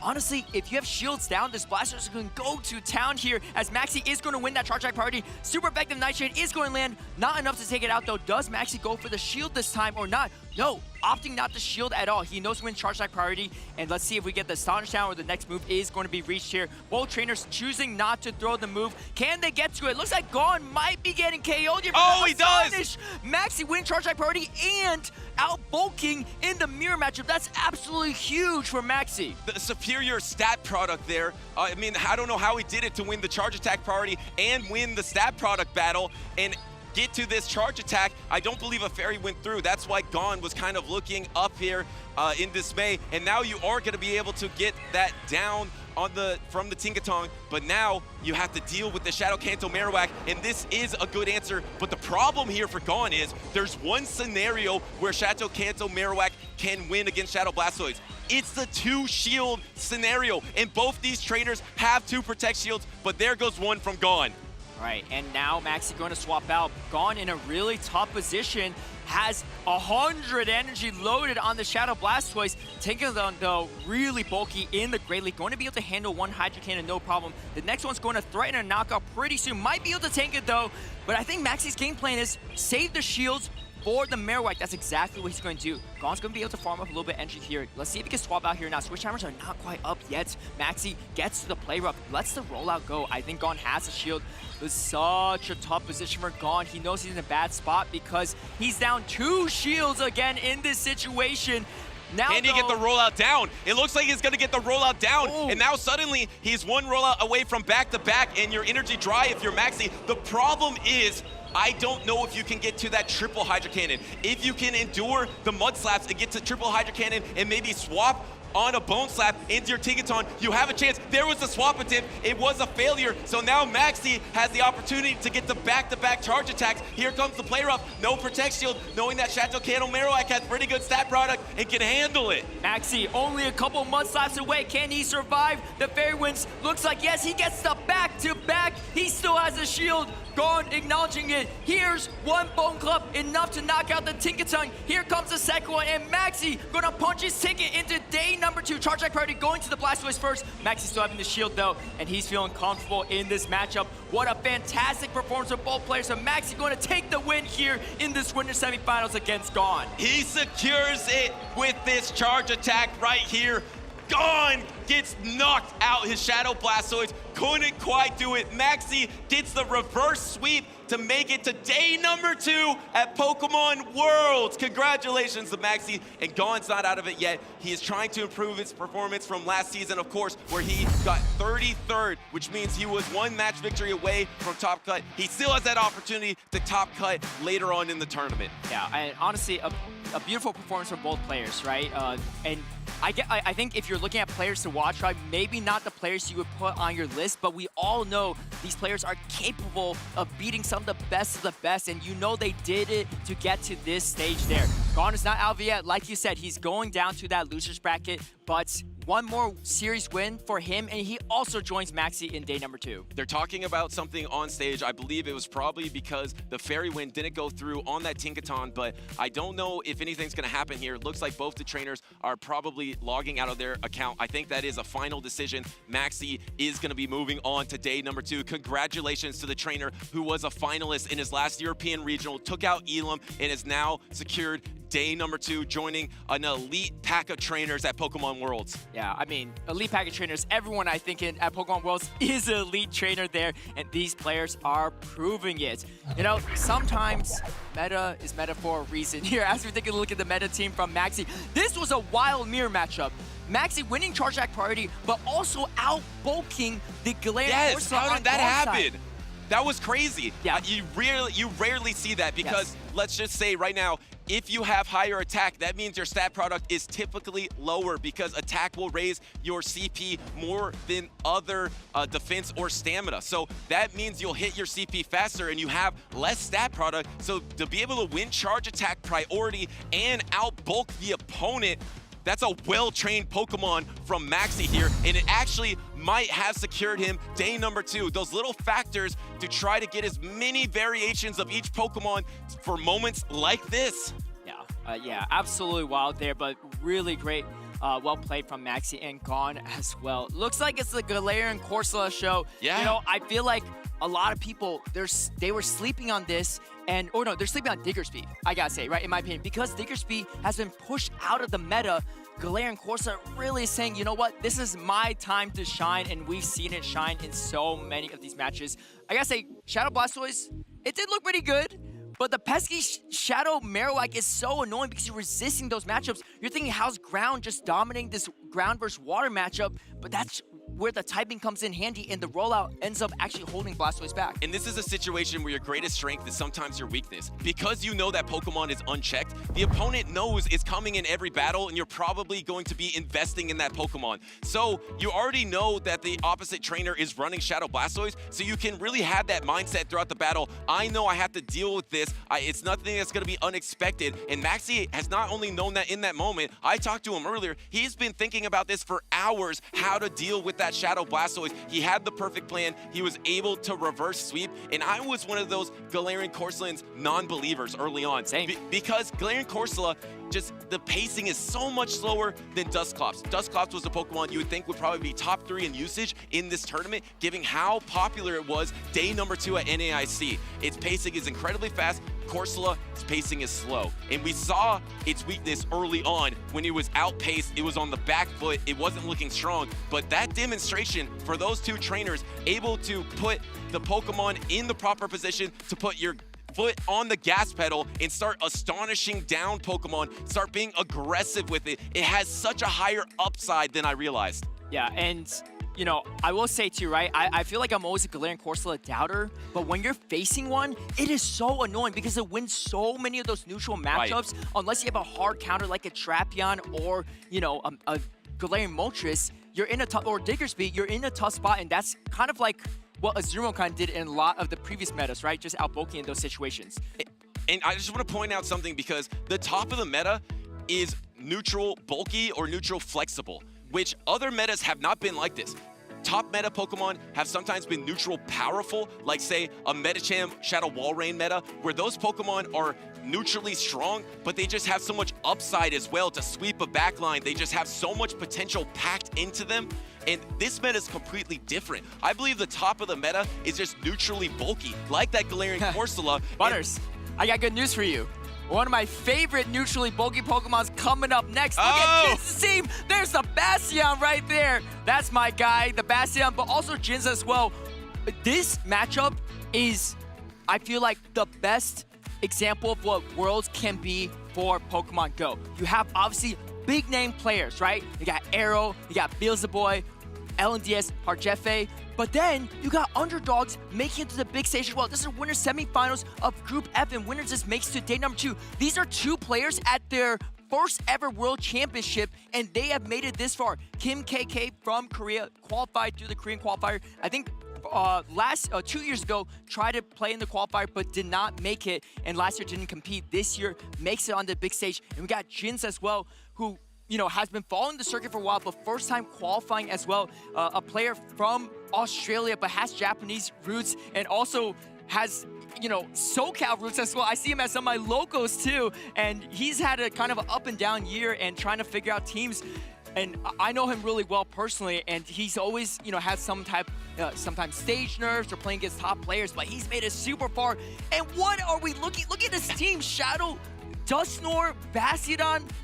I didn't even tell him to run this, you know? I mean, speaking of the stage nerves, he is looking like he has awesome demeanor here, just calm, cool, and collected, making it all the way here with a Shadow Dusknoir, as well as that Bastion has so much neutral bulk here. Can that be the factor against Kim? But the thing is, Kim does have that Diggersby, a Pokemon that we haven't really seen be a factor. After it was top usage at NAIC day number 1, it has fallen off a cliff. It's been trending down, but Kim was able to use it to perfection here at Worlds to get to this winner's semis. He has a pretty meta team. How does this match up against the spice of Jins? Yeah, it's going to be interesting. I actually don't think the Bastion has a lot of utility here, right? Because Lapras has played into it, Gliscott does too. Obviously, you're taking super effective smackdowns on both, but their pace is so much faster. Trapeon paces pretty quickly there too. And, you know, since a year ago, Bastion has really been nerfed because of that smackdown damage change. So as someone that really, you know, likes the Pokemon, I actually don't think is particularly good in this matchup, but he has other picks that are good, right? However, Jins might have not been facing a lot of Diggersby in this tournament because there's not a lot of people running it. It actually looks pretty good into Jin's team, right? You can nearly one-shot the Shadow Scizor with the Fire Punch, double super effective. You have play into the Credility too, but it is a Bullet Seed Credility, so not nearly as good. You can hit it, you know, neutrally with Scorching Sand, but a matchup that Credility should not lose. Dusknoir, though, the Dynamic Punch that's going to really threaten that Diggersby, and you could tank the Scorching Sand. You're resisting the quick attack damage. So we're going to have to see, but this is kind of a meta team versus a very not meta team. I think it's a little bit of a tough matchup for Jins now that I'm looking at it, because a lot of his picks have multiple counters on the other side, and it feels like Kim has a lot of flexibility to bring different Pokemon. Like you said, Bastion doesn't have a true Pokemon that you're trying to target, so you're not going to see it, and then it's risky to bring that Shadow Dusknoir because there's the Shadow Drapion and the Diggersby. It's really tough. I think your most neutral pick in this matchup, if you're Jins, is the Mandibuzz. You just need to be able to avoid that Dedenne at all costs. Can it be the Cradily and the Shadow Kanto Marowak paired with that Mandibuzz to support it so you can be neutral throughout the game with that Mandibuzz, bounce around a bit? Shadow Kanto Marowak is also looking very neutral. You have to worry about the 2 water Pokemon. That is probably the biggest issue if you're Jins. How do you take care of that Lapras and Golisopod? Maybe the Cradily is your play there. Yeah, definitely. You know, you always have to respect that Dynamic Punch from the Shadow Dusknoir, so I do think that he'll probably opt for that as much as possible. The Shadow Drapion is going to be a hard counter to, but outside of that, you're not too bad, right? Yeah, you have kind of like the teenage version of it with the Dusclops, but in the head-to-head, let me take a look at it. It is actually going to be Astonished Dusknoir, so charging energy a little bit slower, but doing a lot more damage. That Shadow Astonished damage, you cannot, you know, forego that. You can't just ignore that, right? That's actually going to do a lot of damage. I mean, I know you said, looks like Jin's team has a disadvantage into Kim's team, but I'm looking at Jin's team. I feel like he has a disadvantage against everyone's team. So I don't know how he made it this far. But honestly, you know, as someone that knows that he's worked really hard to get to this stage, you know, I'm really happy for him. And he's doing something here, right, at World Championships. He barely qualified for Worlds in the Australia qualifiers. I think he was towards the bottom, maybe the 9th or 8th player to qualify from Australia. And it's I think they only have 10 spots, right, in the championship points qualification spots. So barely making it to World Championships, and I know, you know, he kind of went through some ups and downs. Portland, I think he went 0-2 as well. NEIC was started off rough, but, you know, kind of made a comeback. So I know, you know, he's all smiles on stage. I'm sure he's feeling great about making it this far, but he might go even further. Well, that's the thing. These trainers on the bubble, you might think that they have less of a chance to win the World Championships. Maybe they do, because they don't have the accolades of the top trainers. But if you make it to the World Championships, you are a great trainer. And even if you are in that bubble, just barely qualifying, if you can predict the proper team, like you said, you're like, I don't even know how he got this far with his team. But the thing is, he must have a strategy with it. Is it that Mandibuzz, Shadow Kanto, Marowak core? Or maybe he's just thinking all his opponents will be expecting that, because it feels like you're kind of forced into that core because your team has so many weaknesses, similar to Arrow. Arrow had so many weaknesses, it felt like he was stuck in certain situations, but then he just flipped the script. He's like, okay, I will just embrace my weaknesses. I'll be weak against everything, and I'll just try to outplay the opponent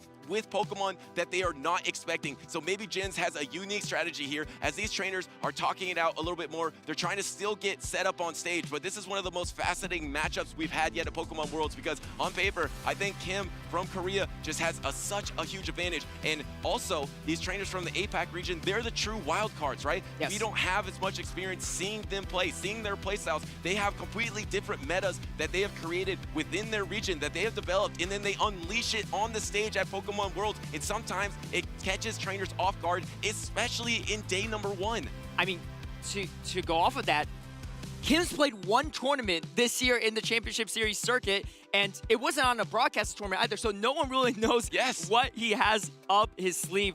Very excited to see that. And Jins, I don't believe, has played any tournaments where he was on a broadcast either. So in a way, even though he's played in a lot of tournaments, he's also kind of unknown for a lot of our viewers, so we're going to see that. I want to hear from our viewers as well. I think we have some tweets. Let's take a look at that as we're getting these players set up here, too. We got Juancho, one of our co-casters. Doesn't matter what happens today, being here together already makes me feel like a world champion, but we're still going for the win. I love it. You know, that's this whole family right there competing, and all 3 of them qualify for World Championships. And look at that drip too, right? They got to match and show up to compete. Incredible. These are certified Pokemon trainers, a certified Pokemon family here. You love the matching fit as well. Some of the best people we met. Such a nice family. I'm so happy for them. And then we got Yakai for Anaheim. I believe Yakai has taken 1 match loss so far, just to update you. But as we checked before we started casting, he is still in the tournament. He still has the opportunity, I believe, to go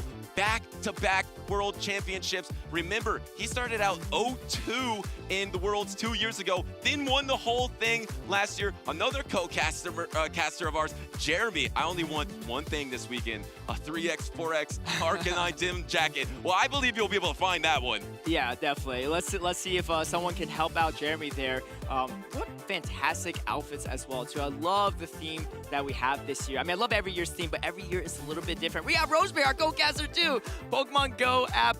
Custom stadium and music for PP trainer battles is so cool. You can see the Pokemon battle on the in-game Jumbotron. Really feels like Worlds right now, and I hope that we get something like this for Champions. I would pay money for different stadiums and battle music. I love it too, you know, and it's Go Battle Week as well. A lot of people could play at home, so for those tuning in, you can kind of experience the World's effect in some ways. Honestly, the in-game design is absolutely awesome to see. You can see the aerial shots, multiple camera angles the changing in the stadium. Aerial shot. When you're turning in battle, you see the trainer and the Pokemon. It is awesome. It's one of the coolest maps ever. I absolutely love it. I think I was watching Rosemary when she was battling her new Master League team. She was cooking people, she was dominating, especially against that Mewtwo. I could not agree more. It's so cool, and especially at an event right now that we have the World Championships.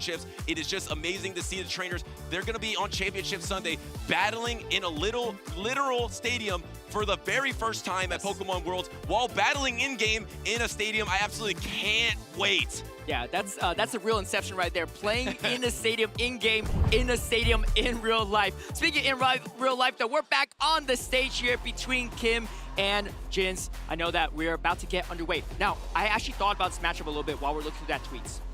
I think Jin's team is actually genius. Okay. I'm in. You sold me. Okay.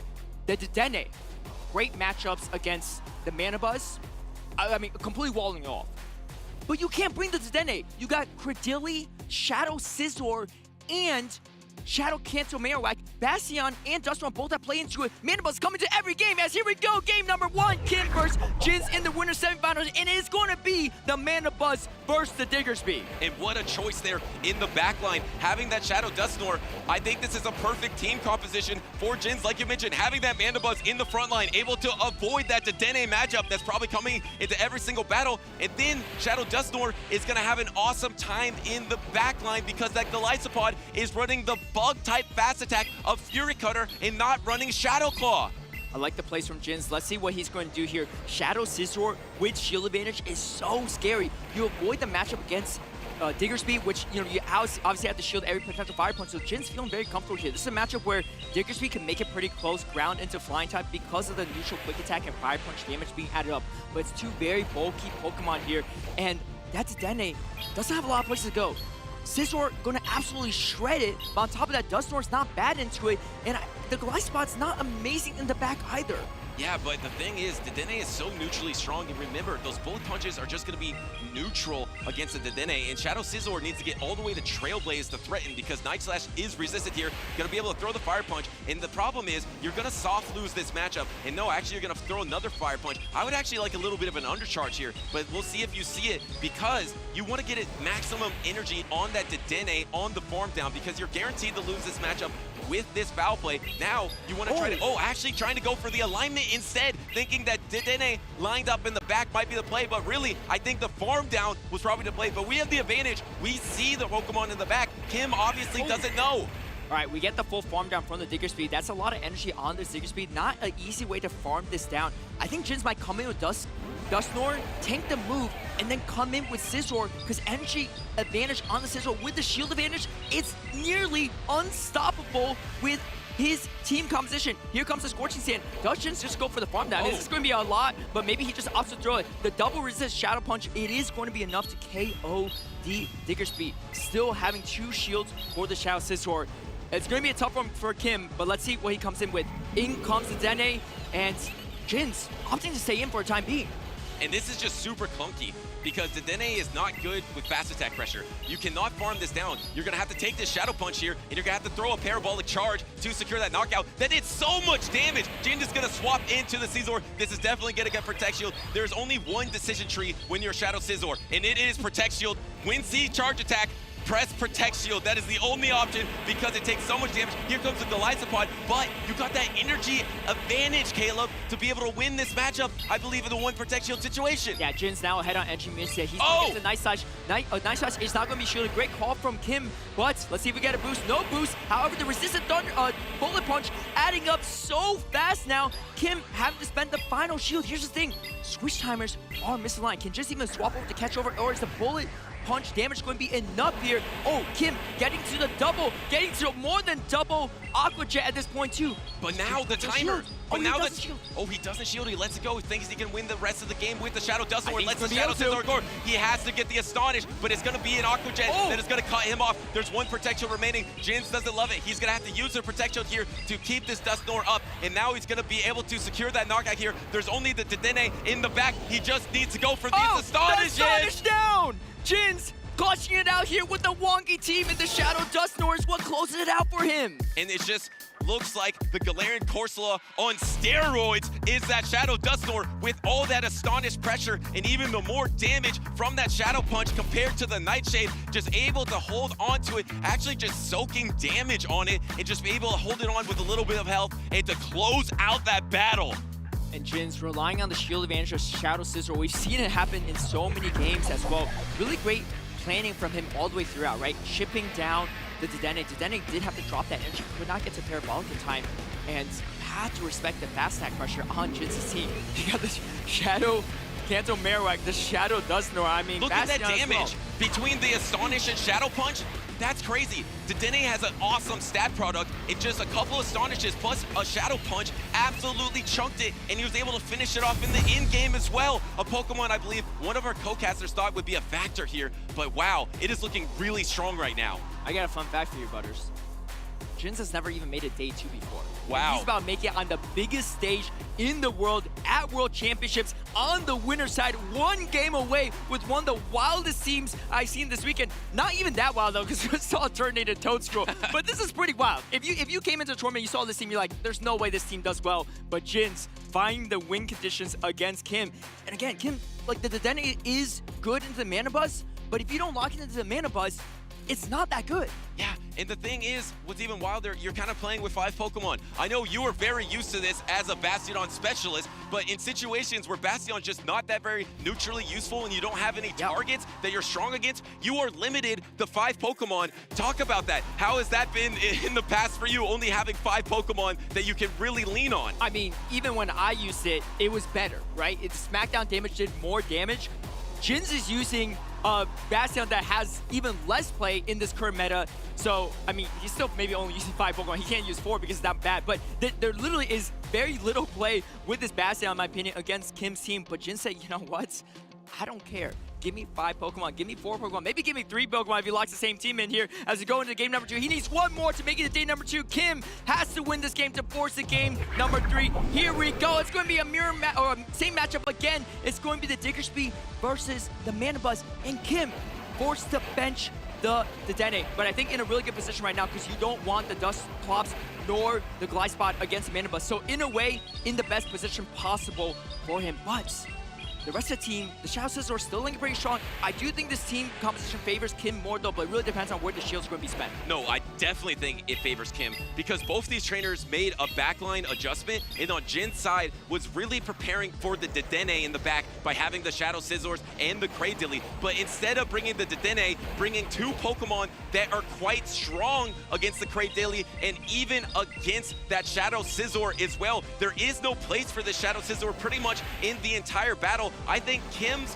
backline is looking absolutely fantastic against Jins. If Jins is able to pull off this, that would be stunning.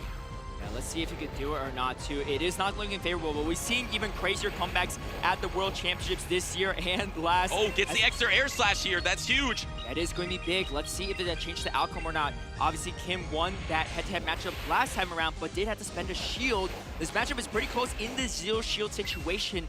Jin's firing another foul play. I think Kim might opt to just let all these go because, again, knows he's in a good spot in the back, doesn't know what's in the back, but Dusclops looking pretty strong into everything on the side of Jin's now that the Mana Buzz is almost taken out. And able to go for this Fire Punch here. This is not going to be able to knock out the Mana Buzz. The Mana Buzz does endure here. And remember, game number 1, he decided to Protect Shield, and this time Jins is actually going to give up the alignment to try to get that Bullet Punch advantage against the backline. Is met by the Golisopod here, and now suddenly you are slightly ahead on energy, able to get to the Night Slash, but no, trying to get to the Trailblaze first. I actually really like the Trailblaze, because if you can land the Trailblaze into a Golisopod, you can actually Bullet Punch down if you invest the Protect Shield. Here is the first Protect Shield of that Aqua Gen. I think he's actually going to go for the Night Slash, knowing that 2 shields through the Bullet Punch damage really adds up. If he gets a boost here, it could be disastrous for Kim. I love to play with the Bullet Punch. No shield! Doesn't shield at all, and Jin's going to outpace him because he got the extra Bullet Punch, and in comes this Night Slash. Kim going to have to spend the final shield.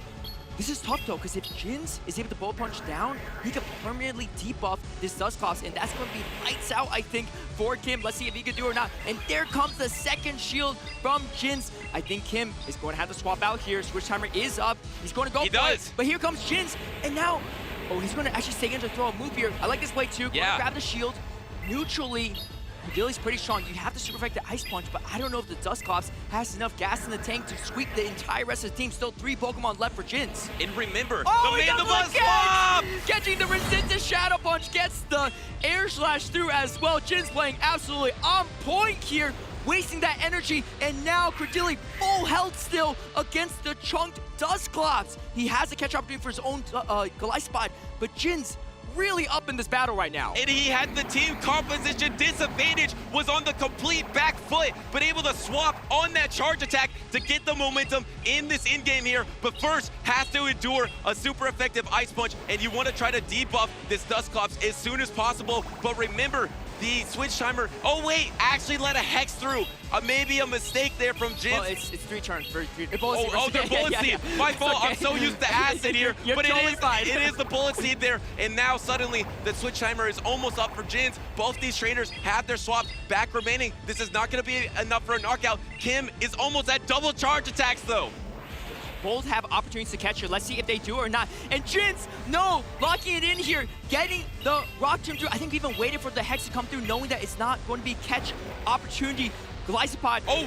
And it swaps in. Can he get the Bullet Punch down? He needs it. He needs it. He does get it. Now Jins fist pumping. This is what Pokemon dreams are made of. Never making a day 2 ever, and making it here at Pokemon World 2025. Huge congrats to Jins here with the wildest team. We're looking at like, this team doesn't look good on paper, but Jins just piloting it really well. Doesn't matter about the car if the driver is playing that on point there. The catch absolutely huge for them. Pleasure chatting through a little bit. We'll give you an update if there's going to be any potential things being reviewed here. But as it stands, Jins, what a victory there in game number 2, especially looking at those backlines. Incredible. Jins probably had the team composition disadvantage here. I believe he absolutely did in that game number 2. The backline was not looking favorable, but the thing is that Shadow Scizor taking that Fury Cutter damage, the big flaw in Shadow Scizor is you can't take a charge attack, and then you get pressured so much by fast attack, but being able to resist that Fury Cutter damage, able to have enough bulk to hang on to close out that battle.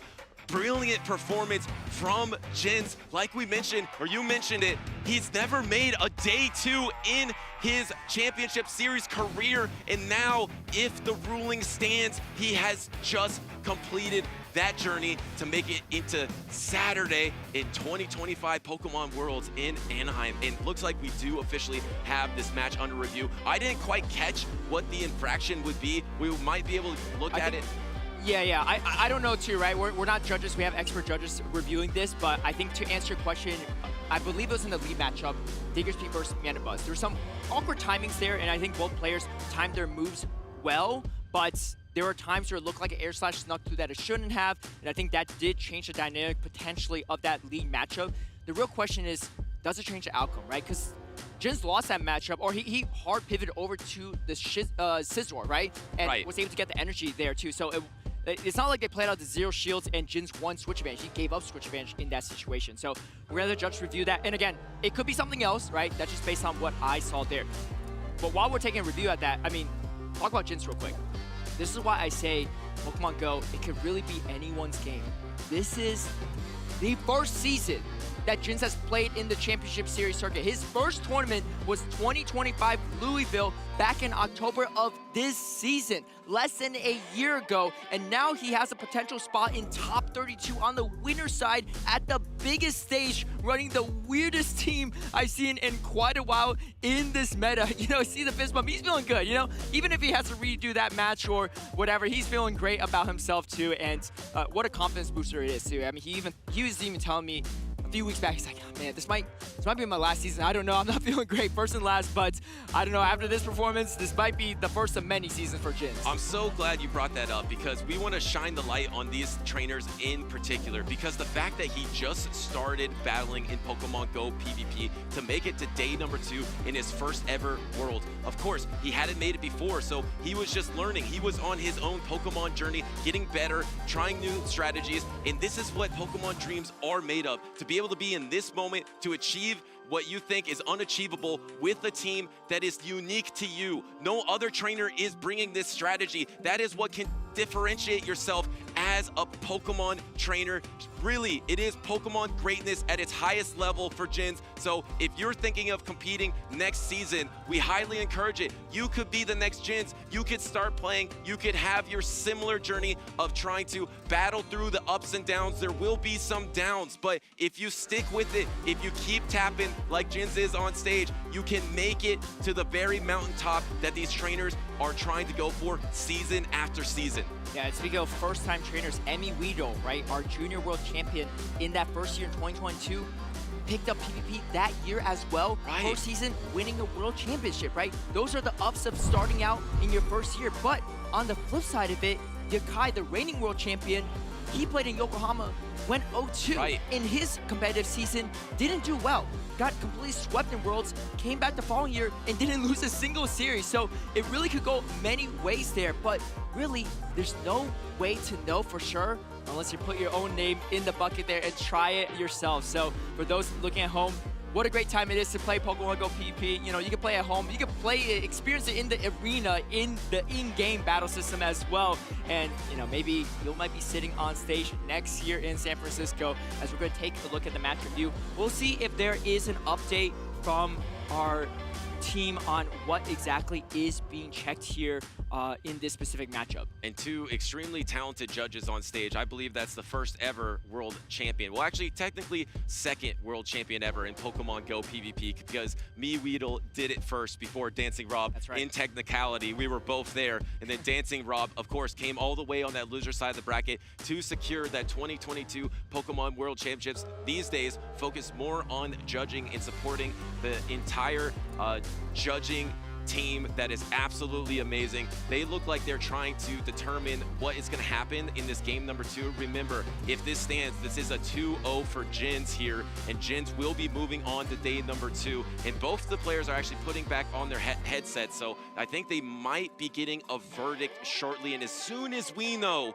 we are going to relay that information to you. Yeah, I have a small update for you all too. What they are reviewing is that lead matchup, the Mandibuzz versus Diggersby. So we'll see if that's going to be overruled to be a rematch, or it's going to say no rematch. It's the results did not impact the effective outcome of the match, and they're explaining to the players, which means that Jins will be making it on to day number 2. What a performance from him! And you know what I say, Butters? Bring your Bastion counters, because there's a Bastion in day number 2 of World Championships. And even if you have your Bastion counters, it doesn't matter. You probably have a lot, honestly. Yeah, because Jins can win without it. So looks like they're explaining the result here. It's so hard because remember, if you are correct, if it happened in that lead matchup, there's so much that happens later in the game. That's why we leave it to these amazing judges, and they are trying to explain Speaking of Dancing Rob, he's right there on stage. No, exactly. That's why I brought him out. That's why I pointed him out, because he is on stage. And I mean, obviously, he is an expert at the game. He has proven it on the biggest stage possible.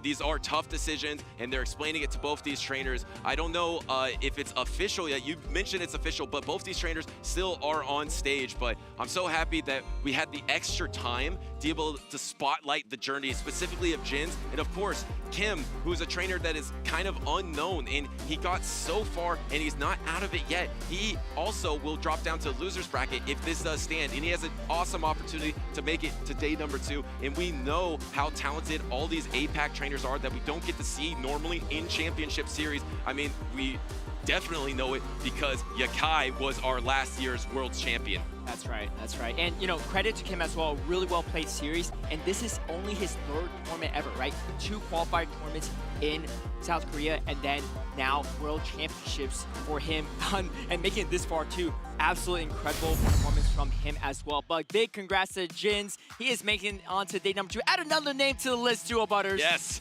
He joins, if you're just joining us, he joins Trent, Wolfpack, Arrow, LNDS Cowlish, who won back-to-back regionals this season, Paddleman, who is an international champion, Emilio Beasleboy, that was top 4 in Worlds last season, LNDS Harjefe, which, I mean, we have to consider one of the best LATAM trainers ever, able to win an international champion, able to win multiple regional titles as well. And then, of course, others that we might have missed have already happened, and we still have a lot more remaining because we are around 4 o'clock local time here, but there are still multiple trainers not only trying to make their way on the winner's side of the bracket into top 32, but we have a lot of trainers that are going to try to whittle their way on that loser side, and you're never out of it at Pokemon Worlds. Dancing Rob, who was on stage, is the prime example. Yeah, we get the handshake to seal the deal here. Great sportsmanship from both players. Jins 8810 is making it to day number 2. Big congrats to him. You know he's feeling good about his performance.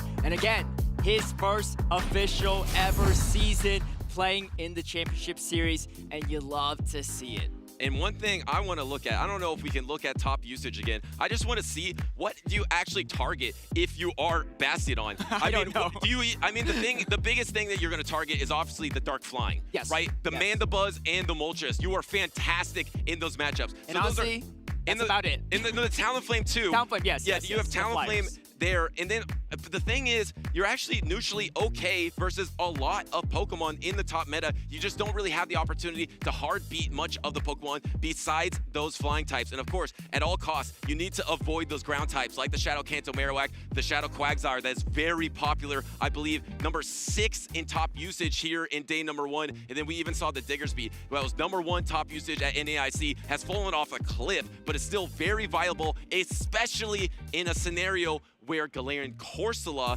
is number 4 in usage. Yeah, and I think, you know, even Kim's matchup had the Diggersby against the Mandibuzz every time. And that's the thing that Diggersby does better than a lot of the other ground types in this meta, right? The ground types we got are Shadow Cancel Marowak. You got Shadow Quagsire, which has a Stone Edge coverage. If you don't land it, not the greatest. And Shadow Cancel Marowak, if you don't land the Rock Slide, even if you do, not the best. Of course, a couple Toad Scroll as well, too. Would not do great into the Mandibuzz, but he was utilizing the Diggersby as a Mandibuzz counter, which did work out pretty well. It's just that the Shadow Scizor with energy lead, with the shield lead, was just so oppressive for him to deal with. But I still think that Diggersby actually has a lot of utility, and I think that's why Kim might be one of the few players running that ground normal type, making it this far, and still could make that day number 2 on that loser side. I completely agree, just because I thought the main story going into Top Cut was probably going to be Shadow Scizor, because I feel like Shadow Scizor is so strong against the top Pokemon that it's just very playable.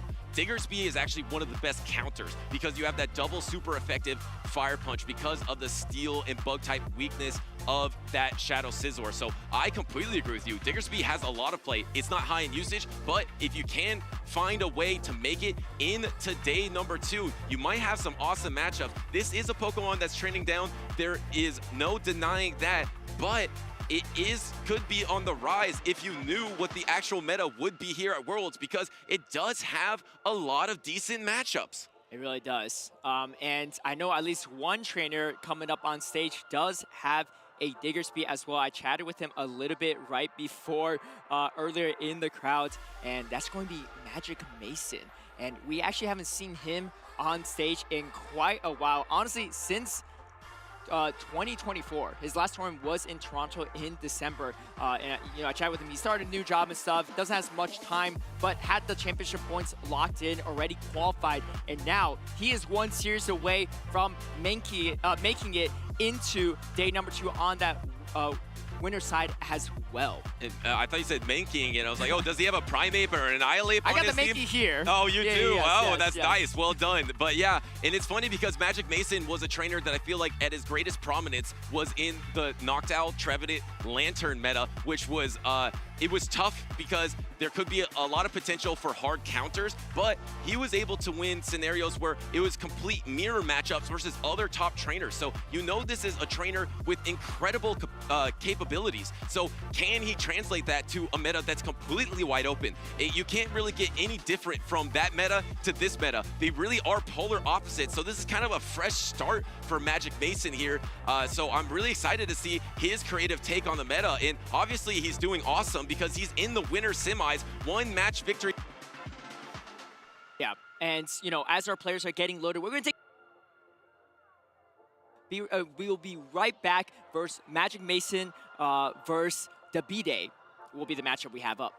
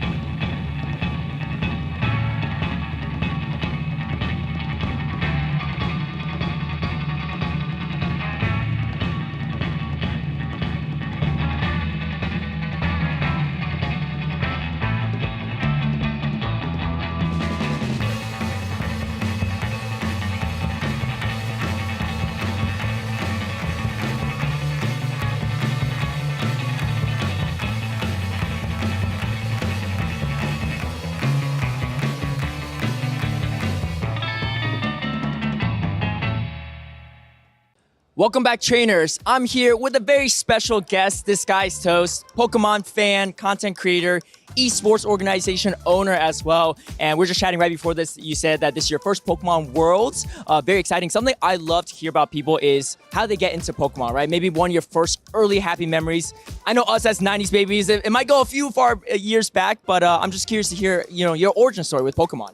Right. It first started with, of course, the game. It was Pokemon Blue. Back then, you kind of had to pick a side. Are you a Pokemon Red player or a Pokemon Blue player? Or sometimes you might be even a Pokemon Yellow player. But those people, they came after. I was a Pokemon Blue player, and I just fell in love with the game playing on my Game Boy. You know, it was a pink Game Boy, and I just remember my initial memory was being scared because you had to go into the caves. When you had to fight Brock in the first gym, you gotta go through a cave and it's so dark, and then the Zubats and the Geodudes. But once you conquer that, it's a lot of fun and you beat your first gym, and I don't know, it's such a fond memory. Do you remember the starter that you chose in Blue? Bulbasaur. I've been a big Bulbasaur fan. He's my #1. I know Charmander's cool. I know Squirtle is cool, but Bulbasaur, you know, he's just a happy guy with his little leaf attacks. Well, I love that you stay true to that. And, you know, so we're on the eve of Pokemon Worlds right now. You know, this is your first time being here. Is there anything in particular that you're looking forward to at your first Pokemon Worlds event, or you're just kind of hoping to see what happens? Hoping to see what happens, but definitely want to check out the TCG. That's the one I'm personally very interested in. I play a little bit on the side. I had a Snorlax stall deck, and when I was busting it out, people kind of gave me a look. It's like, oh, you're playing Snorlax? I want to see what deck is good. I heard Dragapult is dominating the meta right now. I want to see how far they go. TCG is actually the oldest Pokemon game actually in the competitive series, so a lot of history there. And I know, what was it, maybe last year or 2 years ago, you started your own esports organization, Disguised, and you've been involved with League of Legends, Apex, TFT, a lot of other games as well. Even, I believe, Pokemon TCG last year sponsored some players at our international. What's that road been like for you, and kind of what are your long-term aspirations? Because in my opinion, I think it's a really great thing to give into that esports organization, give these players aspiring to be pros to have a chance to really get into that spotlight. I think a lot of our love for the games we play comes through in esports. It's like all these people that spending time playing the game, talking to each other, researching. So I just think it's like an amazing thing to be able to support. And last year we sponsored a couple of trips. One of the players, Rahul, great player. And when I was trying to learn TCG, I even messaged him, hey, can you teach me how to become a better player? So just love seeing these kids get a shot at fulfilling their dreams. And it's really cool that there's 4 different events or 5 different events here. And it's all just Pokemon fans trying to be, essentially the best trainer they can be. I feel like I might know the answer to this next question, but we have 4 main games in Pokemon Worlds: Pokemon Go, VGC, TCG, and Pokemon Unite, the MOBA. If you were to compete competitively yourself, which one would you choose? I know Worlds in San Francisco next year, so maybe not too short of a drive, not a very long drive for you to get there. I would do the TCG because I think that's the game I have the highest chance in. But I do think there's a lot of prestige in, they're all amazing, but the VGC scene, because that one you can stream on Twitch, make YouTube videos out of it. And there's some really big names in it. I mean, obviously Wolfie's a huge name. Like if I can beat him in a VGC showdown, I feel like I could make a name for myself in the scene. Definitely. I mean, yeah, he's a big name and he's going to be at Worlds this year too. So that would be a showdown I would love to watch. I know a few months ago too, you've been big into opening Pokemon card packs yourself. I remember seeing some of your Prismatic streams and you're on the hunt for the Umbreon. And I believe you pulled 2, but they were for your viewers. Did you ever end up getting it for yourself? Never end up getting an Umbreon. I'm a man of my word when I open packs for my viewers. There's a small part of me that wants to keep it, but that wouldn't be very nice. So I always give away the rare cards. Whenever I open cards and give away packs, I'm the luckiest person in the world. It's like, here's a Giratina all of a sudden. And when I'm opening packs for myself, it's, I don't know, Clefairy here and Eevee there. So still on the hunt for the Umbreon, but I'm not gonna rush it. I'm not gonna go out and just buy it. I'm gonna take my time because it's about the journey. Like, we're not in Pokemon just to find the shiniest card in the fastest way. I think a lot of fun is collecting it slowly over the years.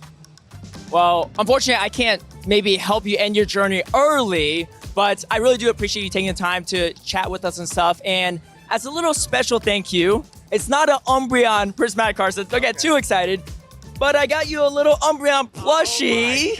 And maybe it'll keep you company until you get the card yourself. Hopefully you like it. I know it's not a Bulbasaur either, but yeah. Any final words? Yeah, no, I love it. Thank you so much. I'm going to use this as good luck for my next Prismatic pack opening. But yeah, thank you for having me. Thank you for, just hosting, and I'm really looking forward to all the events. And yeah, I think, and look, the place looks amazing. Like Pokemon really went all out because I've been in this convention center like 8 times over the last decade, and I think this is the coolest it's ever looked. Well, I hope you enjoy your first ever Pokemon Worlds. Hopefully not your last as well, but appreciate you sharing the time. And for everyone else, let's get back into the Pokemon action. Hello, Pokemon trainers. Welcome to Pokemon Championships History, a series where we showcase important moments throughout the competitive circuit of Pokemon. I'm Caleb Pang. Let's dive into the story of Yakai 0904, the hero of Hong Kong. Welcome to the stage, the hero of Hong Kong, Yakai! Yakai was a 16-year-old trainer from Hong Kong, attending his second ever World Championships. Prior to competing in World Championships, Yakai watched the inaugural 2022 Pokemon Go World Championships in London from home. He came to admire APAC trainer Crescent Angels, the 3rd place finisher at Worlds, after seeing his epic catches and gameplay. Godon Hada is going to need, but that Sableye makes the catch! 14-year-old Yakai wanted to follow the footsteps of his favorite player, and sure enough, he qualified for the 2023 World Championships. Welcome to the 2023 Pokemon World Championships! The epic tournament in Yokohama proved to be a tough hurdle for Yakai, who was quickly eliminated from the tournament after being swept in back-to-back series. After such a devastating result, Yakai contemplated skipping out on the 2024 World Championships, but after a 1st place finish in the 2024 APAC qualifier for Worlds, Yakai made the trek to Honolulu, Hawaii. Over 200 Go trainers flew into Honolulu from their respective regions to try and take home the coveted World Champion title. Over half the competitors represented Europe and North America, home of the previous World Champions. However, one trainer came to defy all odds, Yakai, the hero of Hong Kong. Yakai powered through the first day of competition undefeated, taking down 3 regional champions along the way. In the winners finals of his bracket, Yakai closed out the day with a 2-0 victory, earning himself a spot in the top 32. The double resisted licks, and Yakai takes a clean 2-0 victory versus Steinar. On day 2 of the World Championships, Yakai battled through a gauntlet in the winners bracket and did not drop a single game in his first 3 series, a feat that was unmatched by anyone else. Yakai taking this series 2-0. Can he get there? No, a dragon breath down, and Yakai, here in this situation, a clean 2-0 sweep. Number 1, this is Lurgan Rocket on the left, Yakai on the right. It's over. Conceding the matchup, Yakai staying in the winner's side. This secured Yakai a top 3 spot as he headed into the winners finals of the World Championships. Seated across from Yakai in the winners finals was Marto Galde, an Argentinian player and one of the most accomplished trainers in the world, having previously finished 5th at the 2022 World Championships. Yakai continued his win streak in Game 1 of the Best of 5 series against Marto, but Marto struck back in Game 2, handing Yakai his first loss on the day. Marto swapping out to his Licky Tongue. Marto is going to be able to even up the series 1-1. Both trainers split the next 2 games, and with that, they were at a decisive Game 5. What a matchup here! It's the Skarmory into the Lantern! In this final battle, Yakai led his Skarmory into Marto's Lantern, the worst possible matchup for Yakai. But Yakai decided to put all his hopes and dreams into his Altaria. But it all comes down to this Altaria. Marto, he has no answer for it. With Yakai's bold no-shield calls, he completely turned around the game, defeating Marto and punching his ticket to the Grand Finals. On the final day of World Championships, Yakai was matched against the decorated veteran Inadequance, running an unconventional Giratina team. Yakai was at a vast team disadvantage, and he recognized the mountainous task ahead of him. And he has that opportunity to claim that first title for the APAC region. In Game 1, the Grand Finals, Yakai wrestled away the switch advantage from Inadequance and perfectly lined up his final 2 Pokemon for the win. In Game 2, Yakai found himself in a great lead matchup with his Skarmory on Inadequance's Wigglytuff, but a huge no-shield call from Inadequance on his Lantern allowed him to take the driver's seat. With his back against the wall, Yakai double-shielded his Skarmory and made an incredible last-second catch on his Charger Bug to realign the Skarmory against Wigglytuff, putting himself up 2 wins in epic fashion. He's on the board! Yakai pulls off another game against Inadequance. We are at match point! On match point, Inadequance core broke Yakai's team with Poliwrath, placing Yakai in an impossible position, resulting in a loss for Yakai. And Inadequance is not out of it yet! Trying to slow down Inadequance's momentum, Yakai found himself in a positive lead in Game 4. But to many people's surprise, he gave up switch advantage after losing his Altaria to Inadequance's Clodsire. Yakai boldly farmed down the Clodsire with his Skarmory, making the read that he needed an energy head start for Inadequance's potential backline Skarmory. Yakai's calculated play fooled even Inadequance into saving his Giratina for Yakai's final trump card, his Lickitung, the hardest counter to Giratina. With both trainers on their final Pokemon, Inadequance could only watch as Yakai's Lickitung chipped away at Giratina's health bar. And with a 3-1 victory, Yakai earned himself the title of World Champion.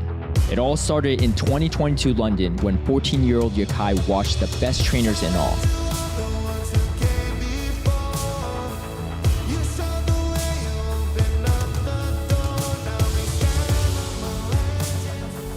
Two years later, Yakai, the hero of Hong Kong, rose the World Champion trophy himself and inspired a new generation to pursue their own dreams. Yakai's story is proof that the path to being a world champion isn't always an easy one, but with hard work and perseverance, you too could be the very best. Thank you for watching this showcase of the Pokemon Championships history, and let us know some of your favorite moments in Pokemon Go using the hashtag #PlayPokemon. Aloha, Pokemon trainers. This is Will Dunphy.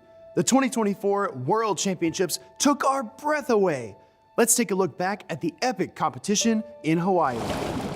Trainers from across the globe touched down on Oahu's sun-kissed sands, ready to battle it out for the title of Pokémon Go World Champion. Inadequance displayed incredible skill and resilience with his signature core of Wigglytuff and Giratina origin form. Inadequate says no, no, no! While Yakai sliced through the winner's bracket with his Skarmory. Skarmory fires off the Sky Attack, looking for the Steel Wing down. Fans cheered as Marto Galde and his Whimsicott charmed spectators both far and wide. Marto making trophy moves! After an incredible day 2 of heart-stopping battles, only 2 trainers remained standing on Championship Sunday. The Hong Kong hero Yakai took to the stage, met by the do-it-all Dutchman Inadequance. Our 2024 Grand Finals were officially underway. In Game 1, Yakai Skarmory caught Inadequance's Wigglytuff out of position, giving Yakai the momentum that he needed to turn the tide of the battle. In Game 2, Yakai made a thrilling swap into his Charjabug, clearing the way for his Skarmory to fire the Brave Bird and claim a Game 2 victory. In Game 3, Inadequance's Poliwrath toppled Yakai's Skarmory, and he gained additional ground by pivoting to Clodsire. Yakai eventually succumbed to Wigglytuff, giving Inadequance his first win of the series. In Game 4, Inadequance would send his Skarmory to face Yakai's Skarmory, and that choice would eventually align Giratina origin form against Lickitung, giving Yakai his decisive victory in the Grand Finals. And it's official! Congratulations to Yakai as your 2024 Pokémon Go World Champion! Yakai became our Pokémon Go World Champion, a storybook ending for his 2024 season. A brand new chapter of the Championship Series is set to begin. Write your own Championship Series story by going to Pokemon.com/compete, and we'll see you on Victory Road. Hola trainers, welcome back to another episode of Perfect Play, where we review and learn from some of the best plays made in the championship circuit. My name is Martijn, you may also know me as Inadequance, and this time the skill we zoom in on is the awareness of the 50-second switch timer. Stockholm 2025. It was the first time these competitors played in the Might and Mastery meta. Amongst them were veterans, but also newcomers. This was the third tournament Withered had competed in, and to reach the top 5 of the championship, he had to get past reigning EYC champion Patoman. Withered makes the perfect read in Game 1 and aligns his Pokemon where he wants them to be. 1-0. One more win to knock out this Titan, but Patoman is one of the best players in the world, and Withered needs to be on his A game here. He gets the lead that he wants in Game 2, swallowed into a Zoom roll. But this time, Withered didn't bring the jump love to answer the save life from Patoman. Throughout the battle, Withered is able to keep the alignment he wants and now has his Lapras on a Alolan Sandslash. But it's not over yet.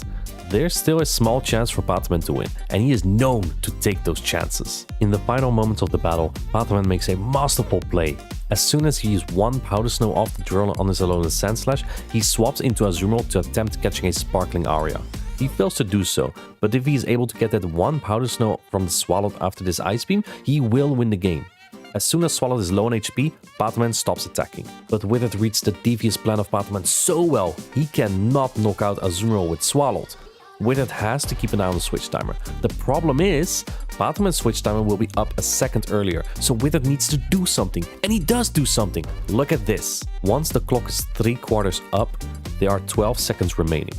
The duration of a charge attack is 10 seconds, so slightly after those 3/4 of the switch clock, Withered attacks with a Mudshot and launches a charge attack to stall the clock an additional 10 seconds. Now the clock is up for Withered, and he can swap. It's a race. Patoman needs to get to the Duron as soon as possible, but Withered is faster. He swaps out, fires off the Sparkling Aria Lapras had loaded, and he knocks out the EYC champion. No one saw this upset coming. He played this set to absolute perfection. Withered is an example of a battler that has put in his experience and practice from the Go Battle League and previous championships to become better and better. The future looks bright for this young battler, and who knows, with the right team and practice, that could be you. Are you aspiring to become as good as these trainers or looking to try out your skills in Pokemon Go PvP? Check out Pokemon.com/compete to find out more about events nearby, and hopefully we'll see you soon. Good luck.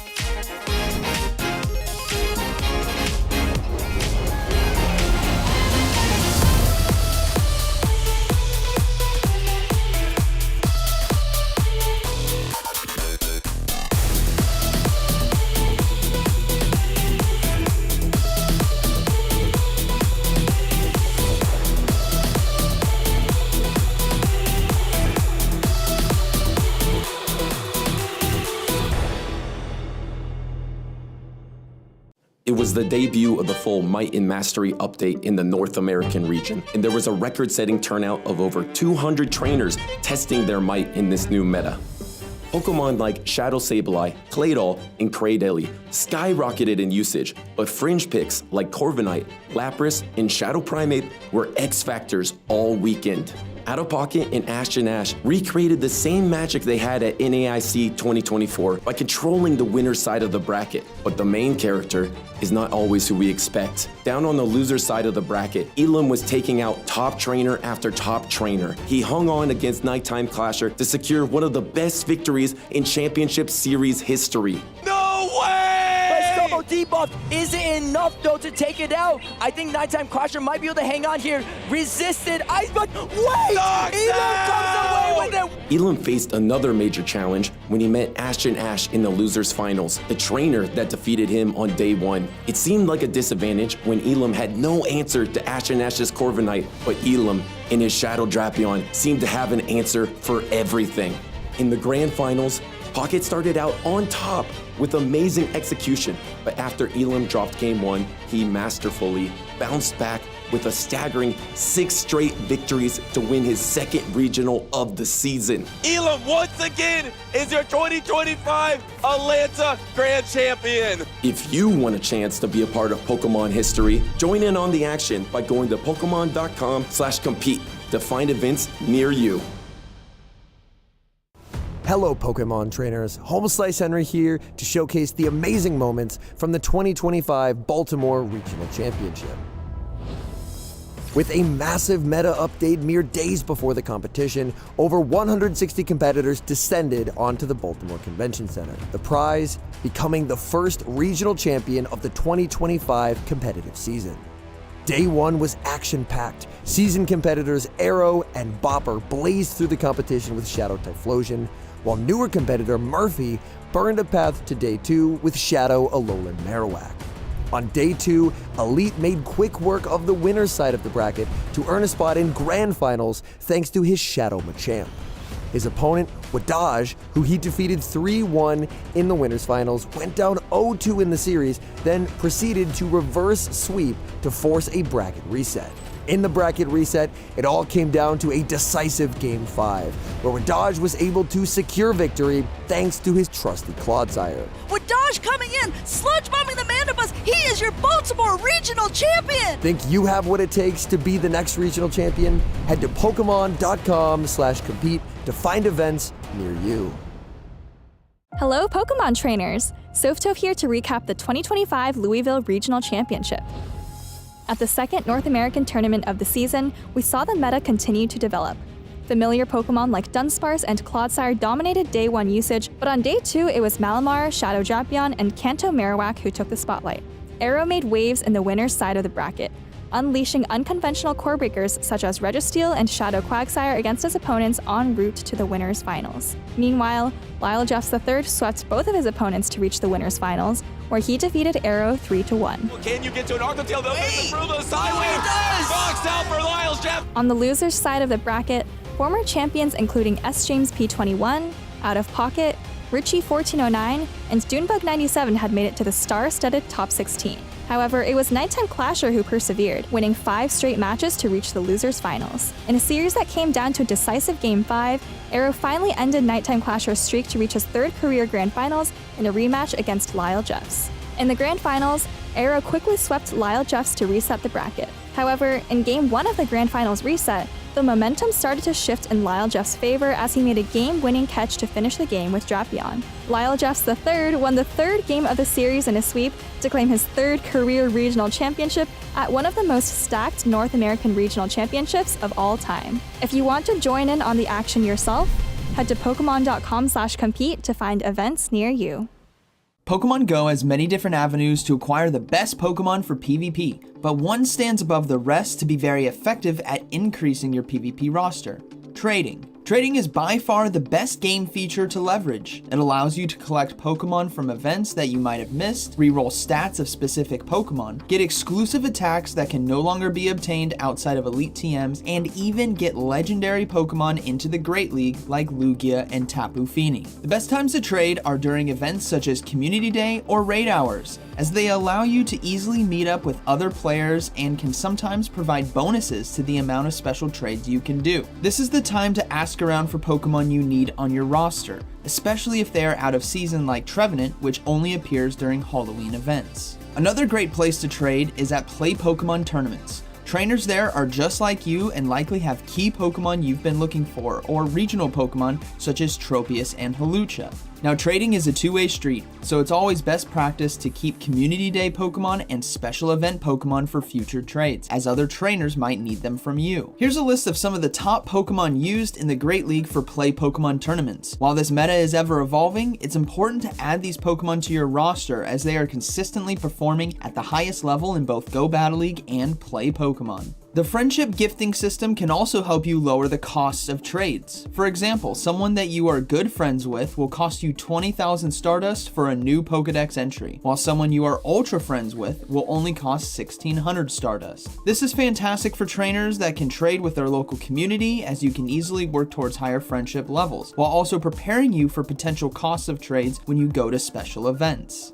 The stats of Pokemon traded are also randomized, giving you a chance at better stats for that Pokemon. You can do this by either trading with lucky friends for a chance at better stats, or trading with someone new to have a higher chance at low stats. The lower your friendship, the lower the floor for stats of the traded Pokemon. Pokemon with maximum stats, otherwise known as 100% or Hundo Pokemon, are used and preferred in the Master League. Lower stats, attack in particular, can be useful on Pokemon who don't reach their highest level in a given league, like Lantern in the Great League. So be sure to always leverage the trading feature in Pokemon Go. It's a great way to meet new friends and build your Pokemon Go PvP roster. See ya!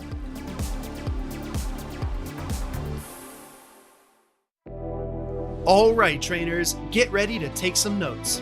It's time to study Pokemon types. In Pokemon Go, there are 18 total types. Some Pokemon have a single type, while others are dual type.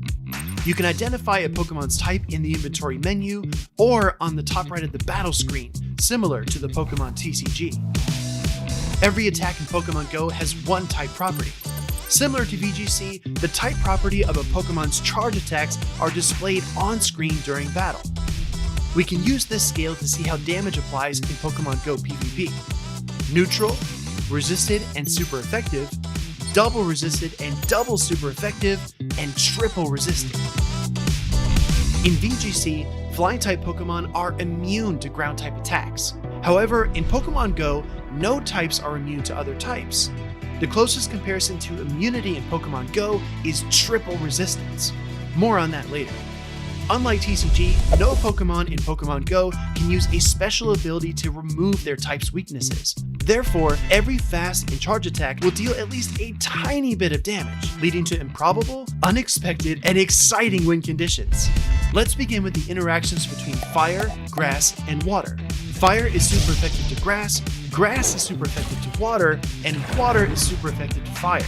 When two single-type Pokemon battle, their attacks are usually neutral, resisted, or super effective. However, dual-type Pokemon are much more complex. To determine effectiveness for dual-type Pokemon, consider each type individually. For example, a Psychic-type Confusion from Bronzong will deal super effective damage to Poison and Fighting-type opponents. When Bronzong battles Toxicroak, that damage becomes double super effective, because Toxicroak is both a Fighting and Poison type. Some Pokemon single resist, double resist, or even triple resist attacks from other types. For example, Steel-type Pokemon single resist Dragon-type attacks, while Fairy-type Pokemon double resist Dragon. A Fairy and Steel-type Pokemon like Mawile will actually triple resist Dragon-type attacks. These are all of the double resistances in Pokemon Go. If you combine one of these double resistance interactions with another single resistance, you get triple resistance. Let's deep dive into a complex dual-type matchup, Beedrill versus Skeledirge. Beedrill's fast attack Poison Jab is neutral to fire, but resisted by Skeledirge's Ghost type. Skeledirge's Incinerate is neutral to Beedrill's Poison type, but super effective against its Bug type. Beedrill's X-Scissor, a Bug-type attack, is resisted by both Fire and Ghost, making it double resisted. Skeledirge's Disarming Voice is a Fairy-type attack, which is neutral versus Bug, but resisted by Beedrill's Poison type. Skeledirge's Shadow Ball is neutral to both Bug and Poison. Beedrill's Drill Run is neutral versus Ghost, but super effective versus Fire, resulting in super effective damage. Always keep a close eye on the screen while battling. Super effective or not very effective appear when Pokemon use their fast attacks. Protect shields turn red when shielding super effective damage, purple when shielding neutral damage, and blue when shielding resistant damage. Lastly, make sure to check the type icons at the top right corner of your screen. The power of a charge attack depends on the Pokemon using it, so an Earthquake from Swampert likely hits harder than one from Clodsire. A Pokemon that uses an attack that aligns with its type will receive a slight damage bonus, called Same Type Attack Bonus or Stab. Finally, buffs and debuffs can swing the momentum of an entire battle. An Icy Wind debuff will lower all of a Pokemon's attacks, and a Night Slash boost will raise them. That's all for me. Best of luck in your future battles, trainers. Hey team, my name's Tomahawk UK, and I've got a quick recap for you of our first European event of the 2025 season in Dortmund. Pokemon such as Clodsire, Feraligatr, and Dunsparce were the driving force for this new meta, but the key change for our top trainers was the reduction of the switch timer from 60 to 50 seconds. From the outset, we watched players dynamically switching their Pokemon in and out of battle, making catches, avoiding super effective damage, and resetting debuffs after throwing powerful charged attacks. One Pokemon that was particularly effective at this was Malamar, which had just received a buff to its Psychic-type fast attack, Psywave. A number of renowned players, including those with regional titles to their names, gave us a taste of the speed and power that Malamar was now able to offer. Almost half of the players that reached Day 2 in Dortmund had Malamar on their teams, including 4th place finisher Zweilous and bronze medalist nickname 29585. For the first time in his play Pokemon journey, Kazim33 battled his way into Day 2, but he had no intention of stopping there. Leaning into his core of Clodsire and Shadow Feraligatr, supported by the bulky Dugong and Dunsparce, Kazim overcame every challenge that came his way and showed the world why his name is one to remember. Taking on Tauntaun in the winners finals and grand finals, Kazim33 displayed one of the most dominant displays that we have seen in the European circuit, showing meticulous patience and power until he had his hands on the ultimate prize. Kazim33 wrote his name in the history books and cemented his invite to the 2025 World Championships in Anaheim, California. Are you a hidden talent? Do you have what it takes? Are you ready to become a champion?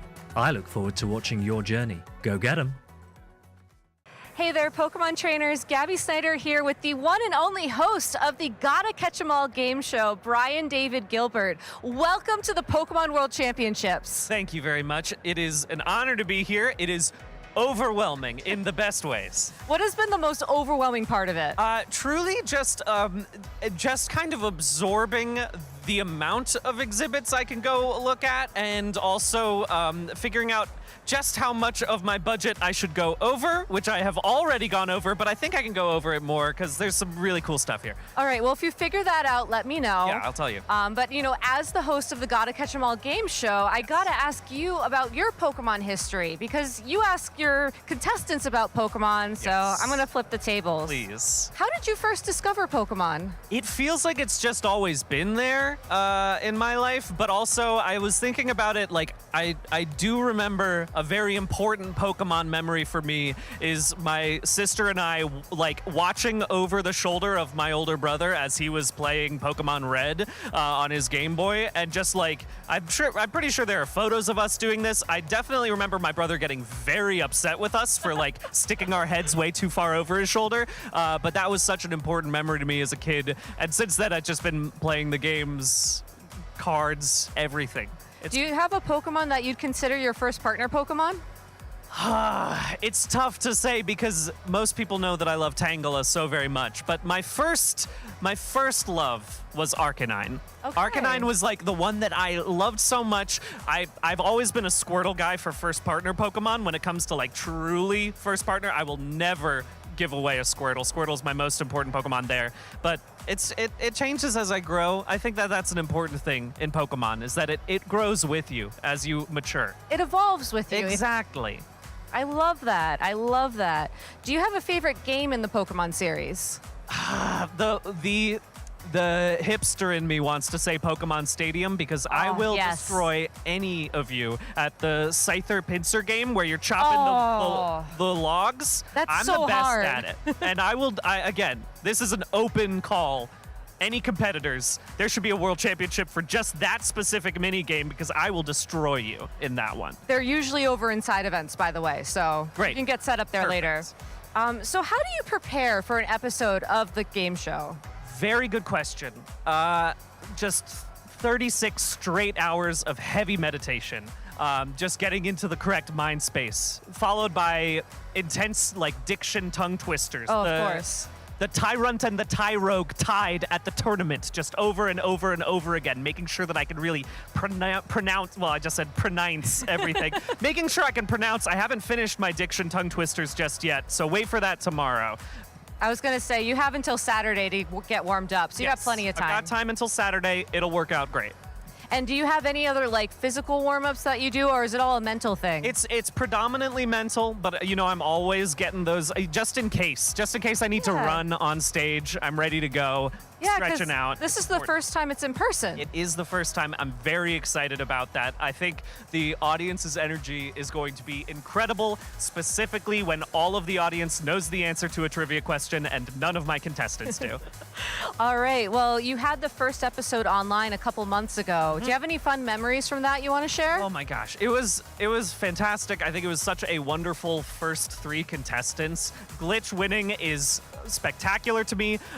Specifically, Spraggles claiming to be Team Rocket halfway through, to the point being so convincing that I truly had to like look at the producers behind and I was like, did you just not tell me about this thing? Did you hide this from even your host? But no, it was just Spraggles doing his thing. But all of it was just so much fun. Watching all of them really get to show their knowledge, it's just a joy. It's just a joy. I mean, do you have any hints on what we're going to see tomorrow? I don't want to give everything away for Saturday, but there will be some very good championship-specific questions. I'll say that if you're checking out maybe, I don't know, the museum or just different people around here, you might get some hints for potential questions that might be coming up. But there are going to be some difficult ones, and I can't wait. I'm so excited. I love trivia, and you know, the Gotta Catch 'Em All game show is such a fun watch. So if you are here in the hall at the World Championships this year, Saturday at 5:30 p.m., they'll be over on the stage in Hall C. So make sure to go check that out if you can. Brian, it's been such an honor to interview you. Thank you so much for your time, and best of luck tomorrow. Can't wait. We'll be back with more Pokemon action from the World Championships real soon.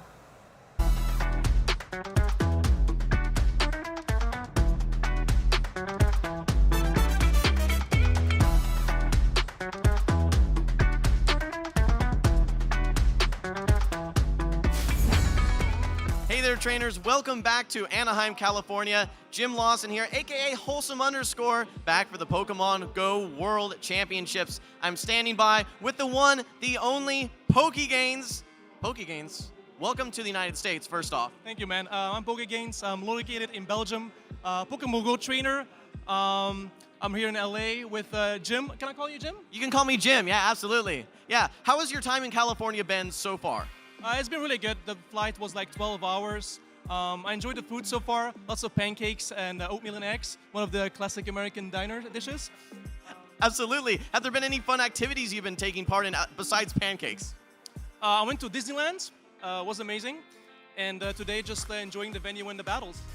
What has the vibe been like here in the convention center? It's very chill, very relaxed. You also see like the competitiveness in the trainers, but like it's just like all around. Everybody knows each other. It's like a smaller community, but it's really fun. We've seen you compete in the past, Pokegains, but tell us what it's like to be a spectator here and hanging out with everyone. Well, you learn a lot from the battles and the trainers, how they play, how they think. Obviously, when you spectate, you know like the backlines beforehand, before the actual trainers. So it's way different, but like there's no pressure now, so like you can just relax and enjoy the battles. Yeah. It's a great time. I've spectated myself, and it's awesome just hanging out with your friends. And like you said, you're not constantly thinking about what's going to be my next move, what's going to be my next battle.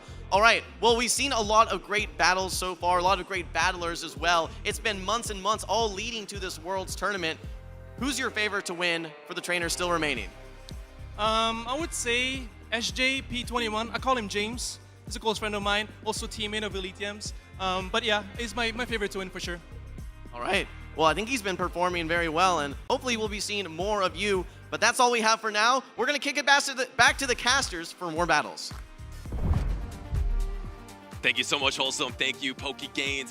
Pesky Meowth took the car again around the stadium, but don't worry, the situation is resolved now. We're back to normal. We got our competitors on the stage. It's gonna be Magic Mason versus the B-Day up next. Once again, we got a winner's semi, so that means the winner of this matchup will be moving on to Top Cut in day number 2. Yeah, and like I was saying earlier to Magic Mason, hasn't played in a tournament in the calendar year of 2025. Last tournament was in Toronto, and making a splash here at World Championships, running the Diggersby on his team. We'll take a look at the teams the respective players have in a short bit. The B-Day coming all the way from Japan to compete at World Championships this year. And, you know, I know Speediest Chief, our co-caster, like to call Magic Mason the Dream Eater because he's eating other people's dreams of becoming a champion. Let's see if he's going to be eating the B-Day's dreams on the world stage. The B-Day running a Tentacruel. Wow. You know, funny enough, I feel like there's more Toadscruel in this tournament than Tentacruel,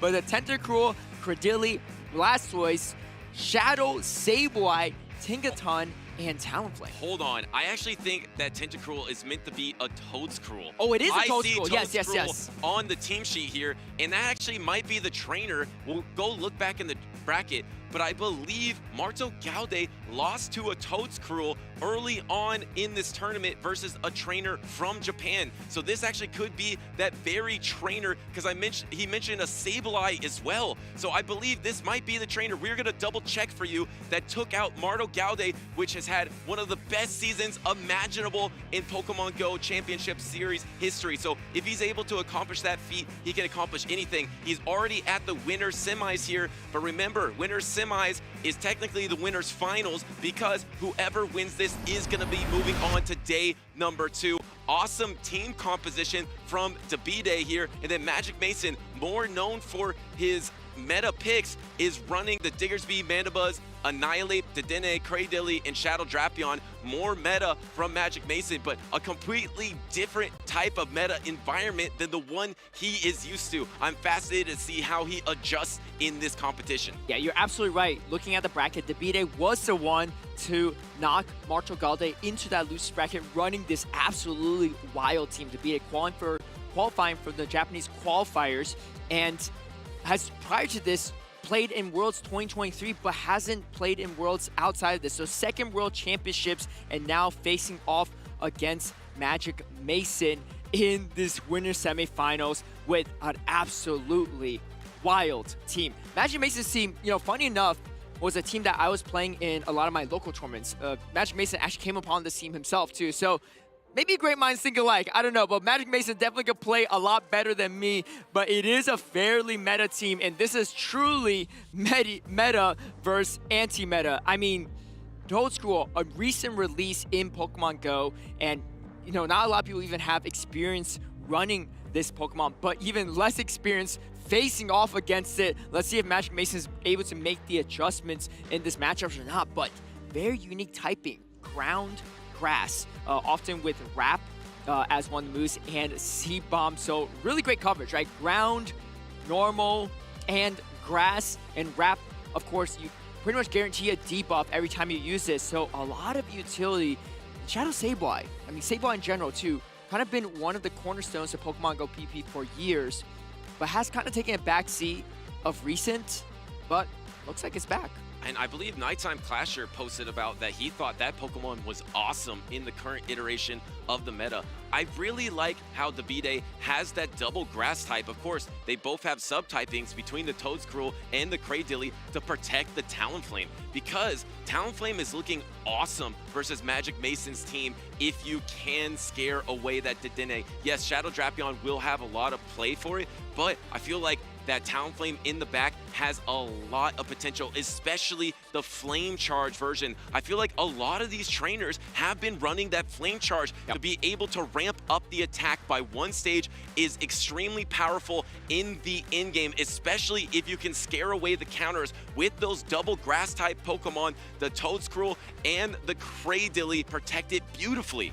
Yeah, and you know, Magic Mason's Cradily is running Acid, so slightly better into that Talonflame in the sense that it could do neutral damage, so could be a potential situation where he could throw Acid to fast attack down that Talonflame. But Talonflame does look very strong. Like you said, with that Flame Charge against Dedenne, it's not a great matchup, but you're able to hit back against Dedenne, and Dedenne often spending shields too. Dedenne is going to pace much faster though, but it's going to take a lot of constantly boosted Incinerate damage against that Electric Mouse. I mean, this is going to be a super interesting matchup. There's only one overlapping Pokemon in that Cradily, but Double Grass, Shadow Sableye, Talonflame, Blastoise, Tinkaton, I don't even know what to expect, but I'm super excited to see this matchup play out. On paper, Tua Butters, who do you think has the advantage here? Oh, it's really tough because you would always think the meta team has the advantage against this spicy picks, but I feel like the fact that you were able to maybe strategize a little bit. I don't know if Magic Mason was able to see him earlier because I don't think the B-Day was on stream earlier, but they were on stage. So maybe he is being caught off guard. That is a huge advantage, especially in this meta environment, to be able to catch these trainers off guard. Maybe that's what he did against Marto Gaude. This is often what some of these APAC trainers do because they are developing their own meta within their own respective region. And remember, this is a trainer with prior Worlds experience as well. Placed 49th in the 2023 Worlds Championships in Yokohama, actually is no stranger to Spice, brought the Shadow Dragonite to that tournament, bringing Spice once again into Magic Mason's team. I think it's a super funky team, but I feel like it has a lot of versatility, and you protect the threats like Talonflame really well with the strategy of team composition. So I feel like I always lean towards the meta team to have the advantage, but in this situation, I feel like I have to give the advantage to the B-Day. Yeah, I'm super excited to see how this goes. The B-Day did go to Game 3 against every one of his opponents here at the world stage, but able to come away with it. So really great grit score from him on the world's stage. 2-1 against Marto Gaude, 2-1 against Zaffy Mastix, a previous regional champion, and then 2-1 against Drayflame. So no stranger to facing against tough opponents, and Magic Mason, a tough opponent in himself. Players are getting locked in for game number 1 of winners semifinals of Group F as they're making their final adjustments here.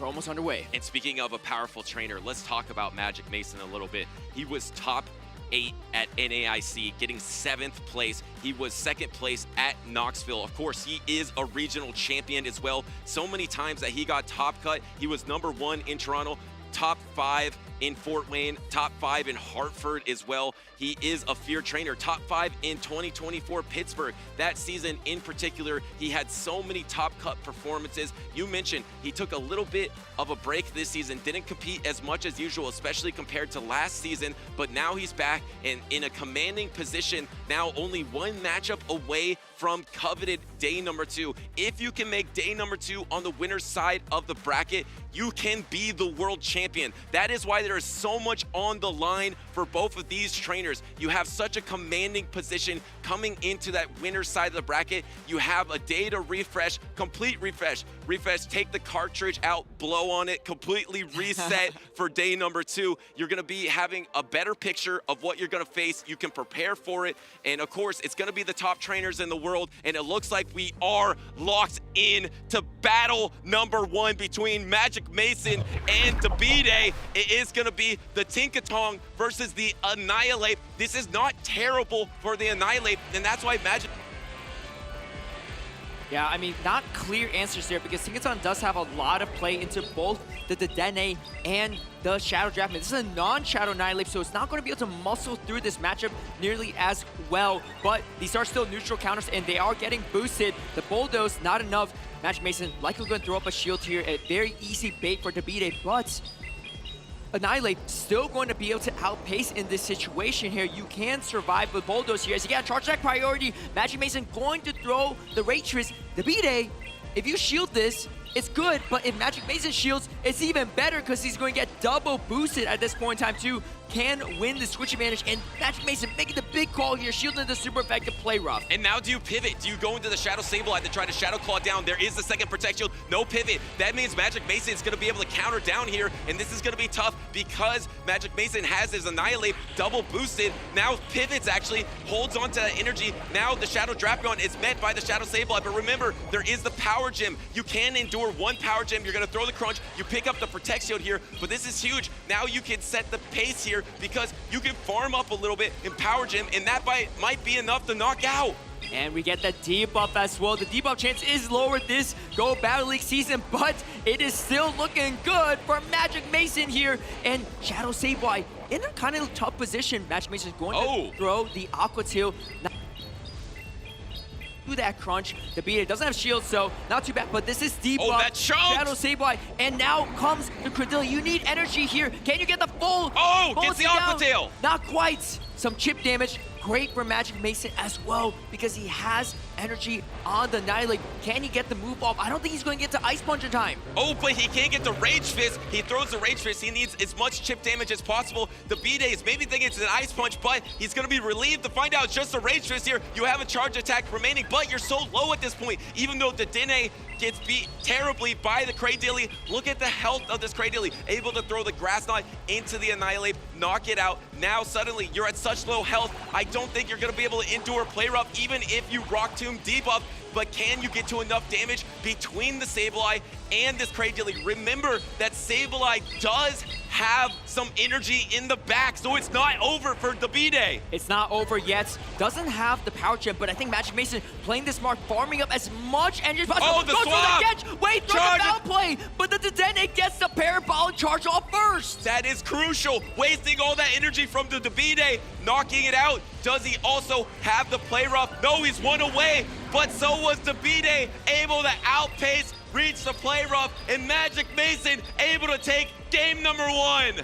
Wow, what a back and forth there. Magic Mason, a really great line composition there, and that's the power of Annihilate. I got a Mankey pin here, but it's going to evolve soon because Annihilate is here in this meta and is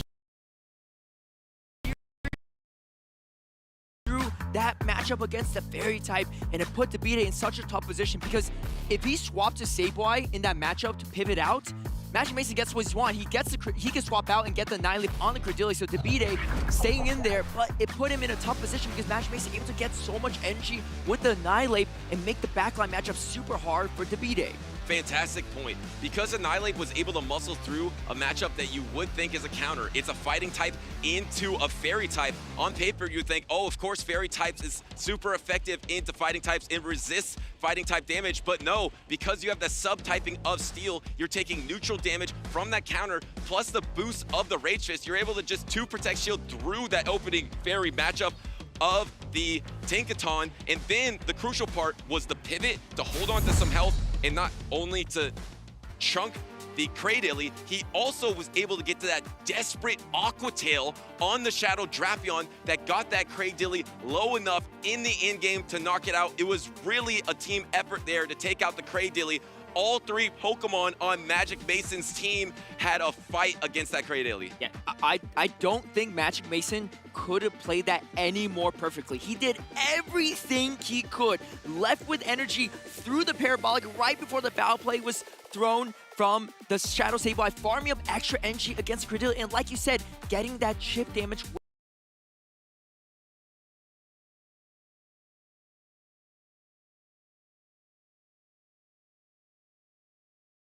A mirror matchup meta. because he was able to dominate the Trevenant, Lantern, Noctowl meta.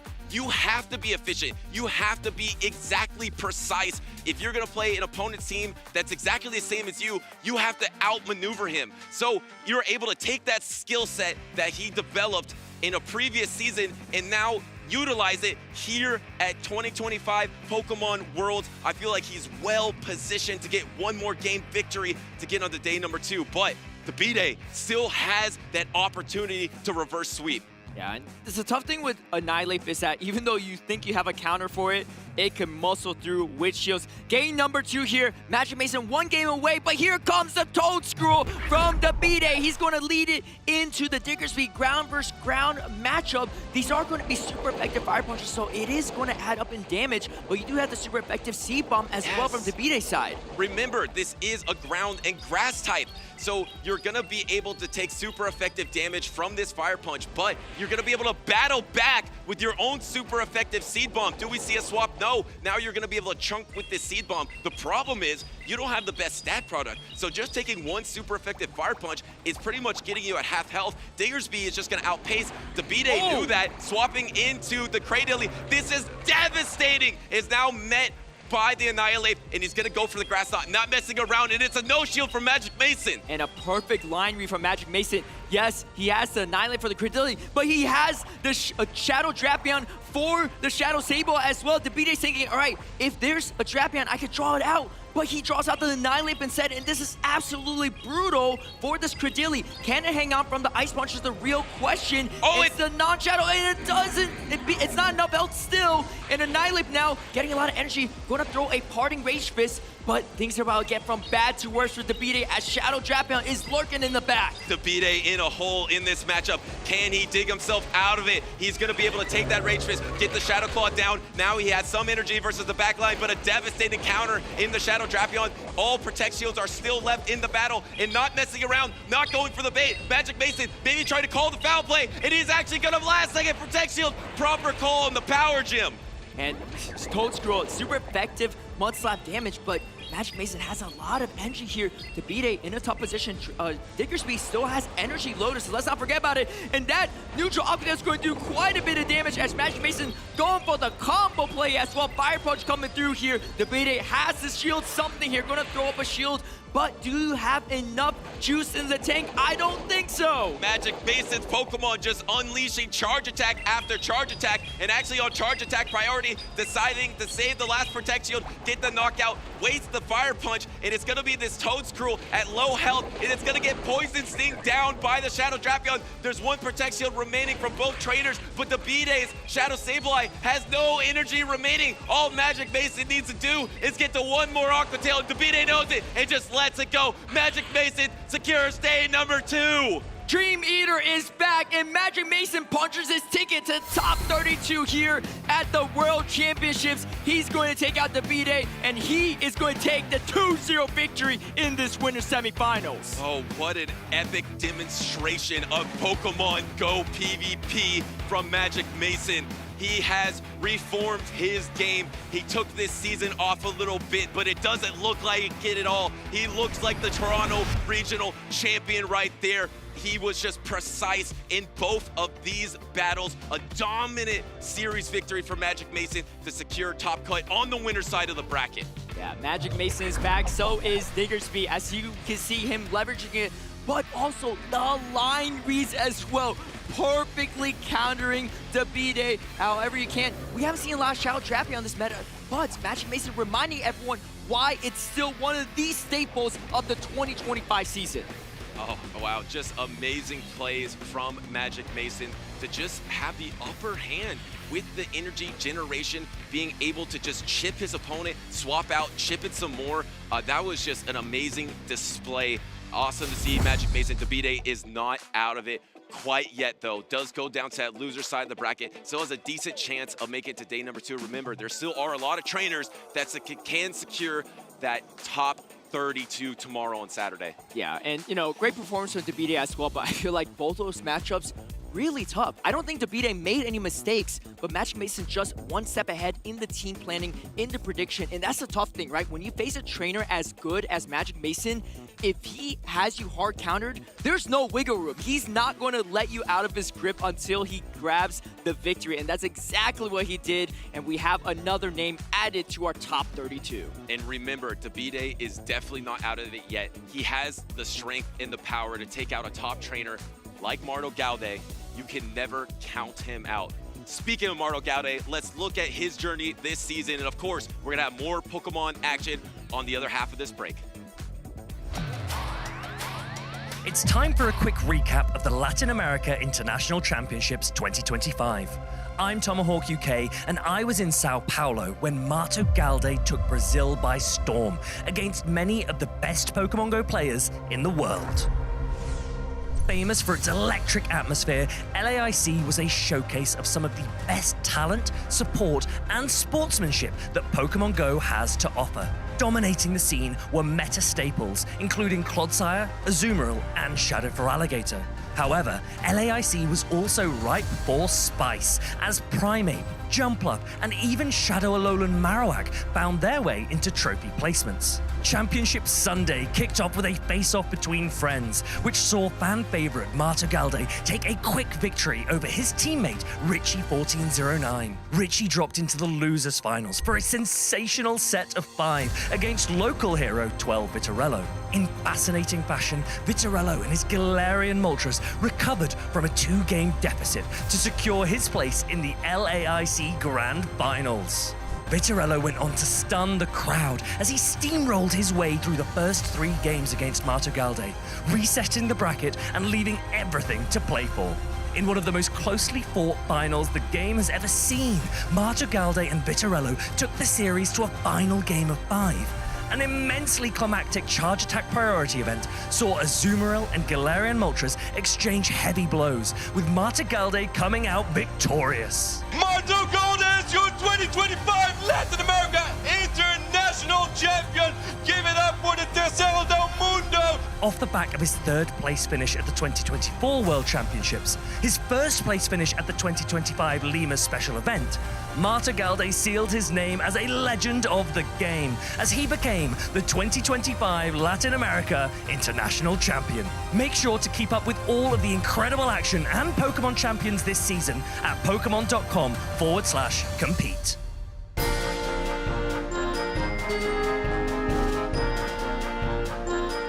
It's a beautiful day to do some battles, and we are continuing to do just that at the 2025 Pokemon Go World Championships. We've seen upsets, we've seen upheavals, we've seen Turtonators and Toadscrolls and everything in between, and we've only been through day 1, so there's so much more in store. Speedy's Chief 2 with Amanda Lundberg. Good to see you guys back again, and I know that there's been quite a few different players, quite a few different Pokemon that you named, and there are now some players who are going to be coming to the field who are quite well known in each of their regions. I'm sorry, Amanda. I'm getting word from production. One of these players actually took down the reigning world champ. Is that correct? I believe that is correct. We're talking about Colin 6. We call him the final boss in Europe. It looks like he's trying to make it to be that here at the World Championships in Anaheim, California as well. But he has to go through Pokimichi.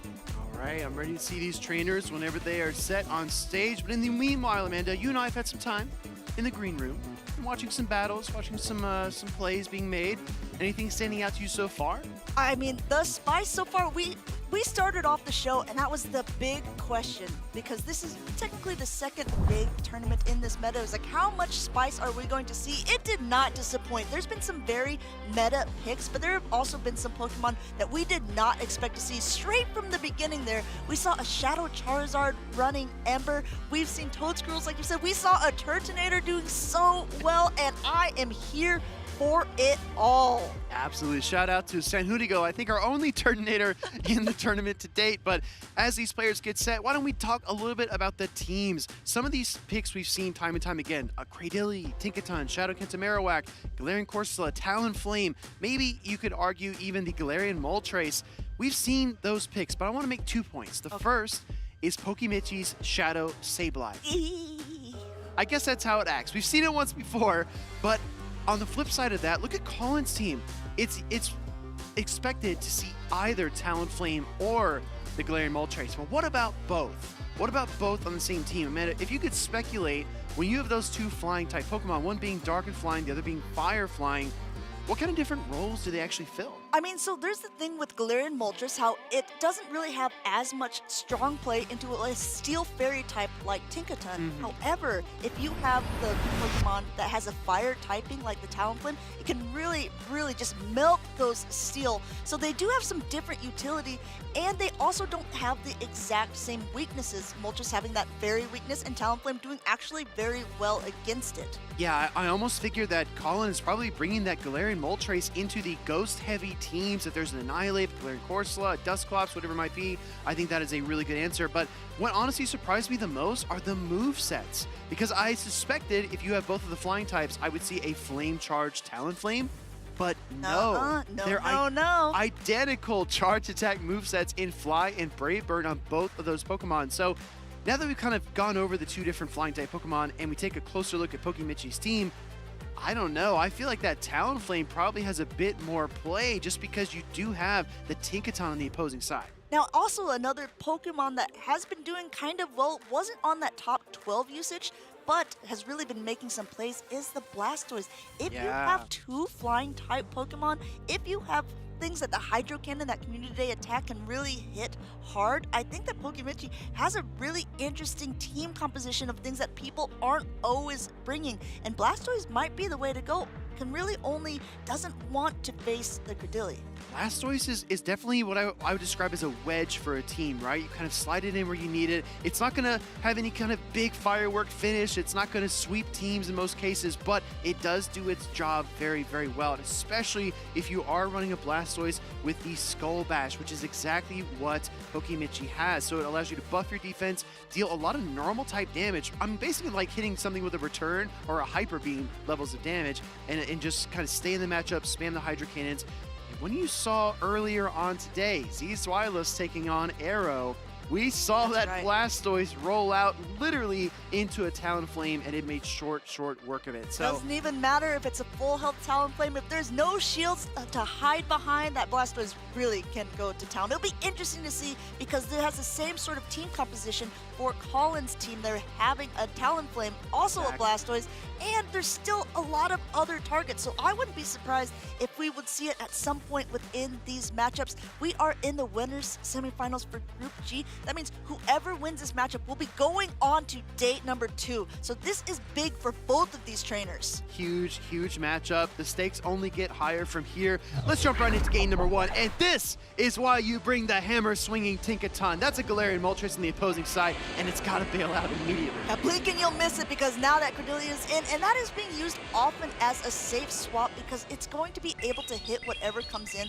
with a Rock Tomb. And it's very interesting to see actually someone pivot a Credilli into a Tinkaton because neither one of the charge attacks do very much. And you can see Pokemichi content to stay in for a little bit longer, knowing that it can take this attack. It's probably going to get its defenses lowered. It can even store up some more energy before swapping out himself. Exactly right. Rock Tomb connecting, slowing down the Tinkaton just a little bit, but as you alluded to, a lot of damage raining in from the Tinkaton itself. We're going to see another play rough come through here. It's probably not enough. Colin knows his damage calculations, and he says, yeah, go ahead and let it through. Swing as hard as you want. You are not going to KO the Credilli here. This is now double debuffed with this second Rock Tomb going through, but this actually might just be what Pokemichi wants. He can go ahead and just swap out at this point, try to get an energy advantage, but Colin says, I see that gameplay. Game recognizes game. I'll start to do the same. However, Pokemichi is able to get to this Rock Tomb first. As my friend Michael Scott would say, my how the turntables, as now the Credilli matches up against the Tinkaton on the opposing side.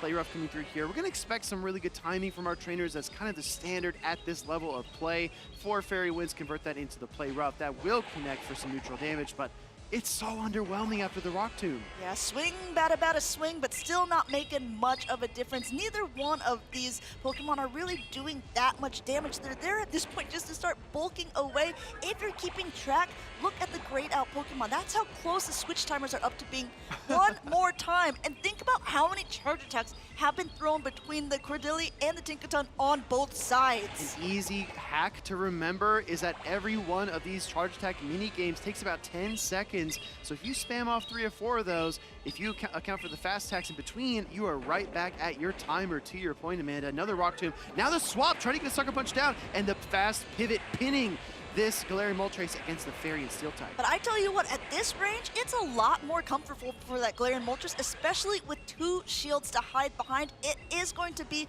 that heavy-hitting play rough that is the thing that hurts the Galarian Moltres. Even so, Pokemichi puts up a shield, and he goes for this bait, because this, if goes unshielded, would potentially do absolutely nothing but waste the shield, and that's exactly what he got, and he got the defense fall. Wow, incredible plays on Pokemichi, able to get to the play rough to boot, and Colin has to make a decision. Does he save his Galarian Moltres, or does he sacrifice it here? And he allows the play rough through. The Dark type goes down, and now it's his own Tinkaton and a very weakened Cradilly in the back. Go ahead, Tinkaton now has a lot of energy, hasn't even seen the third Pokemon.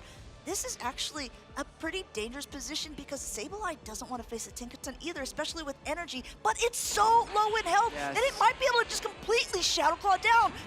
Tries to make the catch, goes into Cradilly, Bullet Seeds are resisted by the Steel typing, banks 100 energy, swaps into his own Cradilly for the simultaneous KO. You need to bait Bulldoze and land a play rough, but there's just not enough HP left in the tank. Colin just YOLOs the play rough across the stage. I think that is the condition, right? It's like, okay, maybe Pokemichi for some reason doesn't shield. The Sableye goes down and is a shadow, but unfortunately for Colin 6, Pokemichi just outplayed just a little bit at the end, managed to squeak by that win for game number 1. Tinkaton can sculpt and it can smash, and Pokemichi just chiseled in a beautiful victory over Colin there in game number 1. But the series isn't over yet. Again, Colin 6, aka the final boss, did take down Yakai earlier on in the tournament. This is no laughing matter. I think Colin could storm back here if Pokemichi's not careful. And if you looked at the lineup between the two of them, it was really about alignment there. Because Tinkaton, if it was lined up against that Moltres like it was, that sort of helped out, right? But if Colin's Tinkaton was lined up on the Sableye earlier on in the game, it would have been exactly that way. But let's just talk about it, right? In my mind, Colin had a choice between the 2 flying-type Pokemon. I thought Talonflame was coming out, but instead he went for the Galarian Moltres. Again, sometimes it looks obvious, but then you say, oh, my opponent's probably predicting that, so I'm going to go the other way.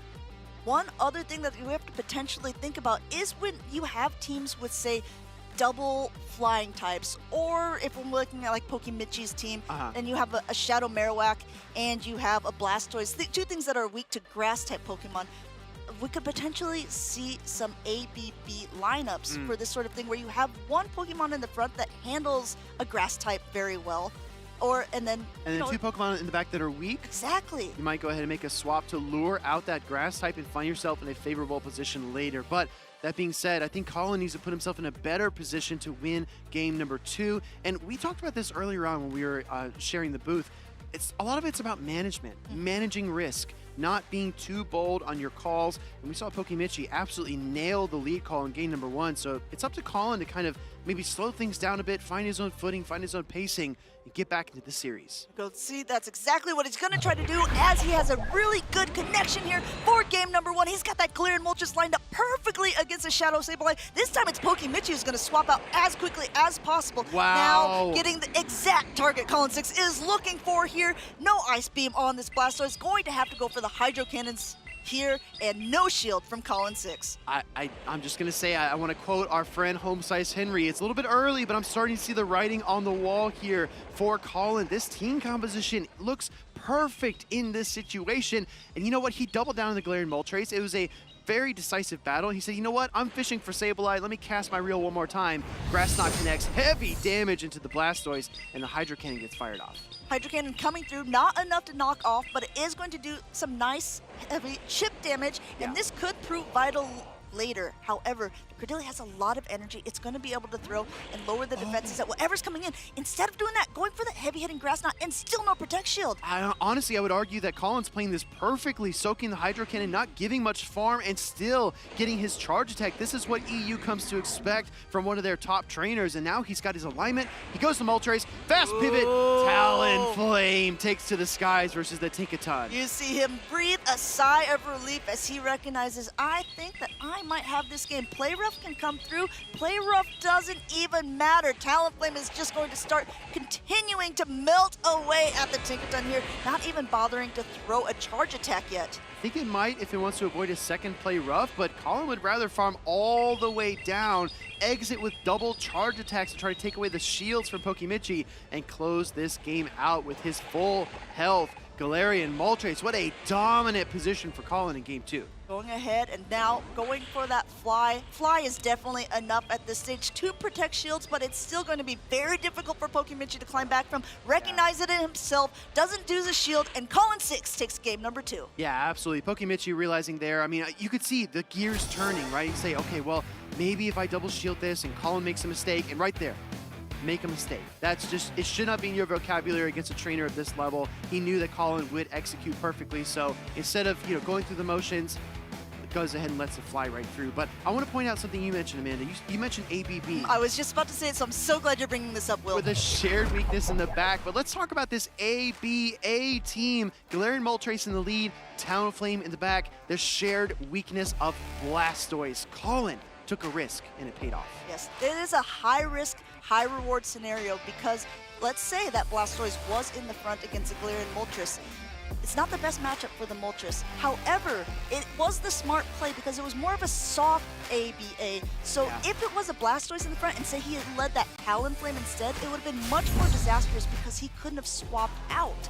I agree with you. Yeah, I think the Sucker Punches and the Flies will still threaten the Blastoise, and the Hydro Cannon's not quite enough to KO, so it would have been a pretty close competition, and you make such an incredible point, because if Colin, does a risky play, says, I want to catch the Tinkaton, I think Pokimichi will run it back, and that Tinkaton doesn't come out, it could have been disastrous for his Talonflame lead. So we're heading into game number 3 here. We've seen a little bit of everything, but we have not seen the Galarian Corsola from Colin. Honestly, I don't expect it to come out. What do you think? I mean, it does have some utility, yes. There is some targets, but also in the same breath, it's not like it's going to be doing as heavy of damage. I think Colin has a plan, and you saw it against Pokimichi in game number 1. He's recognizing what Pokemon are strong, or at least the best utility Pokemon, the ones that can get the most damage output, and that is not going to be the Corsola in this case. Yeah, I agree. I think that the downsides outweigh the upsides when we look in terms of potential. Colin already locked into a decisive game 3 in the winter semis. Like you said, this determines day 2. So there's a lot on the line here, and I know Pokimichi, hailing from Japan, really, really wants to represent his region well. We're going to head right into the battle. It's wild to lead a Pokemon twice. How about 3 times in a row? Let's go down to the field. We've got Colin versus Pokimichi. Galarian Moltres yet again. Galarian Moltres from the skies, staring down at the Sableye as another quick pivot into the Credilli. This time met with the Tinkaton, and guess what? We've kind of seen this before. Neither one of these are going to be doing that much damage, but Tinkaton is the best answer here for the Credilli on the team. Yeah, absolutely. And it's just from a defensive perspective, right? If you're a steel-type Pokemon, it's going to help negate that weakness to any kind of acid shenanigans, but the Bullet Seed just goes nowhere in terms of fast attack pressure against the Tinkaton. So Play Rough does get fired off here. It's going to be 1 stage debuff by the Rock Tomb from Credilli, but it's still a manageable amount. And I think Colin is so happy about this here. We talked about how Credilli is such a good safe swap, but the thing is, all the players know it by this point. So his lineup was perfect because he knew if he got the good lead, Credilli was most likely coming in the back. And look how he arranged this lineup here with the Moltres in the lead who doesn't want to get a Rock Tomb, and also that Shadow Quagsire in the back that doesn't want to take a Grass Knot. Yeah, I think you nailed it. I mean, this is looking really good in the early and mid-game goings, but I have my eyes personally on those backwater type Pokemon. I don't know, honestly, how this is going to turn out because those Pokemon are relatively matched. And in the meanwhile, takedown's getting pretty low. Colin needs to go ahead and throw this bulldoze pretty soon. Yeah, it's like, oh, did we say that it's not a good matchup? Well, look how low both of these are getting. Finally throwing an attack to put that Cordilli out and still having enough energy that he's most likely going to get to another attack, at least a bulldoze here as that Sableye comes in. He's even able to reach the play rough, but this is charge attack priority. Sableye, much higher attack, doesn't want to use his shield here and just takes out the Tinkaton. And it's so tempting to shield to get the play rough and take the final shield away from Pokimichi, or excuse me, the first shield away from Pokimichi. But again, the patience here from Colin is so good. In comes the Blastoise, instant pivot into the Shadow Quagsire. And like I said, I think this matchup is very, very close. Still 2 shields in play. Quagsire needs to land at least a Stone Edge here, and the Hydro Cannon is gonna sting. Both of these trainers still have 2 shields. Though the first matchup of the Galarian Moltres against that Sableye looks so good, this middle matchup is getting dangerous here. Going for the heavy-hitting Stone Edge. This is a big attack, and Pokimichi does use his shield at the very last second. Great call. This puts him in a much better position. Insane call there. Trying to YOLO the Stone Edge through 2 shields is something that a lot of top players do because you never see it coming. But Pokimichi sniffed it out. Now we see a shield exchange on Colin's side as well. That makes total sense because Hydro Cannon would be enough to knock out. Oh, a little bit curious timing there going for the Stone Edge. Are we going to see a swap after this? Might see it. The switch timers look like they are going to be up, and at this point, both of these trainers are recognizing not only their win conditions, but also what their opponent's win conditions could be. Pokimichi staying in, saying, this is an okay matchup. This is what I want. This is what I would rather have. Okay, Blastoise has a ton of energy here, going almost for a next one at the same point as the Fly. Gonna go for the Fly here. Honestly, Amanda, this is gonna be really close. I think Fly will be enough, but this Blastoise is sturdy and it hangs on. It hangs on enough to be able to get this Hydro Cannon off. Colin has 1 shield left. The Moltres is so good against that Sableye, but no shield is used at this point. They're going for the 2 Pokemon in the back, and there's just a little bit of health left on the Quagsire, but will it be able to get there? Quagsire trying to get to the Stone Edge, but Colin runs out of gas. Pokimichi 2-1 here over the final boss. He says not so final after all. Final run. As he moves on to day number 2. Collins will still have a chance. He's still alive in the bracket as he moves down to that loser side, but if you're Pokimichi, you have to be walking on cloud 9. I think that is such a good indication. You talked about that earlier on where you're like, I just don't know how it's going to play out with those 2 water types in the back. And as hard as it is to try to figure out what you want to play in those moments, I don't know if I think Colin was expecting maybe that Pokimichi was going to try to swap, or just trying to predict something that didn't happen. Blastoise being able to just hang on to put off that Hydro Cannon was enough to put him through for game number 3. I mean, this series was a really good showcase of game 1. Pokimichi just had a better plan going into it, outmaneuver Colin. Game 2, Colin had the perfect plan. I mean, you really could not have drawn it up any better. And then game 3, Colin was forced to try to manufacture a win condition, which is super uncomfortable, especially at this level. And against Pokimichi, he just didn't allow Colin his win conditions, which is so important. We talk about offense quite a lot, you know, throwing your charge attacks, landing super effective, maybe landing a Stone Edge through a shield, all that kind of stuff. That's important, but that's the offensive side of Pokemon Go. There's also playing great defense, being able to pressure your opponent and not allow them big openings. That's exactly what Pokimichi did in game number 3. This was so pristine, this was so perfect to get the play rough, but Colin just let his Tinkaton go. Yeah, at the point it was like, I think he was maybe wondering if it would have been a shield KO or just thinking that he needed the shields for later, but this was the problem, right? I mean, even from the middle game, it was looking good for Colin there because the Tinkaton has such a good matchup into the Cordilli, and naturally your inclination is, well, I don't want to shield this, right? Like, why would I ever shield in this position? But then when you saw it get down so low that it actually couldn't do any damage to any of the other Pokemon, it kind of put Colin on the back foot instead. It did, absolutely. And you look at the team compositions, and I think the Blastoise from Pokimichi makes a ton of sense, right? If you're seeing Galarian Moltres every single game, you're seeing Talonflame at least once, you got to bring the Blastoise just to check those Pokemon. But then you look at Colin's team, the Shadow Quagsire. I think maybe the Shadow Kanto Marowak of Pokimichi was the target for that, but when you have so many different modes of attack built into your team, when you have the Mud Slap threat, the Talonflame threat, the Tinkaton threat, you really can pull your opponent into being, spread too thin, and they don't know what direction to go. And I do think the Blastoise coming back made sense for Pokimichi, and the Shadow Quagsire was just slightly off in terms of adjustment? I think that the one thing that we can sort of say from, we haven't seen so many Blastoise, but the ones that we have closed out the decisive Game 3 for both of the trainers that we have seen. So, I mean, this could be a big play and a big moment for that Pokemon. I mean, you know, Blastoise does what Blastoise does. Every Blastoise fan knows. We're gonna close those games out, Blastoise fans. Let's go. We got Kazim and Lyle Jeffs taking the stage here. This is gonna be really exciting. A trainer from the UK versus a trainer from Canada. And what is going on here? Kazim must have studied or must have looked over Colin's shoulder when he was building his team or something, because this looks oddly familiar. I will say, knowing both of them, it was most likely the other way around. Oh, it was the opposite. Colin loves to be able to take teams of other people that he feels are very good. But again, if you have so many teammates and friends who are at such a high caliber, I think a lot of them are training together. A lot of them are exchanging, notes and tips. Yeah. And what better way to train than using the exact same teams? I mean, they might even keep their teams private and then just bring them to a regional and shock everyone. That could happen. That could happen. Stranger things happen, I guess. But Kazim, I don't want to delve too much to the teams while the players don't have the headsets on yet, but I do think this is interesting.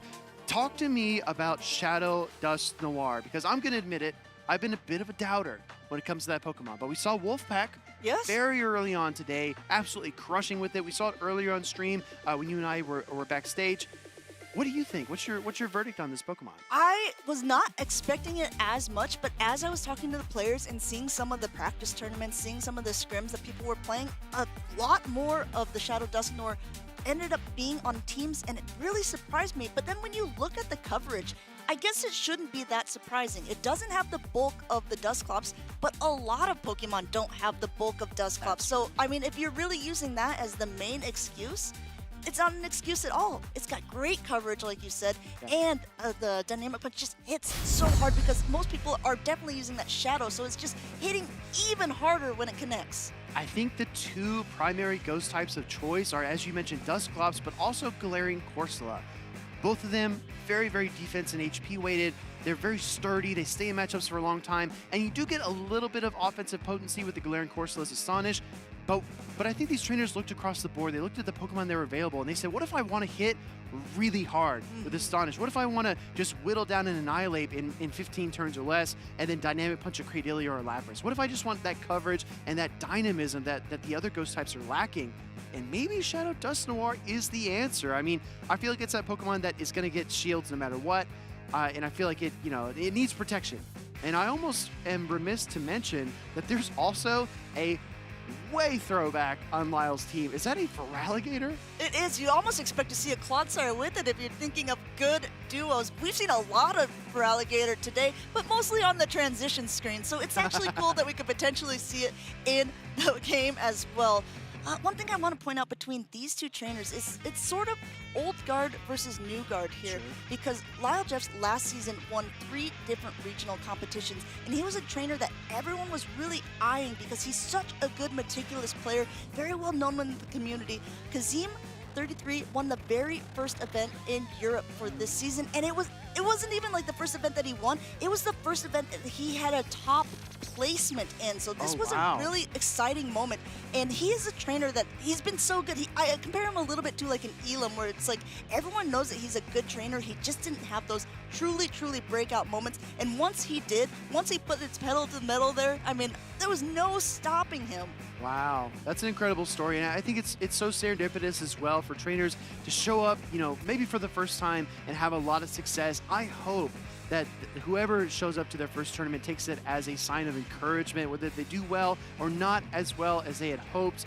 We're all building this together. We're all helping each other improve, and I mean, yeah, Kazim, he must feel like this is his season. This season belongs to him if he was able to win that first event, and now he is deep into Group G in day 1 at Anaheim. One thing I also want to point out about Kazim, watch his battles because it is very hard to catch on Wait, Kazim. just to catch them? But I can watch the VODs. No.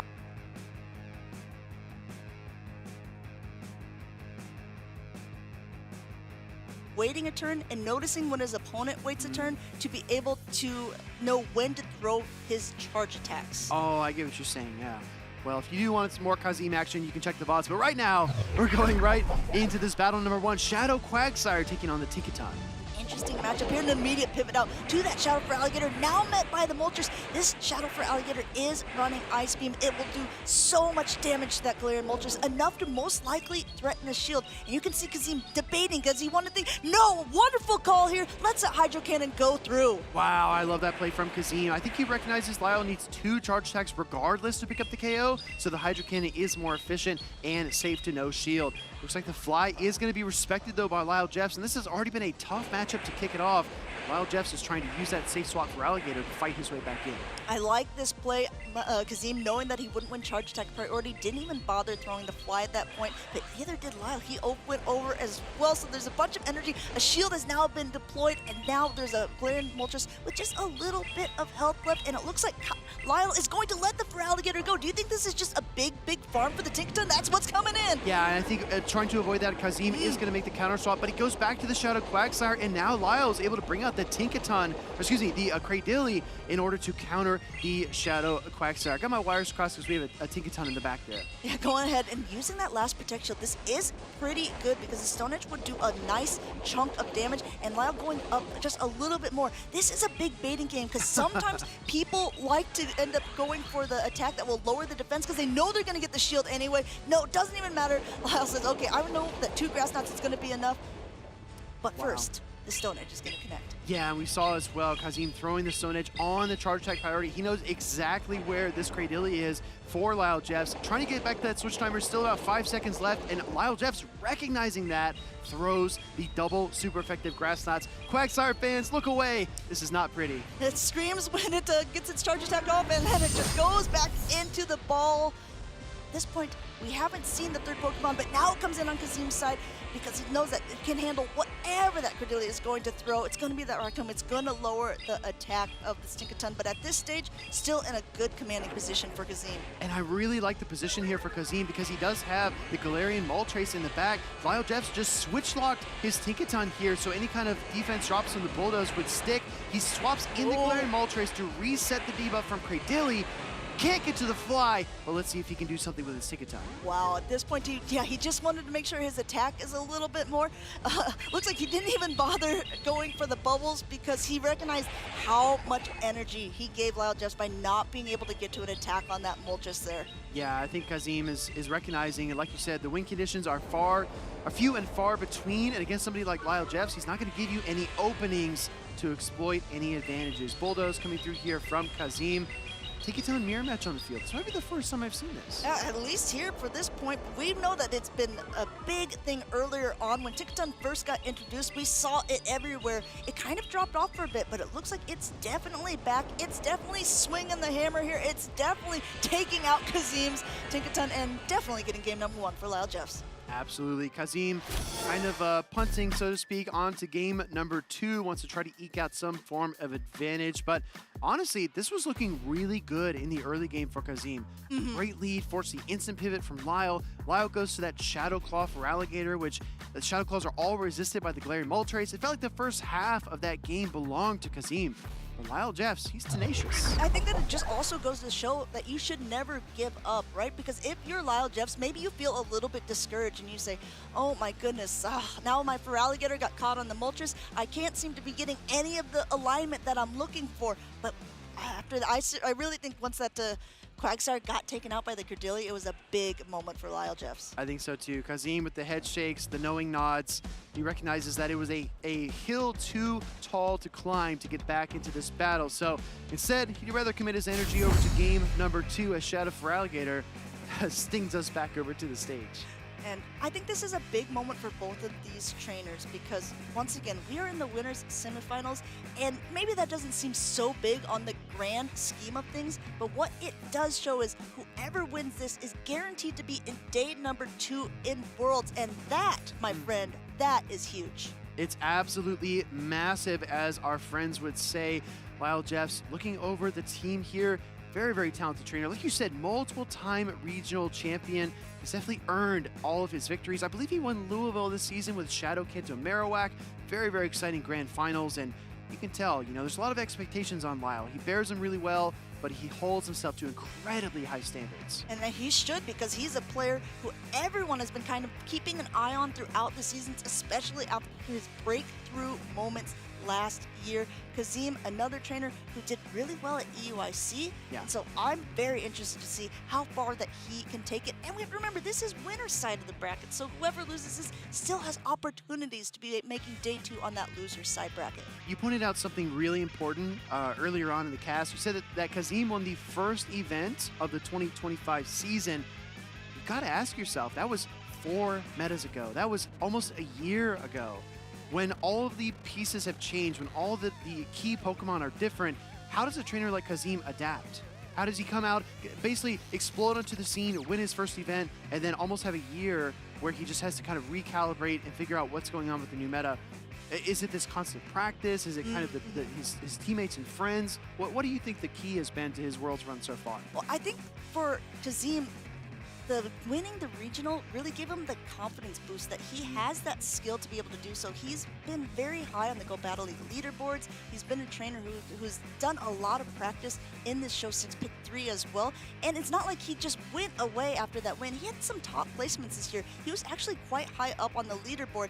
And he took the pressure off of himself a little bit. Knowing that he already had that Worlds invite, I think that allows you to have a little bit more play and a little bit more fun with some different Pokemon. But now they're at Worlds, this is a serious competition moment. This is the point where you know that it is go big or go home. This is what the whole season has been building up to. It's a question of bend and not break, and I feel like Kazim is already bending a bit here under the weight of that Feraligatr and Tinkaton duo from Lyle Jeffs. But we talk about a lot of hypotheticals when we commentate, especially when we're kind of, postulating what's going to happen next. But let's talk about what we do know, and that's the fact that Kazim does have that Galarian Moltres on his team. And as long as you see such a dominant, powerful Dark-type Pokemon, I think it kind of sidelines its hardest counters. For example, if you look at the Shadow Dusknoir, I feel like when there's a Galarian Moltres on the other side, yeah, you just say nah. And you know if those two Pokemon see each other that you're gonna get sucker punched down as Lyle Jeffs. You just don't bring it. And that, again, goes back to the mind games. But honestly, most players can start to narrow things down and say, well, actually, if I'm Kazim, I'm kind of playing 6 versus 5 here. I think that's a good point. One other thing I want to point out between the two teams, a little bit of the differences, because there's obviously a lot of similarities, with the Credilli and also with the Tinkaton. There's also a water-type Pokemon. But the fact that there is the Galarian Moltres on one side and the Mandibuzz on the other, we haven't seen so much Mandibuzz play, but Mandibuzz, it doesn't have that fast attack pressure that the Galarian Moltres does, but what it does have is bulk, so it can stand up to get some of these harder hitting attacks, while a Galarian Moltres would not be able to do so. I agree with you completely. Let's go ahead and head down to the stage because we have our trainers locked in and ready to go. Could be a decisive game 2 here for Lyle Jeffs. He's got a sticky situation to start things off. He's got Diggersby into Galarian Moltres. Going ahead and just getting into this here, and neither one of the attacks from that Diggersby is really going to be doing too much, but he's still just getting a ton of energy, and even still, how does this happen? Throwing right as the switch going in and catching onto the Quagsire. I mean, some trainers claim that they don't count the fast attacks. I think Kazim is running purely on vibes here, as he's able to read exactly, like you said, the Fire Punch coming through. It looks like the Feraligatr will get to the Hydro Cannon here. Gotta anticipate the Stone Edge. It might be a bait. Lyle Jeffs with an important decision to make. Does use the shield. Shield comes up the last second there, and it looks like going ahead, just getting even more energy. And I tell you what, we haven't seen Shadow Feraligatr in a while, but watching Lyle play it, I'm sort of like, why haven't we been seeing it? Because it is such a good save swap, even if there's a Credilli on the other team with potential with the Ice Beam, and just this fast pacing overall really kind of puts the other trainer on the back foot. I mean, either Feraligatr is back or it never left. We're going to see a Hydro Cannon get Protect Shielded up here by Kazim as the Galarian Moltres comes back out onto the field. We have not seen the third Pokemon for each of these trainers, that being the Talonflame from Kazim, but we do see the Tinkaton, and Kazim looks across the stage. He says, that is what I was waiting for. This is exactly what I'm talking about, where it is so hard to catch on Kazim. Kazim knew it, he's paused, and Lyle Jeffs tried to be able to catch on the Tinkaton, wasn't able to do so, and Kazim has the best counter for it here. We saw it in the last games with Colin 6. It doesn't matter if play roughs go through. It's still not enough to knock out a Talonflame at this health. Exactly right. I mean, 2 play roughs is not going to do it. The Fairy Winds are definitely not going to KO the Talonflame, so it's able to exit this matchup with literally 100 energy, and it's going to deploy all this damage onto whatever comes in next. Energy spilling over essentially from this Talonflame here, coming in with the Diggersby, and Diggersby goes for another attack first. This is a potential Brave Bird, which would do a ton of damage here, and it is not enough to knock out. A quick pivot into Galarian Moltres here to be able to catch that next Fire Punch. And he's so swift. You see that? He goes right back into the Galarian Moltres. He knows his defense drop from the Brave Bird. Does not even want to soak a resistant Fire Punch. Comes in now, looking for the Sucker Punch down. Can't quite get it, but look at how much energy he has on both of his flying types. At this point, the next fast attack will be able to knock out that Diggersby, and Shadow for Alligator, Shadow Claws just don't do anything to this Pokemon. Lyle Jeffs doesn't even bother shielding up this time. Sort of a reverse position from game number 1, because Kazim is going to take this one, tying up the series. Kazim urging the crowd to get behind him there as he ties it up 1-1 in our winners semis for Group G. This is such a fascinating series because in game number 1, Kazim was like, oh, Feraligator's got hands, right? And then we see Actually, he's got claws. Got claws, and then we see game number 2, and Lyle Jeff says, oh my gosh, Talonflame's got talons. There's been too much fun between these two, and it looks like it's going to come down to a very decisive game number 3. And these are moments that I think are very, very big. They're so impactful because both of these trainers now have momentum behind them. If you lose game number 1, it's so easy to get discouraged. Maybe you make one small misplay and then you say, well, it's over at this stage. But Kazim just put his head down, recognized, okay, I still can be in this. I have a good team composition. Look at that. There was 2 flying type against so much energy on that Feraligator, and he still manages to pull it through. Galarian Moltres finishes off this battle here, but that Talonflame in the back for Kazim still had a fly ready to go for whatever eventuality transpired. And I just gotta say, if you're Lyle Jeffs, if you just put yourself in his shoes for just a moment, you're probably thinking about that Talonflame. You're thinking, I disrespected it. I swapped the Tinkaton. I locked it into a matchup that it could not win. I kind of left it out to dry. So as Lyle, the challenge now is to not think too much about the Talonflame because Kazim could change things up. You got to anticipate all the threats. I mean, we've seen it time and time again so far throughout today. There's been a lot of Pokemon that have been usually used as a safe swap. Like we see like the Credilli. We actually, not so much from Lyle's team because we haven't seen Lyle's team so much. But because Credilli is such a good safe swap for his team, or also perhaps the Shadow, or for the, not even Shadow, a regular for Alligator, his options are sort of limited for the other ones. Now that you swap in a Tinkaton and it hits a Talonflame, wow, I really like this situation. We've got a Feraligator lead into the Tinkaton. Shadow Claws ripping through. Fairy Winds trying to charge up some energy. I think that this Feraligator has a slight edge and even shields, even energy, but we'll find out. Going ahead, going for that heavy hitting attack, going for the play rough, no Protect Shield used. You're going to see it do a nice chunk of damage here, but Shadow Feraligator doesn't even care, just charging up a ton more energy before letting that first Hydro Cannon go through. You saw that. Lyle Jeffs built perfectly to double Hydro Cannons. If anything comes in, he's just going to blast it right off the field. In comes the Cradilly. He's so close to the Ice Beam. Does he choose to pull the trigger here? He's got so much energy. He's overcharging so much. He goes for another Hydro Cannon. What is really nice about this of Lyle Jeffs is recognizing even though Credilli is a hard counter here, no Protect Shield from Kazim. Wonderful play here, but there's another one already coming in, swapping to his own Credilli. They're both on Acid. If it was on Bullet Seed, I think we would have seen a pivot immediately from Lyle Jeffs' side. He wouldn't have been able to bank that Hydro Cannon. Exactly. Lyle Jeffs banks a Hydro Cannon, saves it for a rainy day, and also in the process chips down this Cradilly and puts it within single charge attack plus acid down range.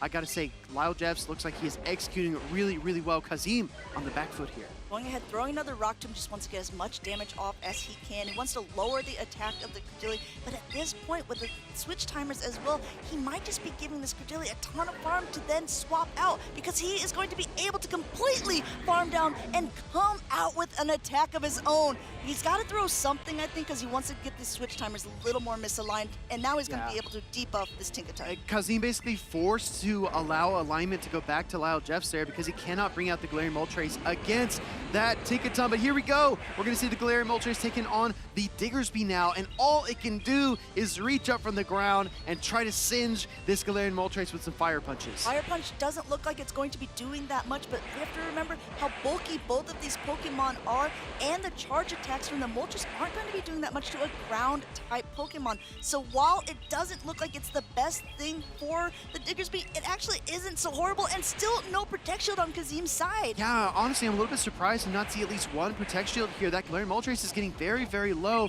and I think Lyle recognizes it's just barely outside of Brave Bird range, but you have to respect the Sucker Punches. That's why we see the shield here, because if you take a fly there, you risk getting fast attack down. Going ahead and just both of them continuing to charge away, going for another fly at this point. Look how low that Moltres is, but there's so much energy on this Diggersby in the back. Do we see the switch here? Switch timer's up for Lyle. We actually see the pivot from Kazim going into the Tinkaton, forcing the charge check party tie with the Play Rough. This is going to be really close. Play Rough is going to be able to connect to this Diggersby. It is not enough. It hangs on by just a thread, enough of a thread to potentially take this out. There's still 2 protections on Kazim's side, and his both Pokemon are so low health. How did I not realize he still has 2 shields? He hasn't used either of them. It looks like the Diggersby will go for the Fire Punch. Little more health. Neither one of these attacks are going to be doing too much. Oh, he's going for the fly. He's going for the fly here. It will be enough to knock out the Credilli, but there might be just too much health on that Shadow Feraligatr. Well, the thing is, if it's able to resist a Shadow Claw, we might get a simultaneous KO. It's within 2 Sucker Punches, but no! Lyle Jeffs brings back the Feraligatr. Lyle's back, baby. Close games, you see Lyle popping off there. I keep calling it a Shadow Feraligatr because honestly, that's how often we used to see them. But again, just as a reminder, this was a regular Feraligatr, giving it just a little bit more bulk and really helping prove how vital that could be, because look how close it got there in the end. If it was Shadow, exactly, it would have been knocked out. So Lyle must know exactly what he's doing there, being able to endure the Sucker Punches to get the Shadow Claw damage through. And I gotta tell you, Kazim is probably gonna look back at this game, probably replay it dozens of times in his mind and say, where did I go wrong? Where should I have shielded? What should I have done? Should I have pivoted? This was a really, really close matchup, and I mean, the Feraligatr versus Tinkaton matchup to start things off was already a little bit precarious, and Kazim just couldn't hold on in the end. It's so difficult to know, especially when some of the charge attacks aren't doing as much damage. You always want to be able to shield up the thing that's going to be most impactful for the game, right? You want to be able to shield up something that's super effective, or that's going to be able to get you that switch or the alignment that you're looking for. There was none of these big moments for Kazim in this actual round. Right. By the end, when you just have just a sliver of health left, it's not enough to be able to pull through. He still goes down with 1 shield, and at that point, it was sort of a bummer for him in that regard. It's like when you watch a movie, right? And there's a big character reveal or a plot twist, or there's some kind of turning point in the story. That's not at all what we got in that game number 3. It was almost like a slow burn. They just kind of crescendoed all at the end. Everything started happening all at once, and by that time, it just kind of slipped out of Kazim's fingers there. He was unable to win that game. But I will say that he does fall to that loser side bracket, still very much in the World Championships. And I mean, we set such a precedent back in 2022 when our first World Champion fell to that losers bracket early. So all the Kazim fans need to keep an eye out for that trainer. And one other thing that I want to point out, he did go down with the shield at the end, but if you saw, Lyle also had energy on the Feraligatr. He had a Hydro Cannon loaded. So here's the thing. That's true. If he didn't have the shield, I mean, he would have just thrown the Hydro Cannon.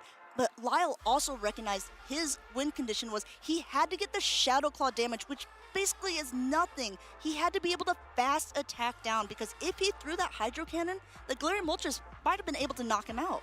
Yeah, be taking notes. Take Sorry, notes, yeah, just 1 second. Beep, beep, beep, beep, beep. Chat, you should be taking notes, because that honestly was an incredible breakdown. Again, recognizing the win conditions, the fast attack pressure, throwing charge attacks. A lot of the time, you just kind of eyeball the HP of your opponent. You say, you know what?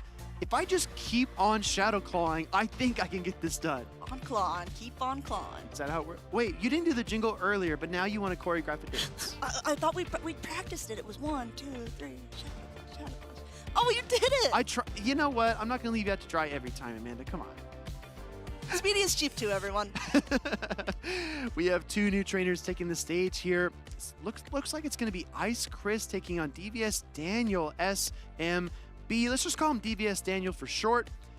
It's going to be an interesting matchup as well. A Lapras, actually, for Ice Chris. Pokemon we have not seen, at least for me personally, in probably 2 or 3 different sets. I think it's definitely been a popular Pokemon, but it has sort of taken a back seat. Meanwhile, I mean, we talked about cores. We saw it earlier on in the show with the top meta Pokemon. We're saying Azumarill was always there. It dropped off just for the North American International Championships, but it's been back, and it's paired with a Pokemon that we've seen it paired with so often, and that is a Shadow Drapion. So this team has some throwback to it, now mixed up with the new meta as well. That's the thing. A lot of these trainers bringing the Galarian Corsola or the Dusclops, they were not anticipating many dark types outside of your Galarian Moltres, your Mandibuzz. Seeing the Shadow Drapion, I really admire that you pointed that out. That actually changes quite a bit about how Ice Chris is going to approach this matchup, because honestly, you know, it's not just one problem in terms of the Galarian Corsola's matchups. You have to deal with that Galarian Corsola. You have to deal with that Galarian Moltres and the Shadow Drapion. And then you look at the rest of the matchups and say, you know what? Maybe I'm not going to bring the Ghost type. We also talk about good safe swaps. So if you lose that first lead, what is a Pokemon that you can safely swap into to be able to maybe secure alignment for later, or at least do some meaningful damage? Credilli has been very popular in this tournament.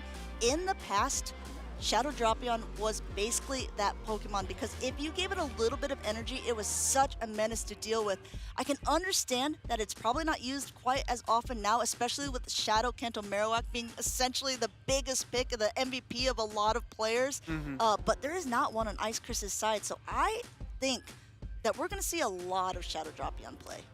I'm looking here at the movesets for these Pokemon, just trying to take a closer look at what these trainers are going to probably decide to do. And a couple of surprises here. We do have the Lapras running Ice Beam on Ice Chris's team, and it looks like he's also running Acid Cradilly. Outside of that, if you've been watching the stream all day, which I know you have, because you're the best. And you want those switch drops. Exactly. These other trainers Pokemon look relatively standard to what we've seen so far at the 2025 World Championships. So let's take a look here down on the stage as our trainers are getting locked in and ready to go. Are there any Pokemon that you think are like must-brings, or maybe, you know, look key or pivotal in this matchup? If I'm Ice Chris, I'm really wondering how to deal with that Drapion, because even, I mean, nothing handles it, right? There's a lot of Pokemon that can do damage into it. It can definitely be some tag team efforts to take it out, but I mean, nothing really wants to take a crunch besides the Galarian Moltres. It just, it does a lot of damage, and it has the potential to debuff your opponent. And honestly, when you're the opponent, you feel like the crunches from your attacker always get to debuff on you, but it never seems to go in your own favor. So I think that the Shadow Drapion is going to have a lot of play into this team. I almost feel like as DVS Daniel, if you're able to lure out the Quagsire, you can really clear the runway for your Shadow Drapion, to your point. For example, if you were to safe switch his Shadow Kanto Marowak, that would likely pull out a water type in the back, whether it's the Lapras or the Shadow Quagsire is uncertain, but I do think it would pull out one of the main threats to the Shadow Drapion. So when Ice Chris is looking at his opponent's team across the stage there, he's got to have that on his mind. He's got to say, what is my opponent trying to do? What is their win condition? How are they trying to execute and make their MV Pokemon as strong as it can possibly be? Now, on the flip side of that, if I'm looking at Ice Chris's team, Credilli has so many targets. Oh my goodness, yes. Like Azumarill definitely can hit it with the Grass Knot. It's going to be doing so much. Also with the Shadow Kanto Marowak, Rock Tomb for the Moltres. I mean, And go the Grass on Knot and go on. For the Quagsire, Only right? thing that can really handle it is the Tinkaton.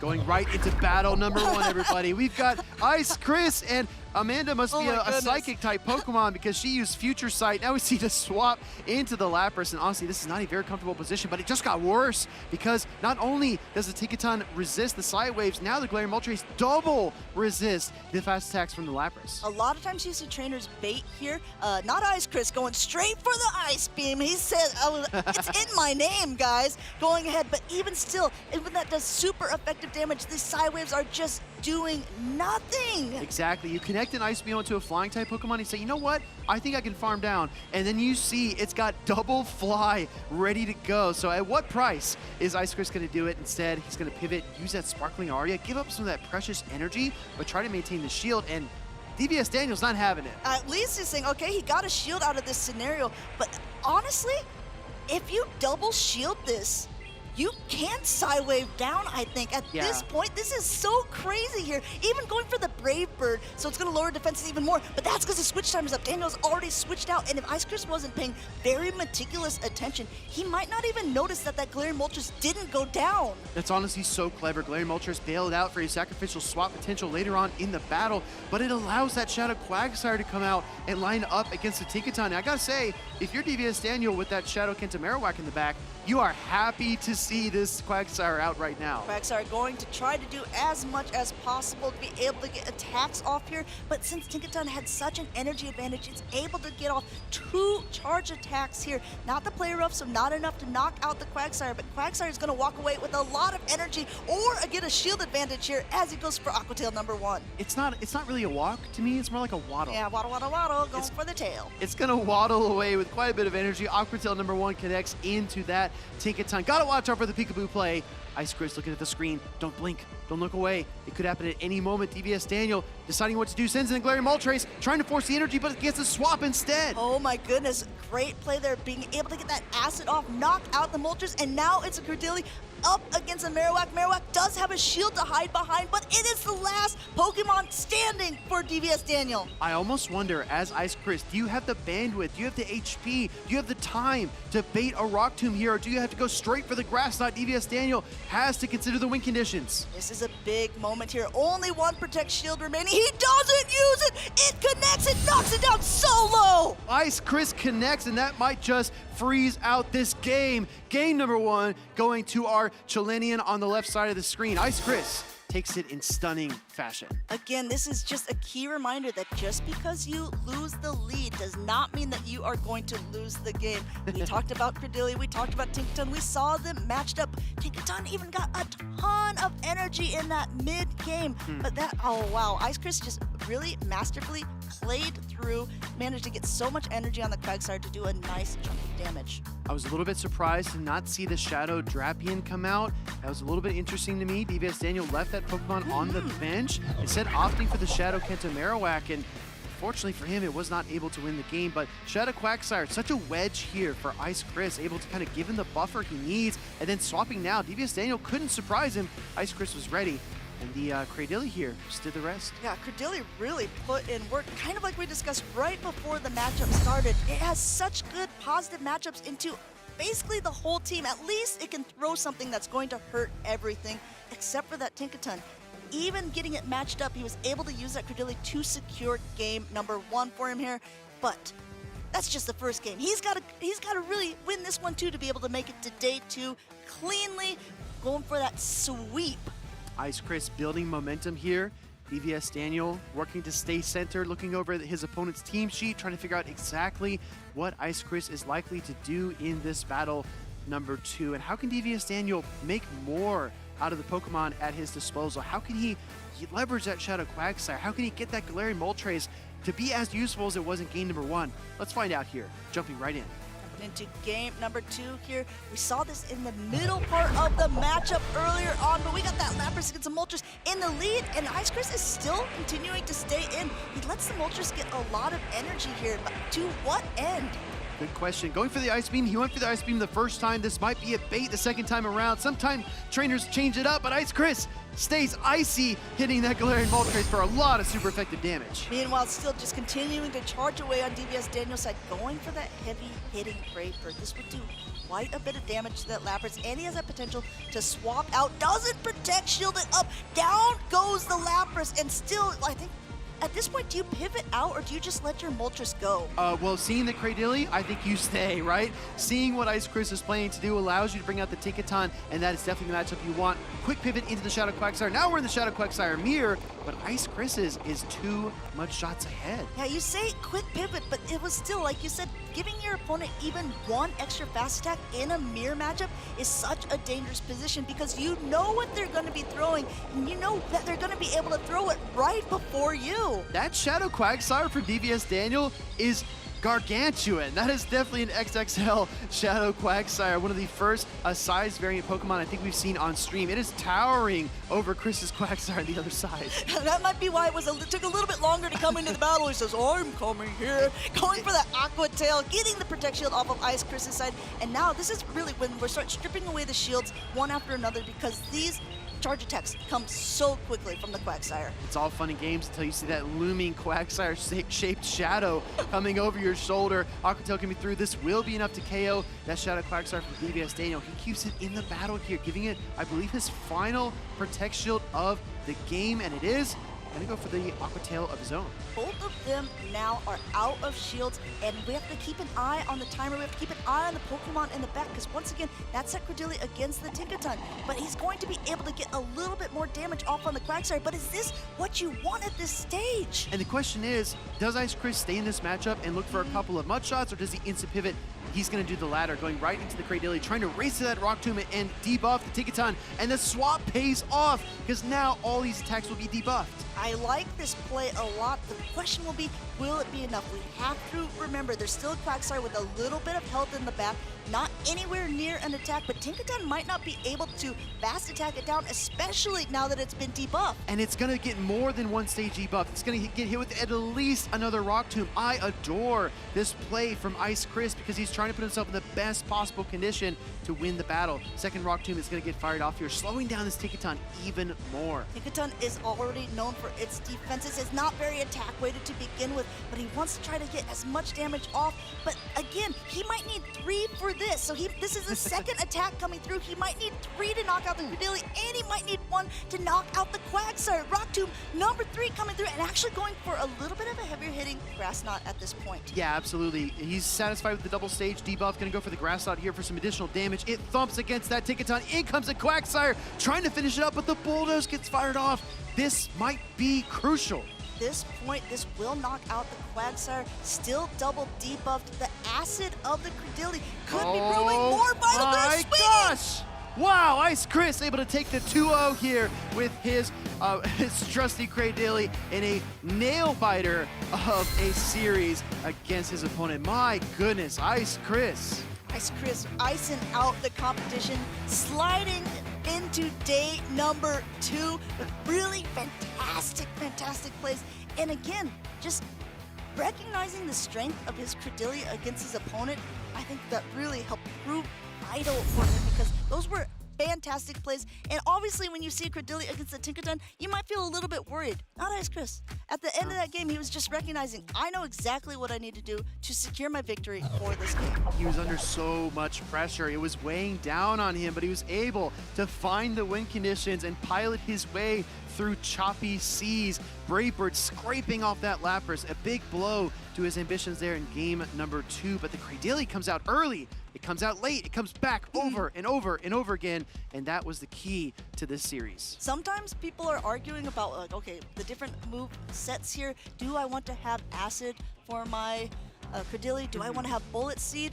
I think that cases definitely could be made for both, but I think definitely in this case for Ice Chris, having Acid was what proved it vital for him. Just basically 1 HP and a dream, being able to take that game and slide him into day number 2. I think this is just such a clinic of recognizing win conditions at the mid-game, switching out instantly to that Cradilli, not staying in with the Quagsire for the mud shots on the front end, but instead using that Quagsire at the last moment when you need it the most to absorb the Bulldoze and keep yourself in the battle. Again, Chris was like at a fork in the road.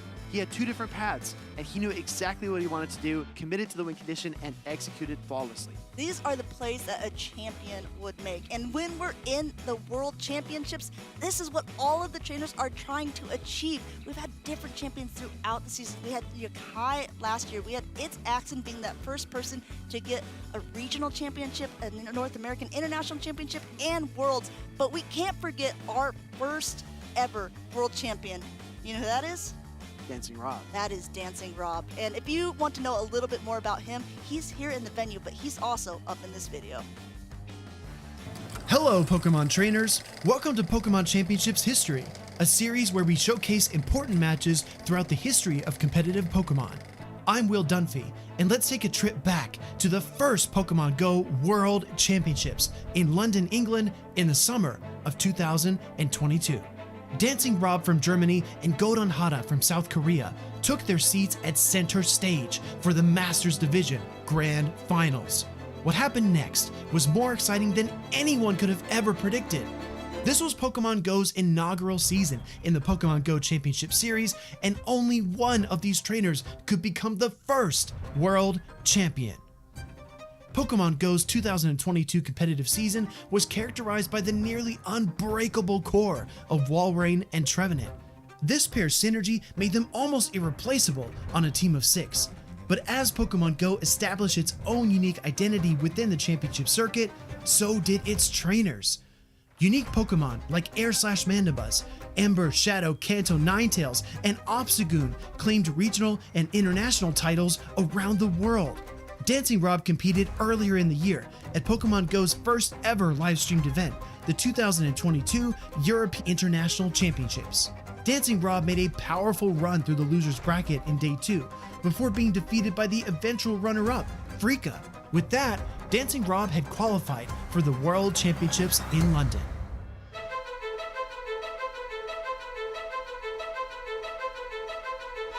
That August, the World Championships began.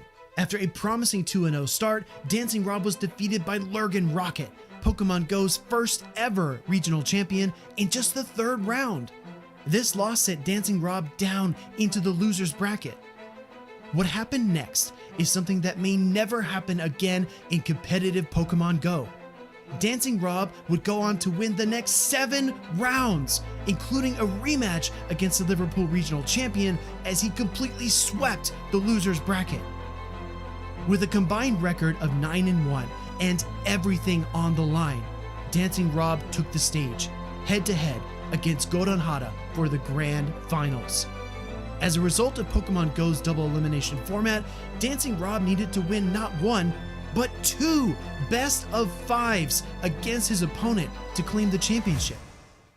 The Grand Finals began, and Dancing Rob's Alola Ninetales, Medicham, and Shadow Swampert secured him an early 2-0 lead.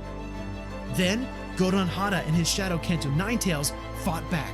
You have the opportunity to close this tournament out right here and right now. You might as well just go for it. Godon Hada claimed victory in games 3 and 4 and tied the series 2-2. In Game 5, the world held its breath as the matchup between the final Pokemon on the field was decided by just a half-second Dragon Breath. Galarian Stunfisk gets to the rock slide first, and we have a bracket reset. Dancing Rob's Galarian Stunfisk reached the rock slide, and Dancing Rob had successfully forced the Grand Finals reset. In Game 1 of the Grand Finals reset, Godon Hada's Shadow Kanto Ninetales met Dancing Rob's Alola Ninetales in the lead.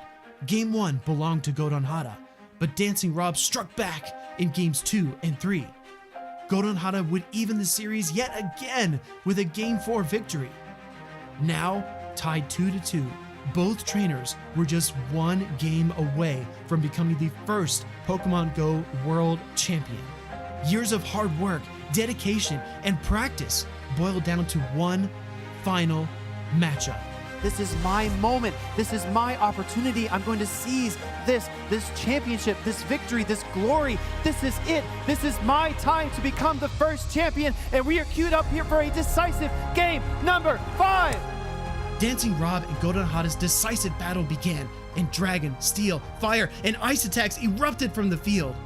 Dancing Rob positioned his Alola Ninetales to overcome Godon Hada's Shadow Kanto Ninetales, and the crowd roared as Dancing Rob finally defeated Godon Hada. History was made. Dancing Rob had just become the first ever Pokemon Go World Champion. Dancing Rob is proof that you need hard work, determination, and belief in yourself to become the best. Thank you so much for watching, and let us know some of your favorite moments in Pokemon Go history by using the hashtag #PlayPokemon.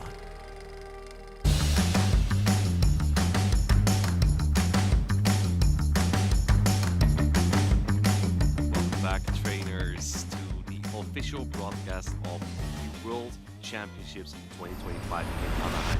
we are about to reach that top 32 that's going to advance to day 2 tomorrow, Saturday, on this stream as well. If you've missed anything, my name is Martijn Versteeg. I am joined here by Farid Anis. How have the battles been so far? We've had so many battles. It's been a long, grueling day for so many of these players.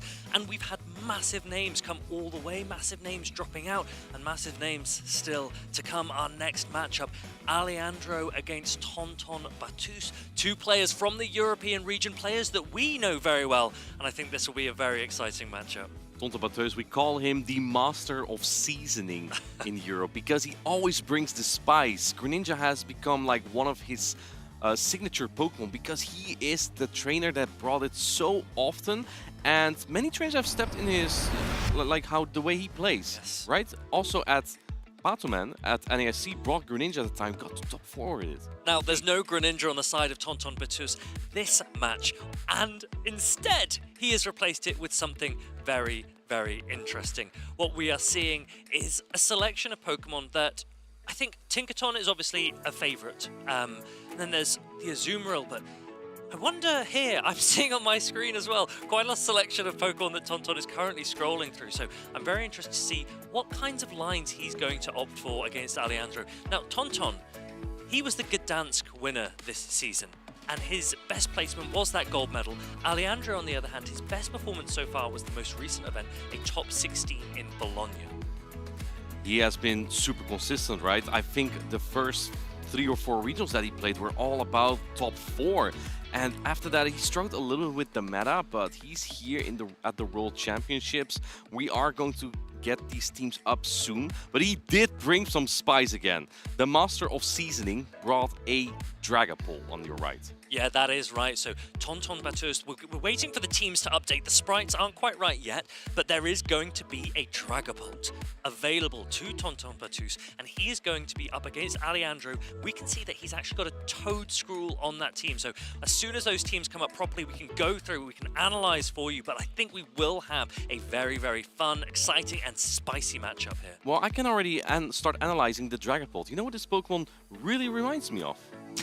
Of Giratina. It really, I wonder why that is. Yeah, it's a ghost and dragon type Pokemon. It's quite fragile, but it has that coverage in both dragon and ghost, which I think can be really valuable in the current meta. And I'm curious to see if Tonton Batus is going to bring that. And of course, on Alejandro's side on the left, he's going to bring that Toedscruel. So I'm going to quickly go through the teams for each of these players. Alejandro, he's running a Toedscruel, a Shadow Dusclops.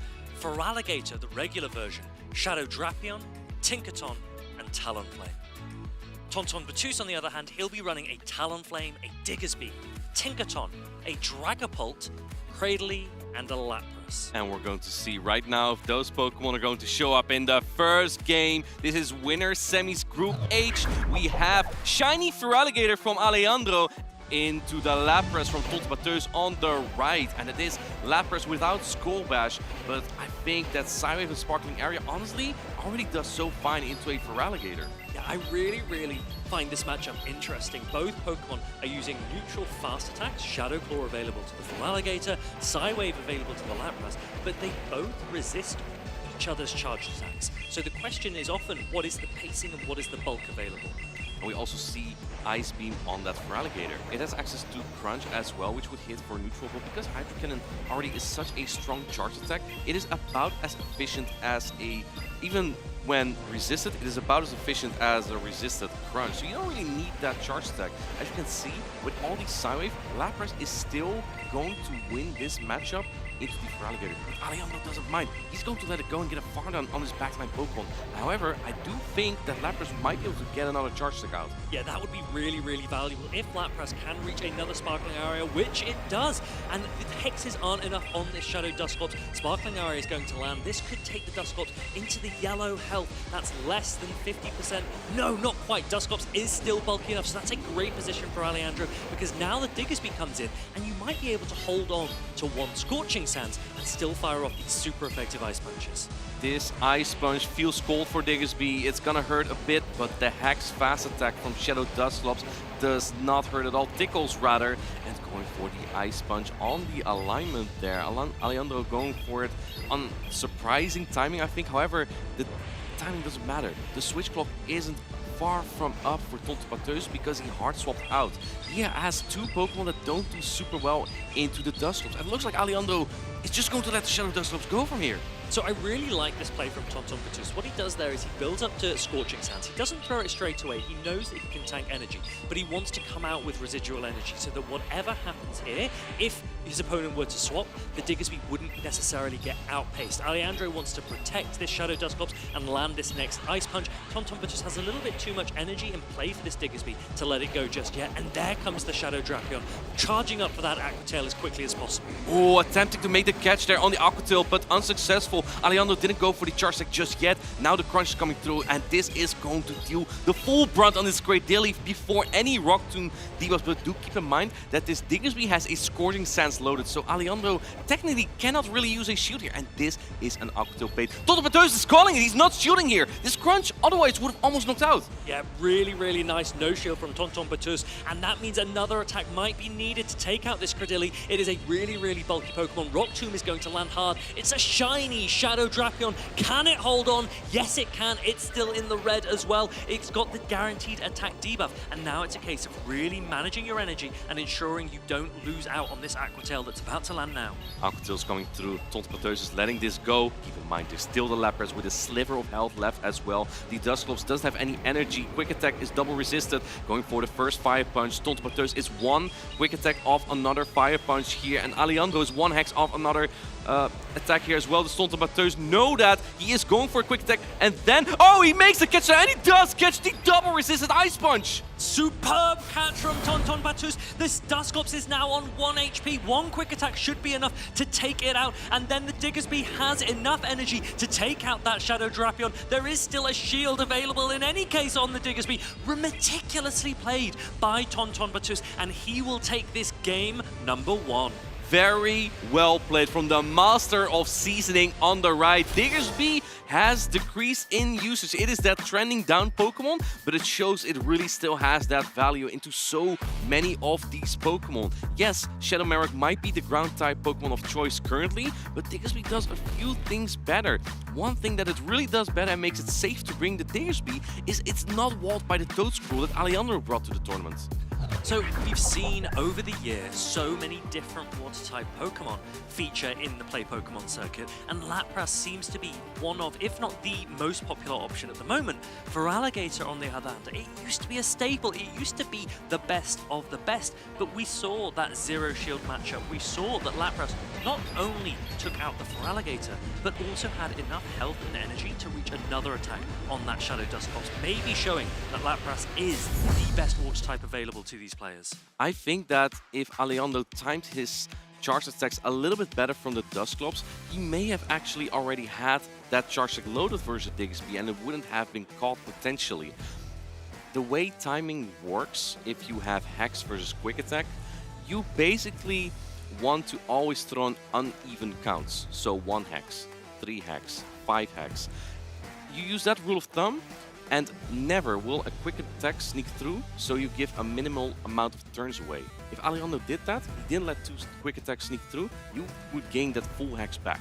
It's always really interesting to watch exactly when these players choose to throw their charge attacks. They want to optimize as much energy as possible and minimize the amount of energy that their opponents are gaining. This is an energy game, this is a time game, and these players need to be super sharp, especially at this stage of the tournament. They look locked in for game number 2. And we have the Shadow Drapion from Alejandro against the Tinkaton from Tonton Patus. This is a relatively neutral matchup, but Tinkaton normally wins this, so we see Alejandro swap out into the Feraligatr, making the catch on the Lapras. Here's the thing though, Alejandro would have thrown the Hydro Cannon anyway, because it is the more efficient charge stack into the Lapras. But great play from Tonton Patus. He now stored some energy on the Tinkaton as well. Yeah, a great lead for Tonton Patus. Tinkaton is a fairy steel type. It resists the poison stings and the crunches from a Shadow Drapion. And so a very bulky Tinkaton has a very dominant matchup there.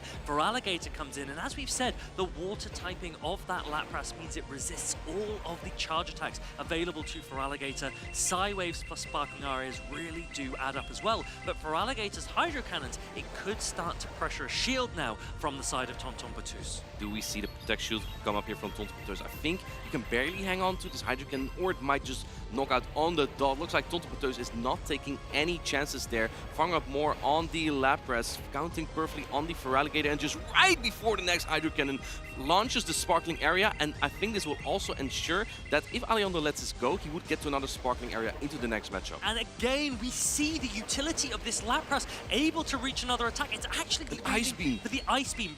Remember, Lapras is a water and an ice type Pokemon. That means Ice Beam would do even more damage with that same type attack bonus, shielded up by that Shadow Drapion. But remember, the Tinkaton has energy banked, so this is a strong position for Tonton Batus. And Tinkaton has access to the super effective charge stack Bulldoze. Bulldoze is not a very strong charge stack, but it will help ease this matchup a little bit better. One of the best things about Tinkaton in exactly this matchup is that it kind of slows Drapion down. Drapion is just getting so fast to his Aqua Tails, but because Poison Sting is single resisted and Aqua Tail is neutral, Tinkaton can hang on quite well there. We see Tonton Batus throw the player off into the Shadow Dusclops, and let's see how he continues from here, because the Credilli is kind of iffy to use. Looks like he chooses to align it to the Shadow Dusclops. I really like this play from Tonton Batus. There was a lot of energy available on that Tinkaton. Throws one attack into the Shadow Dusclops and puts it in a range where Credilli can now start to threaten a knockout. The Tinkaton still has a ton of health available in the back. As we've said,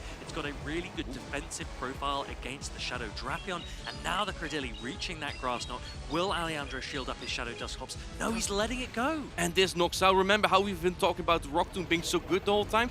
Grass Knot actually does a little bit more damage. Yes, you don't drop the attack, but Grass Knot knocking out there is huge, and this is a charge stack priority tie. Tonton Batus not looking too happy with that, but putting out the Protect Shield anyway, because this Rock Tomb that he's throwing now, neutral into the Shadow Drapion, will guarantee the attack drop. I love this play from Tonton Batus. He knows that Tinkaton is strong in the back. It's going to be even stronger after this guaranteed attack drop. Now this Tinkaton can maybe just go straight for a play rough and Fairy Wind down. This is a superb showing from Tonton Batus. Not before an Aqua Tail, but a debuffed Aqua Tail isn't going to threaten a knockout from on the Tinkaton. And even if the second would, it might not even matter, because the play rough, it is neutral, but it's going to hit harder on the Shadow Drapion loaded on this Tinkaton. Comes through, and it knocks out the Shadow Drapion. Tonton Batus, he takes game number 2. Master of Seasoning, Tinkaton, Cradley, and Lapras are actually the full meta. We didn't see that Dragapult in the end. If you wonder when it's these Pokemon with that bench pressure, Tonton Batus goes, I don't need you for this game. I know I can play with neutral, strong meta picks, and he comes out 2-0 in this series against Alejandro. I think that Tonton was just kind of bluffing that Alejandro wouldn't bring neither the Toad Scroll or the Talonflame. Tinkaton was just kind of a tough Pokemon to bring in, but Tonton saw from the first game, oh, my opponent is bringing Feraligatr and Drapion. Tinkaton, easy. Tinkaton is such a strong addition to the meta, especially when Shadow Drapion and Azumarill were really prominent. Tinkaton came in as a core breaker to those, and that's probably one of the major reasons why Tinkaton has reduced the usage of Azumarill and Shadow Drapion. We really don't see it anymore, but Credilli, I think that is the Pokemon, the real talking point of this Delightful Days meta. Dominant usage at 74%, and Tonton Batus using it to basically close out that game. Rock Tomb, such a superb attack. We've seen it with both Bullet Seed and Acid, and honestly, to me, both Fast Attack look very viable. Acid for some better Fast Attack pressure, but Bullet Seed dealing more damage as a Grass-type Pokemon into other Water-type Pokemon, also neutral into Ghost-type Pokemon. Also just charging up a little bit quicker. Credilli makes Credilli a pretty versatile Pokemon in my opinion. Yeah, I really like Credilli. It's always been a Pokemon that's had a very interesting play style, and that's because the grass and the rock cover each other really nicely. And I think to now have prominence in the play Pokemon scene has been such an exciting addition. And I think I love that about Pokemon Go. There are just random Pokemon that suddenly become very meta very quickly, and all of the players have to adapt. And the play styles are different, the energy generation and the timing is all different. But Cradley, Tinkaton, Lapras, those have been some of the best Pokemon over the last couple of months, and Tonton Batus will be hoping that he can use them to go all the way here in Anaheim at the Pokemon Go 2025 World Championships. And we'll see who are going to be the best Pokemon and the best trainers this World Championships. We talked early before this match that we've already progressed quite a little bit, and some of these trainers have either progressed or have been knocked out already. The previous world champion, Yakai, has been knocked out. He got knocked out by Paulasha. That is the trainer we're going to see next as well. And it's Axon, the 2023 world champion. We may see him later on stream. He is still, I believe, in losers round 6 right now. So there's still a lot going on, and faces that you know or support might still come on stream. It's incredible. There are so many really strong players that you will have been watching all season. You might be wondering, how are they getting on? Make sure to check the bracket. All of these players have been playing all day. Winner side of the bracket, if you lose once, we're in double elimination format. That means you drop down into the loser side of the bracket. And it's difficult because we're dealing with a number of players that are so used to being in day 2. They're so used to competing for those medal positions, but they're not used to having to play the world champion in round 1. And that makes it very tricky, but very exciting for us behind the desk. And if you want to see where we are exactly in the bracket, use !bracket in the chat. It will pop up a challenge link, and then you can see it there. And of course, if you miss any action, make sure to check out the VOD on Twitch or YouTube. Follow all the channels to stay up to date. Now, you mentioned Paulasha. She is available on stage. She is up against Kazim33, and this is the player that put her in the losers bracket. So it is a redemption opportunity for Paulasha. It is also an opportunity for Kazim to show the first time was not a fluke. I am here and I mean to stay. This is a losers round match. That means whoever loses is out of the tournament. I would say that between the two players, Kazim may have been the player that's been better informed over the season. He won the first regional championship in Europe of the season in Dortmund with an very impressive and meticulous gameplay and not allowing anyone to catch his charge stacks. Paulasha is also a great player. We call her the queen of PvP, and she's also used to winning. However, she hasn't won anything yet this season. Last season, she won championship after championship, and the season before, it started in Turin, that was. So we have two veterans here. And yeah, like you said, let's see if it was a fluke from Kazim or not. We saw 2 Europeans in the match before with Alejandro and Tonton Batus. We've got 2 more Europeans on stage now in Kazim and Paulasha. And you mentioned that she hasn't won an event yet this season. And what's been particularly interesting for the European circuit is we had so many new winners. So many players that prior to this season had never won a gold medal. Kazim, before he won his gold medal, had never even made a day 2. And look at him now. He wants to go all the way. He wants to make day 2 here in Anaheim. And this is one more opponent that he has to get through, who is of the very highest caliber. And I'm curious to see how Paulasha is going to use that Greninja here, because I think it actually is really good into the team of Kazim. It has positive matchups into Galarian Corsola, Talonflame, Quagsire somewhat, just be careful with Stone Edge, Galarian Moltres, and even Credilli is quite playable. Even Tinkaton, you could go for Hydro Cannon and switch out. Greninja, the Pokemon that Tonton Batus really loves, now on the team on Paulasha, I think has a lot of options here. These are quite similar teams, both very meta teams. Obviously, that Greninja is a little bit more of a spicy pick, but overall, both of these teams are likely to be compositions that each player is relatively used to playing against. They should have strategies in the bag. They've also got to a stage of the tournament where they are warmed up. They are ready to go, and they have the experience of playing against each other already. So they will be thinking back. They will have checked their notes. What happened in the first time we played against each other? What adjustments do I need to make? Paulasha almost saying, look, I know what I didn't do right the first time. I'm willing to try something new. Kazim, it's difficult because he's thinking to himself, well, I've already shown her the strategies that won. So how do I find something new? How do I adapt, knowing that you are already going to? Well, these trainers have been backstage for a little bit waiting for this match, so they may have had some time already. It's like Kazim still needs some time to think it through. Like you said, having revealed your first strategy, it's kind of tough to use that again, because if you use your first strategy, your opponent might recognize it immediately, recognize your backline and what you're going to do, and it makes it just a little bit more difficult. So here we go. These players look to be locked in. They are very much hoping that they have the team lines right. Credilli comes out on the side of Kazim, and it's up against the Galarian Corsola on the side of Paulasha.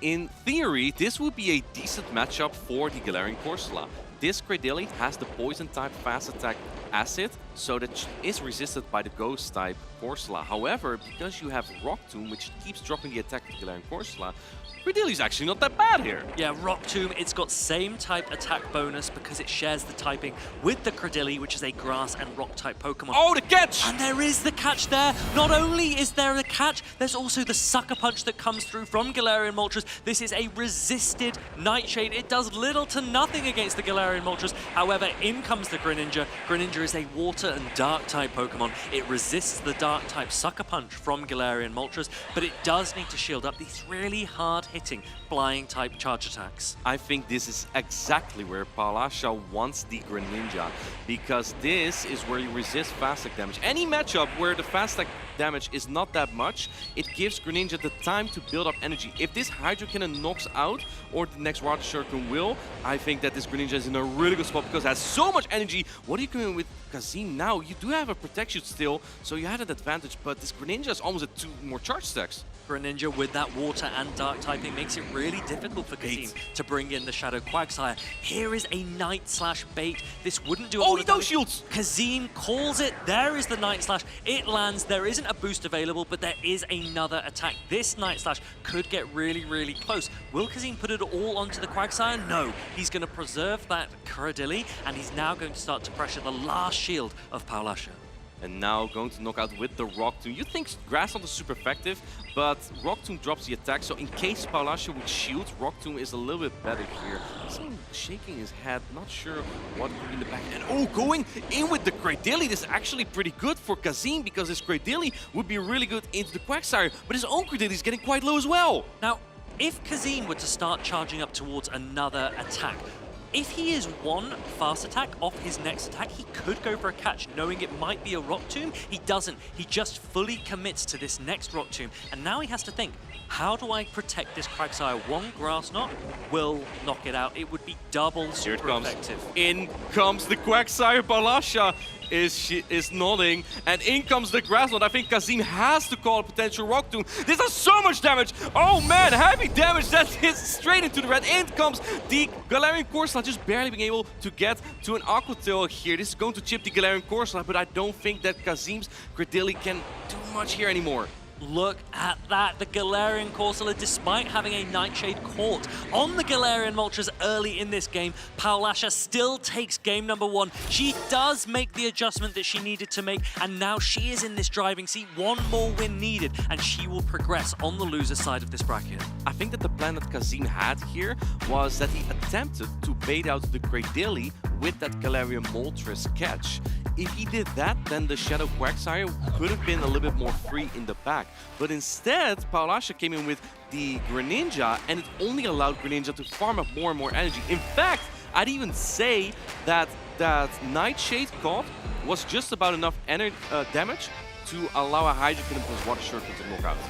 It is really, really tricky when you are up against a Pokemon that we often call a core breaker. It isn't usually one of the hard meta options. It is a Pokemon that makes it really difficult to run those hard meta options, and that is the Greninja for Paulasha. With such a dominant matchup against Pokemon like Galarian Corsola, against that Galarian Moltres, and a really good matchup as well into the Talonflame and the Shadow Quagsire, it compresses the line options that Kazim is able to bring. He's trying to work out which order of my 3 do I want to go with to ensure that I have the safest team possible against that Greninja, while still being able to account for the strong meta options of Galarian Corsola and Credilli.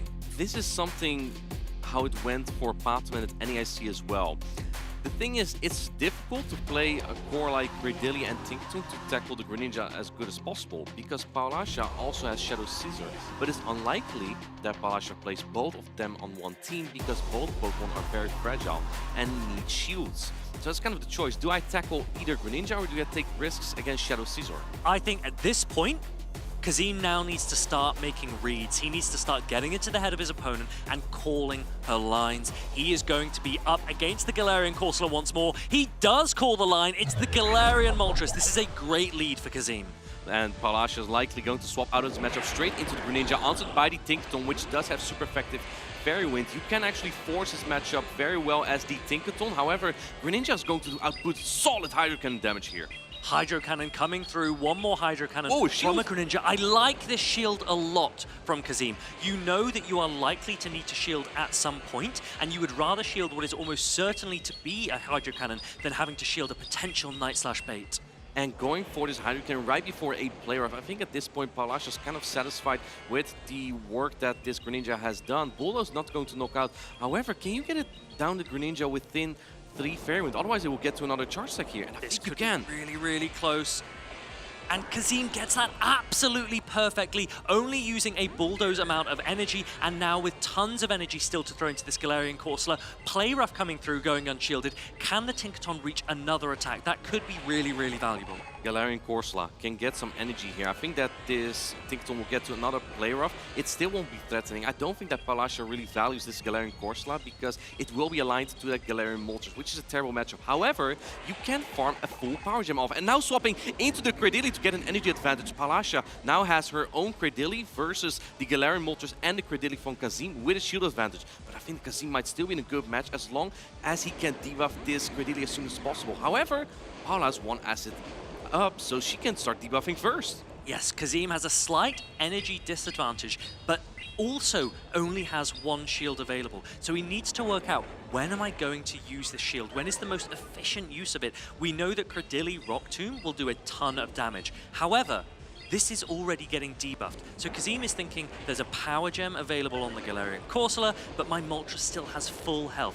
What do I want to lean into to close out this game? Here's the thing, if as Kazim you can lower this Credilli as much as possible, and I think that's exactly what he's going for, you can perhaps just Sucker Punch it down, because Sucker Punch hits really hard on the Galarian Moltres. And I think as Palasha, you need to get as many charge stacks possible into that Galarian Moltres. So come in now with the Galarian Moltres while it's debuffed. This Galarian Corsola will reach a Power Gem, but you need to preserve your shield for the Credilli's Rock Tomb. That will do the most damage. So it makes a lot of sense to no-shield this. And now, do you start to commit to this Sucker Punch down? Is the Credilli low enough? Can you get it there? I don't know if you can. It's going to be really, really tight here, but there is a shield available on either side. Kazim might actually just reach 2 flies. I think that this Credilli does not have enough energy to outpace this Galarian Moltres. Kazim is looking to be in a really good spot. He kept the Protect Shield for this Galarian Moltres and knew that the Rock Tomb would do more than the Power Gem from the Galarian Corsola.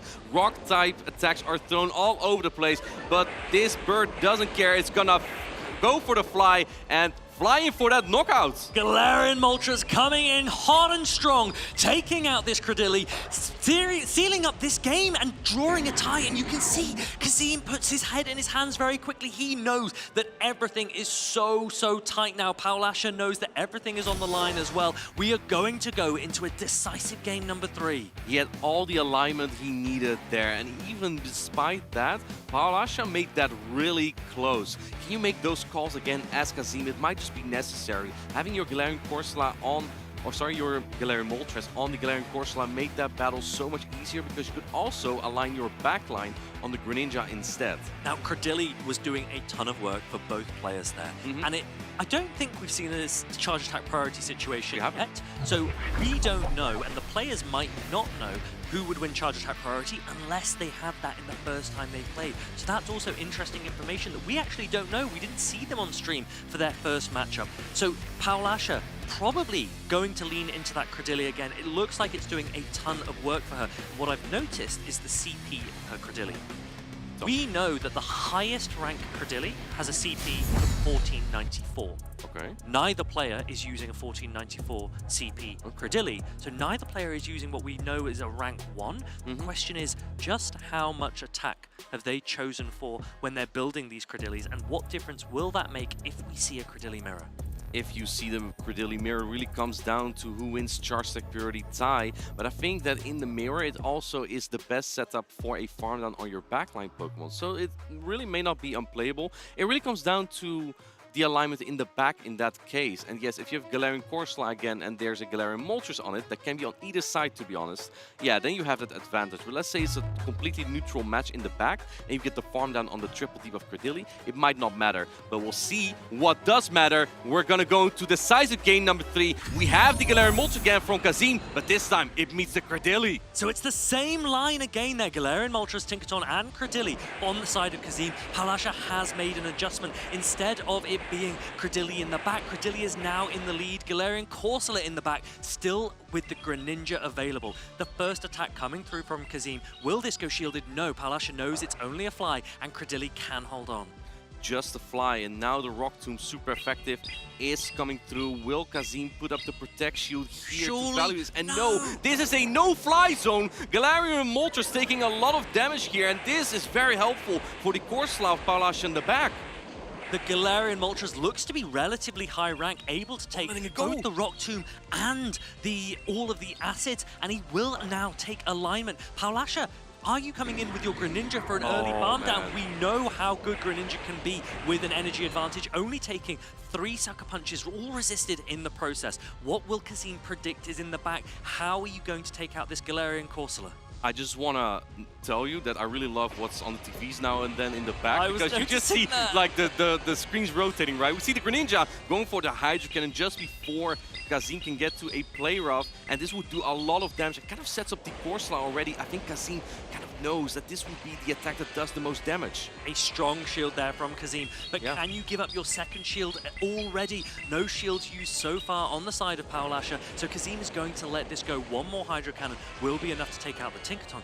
Kazim again is going for that Bulldoze. If it lands, I think Paulasha has to hard swap into the Galarian Corsola. You can't allow a farm down from here. I don't think so either, as he does swap immediately into the Galarian Corsola. It has a shield advantage, but Kazim is going for the Bulldoze. Do you put up the protection here? Yes, she does fall for the bait. There's a 50% chance this drops the defense, and it could be crucial in this game. Will it get the debuff? Let's have a look. Oh, it does! It does! That is massive for Kazim. He now has to really try and put pressure on with this Credilli. Galarian Corsola reaching a Nightshade. Credilli's super bulky. It doesn't need to shield this. Kazim also agrees, and now Credilli might start going either for Rock Tomb for a guaranteed debuff or going for Grass Knots to put this into potentially another Bulldoze range for that Tinkaton. I think you definitely go for the Rock Tomb. I'm kind of surprised to not see a protection here from Paulasha, because perhaps you could have cleared that debuff later on and then Rock Tombs would do less damage, but looks like you need 2 attacks here anyway. Now going for another Nightshade. Do keep in mind that asset from Credilli still doesn't do a lot of damage on this Galarian Corsola, so you're not exactly pressured there, and still keeping the protection is Kazim, but he's running out of health at this point. Look at the immense amount of bulk on this Credilli going for that next Rock Tomb. This could threaten a knockout. It could be really, really close. Paulasha is going to preserve the Corsola, and now she could be going for a full Astonish down because the Tinkaton comes back in, and you do reach a Nightshade here. The Greninja also has some health. This could get really, really tight. I think Paula would have to switch out here, but can Greninja get to a charge again, or is she gonna try for a catch? She does try to go for a catch, and in comes the Bulldoze for the knockout, but now the debuff has been cleared from this Galarian Corsola. It might be able to get to an Astonish down. I don't think this Tinkaton can reach another Bulldoze. I think Kazim knows it can't reach another Bulldoze. He does. He gets it. And now, do you get the acid down? This attack is not the strongest. Here we go. Bulldoze coming through. It doesn't knock out the Galarian Corsola yet. And Credilli just is barely enough health. Kazim takes it! He wins this game number 3. He takes the series 2-1. That was so desperately tight, but he's done just enough to prove that his first victory against Paulasha was no fluke. He beats her again in this losers round. She is knocked out of the World Championships, and he will proceed onwards in Group G.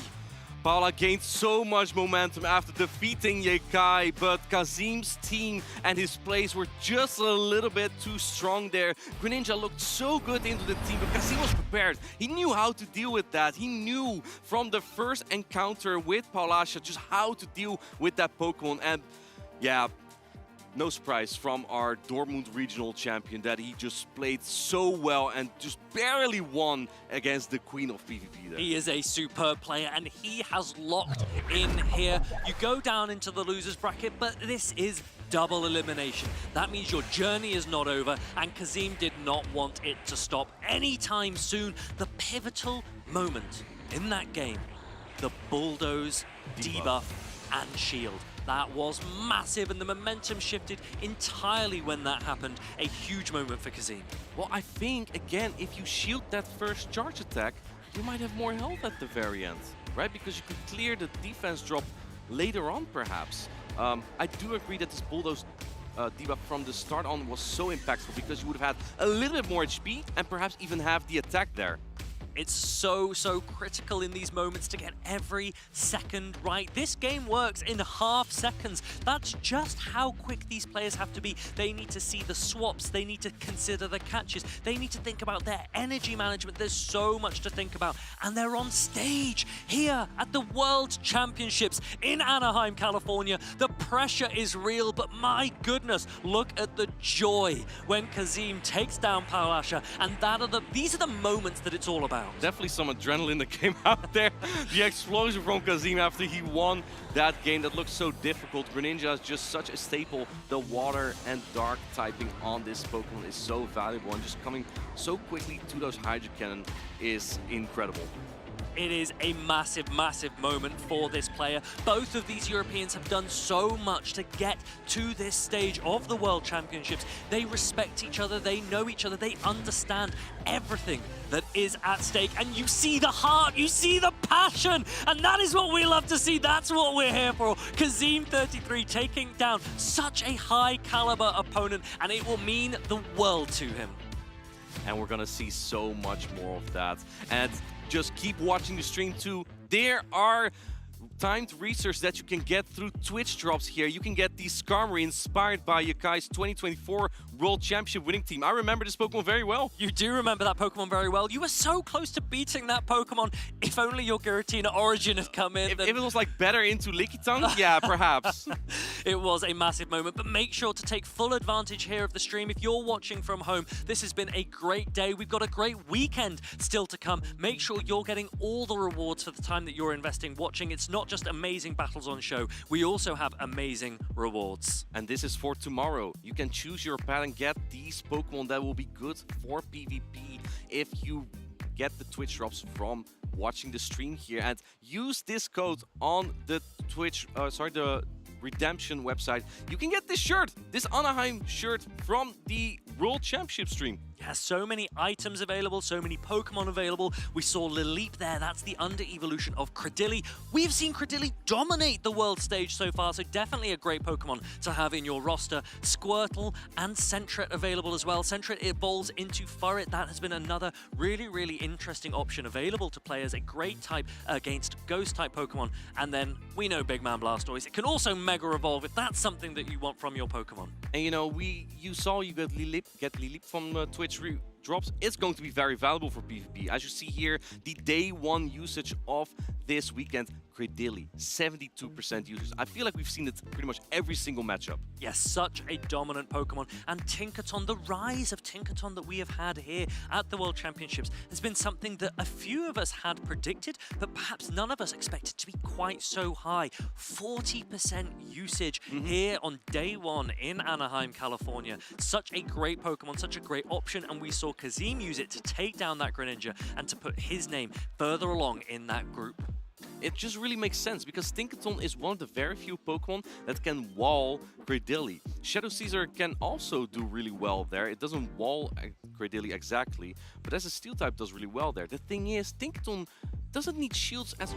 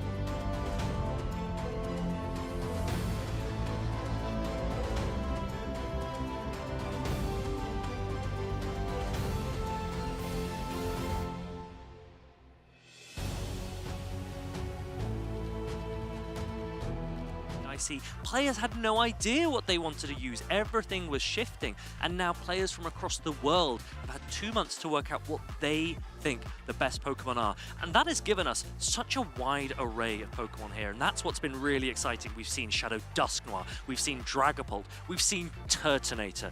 Now, not all of the Pokemon are succeeding, but they're definitely exciting to watch. And if we take a look at the teams, or we can just talk about them while we see these trainers on the screen here, Colin versus Jacoloco. Colin has a pretty similar, I believe it's the same team as Kazim, actually. It is the Moltres Galarian form. It is the Tinkaton, Galarian Corsola, Talonflame, Shadow Quagsire, and Credilli. Now, I believe that PvP David, Colin, and Kazim all team built together. They all came into this event with that exact same team, and we are seeing that team do well. Maybe they had some team pizza together to make some teams. Yeah, that makes sense. On the other side, Jacoloco has Blastoise. We're going to see Blastoise again. And this is a favorite pick of mine. Shadow Primate.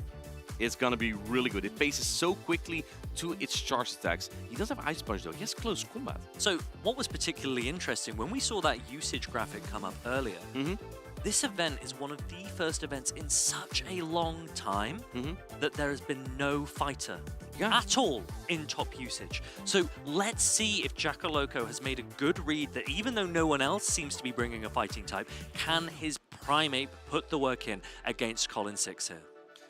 I think it's a Pokemon you definitely need to reserve shields for. That's what we call shield management in the general community. That is something where you have to think about, okay, how do I maintain my health and energy and shields exactly to a point where I gain the advantage? Using shields on a bulky Pokemon usually doesn't make a lot of sense because you have the bulk to take energy. But using shields on a fragile Pokemon, that usually helps that fragile Pokemon perform to its maximum. So most of the time when you see a Pokemon like a Shadow Primate or a Shadow Scizor on the stage, most trainers are not going to shield their Lapras. They want to keep the shield for the Shadow Scizor, because otherwise it just gets one-shot by... It gets almost one-shot by a Dusclops, and almost nothing gets one-shot by a Dusclops. I think the Shadow Primate will be everything for Jacoloco in this matchup. It has play, so we know that it has access to Rage Fist. Rage Fist is a ghost type attack. It also has Karate Chop, and I think it's probably running Close Combat, which is a fighting type attack. Many players have been opting for Ice Punch for broader coverage, but Close Combat now starts to really, really threaten knockouts immediately against Pokemon like Tinkaton and against Pokemon like Credilli. I think it's a nice niche to have, but I think generally you give up coverage without Ice Punch. It would be much easier to tackle the Galarian Moltres with Ice Punch, because if you throw a close combat, you drop your defense by 2 stages, which isn't exactly helpful. But I think that Jacoloco just really picked that charge stack close combat to make up for some weak spots in his team. I really like the close combat pick. Let's see if we see it on stage. These players are ready. They're into game number 1. We've got Galarian Corsola on the side of Colin number 6, and he is up against Blastoise for Jacoloco. Colin probably happy to see the Blastoise here. He has the Talonflame in the back, and Blastoise is a nightmare for the Talonflame. And on the other hand, Jacoloco is probably hoping to see the Talonflame otherwise on the Credilli, because Shadow Primate doesn't exactly have a great matchup there either. In fact, I would say that Colin went triple strong into the Shadow Primate. Colin 6 knows this Shadow Primate is coming somewhere, and he's probably also thinking, do I need to reserve shields for it? Now, he's throwing on charge attack priority here, Blastoise with a much higher attack stat than Galarian Corsola, which means its attack will go through first. Galarian Corsola, a massive amount of bulk, so it won't get taken out, whereas this Nightshade will be enough to take out the Blastoise. And this will give Jacoloco the opportunity to get a nice farm down on anything on the back line. And I think as Colin, you probably don't want to... Oh, going for that Primeape. I'm pretty sure... Can you get the Karate Chop down here? That'll be wicked. And I think this Corsola can barely get there, so he goes for the catch on the Credilli. But now you have revealed your entire hand to Colin. Colin can just realign his team to you now. It is an interesting playstyle there. The Tinkaton's going to come in. Tinkaton, it is a Pokemon that is resisting all of the attacks from this Credilli, but Credilli's Rock Tomb is just so good that as soon as you start debuffing this Tinkaton, you can actually start to pressure it. this is looking pretty tough in my opinion for Jacques Loco. The Shadow Primate in the back is already at half HP. Yes, it does have a lot of energy, but Talonflame might just be able to close out with fast attack pressure, especially after you let this play rough through on the Great Dilly, which is going to put it into the red.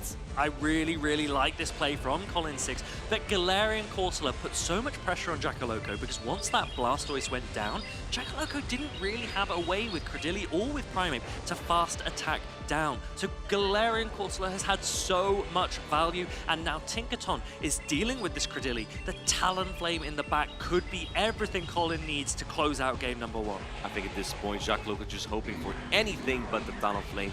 In comes the Primeape again and going for a final Bulldoze. Rage Fist is coming through. I think the trainers already talking a little bit on what could be in the back. This Rage Fist likely going to knock out because Primeape is so attack weighted, even though Rage Fist is not that strong of an attack, but in comes Talonflame and an Incinerate does like 20% damage almost. Maybe that's the reason we haven't seen many fighters so far in this tournament. That Incinerate puts a huge amount of pressure on the Shadow Primeape. It's not going to throw another attack. There's just no point. 2 shields available for both players. Neither player shielding in that first game. 2 shield keepers on the stage and Colin comes out victorious. He takes the first game as Talonflame incinerated down the rest of the team of Jackaloco there. Jackaloco trying to put all his shields on the Shadow Primeape, but in the process forgets that he is very prone to fast attack pressure. Really smartly played from Colin. The fast attack pressure from both Galarian Corsola and the Talonflame was more than enough to deal with the Shadow Primeape. We talked about Shadow Primeape being a Pokemon that you have to rely on shields. Jackaloco saying, I preserved both my shields for Shadow Primeape. I didn't get a chance to use them. And that's kind of what I mentioned with the shield management. You have to think about where are you going to use them. You don't want to use them on your bulky Pokemon, and that's why we didn't see Jackaloco use any shields on either the Blastoise or the Great Dilly, because Shadow Primeape doesn't take charge stacks that well. And in that scene, the Talonflame was just opened up the way for Talonflame there to fly in. And well, if you don't use any shields, you're not even gonna get to use them. I think the exciting thing for Colin6, as soon as he started that game number 1, is he saw Blastoise in the lead. And if Blastoise is out of the way, Talonflame for Colin6 looks so good into the side of Jackaloco, especially if it has shields available to stop attacks like Rock Tomb coming through or Rock Slide from that Shadow Kanto Marowak. So Jackaloco now needs to have a little think. On the one hand, you want to lean into the offensive pressure of your Shadow Primeape. On the other hand, what do you do defensively to ensure that Pokemon like Galarian Corsola and Talonflame can't take fast attack advantage against you? Honestly, I think you might even want to bench the Shadow Primeape. If Colin is going to use the Talonflame and the Galarian Corsola, you're just getting destroyed by those fast attacks. Here is Shadow Dusclops lined up against Tinkaton, and this is a fairly neutral matchup. Shadow Dusclops generally does quite well in some matchups. We see a catch attempt there from Colin, perhaps trying to build a potential Credilli. There's no Credilli on the side of Jackaloco. Yeah, I do like this play from Colin6. He's gone for an ABB style. His leading Pokemon strong against Credilli. He comes in with the Water Ground type, trying to draw it out. He draws out the Blastoise instead, and that actually could be a really effective strategy of ABB as well, because Moltres also doesn't necessarily want to see Blastoise. That rollout is super effective. Hydro Cannon paces really quickly. A full rollout snuck through there, giving Blastoise the advantage, farming up as much energy as possible before the next Stone Edge. We see no shield from Colin here. I think at this point he might be thinking, okay, maybe there is no Great Dilly in that case. My Moltres in the back could be free. But now, Jackaloco is keeping the shields again.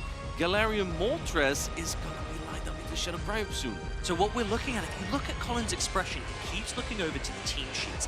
He is trying to make decisions based on what he expects Jackaloco to have in the back. Does it make sense to have Credilli? Does it make sense to have Shadow Primeape? Depending on what's in the back, how should I use my energy? How should I use my shields?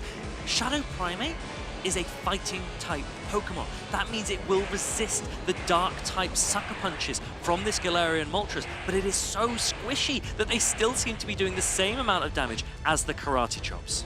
Because there's 2 shields in play on both sides, so everyone, now just 1 shield has been used. You can still go straight Rage Fist here as the primary just to buff your attack and play it safe. I think rather if you go for the close combat and Colin starts to shield, the Sucker Punch will just doing more and more damage. Do we see a shield here from Colin? I think at this point you have to call close combat, and he does call the close combat. Perhaps you can get the Sucker Punch down now. Colin 6 so pleased to see that close combat coming through, and the Sucker Punch is now doing even more damage. The Shadow Primate has had its defense dropped, it's going to shield, it's going to try and get more energy off against this Galarian Moltres, but Jackaloco up to 2 close combats now. That means even if you shield this first one, Colin 6 might have to go straight into Tinkaton to try and bank the second. The timer is up. Do you go for the catch attempt? And no catch attempt there, hoping that the Sucker Punch would knock out, but it doesn't. Shadow Primate just barely hangs on, and now it's going to be that Tinkaton versus the Shadow Dusclops. Dusclops has so much energy already. There's some energy here as well. Can you get the knockout on the Shadow Dusclops? I think it's just slightly too bulky. I think Jackaloco's in a great position here. That Shadow Punch coming in, putting so much pressure on the Tinkaton. Another Shadow Punch already banked. Jackaloco has played this game superbly. We thought he might drop the Shadow Primate. Absolutely not. Tinkaton goes down, and Jackaloco evens the series. No Galarian Corsola and no Talonflame this time from Colin. He thought Shadow Primate might be benched, but Jackaloco doubled down on it, and that just made... That was the right call here, because the Shadow Primate in the back was just exactly what he needed. Going straight close combat here, I don't think was exactly necessary.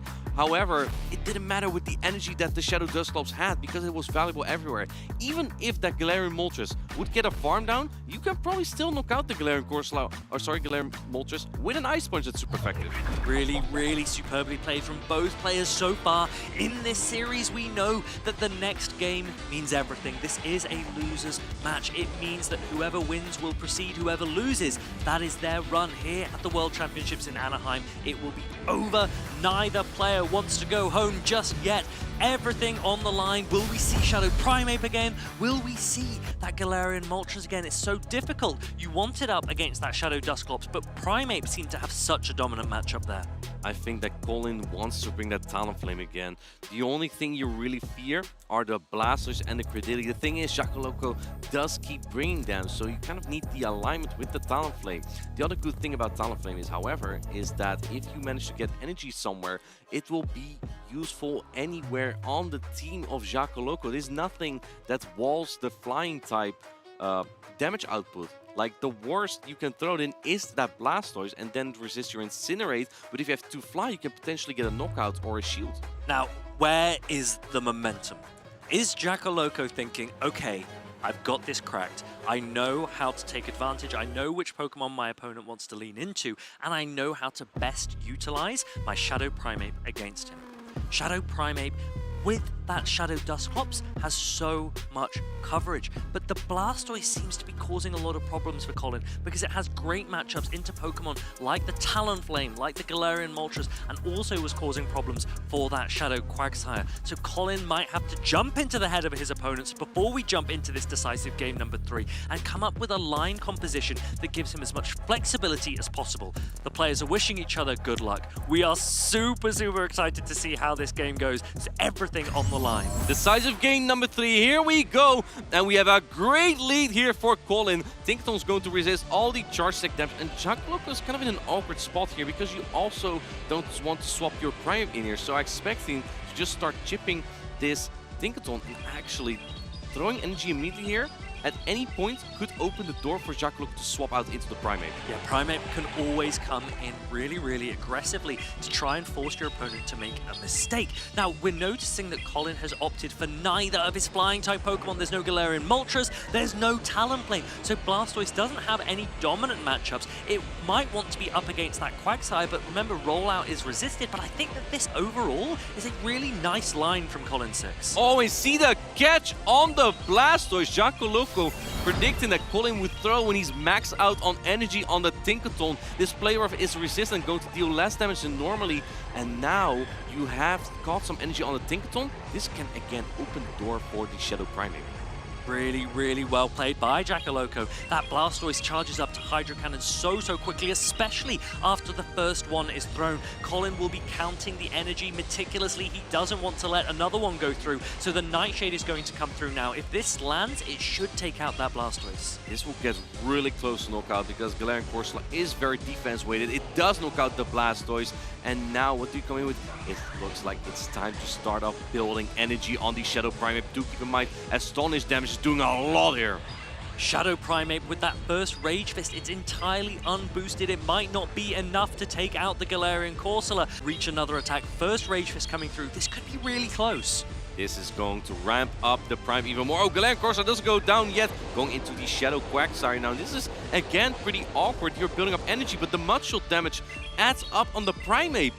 First Rage Fist coming through. This might not be enough to knock out, but Colin 6 has to remember that there is an attack banked on that Cradilly. So by no shielding this, you can shield up this second Rage Fist, and you might be able to shield up the Cradilly's attack. Was that a charge security tie? I think it was, and Colin lets it go. He doesn't want to give up a protection there, but now you get some Karate Chop damage in there. Can you get to a charge sec? No. The thing is, you have two Protect Shields as Colin, and Cradilly, even though it has a lot of energy here, it can only throw resisted charge sec damage. Cradilly coming through. It's a long way away. It needs 2 more attacks. The second one is there, going for the Grass Knot. Instead, it will do slightly more damage. If it lands, it does land. It's going to land. Jackaloco could really push for a farm down, but Tinkaton is just so bulky, and it's already throwing this play rough. Jackaloco might think, do I try and no shield a Bulldoze? No, he will correctly shield up this play rough. As it is only single resisted here, as it's super effective on poison, on fairy type, but double resist by steel and trying to make a catch there. It doesn't matter, clearing the debuff. Play rough is coming through, and Colin's going to day 2. Colin 6 with a wry smile. He's played out of his mind in this series. He's wearing that Pokemon baseball jersey. He is over the moon. That was such a close battle. Great play from both players, but that is the end of the run for Jackaloco, and one more day here in Anaheim for Colin 6. One of the most consistent players from Europe does it again. He's moving to day 2 here at the World Championships. Last season he did the same. I believe he got to top 24 at the 2024 World Championships, and now he has secured a top 32 finish again. I feel bad that you brought that up. Do you know the 2 players that knocked him out at Worlds last year? Anyway, moving on. Jackaloco, a really good performance there as well. Of course, hasn't played in as many tournaments as Colin, and as we take a look again at the replay here, we saw the Tinkaton being so important into that Primeape and Cradily core. Yeah, Galarian Corsola really showing that it could just be the best Ghost-type Pokemon in this meta. Just because we mentioned it so many times, the Diggersby usage drops, Galarian Corsola starts to shine. If you don't have a Galarian Corsola, try and trade one, especially when you're at some of these events. There's so much opportunity to meet new players, make new friends, and trade for great stat product Pokemon. And stat product is just so important to add to the bulk to some Pokemon. You hear about this all the time in the community. The stat product is basically having a Pokemon with a pretty low attack, and then there's more room to fill up that combat power formula with defense and HP, so you have way more bulk and you can take charge stacks better. Yeah, it's always really interesting seeing which Pokemon players opt to build. Some players, they see, oh, I've got wonderful attack, defense, and HP, a perfect Pokemon. Will that be amazing in PvP? Sometimes it's actually not. Sometimes you don't want any attack. You just want all of the defense, all of the HP, and you can hold on to those attacks like we saw with that Tinkaton. So much bulk there, and that can make all the difference. We've had so many great battles, and we have a few more battles to come, including a special guest as well. But before that, stay tuned. We're gonna show you some highlights, and we'll be back right after.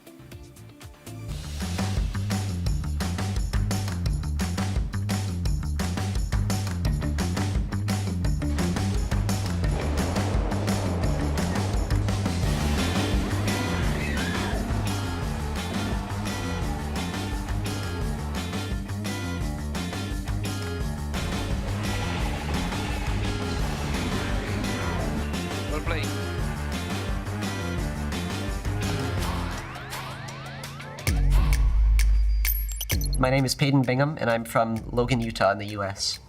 There's only some health left. on the Azumarill, and its accent is going to be able to Shadow Claw down, and he will become the 2023 Pokemon Go World Champion! It is crazy winning Pokemon Worlds, especially here in Japan. The atmosphere, it's unlike any other tournament I've ever been to. Last season, I came top 8. This season, I finally was able to break through the grand finals, and then to finally win it today, it's just unbelievable. I'm just so overwhelmed and so just happy to be here right now. My favorite Pokemon to play with is probably Medicham. Obviously, it's one of the most used Pokemon out there, but that's for a reason. You know, it's so flexible. Basically, as long as you don't see like a Sableye, you got play. I'm still worried about Rubik's Master. He's very underrated. Deoxys defense is probably one of the things I really didn't want to see. I think that was a great call by Rubik's to bring the Deoxys. I think he has a bright future ahead of him. My advice to other trainers is to just put yourself out there, to go to these tournaments and just try. When you're here at these events, you know, you just have all these people around you who are just so supportive, so happy to be there, and it's just such an amazing experience. My family pushed me to keep on going, to keep competing, and I eventually was able to push and get the World Championships. I'm definitely going to be at Worlds next year. The Tinkaton Metashift arrived to North America at the Milwaukee Regional Championships, with 160 trainers registered for a chance at the crown.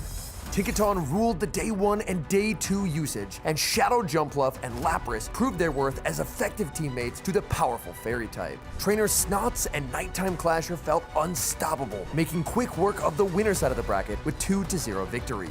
While all eyes were on the winner's bracket, Out of Pocket was blazing a path with Malamar as he won 8 consecutive matches. Out of Pocket faced a major challenge when he met Nighttime Clasher in the Losers Finals, as they were running the exact same team that they built together before the tournament. In a nail-biting series, Pocket won 3-2 to advance to the Grand Finals. In the Grand Finals, Pocket set the tone with a quick 3-0 victory to reset the bracket. The bracket reset, however, was a tense series. Pocket's MVP Diggersby led the way as he became the Milwaukee Regional Champion. And Out of Pocket with a sigh of relief is your Milwaukee Regional Champion. Ready to begin your path to a regional championship? Join the action at Pokemon.com/compete and find events near you.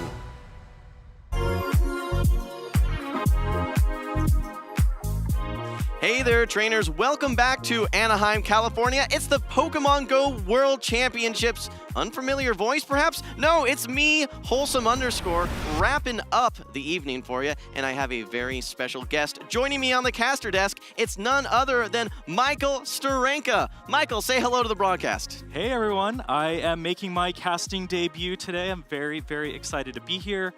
For those of you who don't know me, I am on the Pokemon Go team, and I am a huge, huge fan of PvP, Go Battle League, you know, Show 6, Pick 3, all of the above. And so I'm so thrilled to be here at the World Championships with my friend Jim. Absolutely. Thanks, Michael. We've been chatting up a storm regarding the meta and some of our favorite things that we've seen so far at the tournament, and it has been an incredible tournament. But hey, let's take a look here. A special guest appearance coming in. It is none other than Machamp here. It is. This is the Pokemon Center exclusive Machamp that you can get on site here at the World Championships. For those who don't know, Machamp is literally my favorite Pokemon of all time.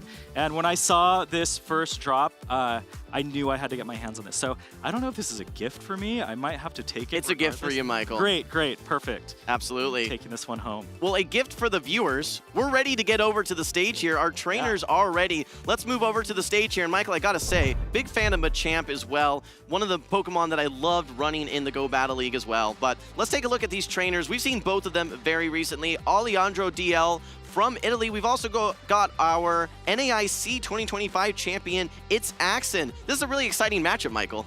It is so exciting. I love watching both of these trainers battle.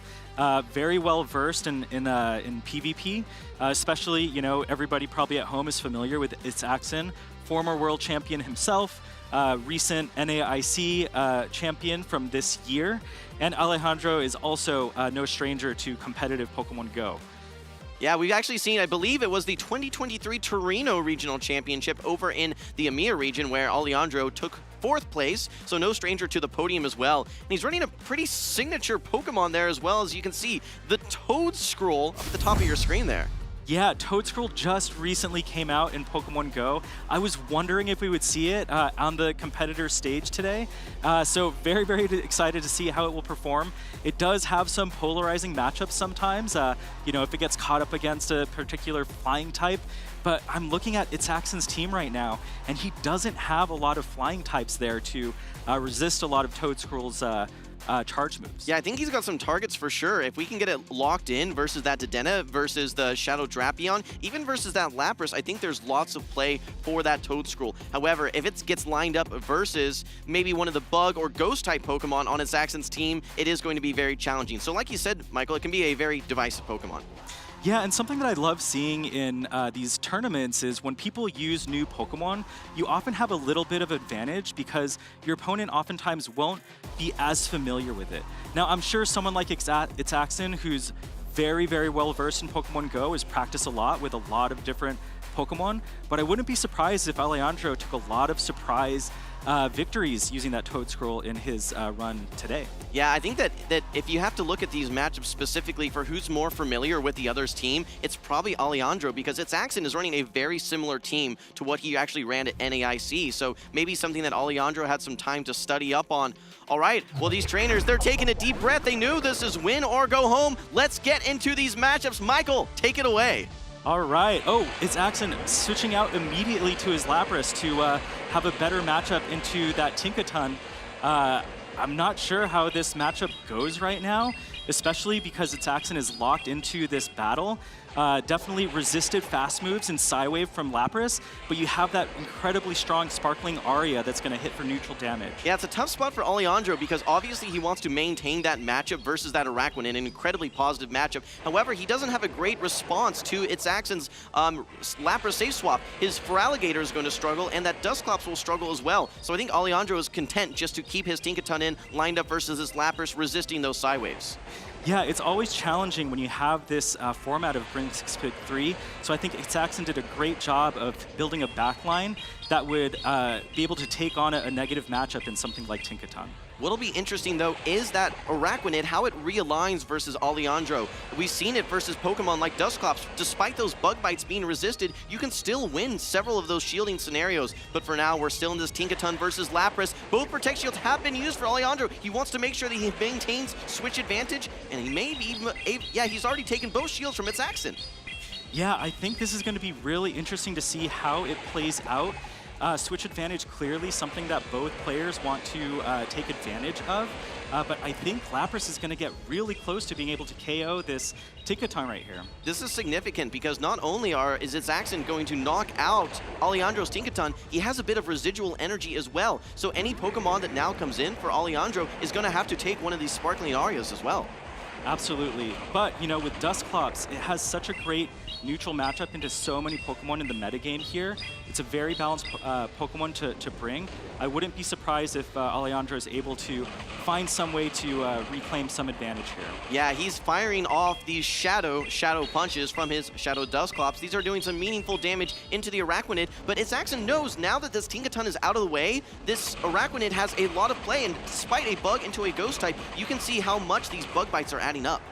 Absolutely, but I'm also looking at the backline here, and if things play out with this matchup, what we're gonna see is Diggersby against that Feraligatr.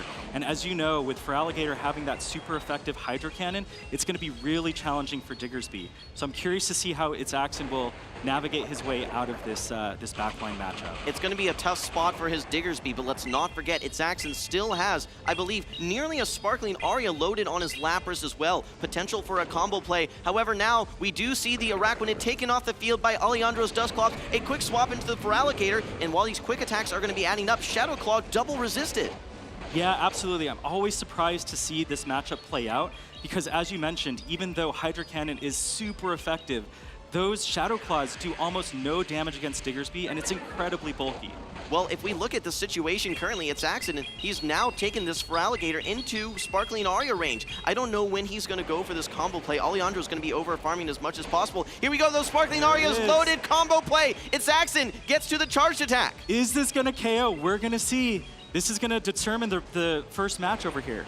It is enough to KO. Down goes the Feraligatr. Just a sliver of HP left on the Dusclops. Game number 1 going to Itzaxon. Wow, that is our current NAIC champion, showing why he is a force to be reckoned with here at the World Championships. Absolutely, and I love talking about the stories of both of these trainers, right? I think for Alejandro, he's made that he's made that top 4 before. He's trying to have a return to form here on the grand stage, and he is just one game away from making day 2. A bit of a dark horse candidate. Meanwhile, though, it's Axon. He is on the loser side of the bracket, but it wouldn't be the first time that he ends up winning a major tournament on the loser side. Don't forget that going into Championship Sunday at NAIC, he was actually on the loser side of the bracket. But let's look at these replays, Michael. Yeah, see, this is the moment that I was talking about earlier where the Diggersby got matched up against the Feraligatr. But with shields down like that and Diggersby's bulk and the resisted Shadow Claw damage, you're still able to get off that Scorching Sands and put it in range of Lapras, as you said. It's interesting, Michael. I don't know if you've played a lot of Feraligatr, but I think the trendy pick for a long time was Shadow Feraligatr. Now we're seeing a little bit more purified, the non-Shadow Feraligatr. Any preference for you? You know, I tend to like a lot of glass cannons when I build teams, and Shadow Feraligatr just packs such an incredible punch. You almost don't even care if the move is resisted or not. So, you know, you can really lean on that bonus damage that you get from the Shadow Pokemon. But I will say, regular Feraligatr always surprises me when I play because I'm used to playing against Shadow Feraligatrs, and the regular Feraligatr always lives moves that I'm never expecting. There's so many situations where a Shadow Feraligatr, after taking one charge attack, will simply get farmed down. That, to your point, that non-Shadow Feraligatr just has a bit more bulk, takes 20% less damage, so it's going to be able to hang on and typically get to 2 of those hard-hitting, very energy-efficient Hydro Cannons. That said, it did not work out for Alejandro in game number 1. He's going to have to go back to the drawing board. He had a great lead matchup, though. Don't forget, the Tinkaton into the Araquanid. But when Zaxxon safe swapped his Lapras, there was no answer. Michael, take us into game 2. Here we go. We're off to another positive lead start for Alejandro, but it's Axon making an incredible catch on this Aqua Tail on his Lapras. It's Axon yet again predicting that there is no response to the safe swap Lapras, and he catches a resisted Aqua Tail. A great situation for him. Alejandro responds, though, with his Shadow Dusclops. And while this is not a necessarily positive matchup, I think it's probably the best matchup that he has available right now. He's going to be happy to get a couple of these Shadow Punches off into the Lapras. Yeah, this Lapras is really proving to be a real problem for Alejandro. I'm curious to see how he's going to be able to turn this one around. It seems like such a safe swap for Zaxxon, especially when you're able to catch a resisted move and negate all of that charge energy gained. Absolutely. I have one word to describe this Lapras for Zaxxon. It's a menace. Absolutely. It was wreaking havoc in that game number 1. It's about to knock out this Dusclops. Alejandro says no, going to use that first Protect Shield. Yeah, this is looking really rough on Alejandro's side. I see him shaking his head. This is definitely, you know, what it's Axon was hoping for by having, again, a lead that was losing, but then having an incredibly safe swap in Lapras. And it's Axon with great energy management, nearly has that parabolic charge, gets the one Thunder Shock to reach the charge attack. Alejandro, despite using that shield, gets no additional impact out of the Shadow Dusclops. Things are quickly unfolding in a very negative capacity currently for Alejandro. Yeah, and what's incredible about this Dedenne is after it gets enough of these parabolic charges off, it's going to shrug off even, you know, neutral, sometimes super effective damage. And that's what you're seeing right now. It's Axon using his shield so that he can... Oh, actually, he's not even parabolic charging here. He's going for the heavier hitting move, and it took Alejandro by surprise. Got the full knockout there into the Shadow Drapion. Just the Feraligatr remaining for Alejandro. You can see the look of despair on his face. No shielding the parabolic charge. A nod from It's Axon. He's feeling the energy to catapult him into day number 2. Wow, not even shielding there. Alejandro understanding that the fate of that game was sealed. This was an incredibly calculated performance from It's Axon. He is looking like the world champion. He's certainly in world championship form here in the loser side of the bracket. Congratulations to him. He will be moving on to day number 2. We'll see him on Saturday. But let's get some love in the chat as well for Alejandro. A great performance from him. One game short of coming up for day number 2, making top cut, we'll say, for the world tournament. And it's great to see some of these underdog dark horse stories, Michael, because these are trainers that don't necessarily get the same platform or spotlight as It's Axon, but it's great to see them perform in such a great capacity. Absolutely. And, you know, every single player who's at this tournament today has already proven themselves. You know, they had to go through a gauntlet of the entire season to earn enough championship points to make it to the World Championship stage. So nobody should be counted out in any of these matches. We've already seen players who are considered favorites end up getting eliminated early in the game, early in the tournament, and we've also seen players who might not be as big of a name, of a household name, make really long runs so far. There's always a new story at every tournament, and that's what makes Pokemon Go so great. But I think the story in both of these games is there was no response for Lapras. Itzaxon was just able to freely save swap it, and Alejandro constantly on the back foot. Couple that with a couple flashy plays from Itzaxon, he was firmly in control of both Game 1 and Game 2.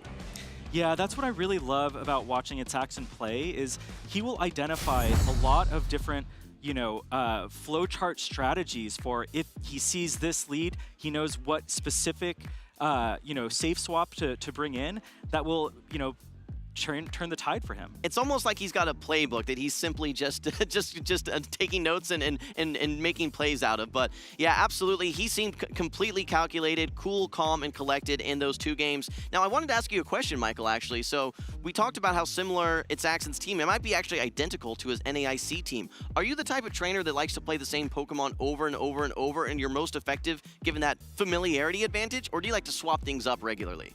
As a player, I like going to my comfort zone, to be honest with you. I like really knowing the deep matchups with every single opposing Pokemon.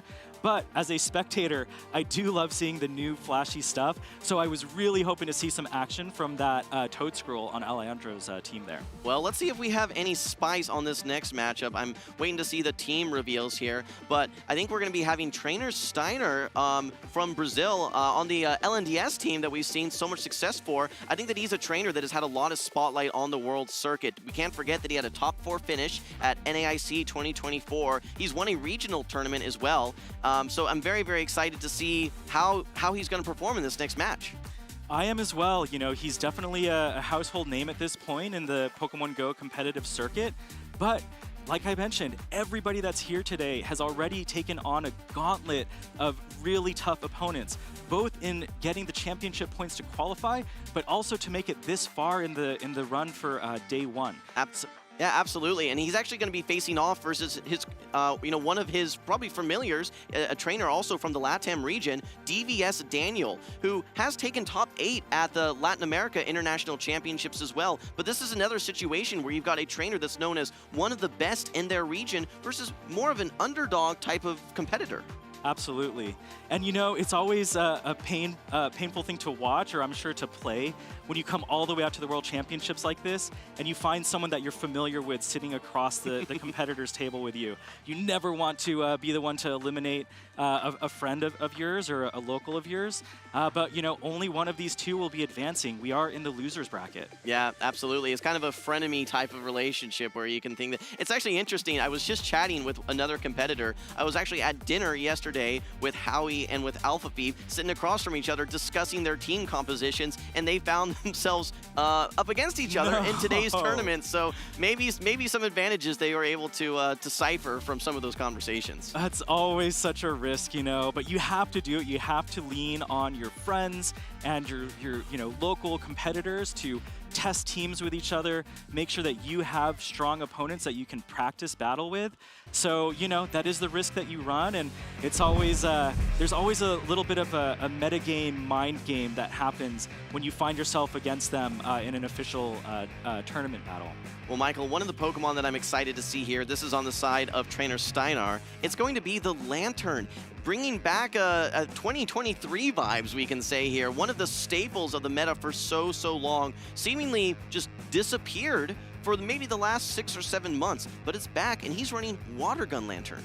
Yeah, that is so shocking to see. I definitely was not, you know, on my bingo card for this World Championships to see Lantern make it this far into the run. But, you know, with really top competitors like Steiner, they always are able to find these off-meta picks that will be able to, again, you know, take their opponents by surprise.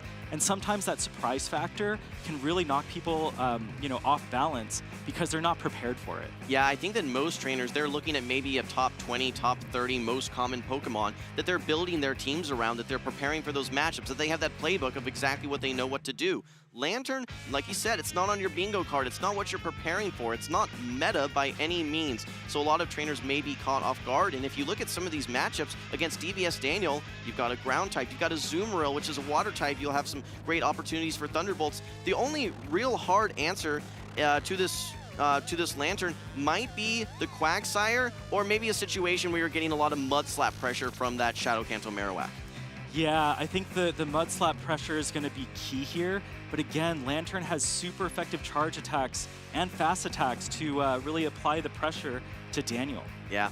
All right, well, these trainers are still getting locked in here, trying to determine what their team of 3 is going to be. Keep in mind, this is going to be loser side of the bracket. It's win or go home, best of 3. We've got DVS Daniel versus Trainer Steiner, and we have the Bug type into the Steel Fairy type. This is a tough matchup for this Golisopod. Yeah, tough matchup for the Golisopod, but again, as you called out earlier, we see that Lantern in the back. I think Golisopod is here to draw out any sort of checks or counters that Daniel might have to water-type attacks to soften them so that Lantern can clean up afterwards. Now, the one thing this Golisopod has an advantage against this Tinkaton is pacing. It's able to reach these Aqua Jets quite a bit faster compared to the Play Roughs for the Tinkaton. But as you can see, with Fury Cutter, this Tinkaton's actually able to withstand 2 Aqua Jets and reach that next Play Rough. Yeah, Golisopod's going to need to get to 3 if it plans to take out this Tinkaton. So, you know, Daniels already has a shield advantage here. We have a simultaneous swap. There we go. Yeah, we have the Lantern now on the field for Trainer Steiner. DVS Daniel bringing in the Drapion. Crunch is going to be coming through. There is a chance for a defense drop here. Trainer Steiner lets the Crunch go. Will we see a debuff? No, not this time. No debuff. Actually, this is probably what Daniels is hoping to see in terms of that Lantern matchup. It's such a huge threat for him, but he got it in with a shield advantage and a neutral matchup from his Shadow Drapion. I think Steiner was trying to throw that Surf prior to that Crunch and was unable to get the move off. So he did invest that Protect Shield. This is now a little bit of a tech move here, throwing this Surf, trying to get a bit of an undercharge and farm down with this Water Gun. Beautiful undercharge. Wow, that is such an advanced strategy, and you see it so commonly at this stage of the competition. Being able to not do the full damage of a charge move so that you can get additional energy afterwards with your fast move. What's going to be challenging now, though, is that Steiner has no remaining Protect Shields, and he's going to be taking his Steel type into a Ground type. This is going to be the Shadow Quagsire. Aqua Tail's going to come through, do a nice dent into the Tinkaton. Yeah, this is really tough. Steiner's going for the bait move with Bulldoze here.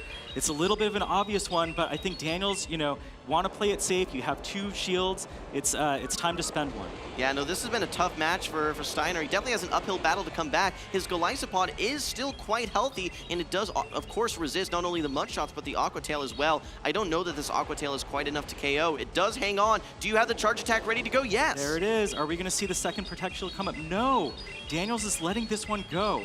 He doesn't have a lot of HP remaining on either of his Pokemon. Takes the Quagsire down all the way. Okay, now there's a quick throw and the catch onto the Play Rough. The Golisopod is still quite healthy. You can see a nod of acknowledgement from Steiner. A great play. This is incredible. Steiner knowing that he has enough fast move pressure. He doesn't need to worry about the shields remaining on Daniel's side. Almost able to get to the Play Rough. You can see the sigh of relief from Steiner there, able to double resisted Fury Cutter down that Tinkaton. And what was a very close game number 1, it does go to Trainer Steiner. Wow, that was an incredibly dynamic game. It was honestly hard for me to even keep track of the win conditions for both of these players. Really high-level battle we're seeing unfold in front of us. I think the key moment there is Trainer Steiner, knowing that Daniel has that Play Rough loaded on his Tinkaton, he brings in his Golisopod, which has a good chunk of health left. He knows he needs to preserve that HP to win. He does that quick 1-turn wait and switch to the Lantern, catches that Play Rough, and then he's able to Fury Cutter all the way down. It was narrowest of margins, but he was able to perfectly execute. Yeah, being able to bait out that charge move and drain the Tinkaton of all of its energy was the final move that sealed the deal for Steiner. I'm really curious to see how Daniel's going to adapt to this. I thought he did an incredible job at neutralizing that major threat in Lantern, but it still wasn't enough. That's what's so great about Pokemon Go battles. You see Daniel early in the lead with a great matchup. You've got your Steel Fairy into a Bug type. You're able to take 2 Protect Shields from Steiner, but then one moment and one moment only, Steiner getting that beautiful catch, getting that farm down, changed everything, and now he finds himself 1 game away from day 2 at the World Championships. I love that you could see that huge sigh of relief from Steiner as he made that catch. He knew that that was the move that he needed in order to seal the deal, and now he's sitting comfortably with just 1 more game away to clinch this series. That's right. Well, now you have to think, as DVS Daniel, I just had a great lead and I lost the game. I really need to make sure that I am locked in. Do I need something that's going to be even more divisive? Do I need something that's going to be more safe? What did we just see from Steiner? He liked the Lantern. He liked that Golisopod, 2 Water-type Pokemon. How am I maybe going to counter that? I don't know that he has a great answer. There's no Grass, there's no Electric. Let's find out here. Another great lead for Daniel. This is an incredible lead. Steiner had to switch out immediately.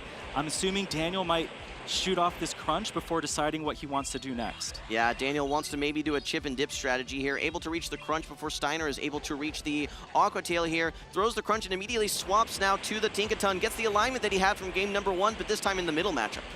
Yeah, that chip and dip strategy is going to be really important here because now Golisopod is in an HP range where Play Rough is going to really threaten the knockout. That's right, and as you called out earlier, Michael, 2 Aqua Jets are not enough to knock out, whereas this Golisopod is very close to being in knockout range from the Play Rough. Daniel lets both of these Aqua Tails go, and I don't know that you can Fury Cutter down at this range. Daniel definitely in the driver's seat. Definitely in the driver's seat, building up some extra energy here to help him for the next matchup, and pulling a shield from Steinar. Yeah, this is the second shield as well, so there's eerie flashbacks to what we saw in game number 1. Yet again, going down 2 shields, swapping out, bringing in the Corsola, trying to get the full farm down, and he does! Denies all the energy! Amazing. And now Steiner has, he's back up into this lead matchup here. It's not a good one for Corsola, and he also has 2 shields to try to take away from Daniel. Yeah, but you have to keep in mind, though, Daniel last time let his Pokemon get too low. He let all the HP evaporate still relatively early into the game, so he still has 2 Protect Shields. This time he needs to make sure that he gets good impact from them. That's right, and Steiner, again, if you look at his backline, both the Golisopod and the Lantern have incredibly strong fast move pressure. So those shields are not going to be able to stop that fast move damage from coming in. 2 shields and a Quagsire. Daniel says that's going to be his key to victory. He will be able to get to this Aqua Tail before the Corsola is able to reach its move, but will Steiner go for a catch? No, not this time. He's content to just get that fast attack damage, and look how much of a dent it's already put into the Quagsire. Yeah, this is going to be really, really interesting to see how this finishes out. The Golisopod here is going to take super effective damage from the Stone Edge unless Steiner's able to make a catch. Yeah, here comes the Aqua Tail. This is going to pull the first Protect Shield, and look at the Fury Cutter adding up, and don't forget, this is Water Gun Lantern. It's not Spark, so these are going to be neutral attacks. There is no Earthquake, there is no Mud Bomb, there is no ground damage whatsoever except for the Mud Shots. I think Steiner still has play in this match, Michael. I think so too, and you can see Daniel there shaking his head a little bit. He was maybe expecting a catch to come in, which is why he didn't throw the Stone Edge immediately, and it cost him his last shield. Unorthodox plays from Steiner, but he's putting himself in a position where he simply just needs to reach 1 charge attack or just get a Water Gun down. Trying to get to the Surf, but Daniel has the Stone Edge ready to go, but this isn't enough to knock out. This is going to be a lot of damage, but Quagsire has such low health at this point. We have to see if Steiner's going to make it to this charge move. And there it is. There's the Surf. That seals the deal for LNDS Steiner. You can see an exchange of hands there. A quick handshake, a fist shake of triumph from Steiner as he's going to be moving on to day number 2.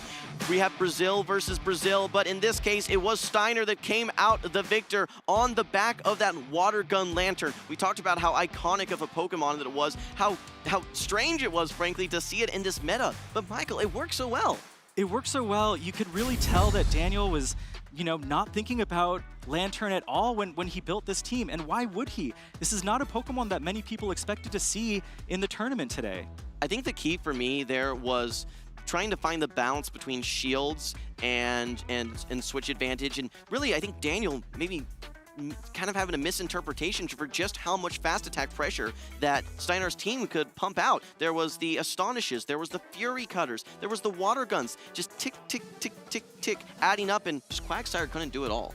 Yeah, you know, it's actually rare to see players be comfortable with going down 2 shields in Pokemon Go. You always are usually trying to stay within 1 shield of your opponent, but Steiner clearly confident in knowing that if he uses these 2 shields now, it doesn't matter. He'll find a way to break past the remaining 2 shields of his opponent, either through fast move pressure or through forcing them to use shields and inefficient energy. Well, it was great watching those battlers. We got to see some of the biggest names in Pokemon Go. Of course, it's Saxon, Trainer Steiner, but Daniel as well as Alejandro. Great battles for them as well. Unfortunately for them, their tournament run is over, but we will be seeing more from It Saxon as well as from Steiner tomorrow. So we're super excited for those battles. All right, Michael, I know you've been watching a lot of this tournament, trying to sneak away and get some glimpses at some of these battles whenever you can, when we're not bugging you, of course. Were there any standout Pokemon to you that you think that you were not expecting to make such a splash here in Anaheim? I will say seeing so much Corsola was a little bit surprising to me.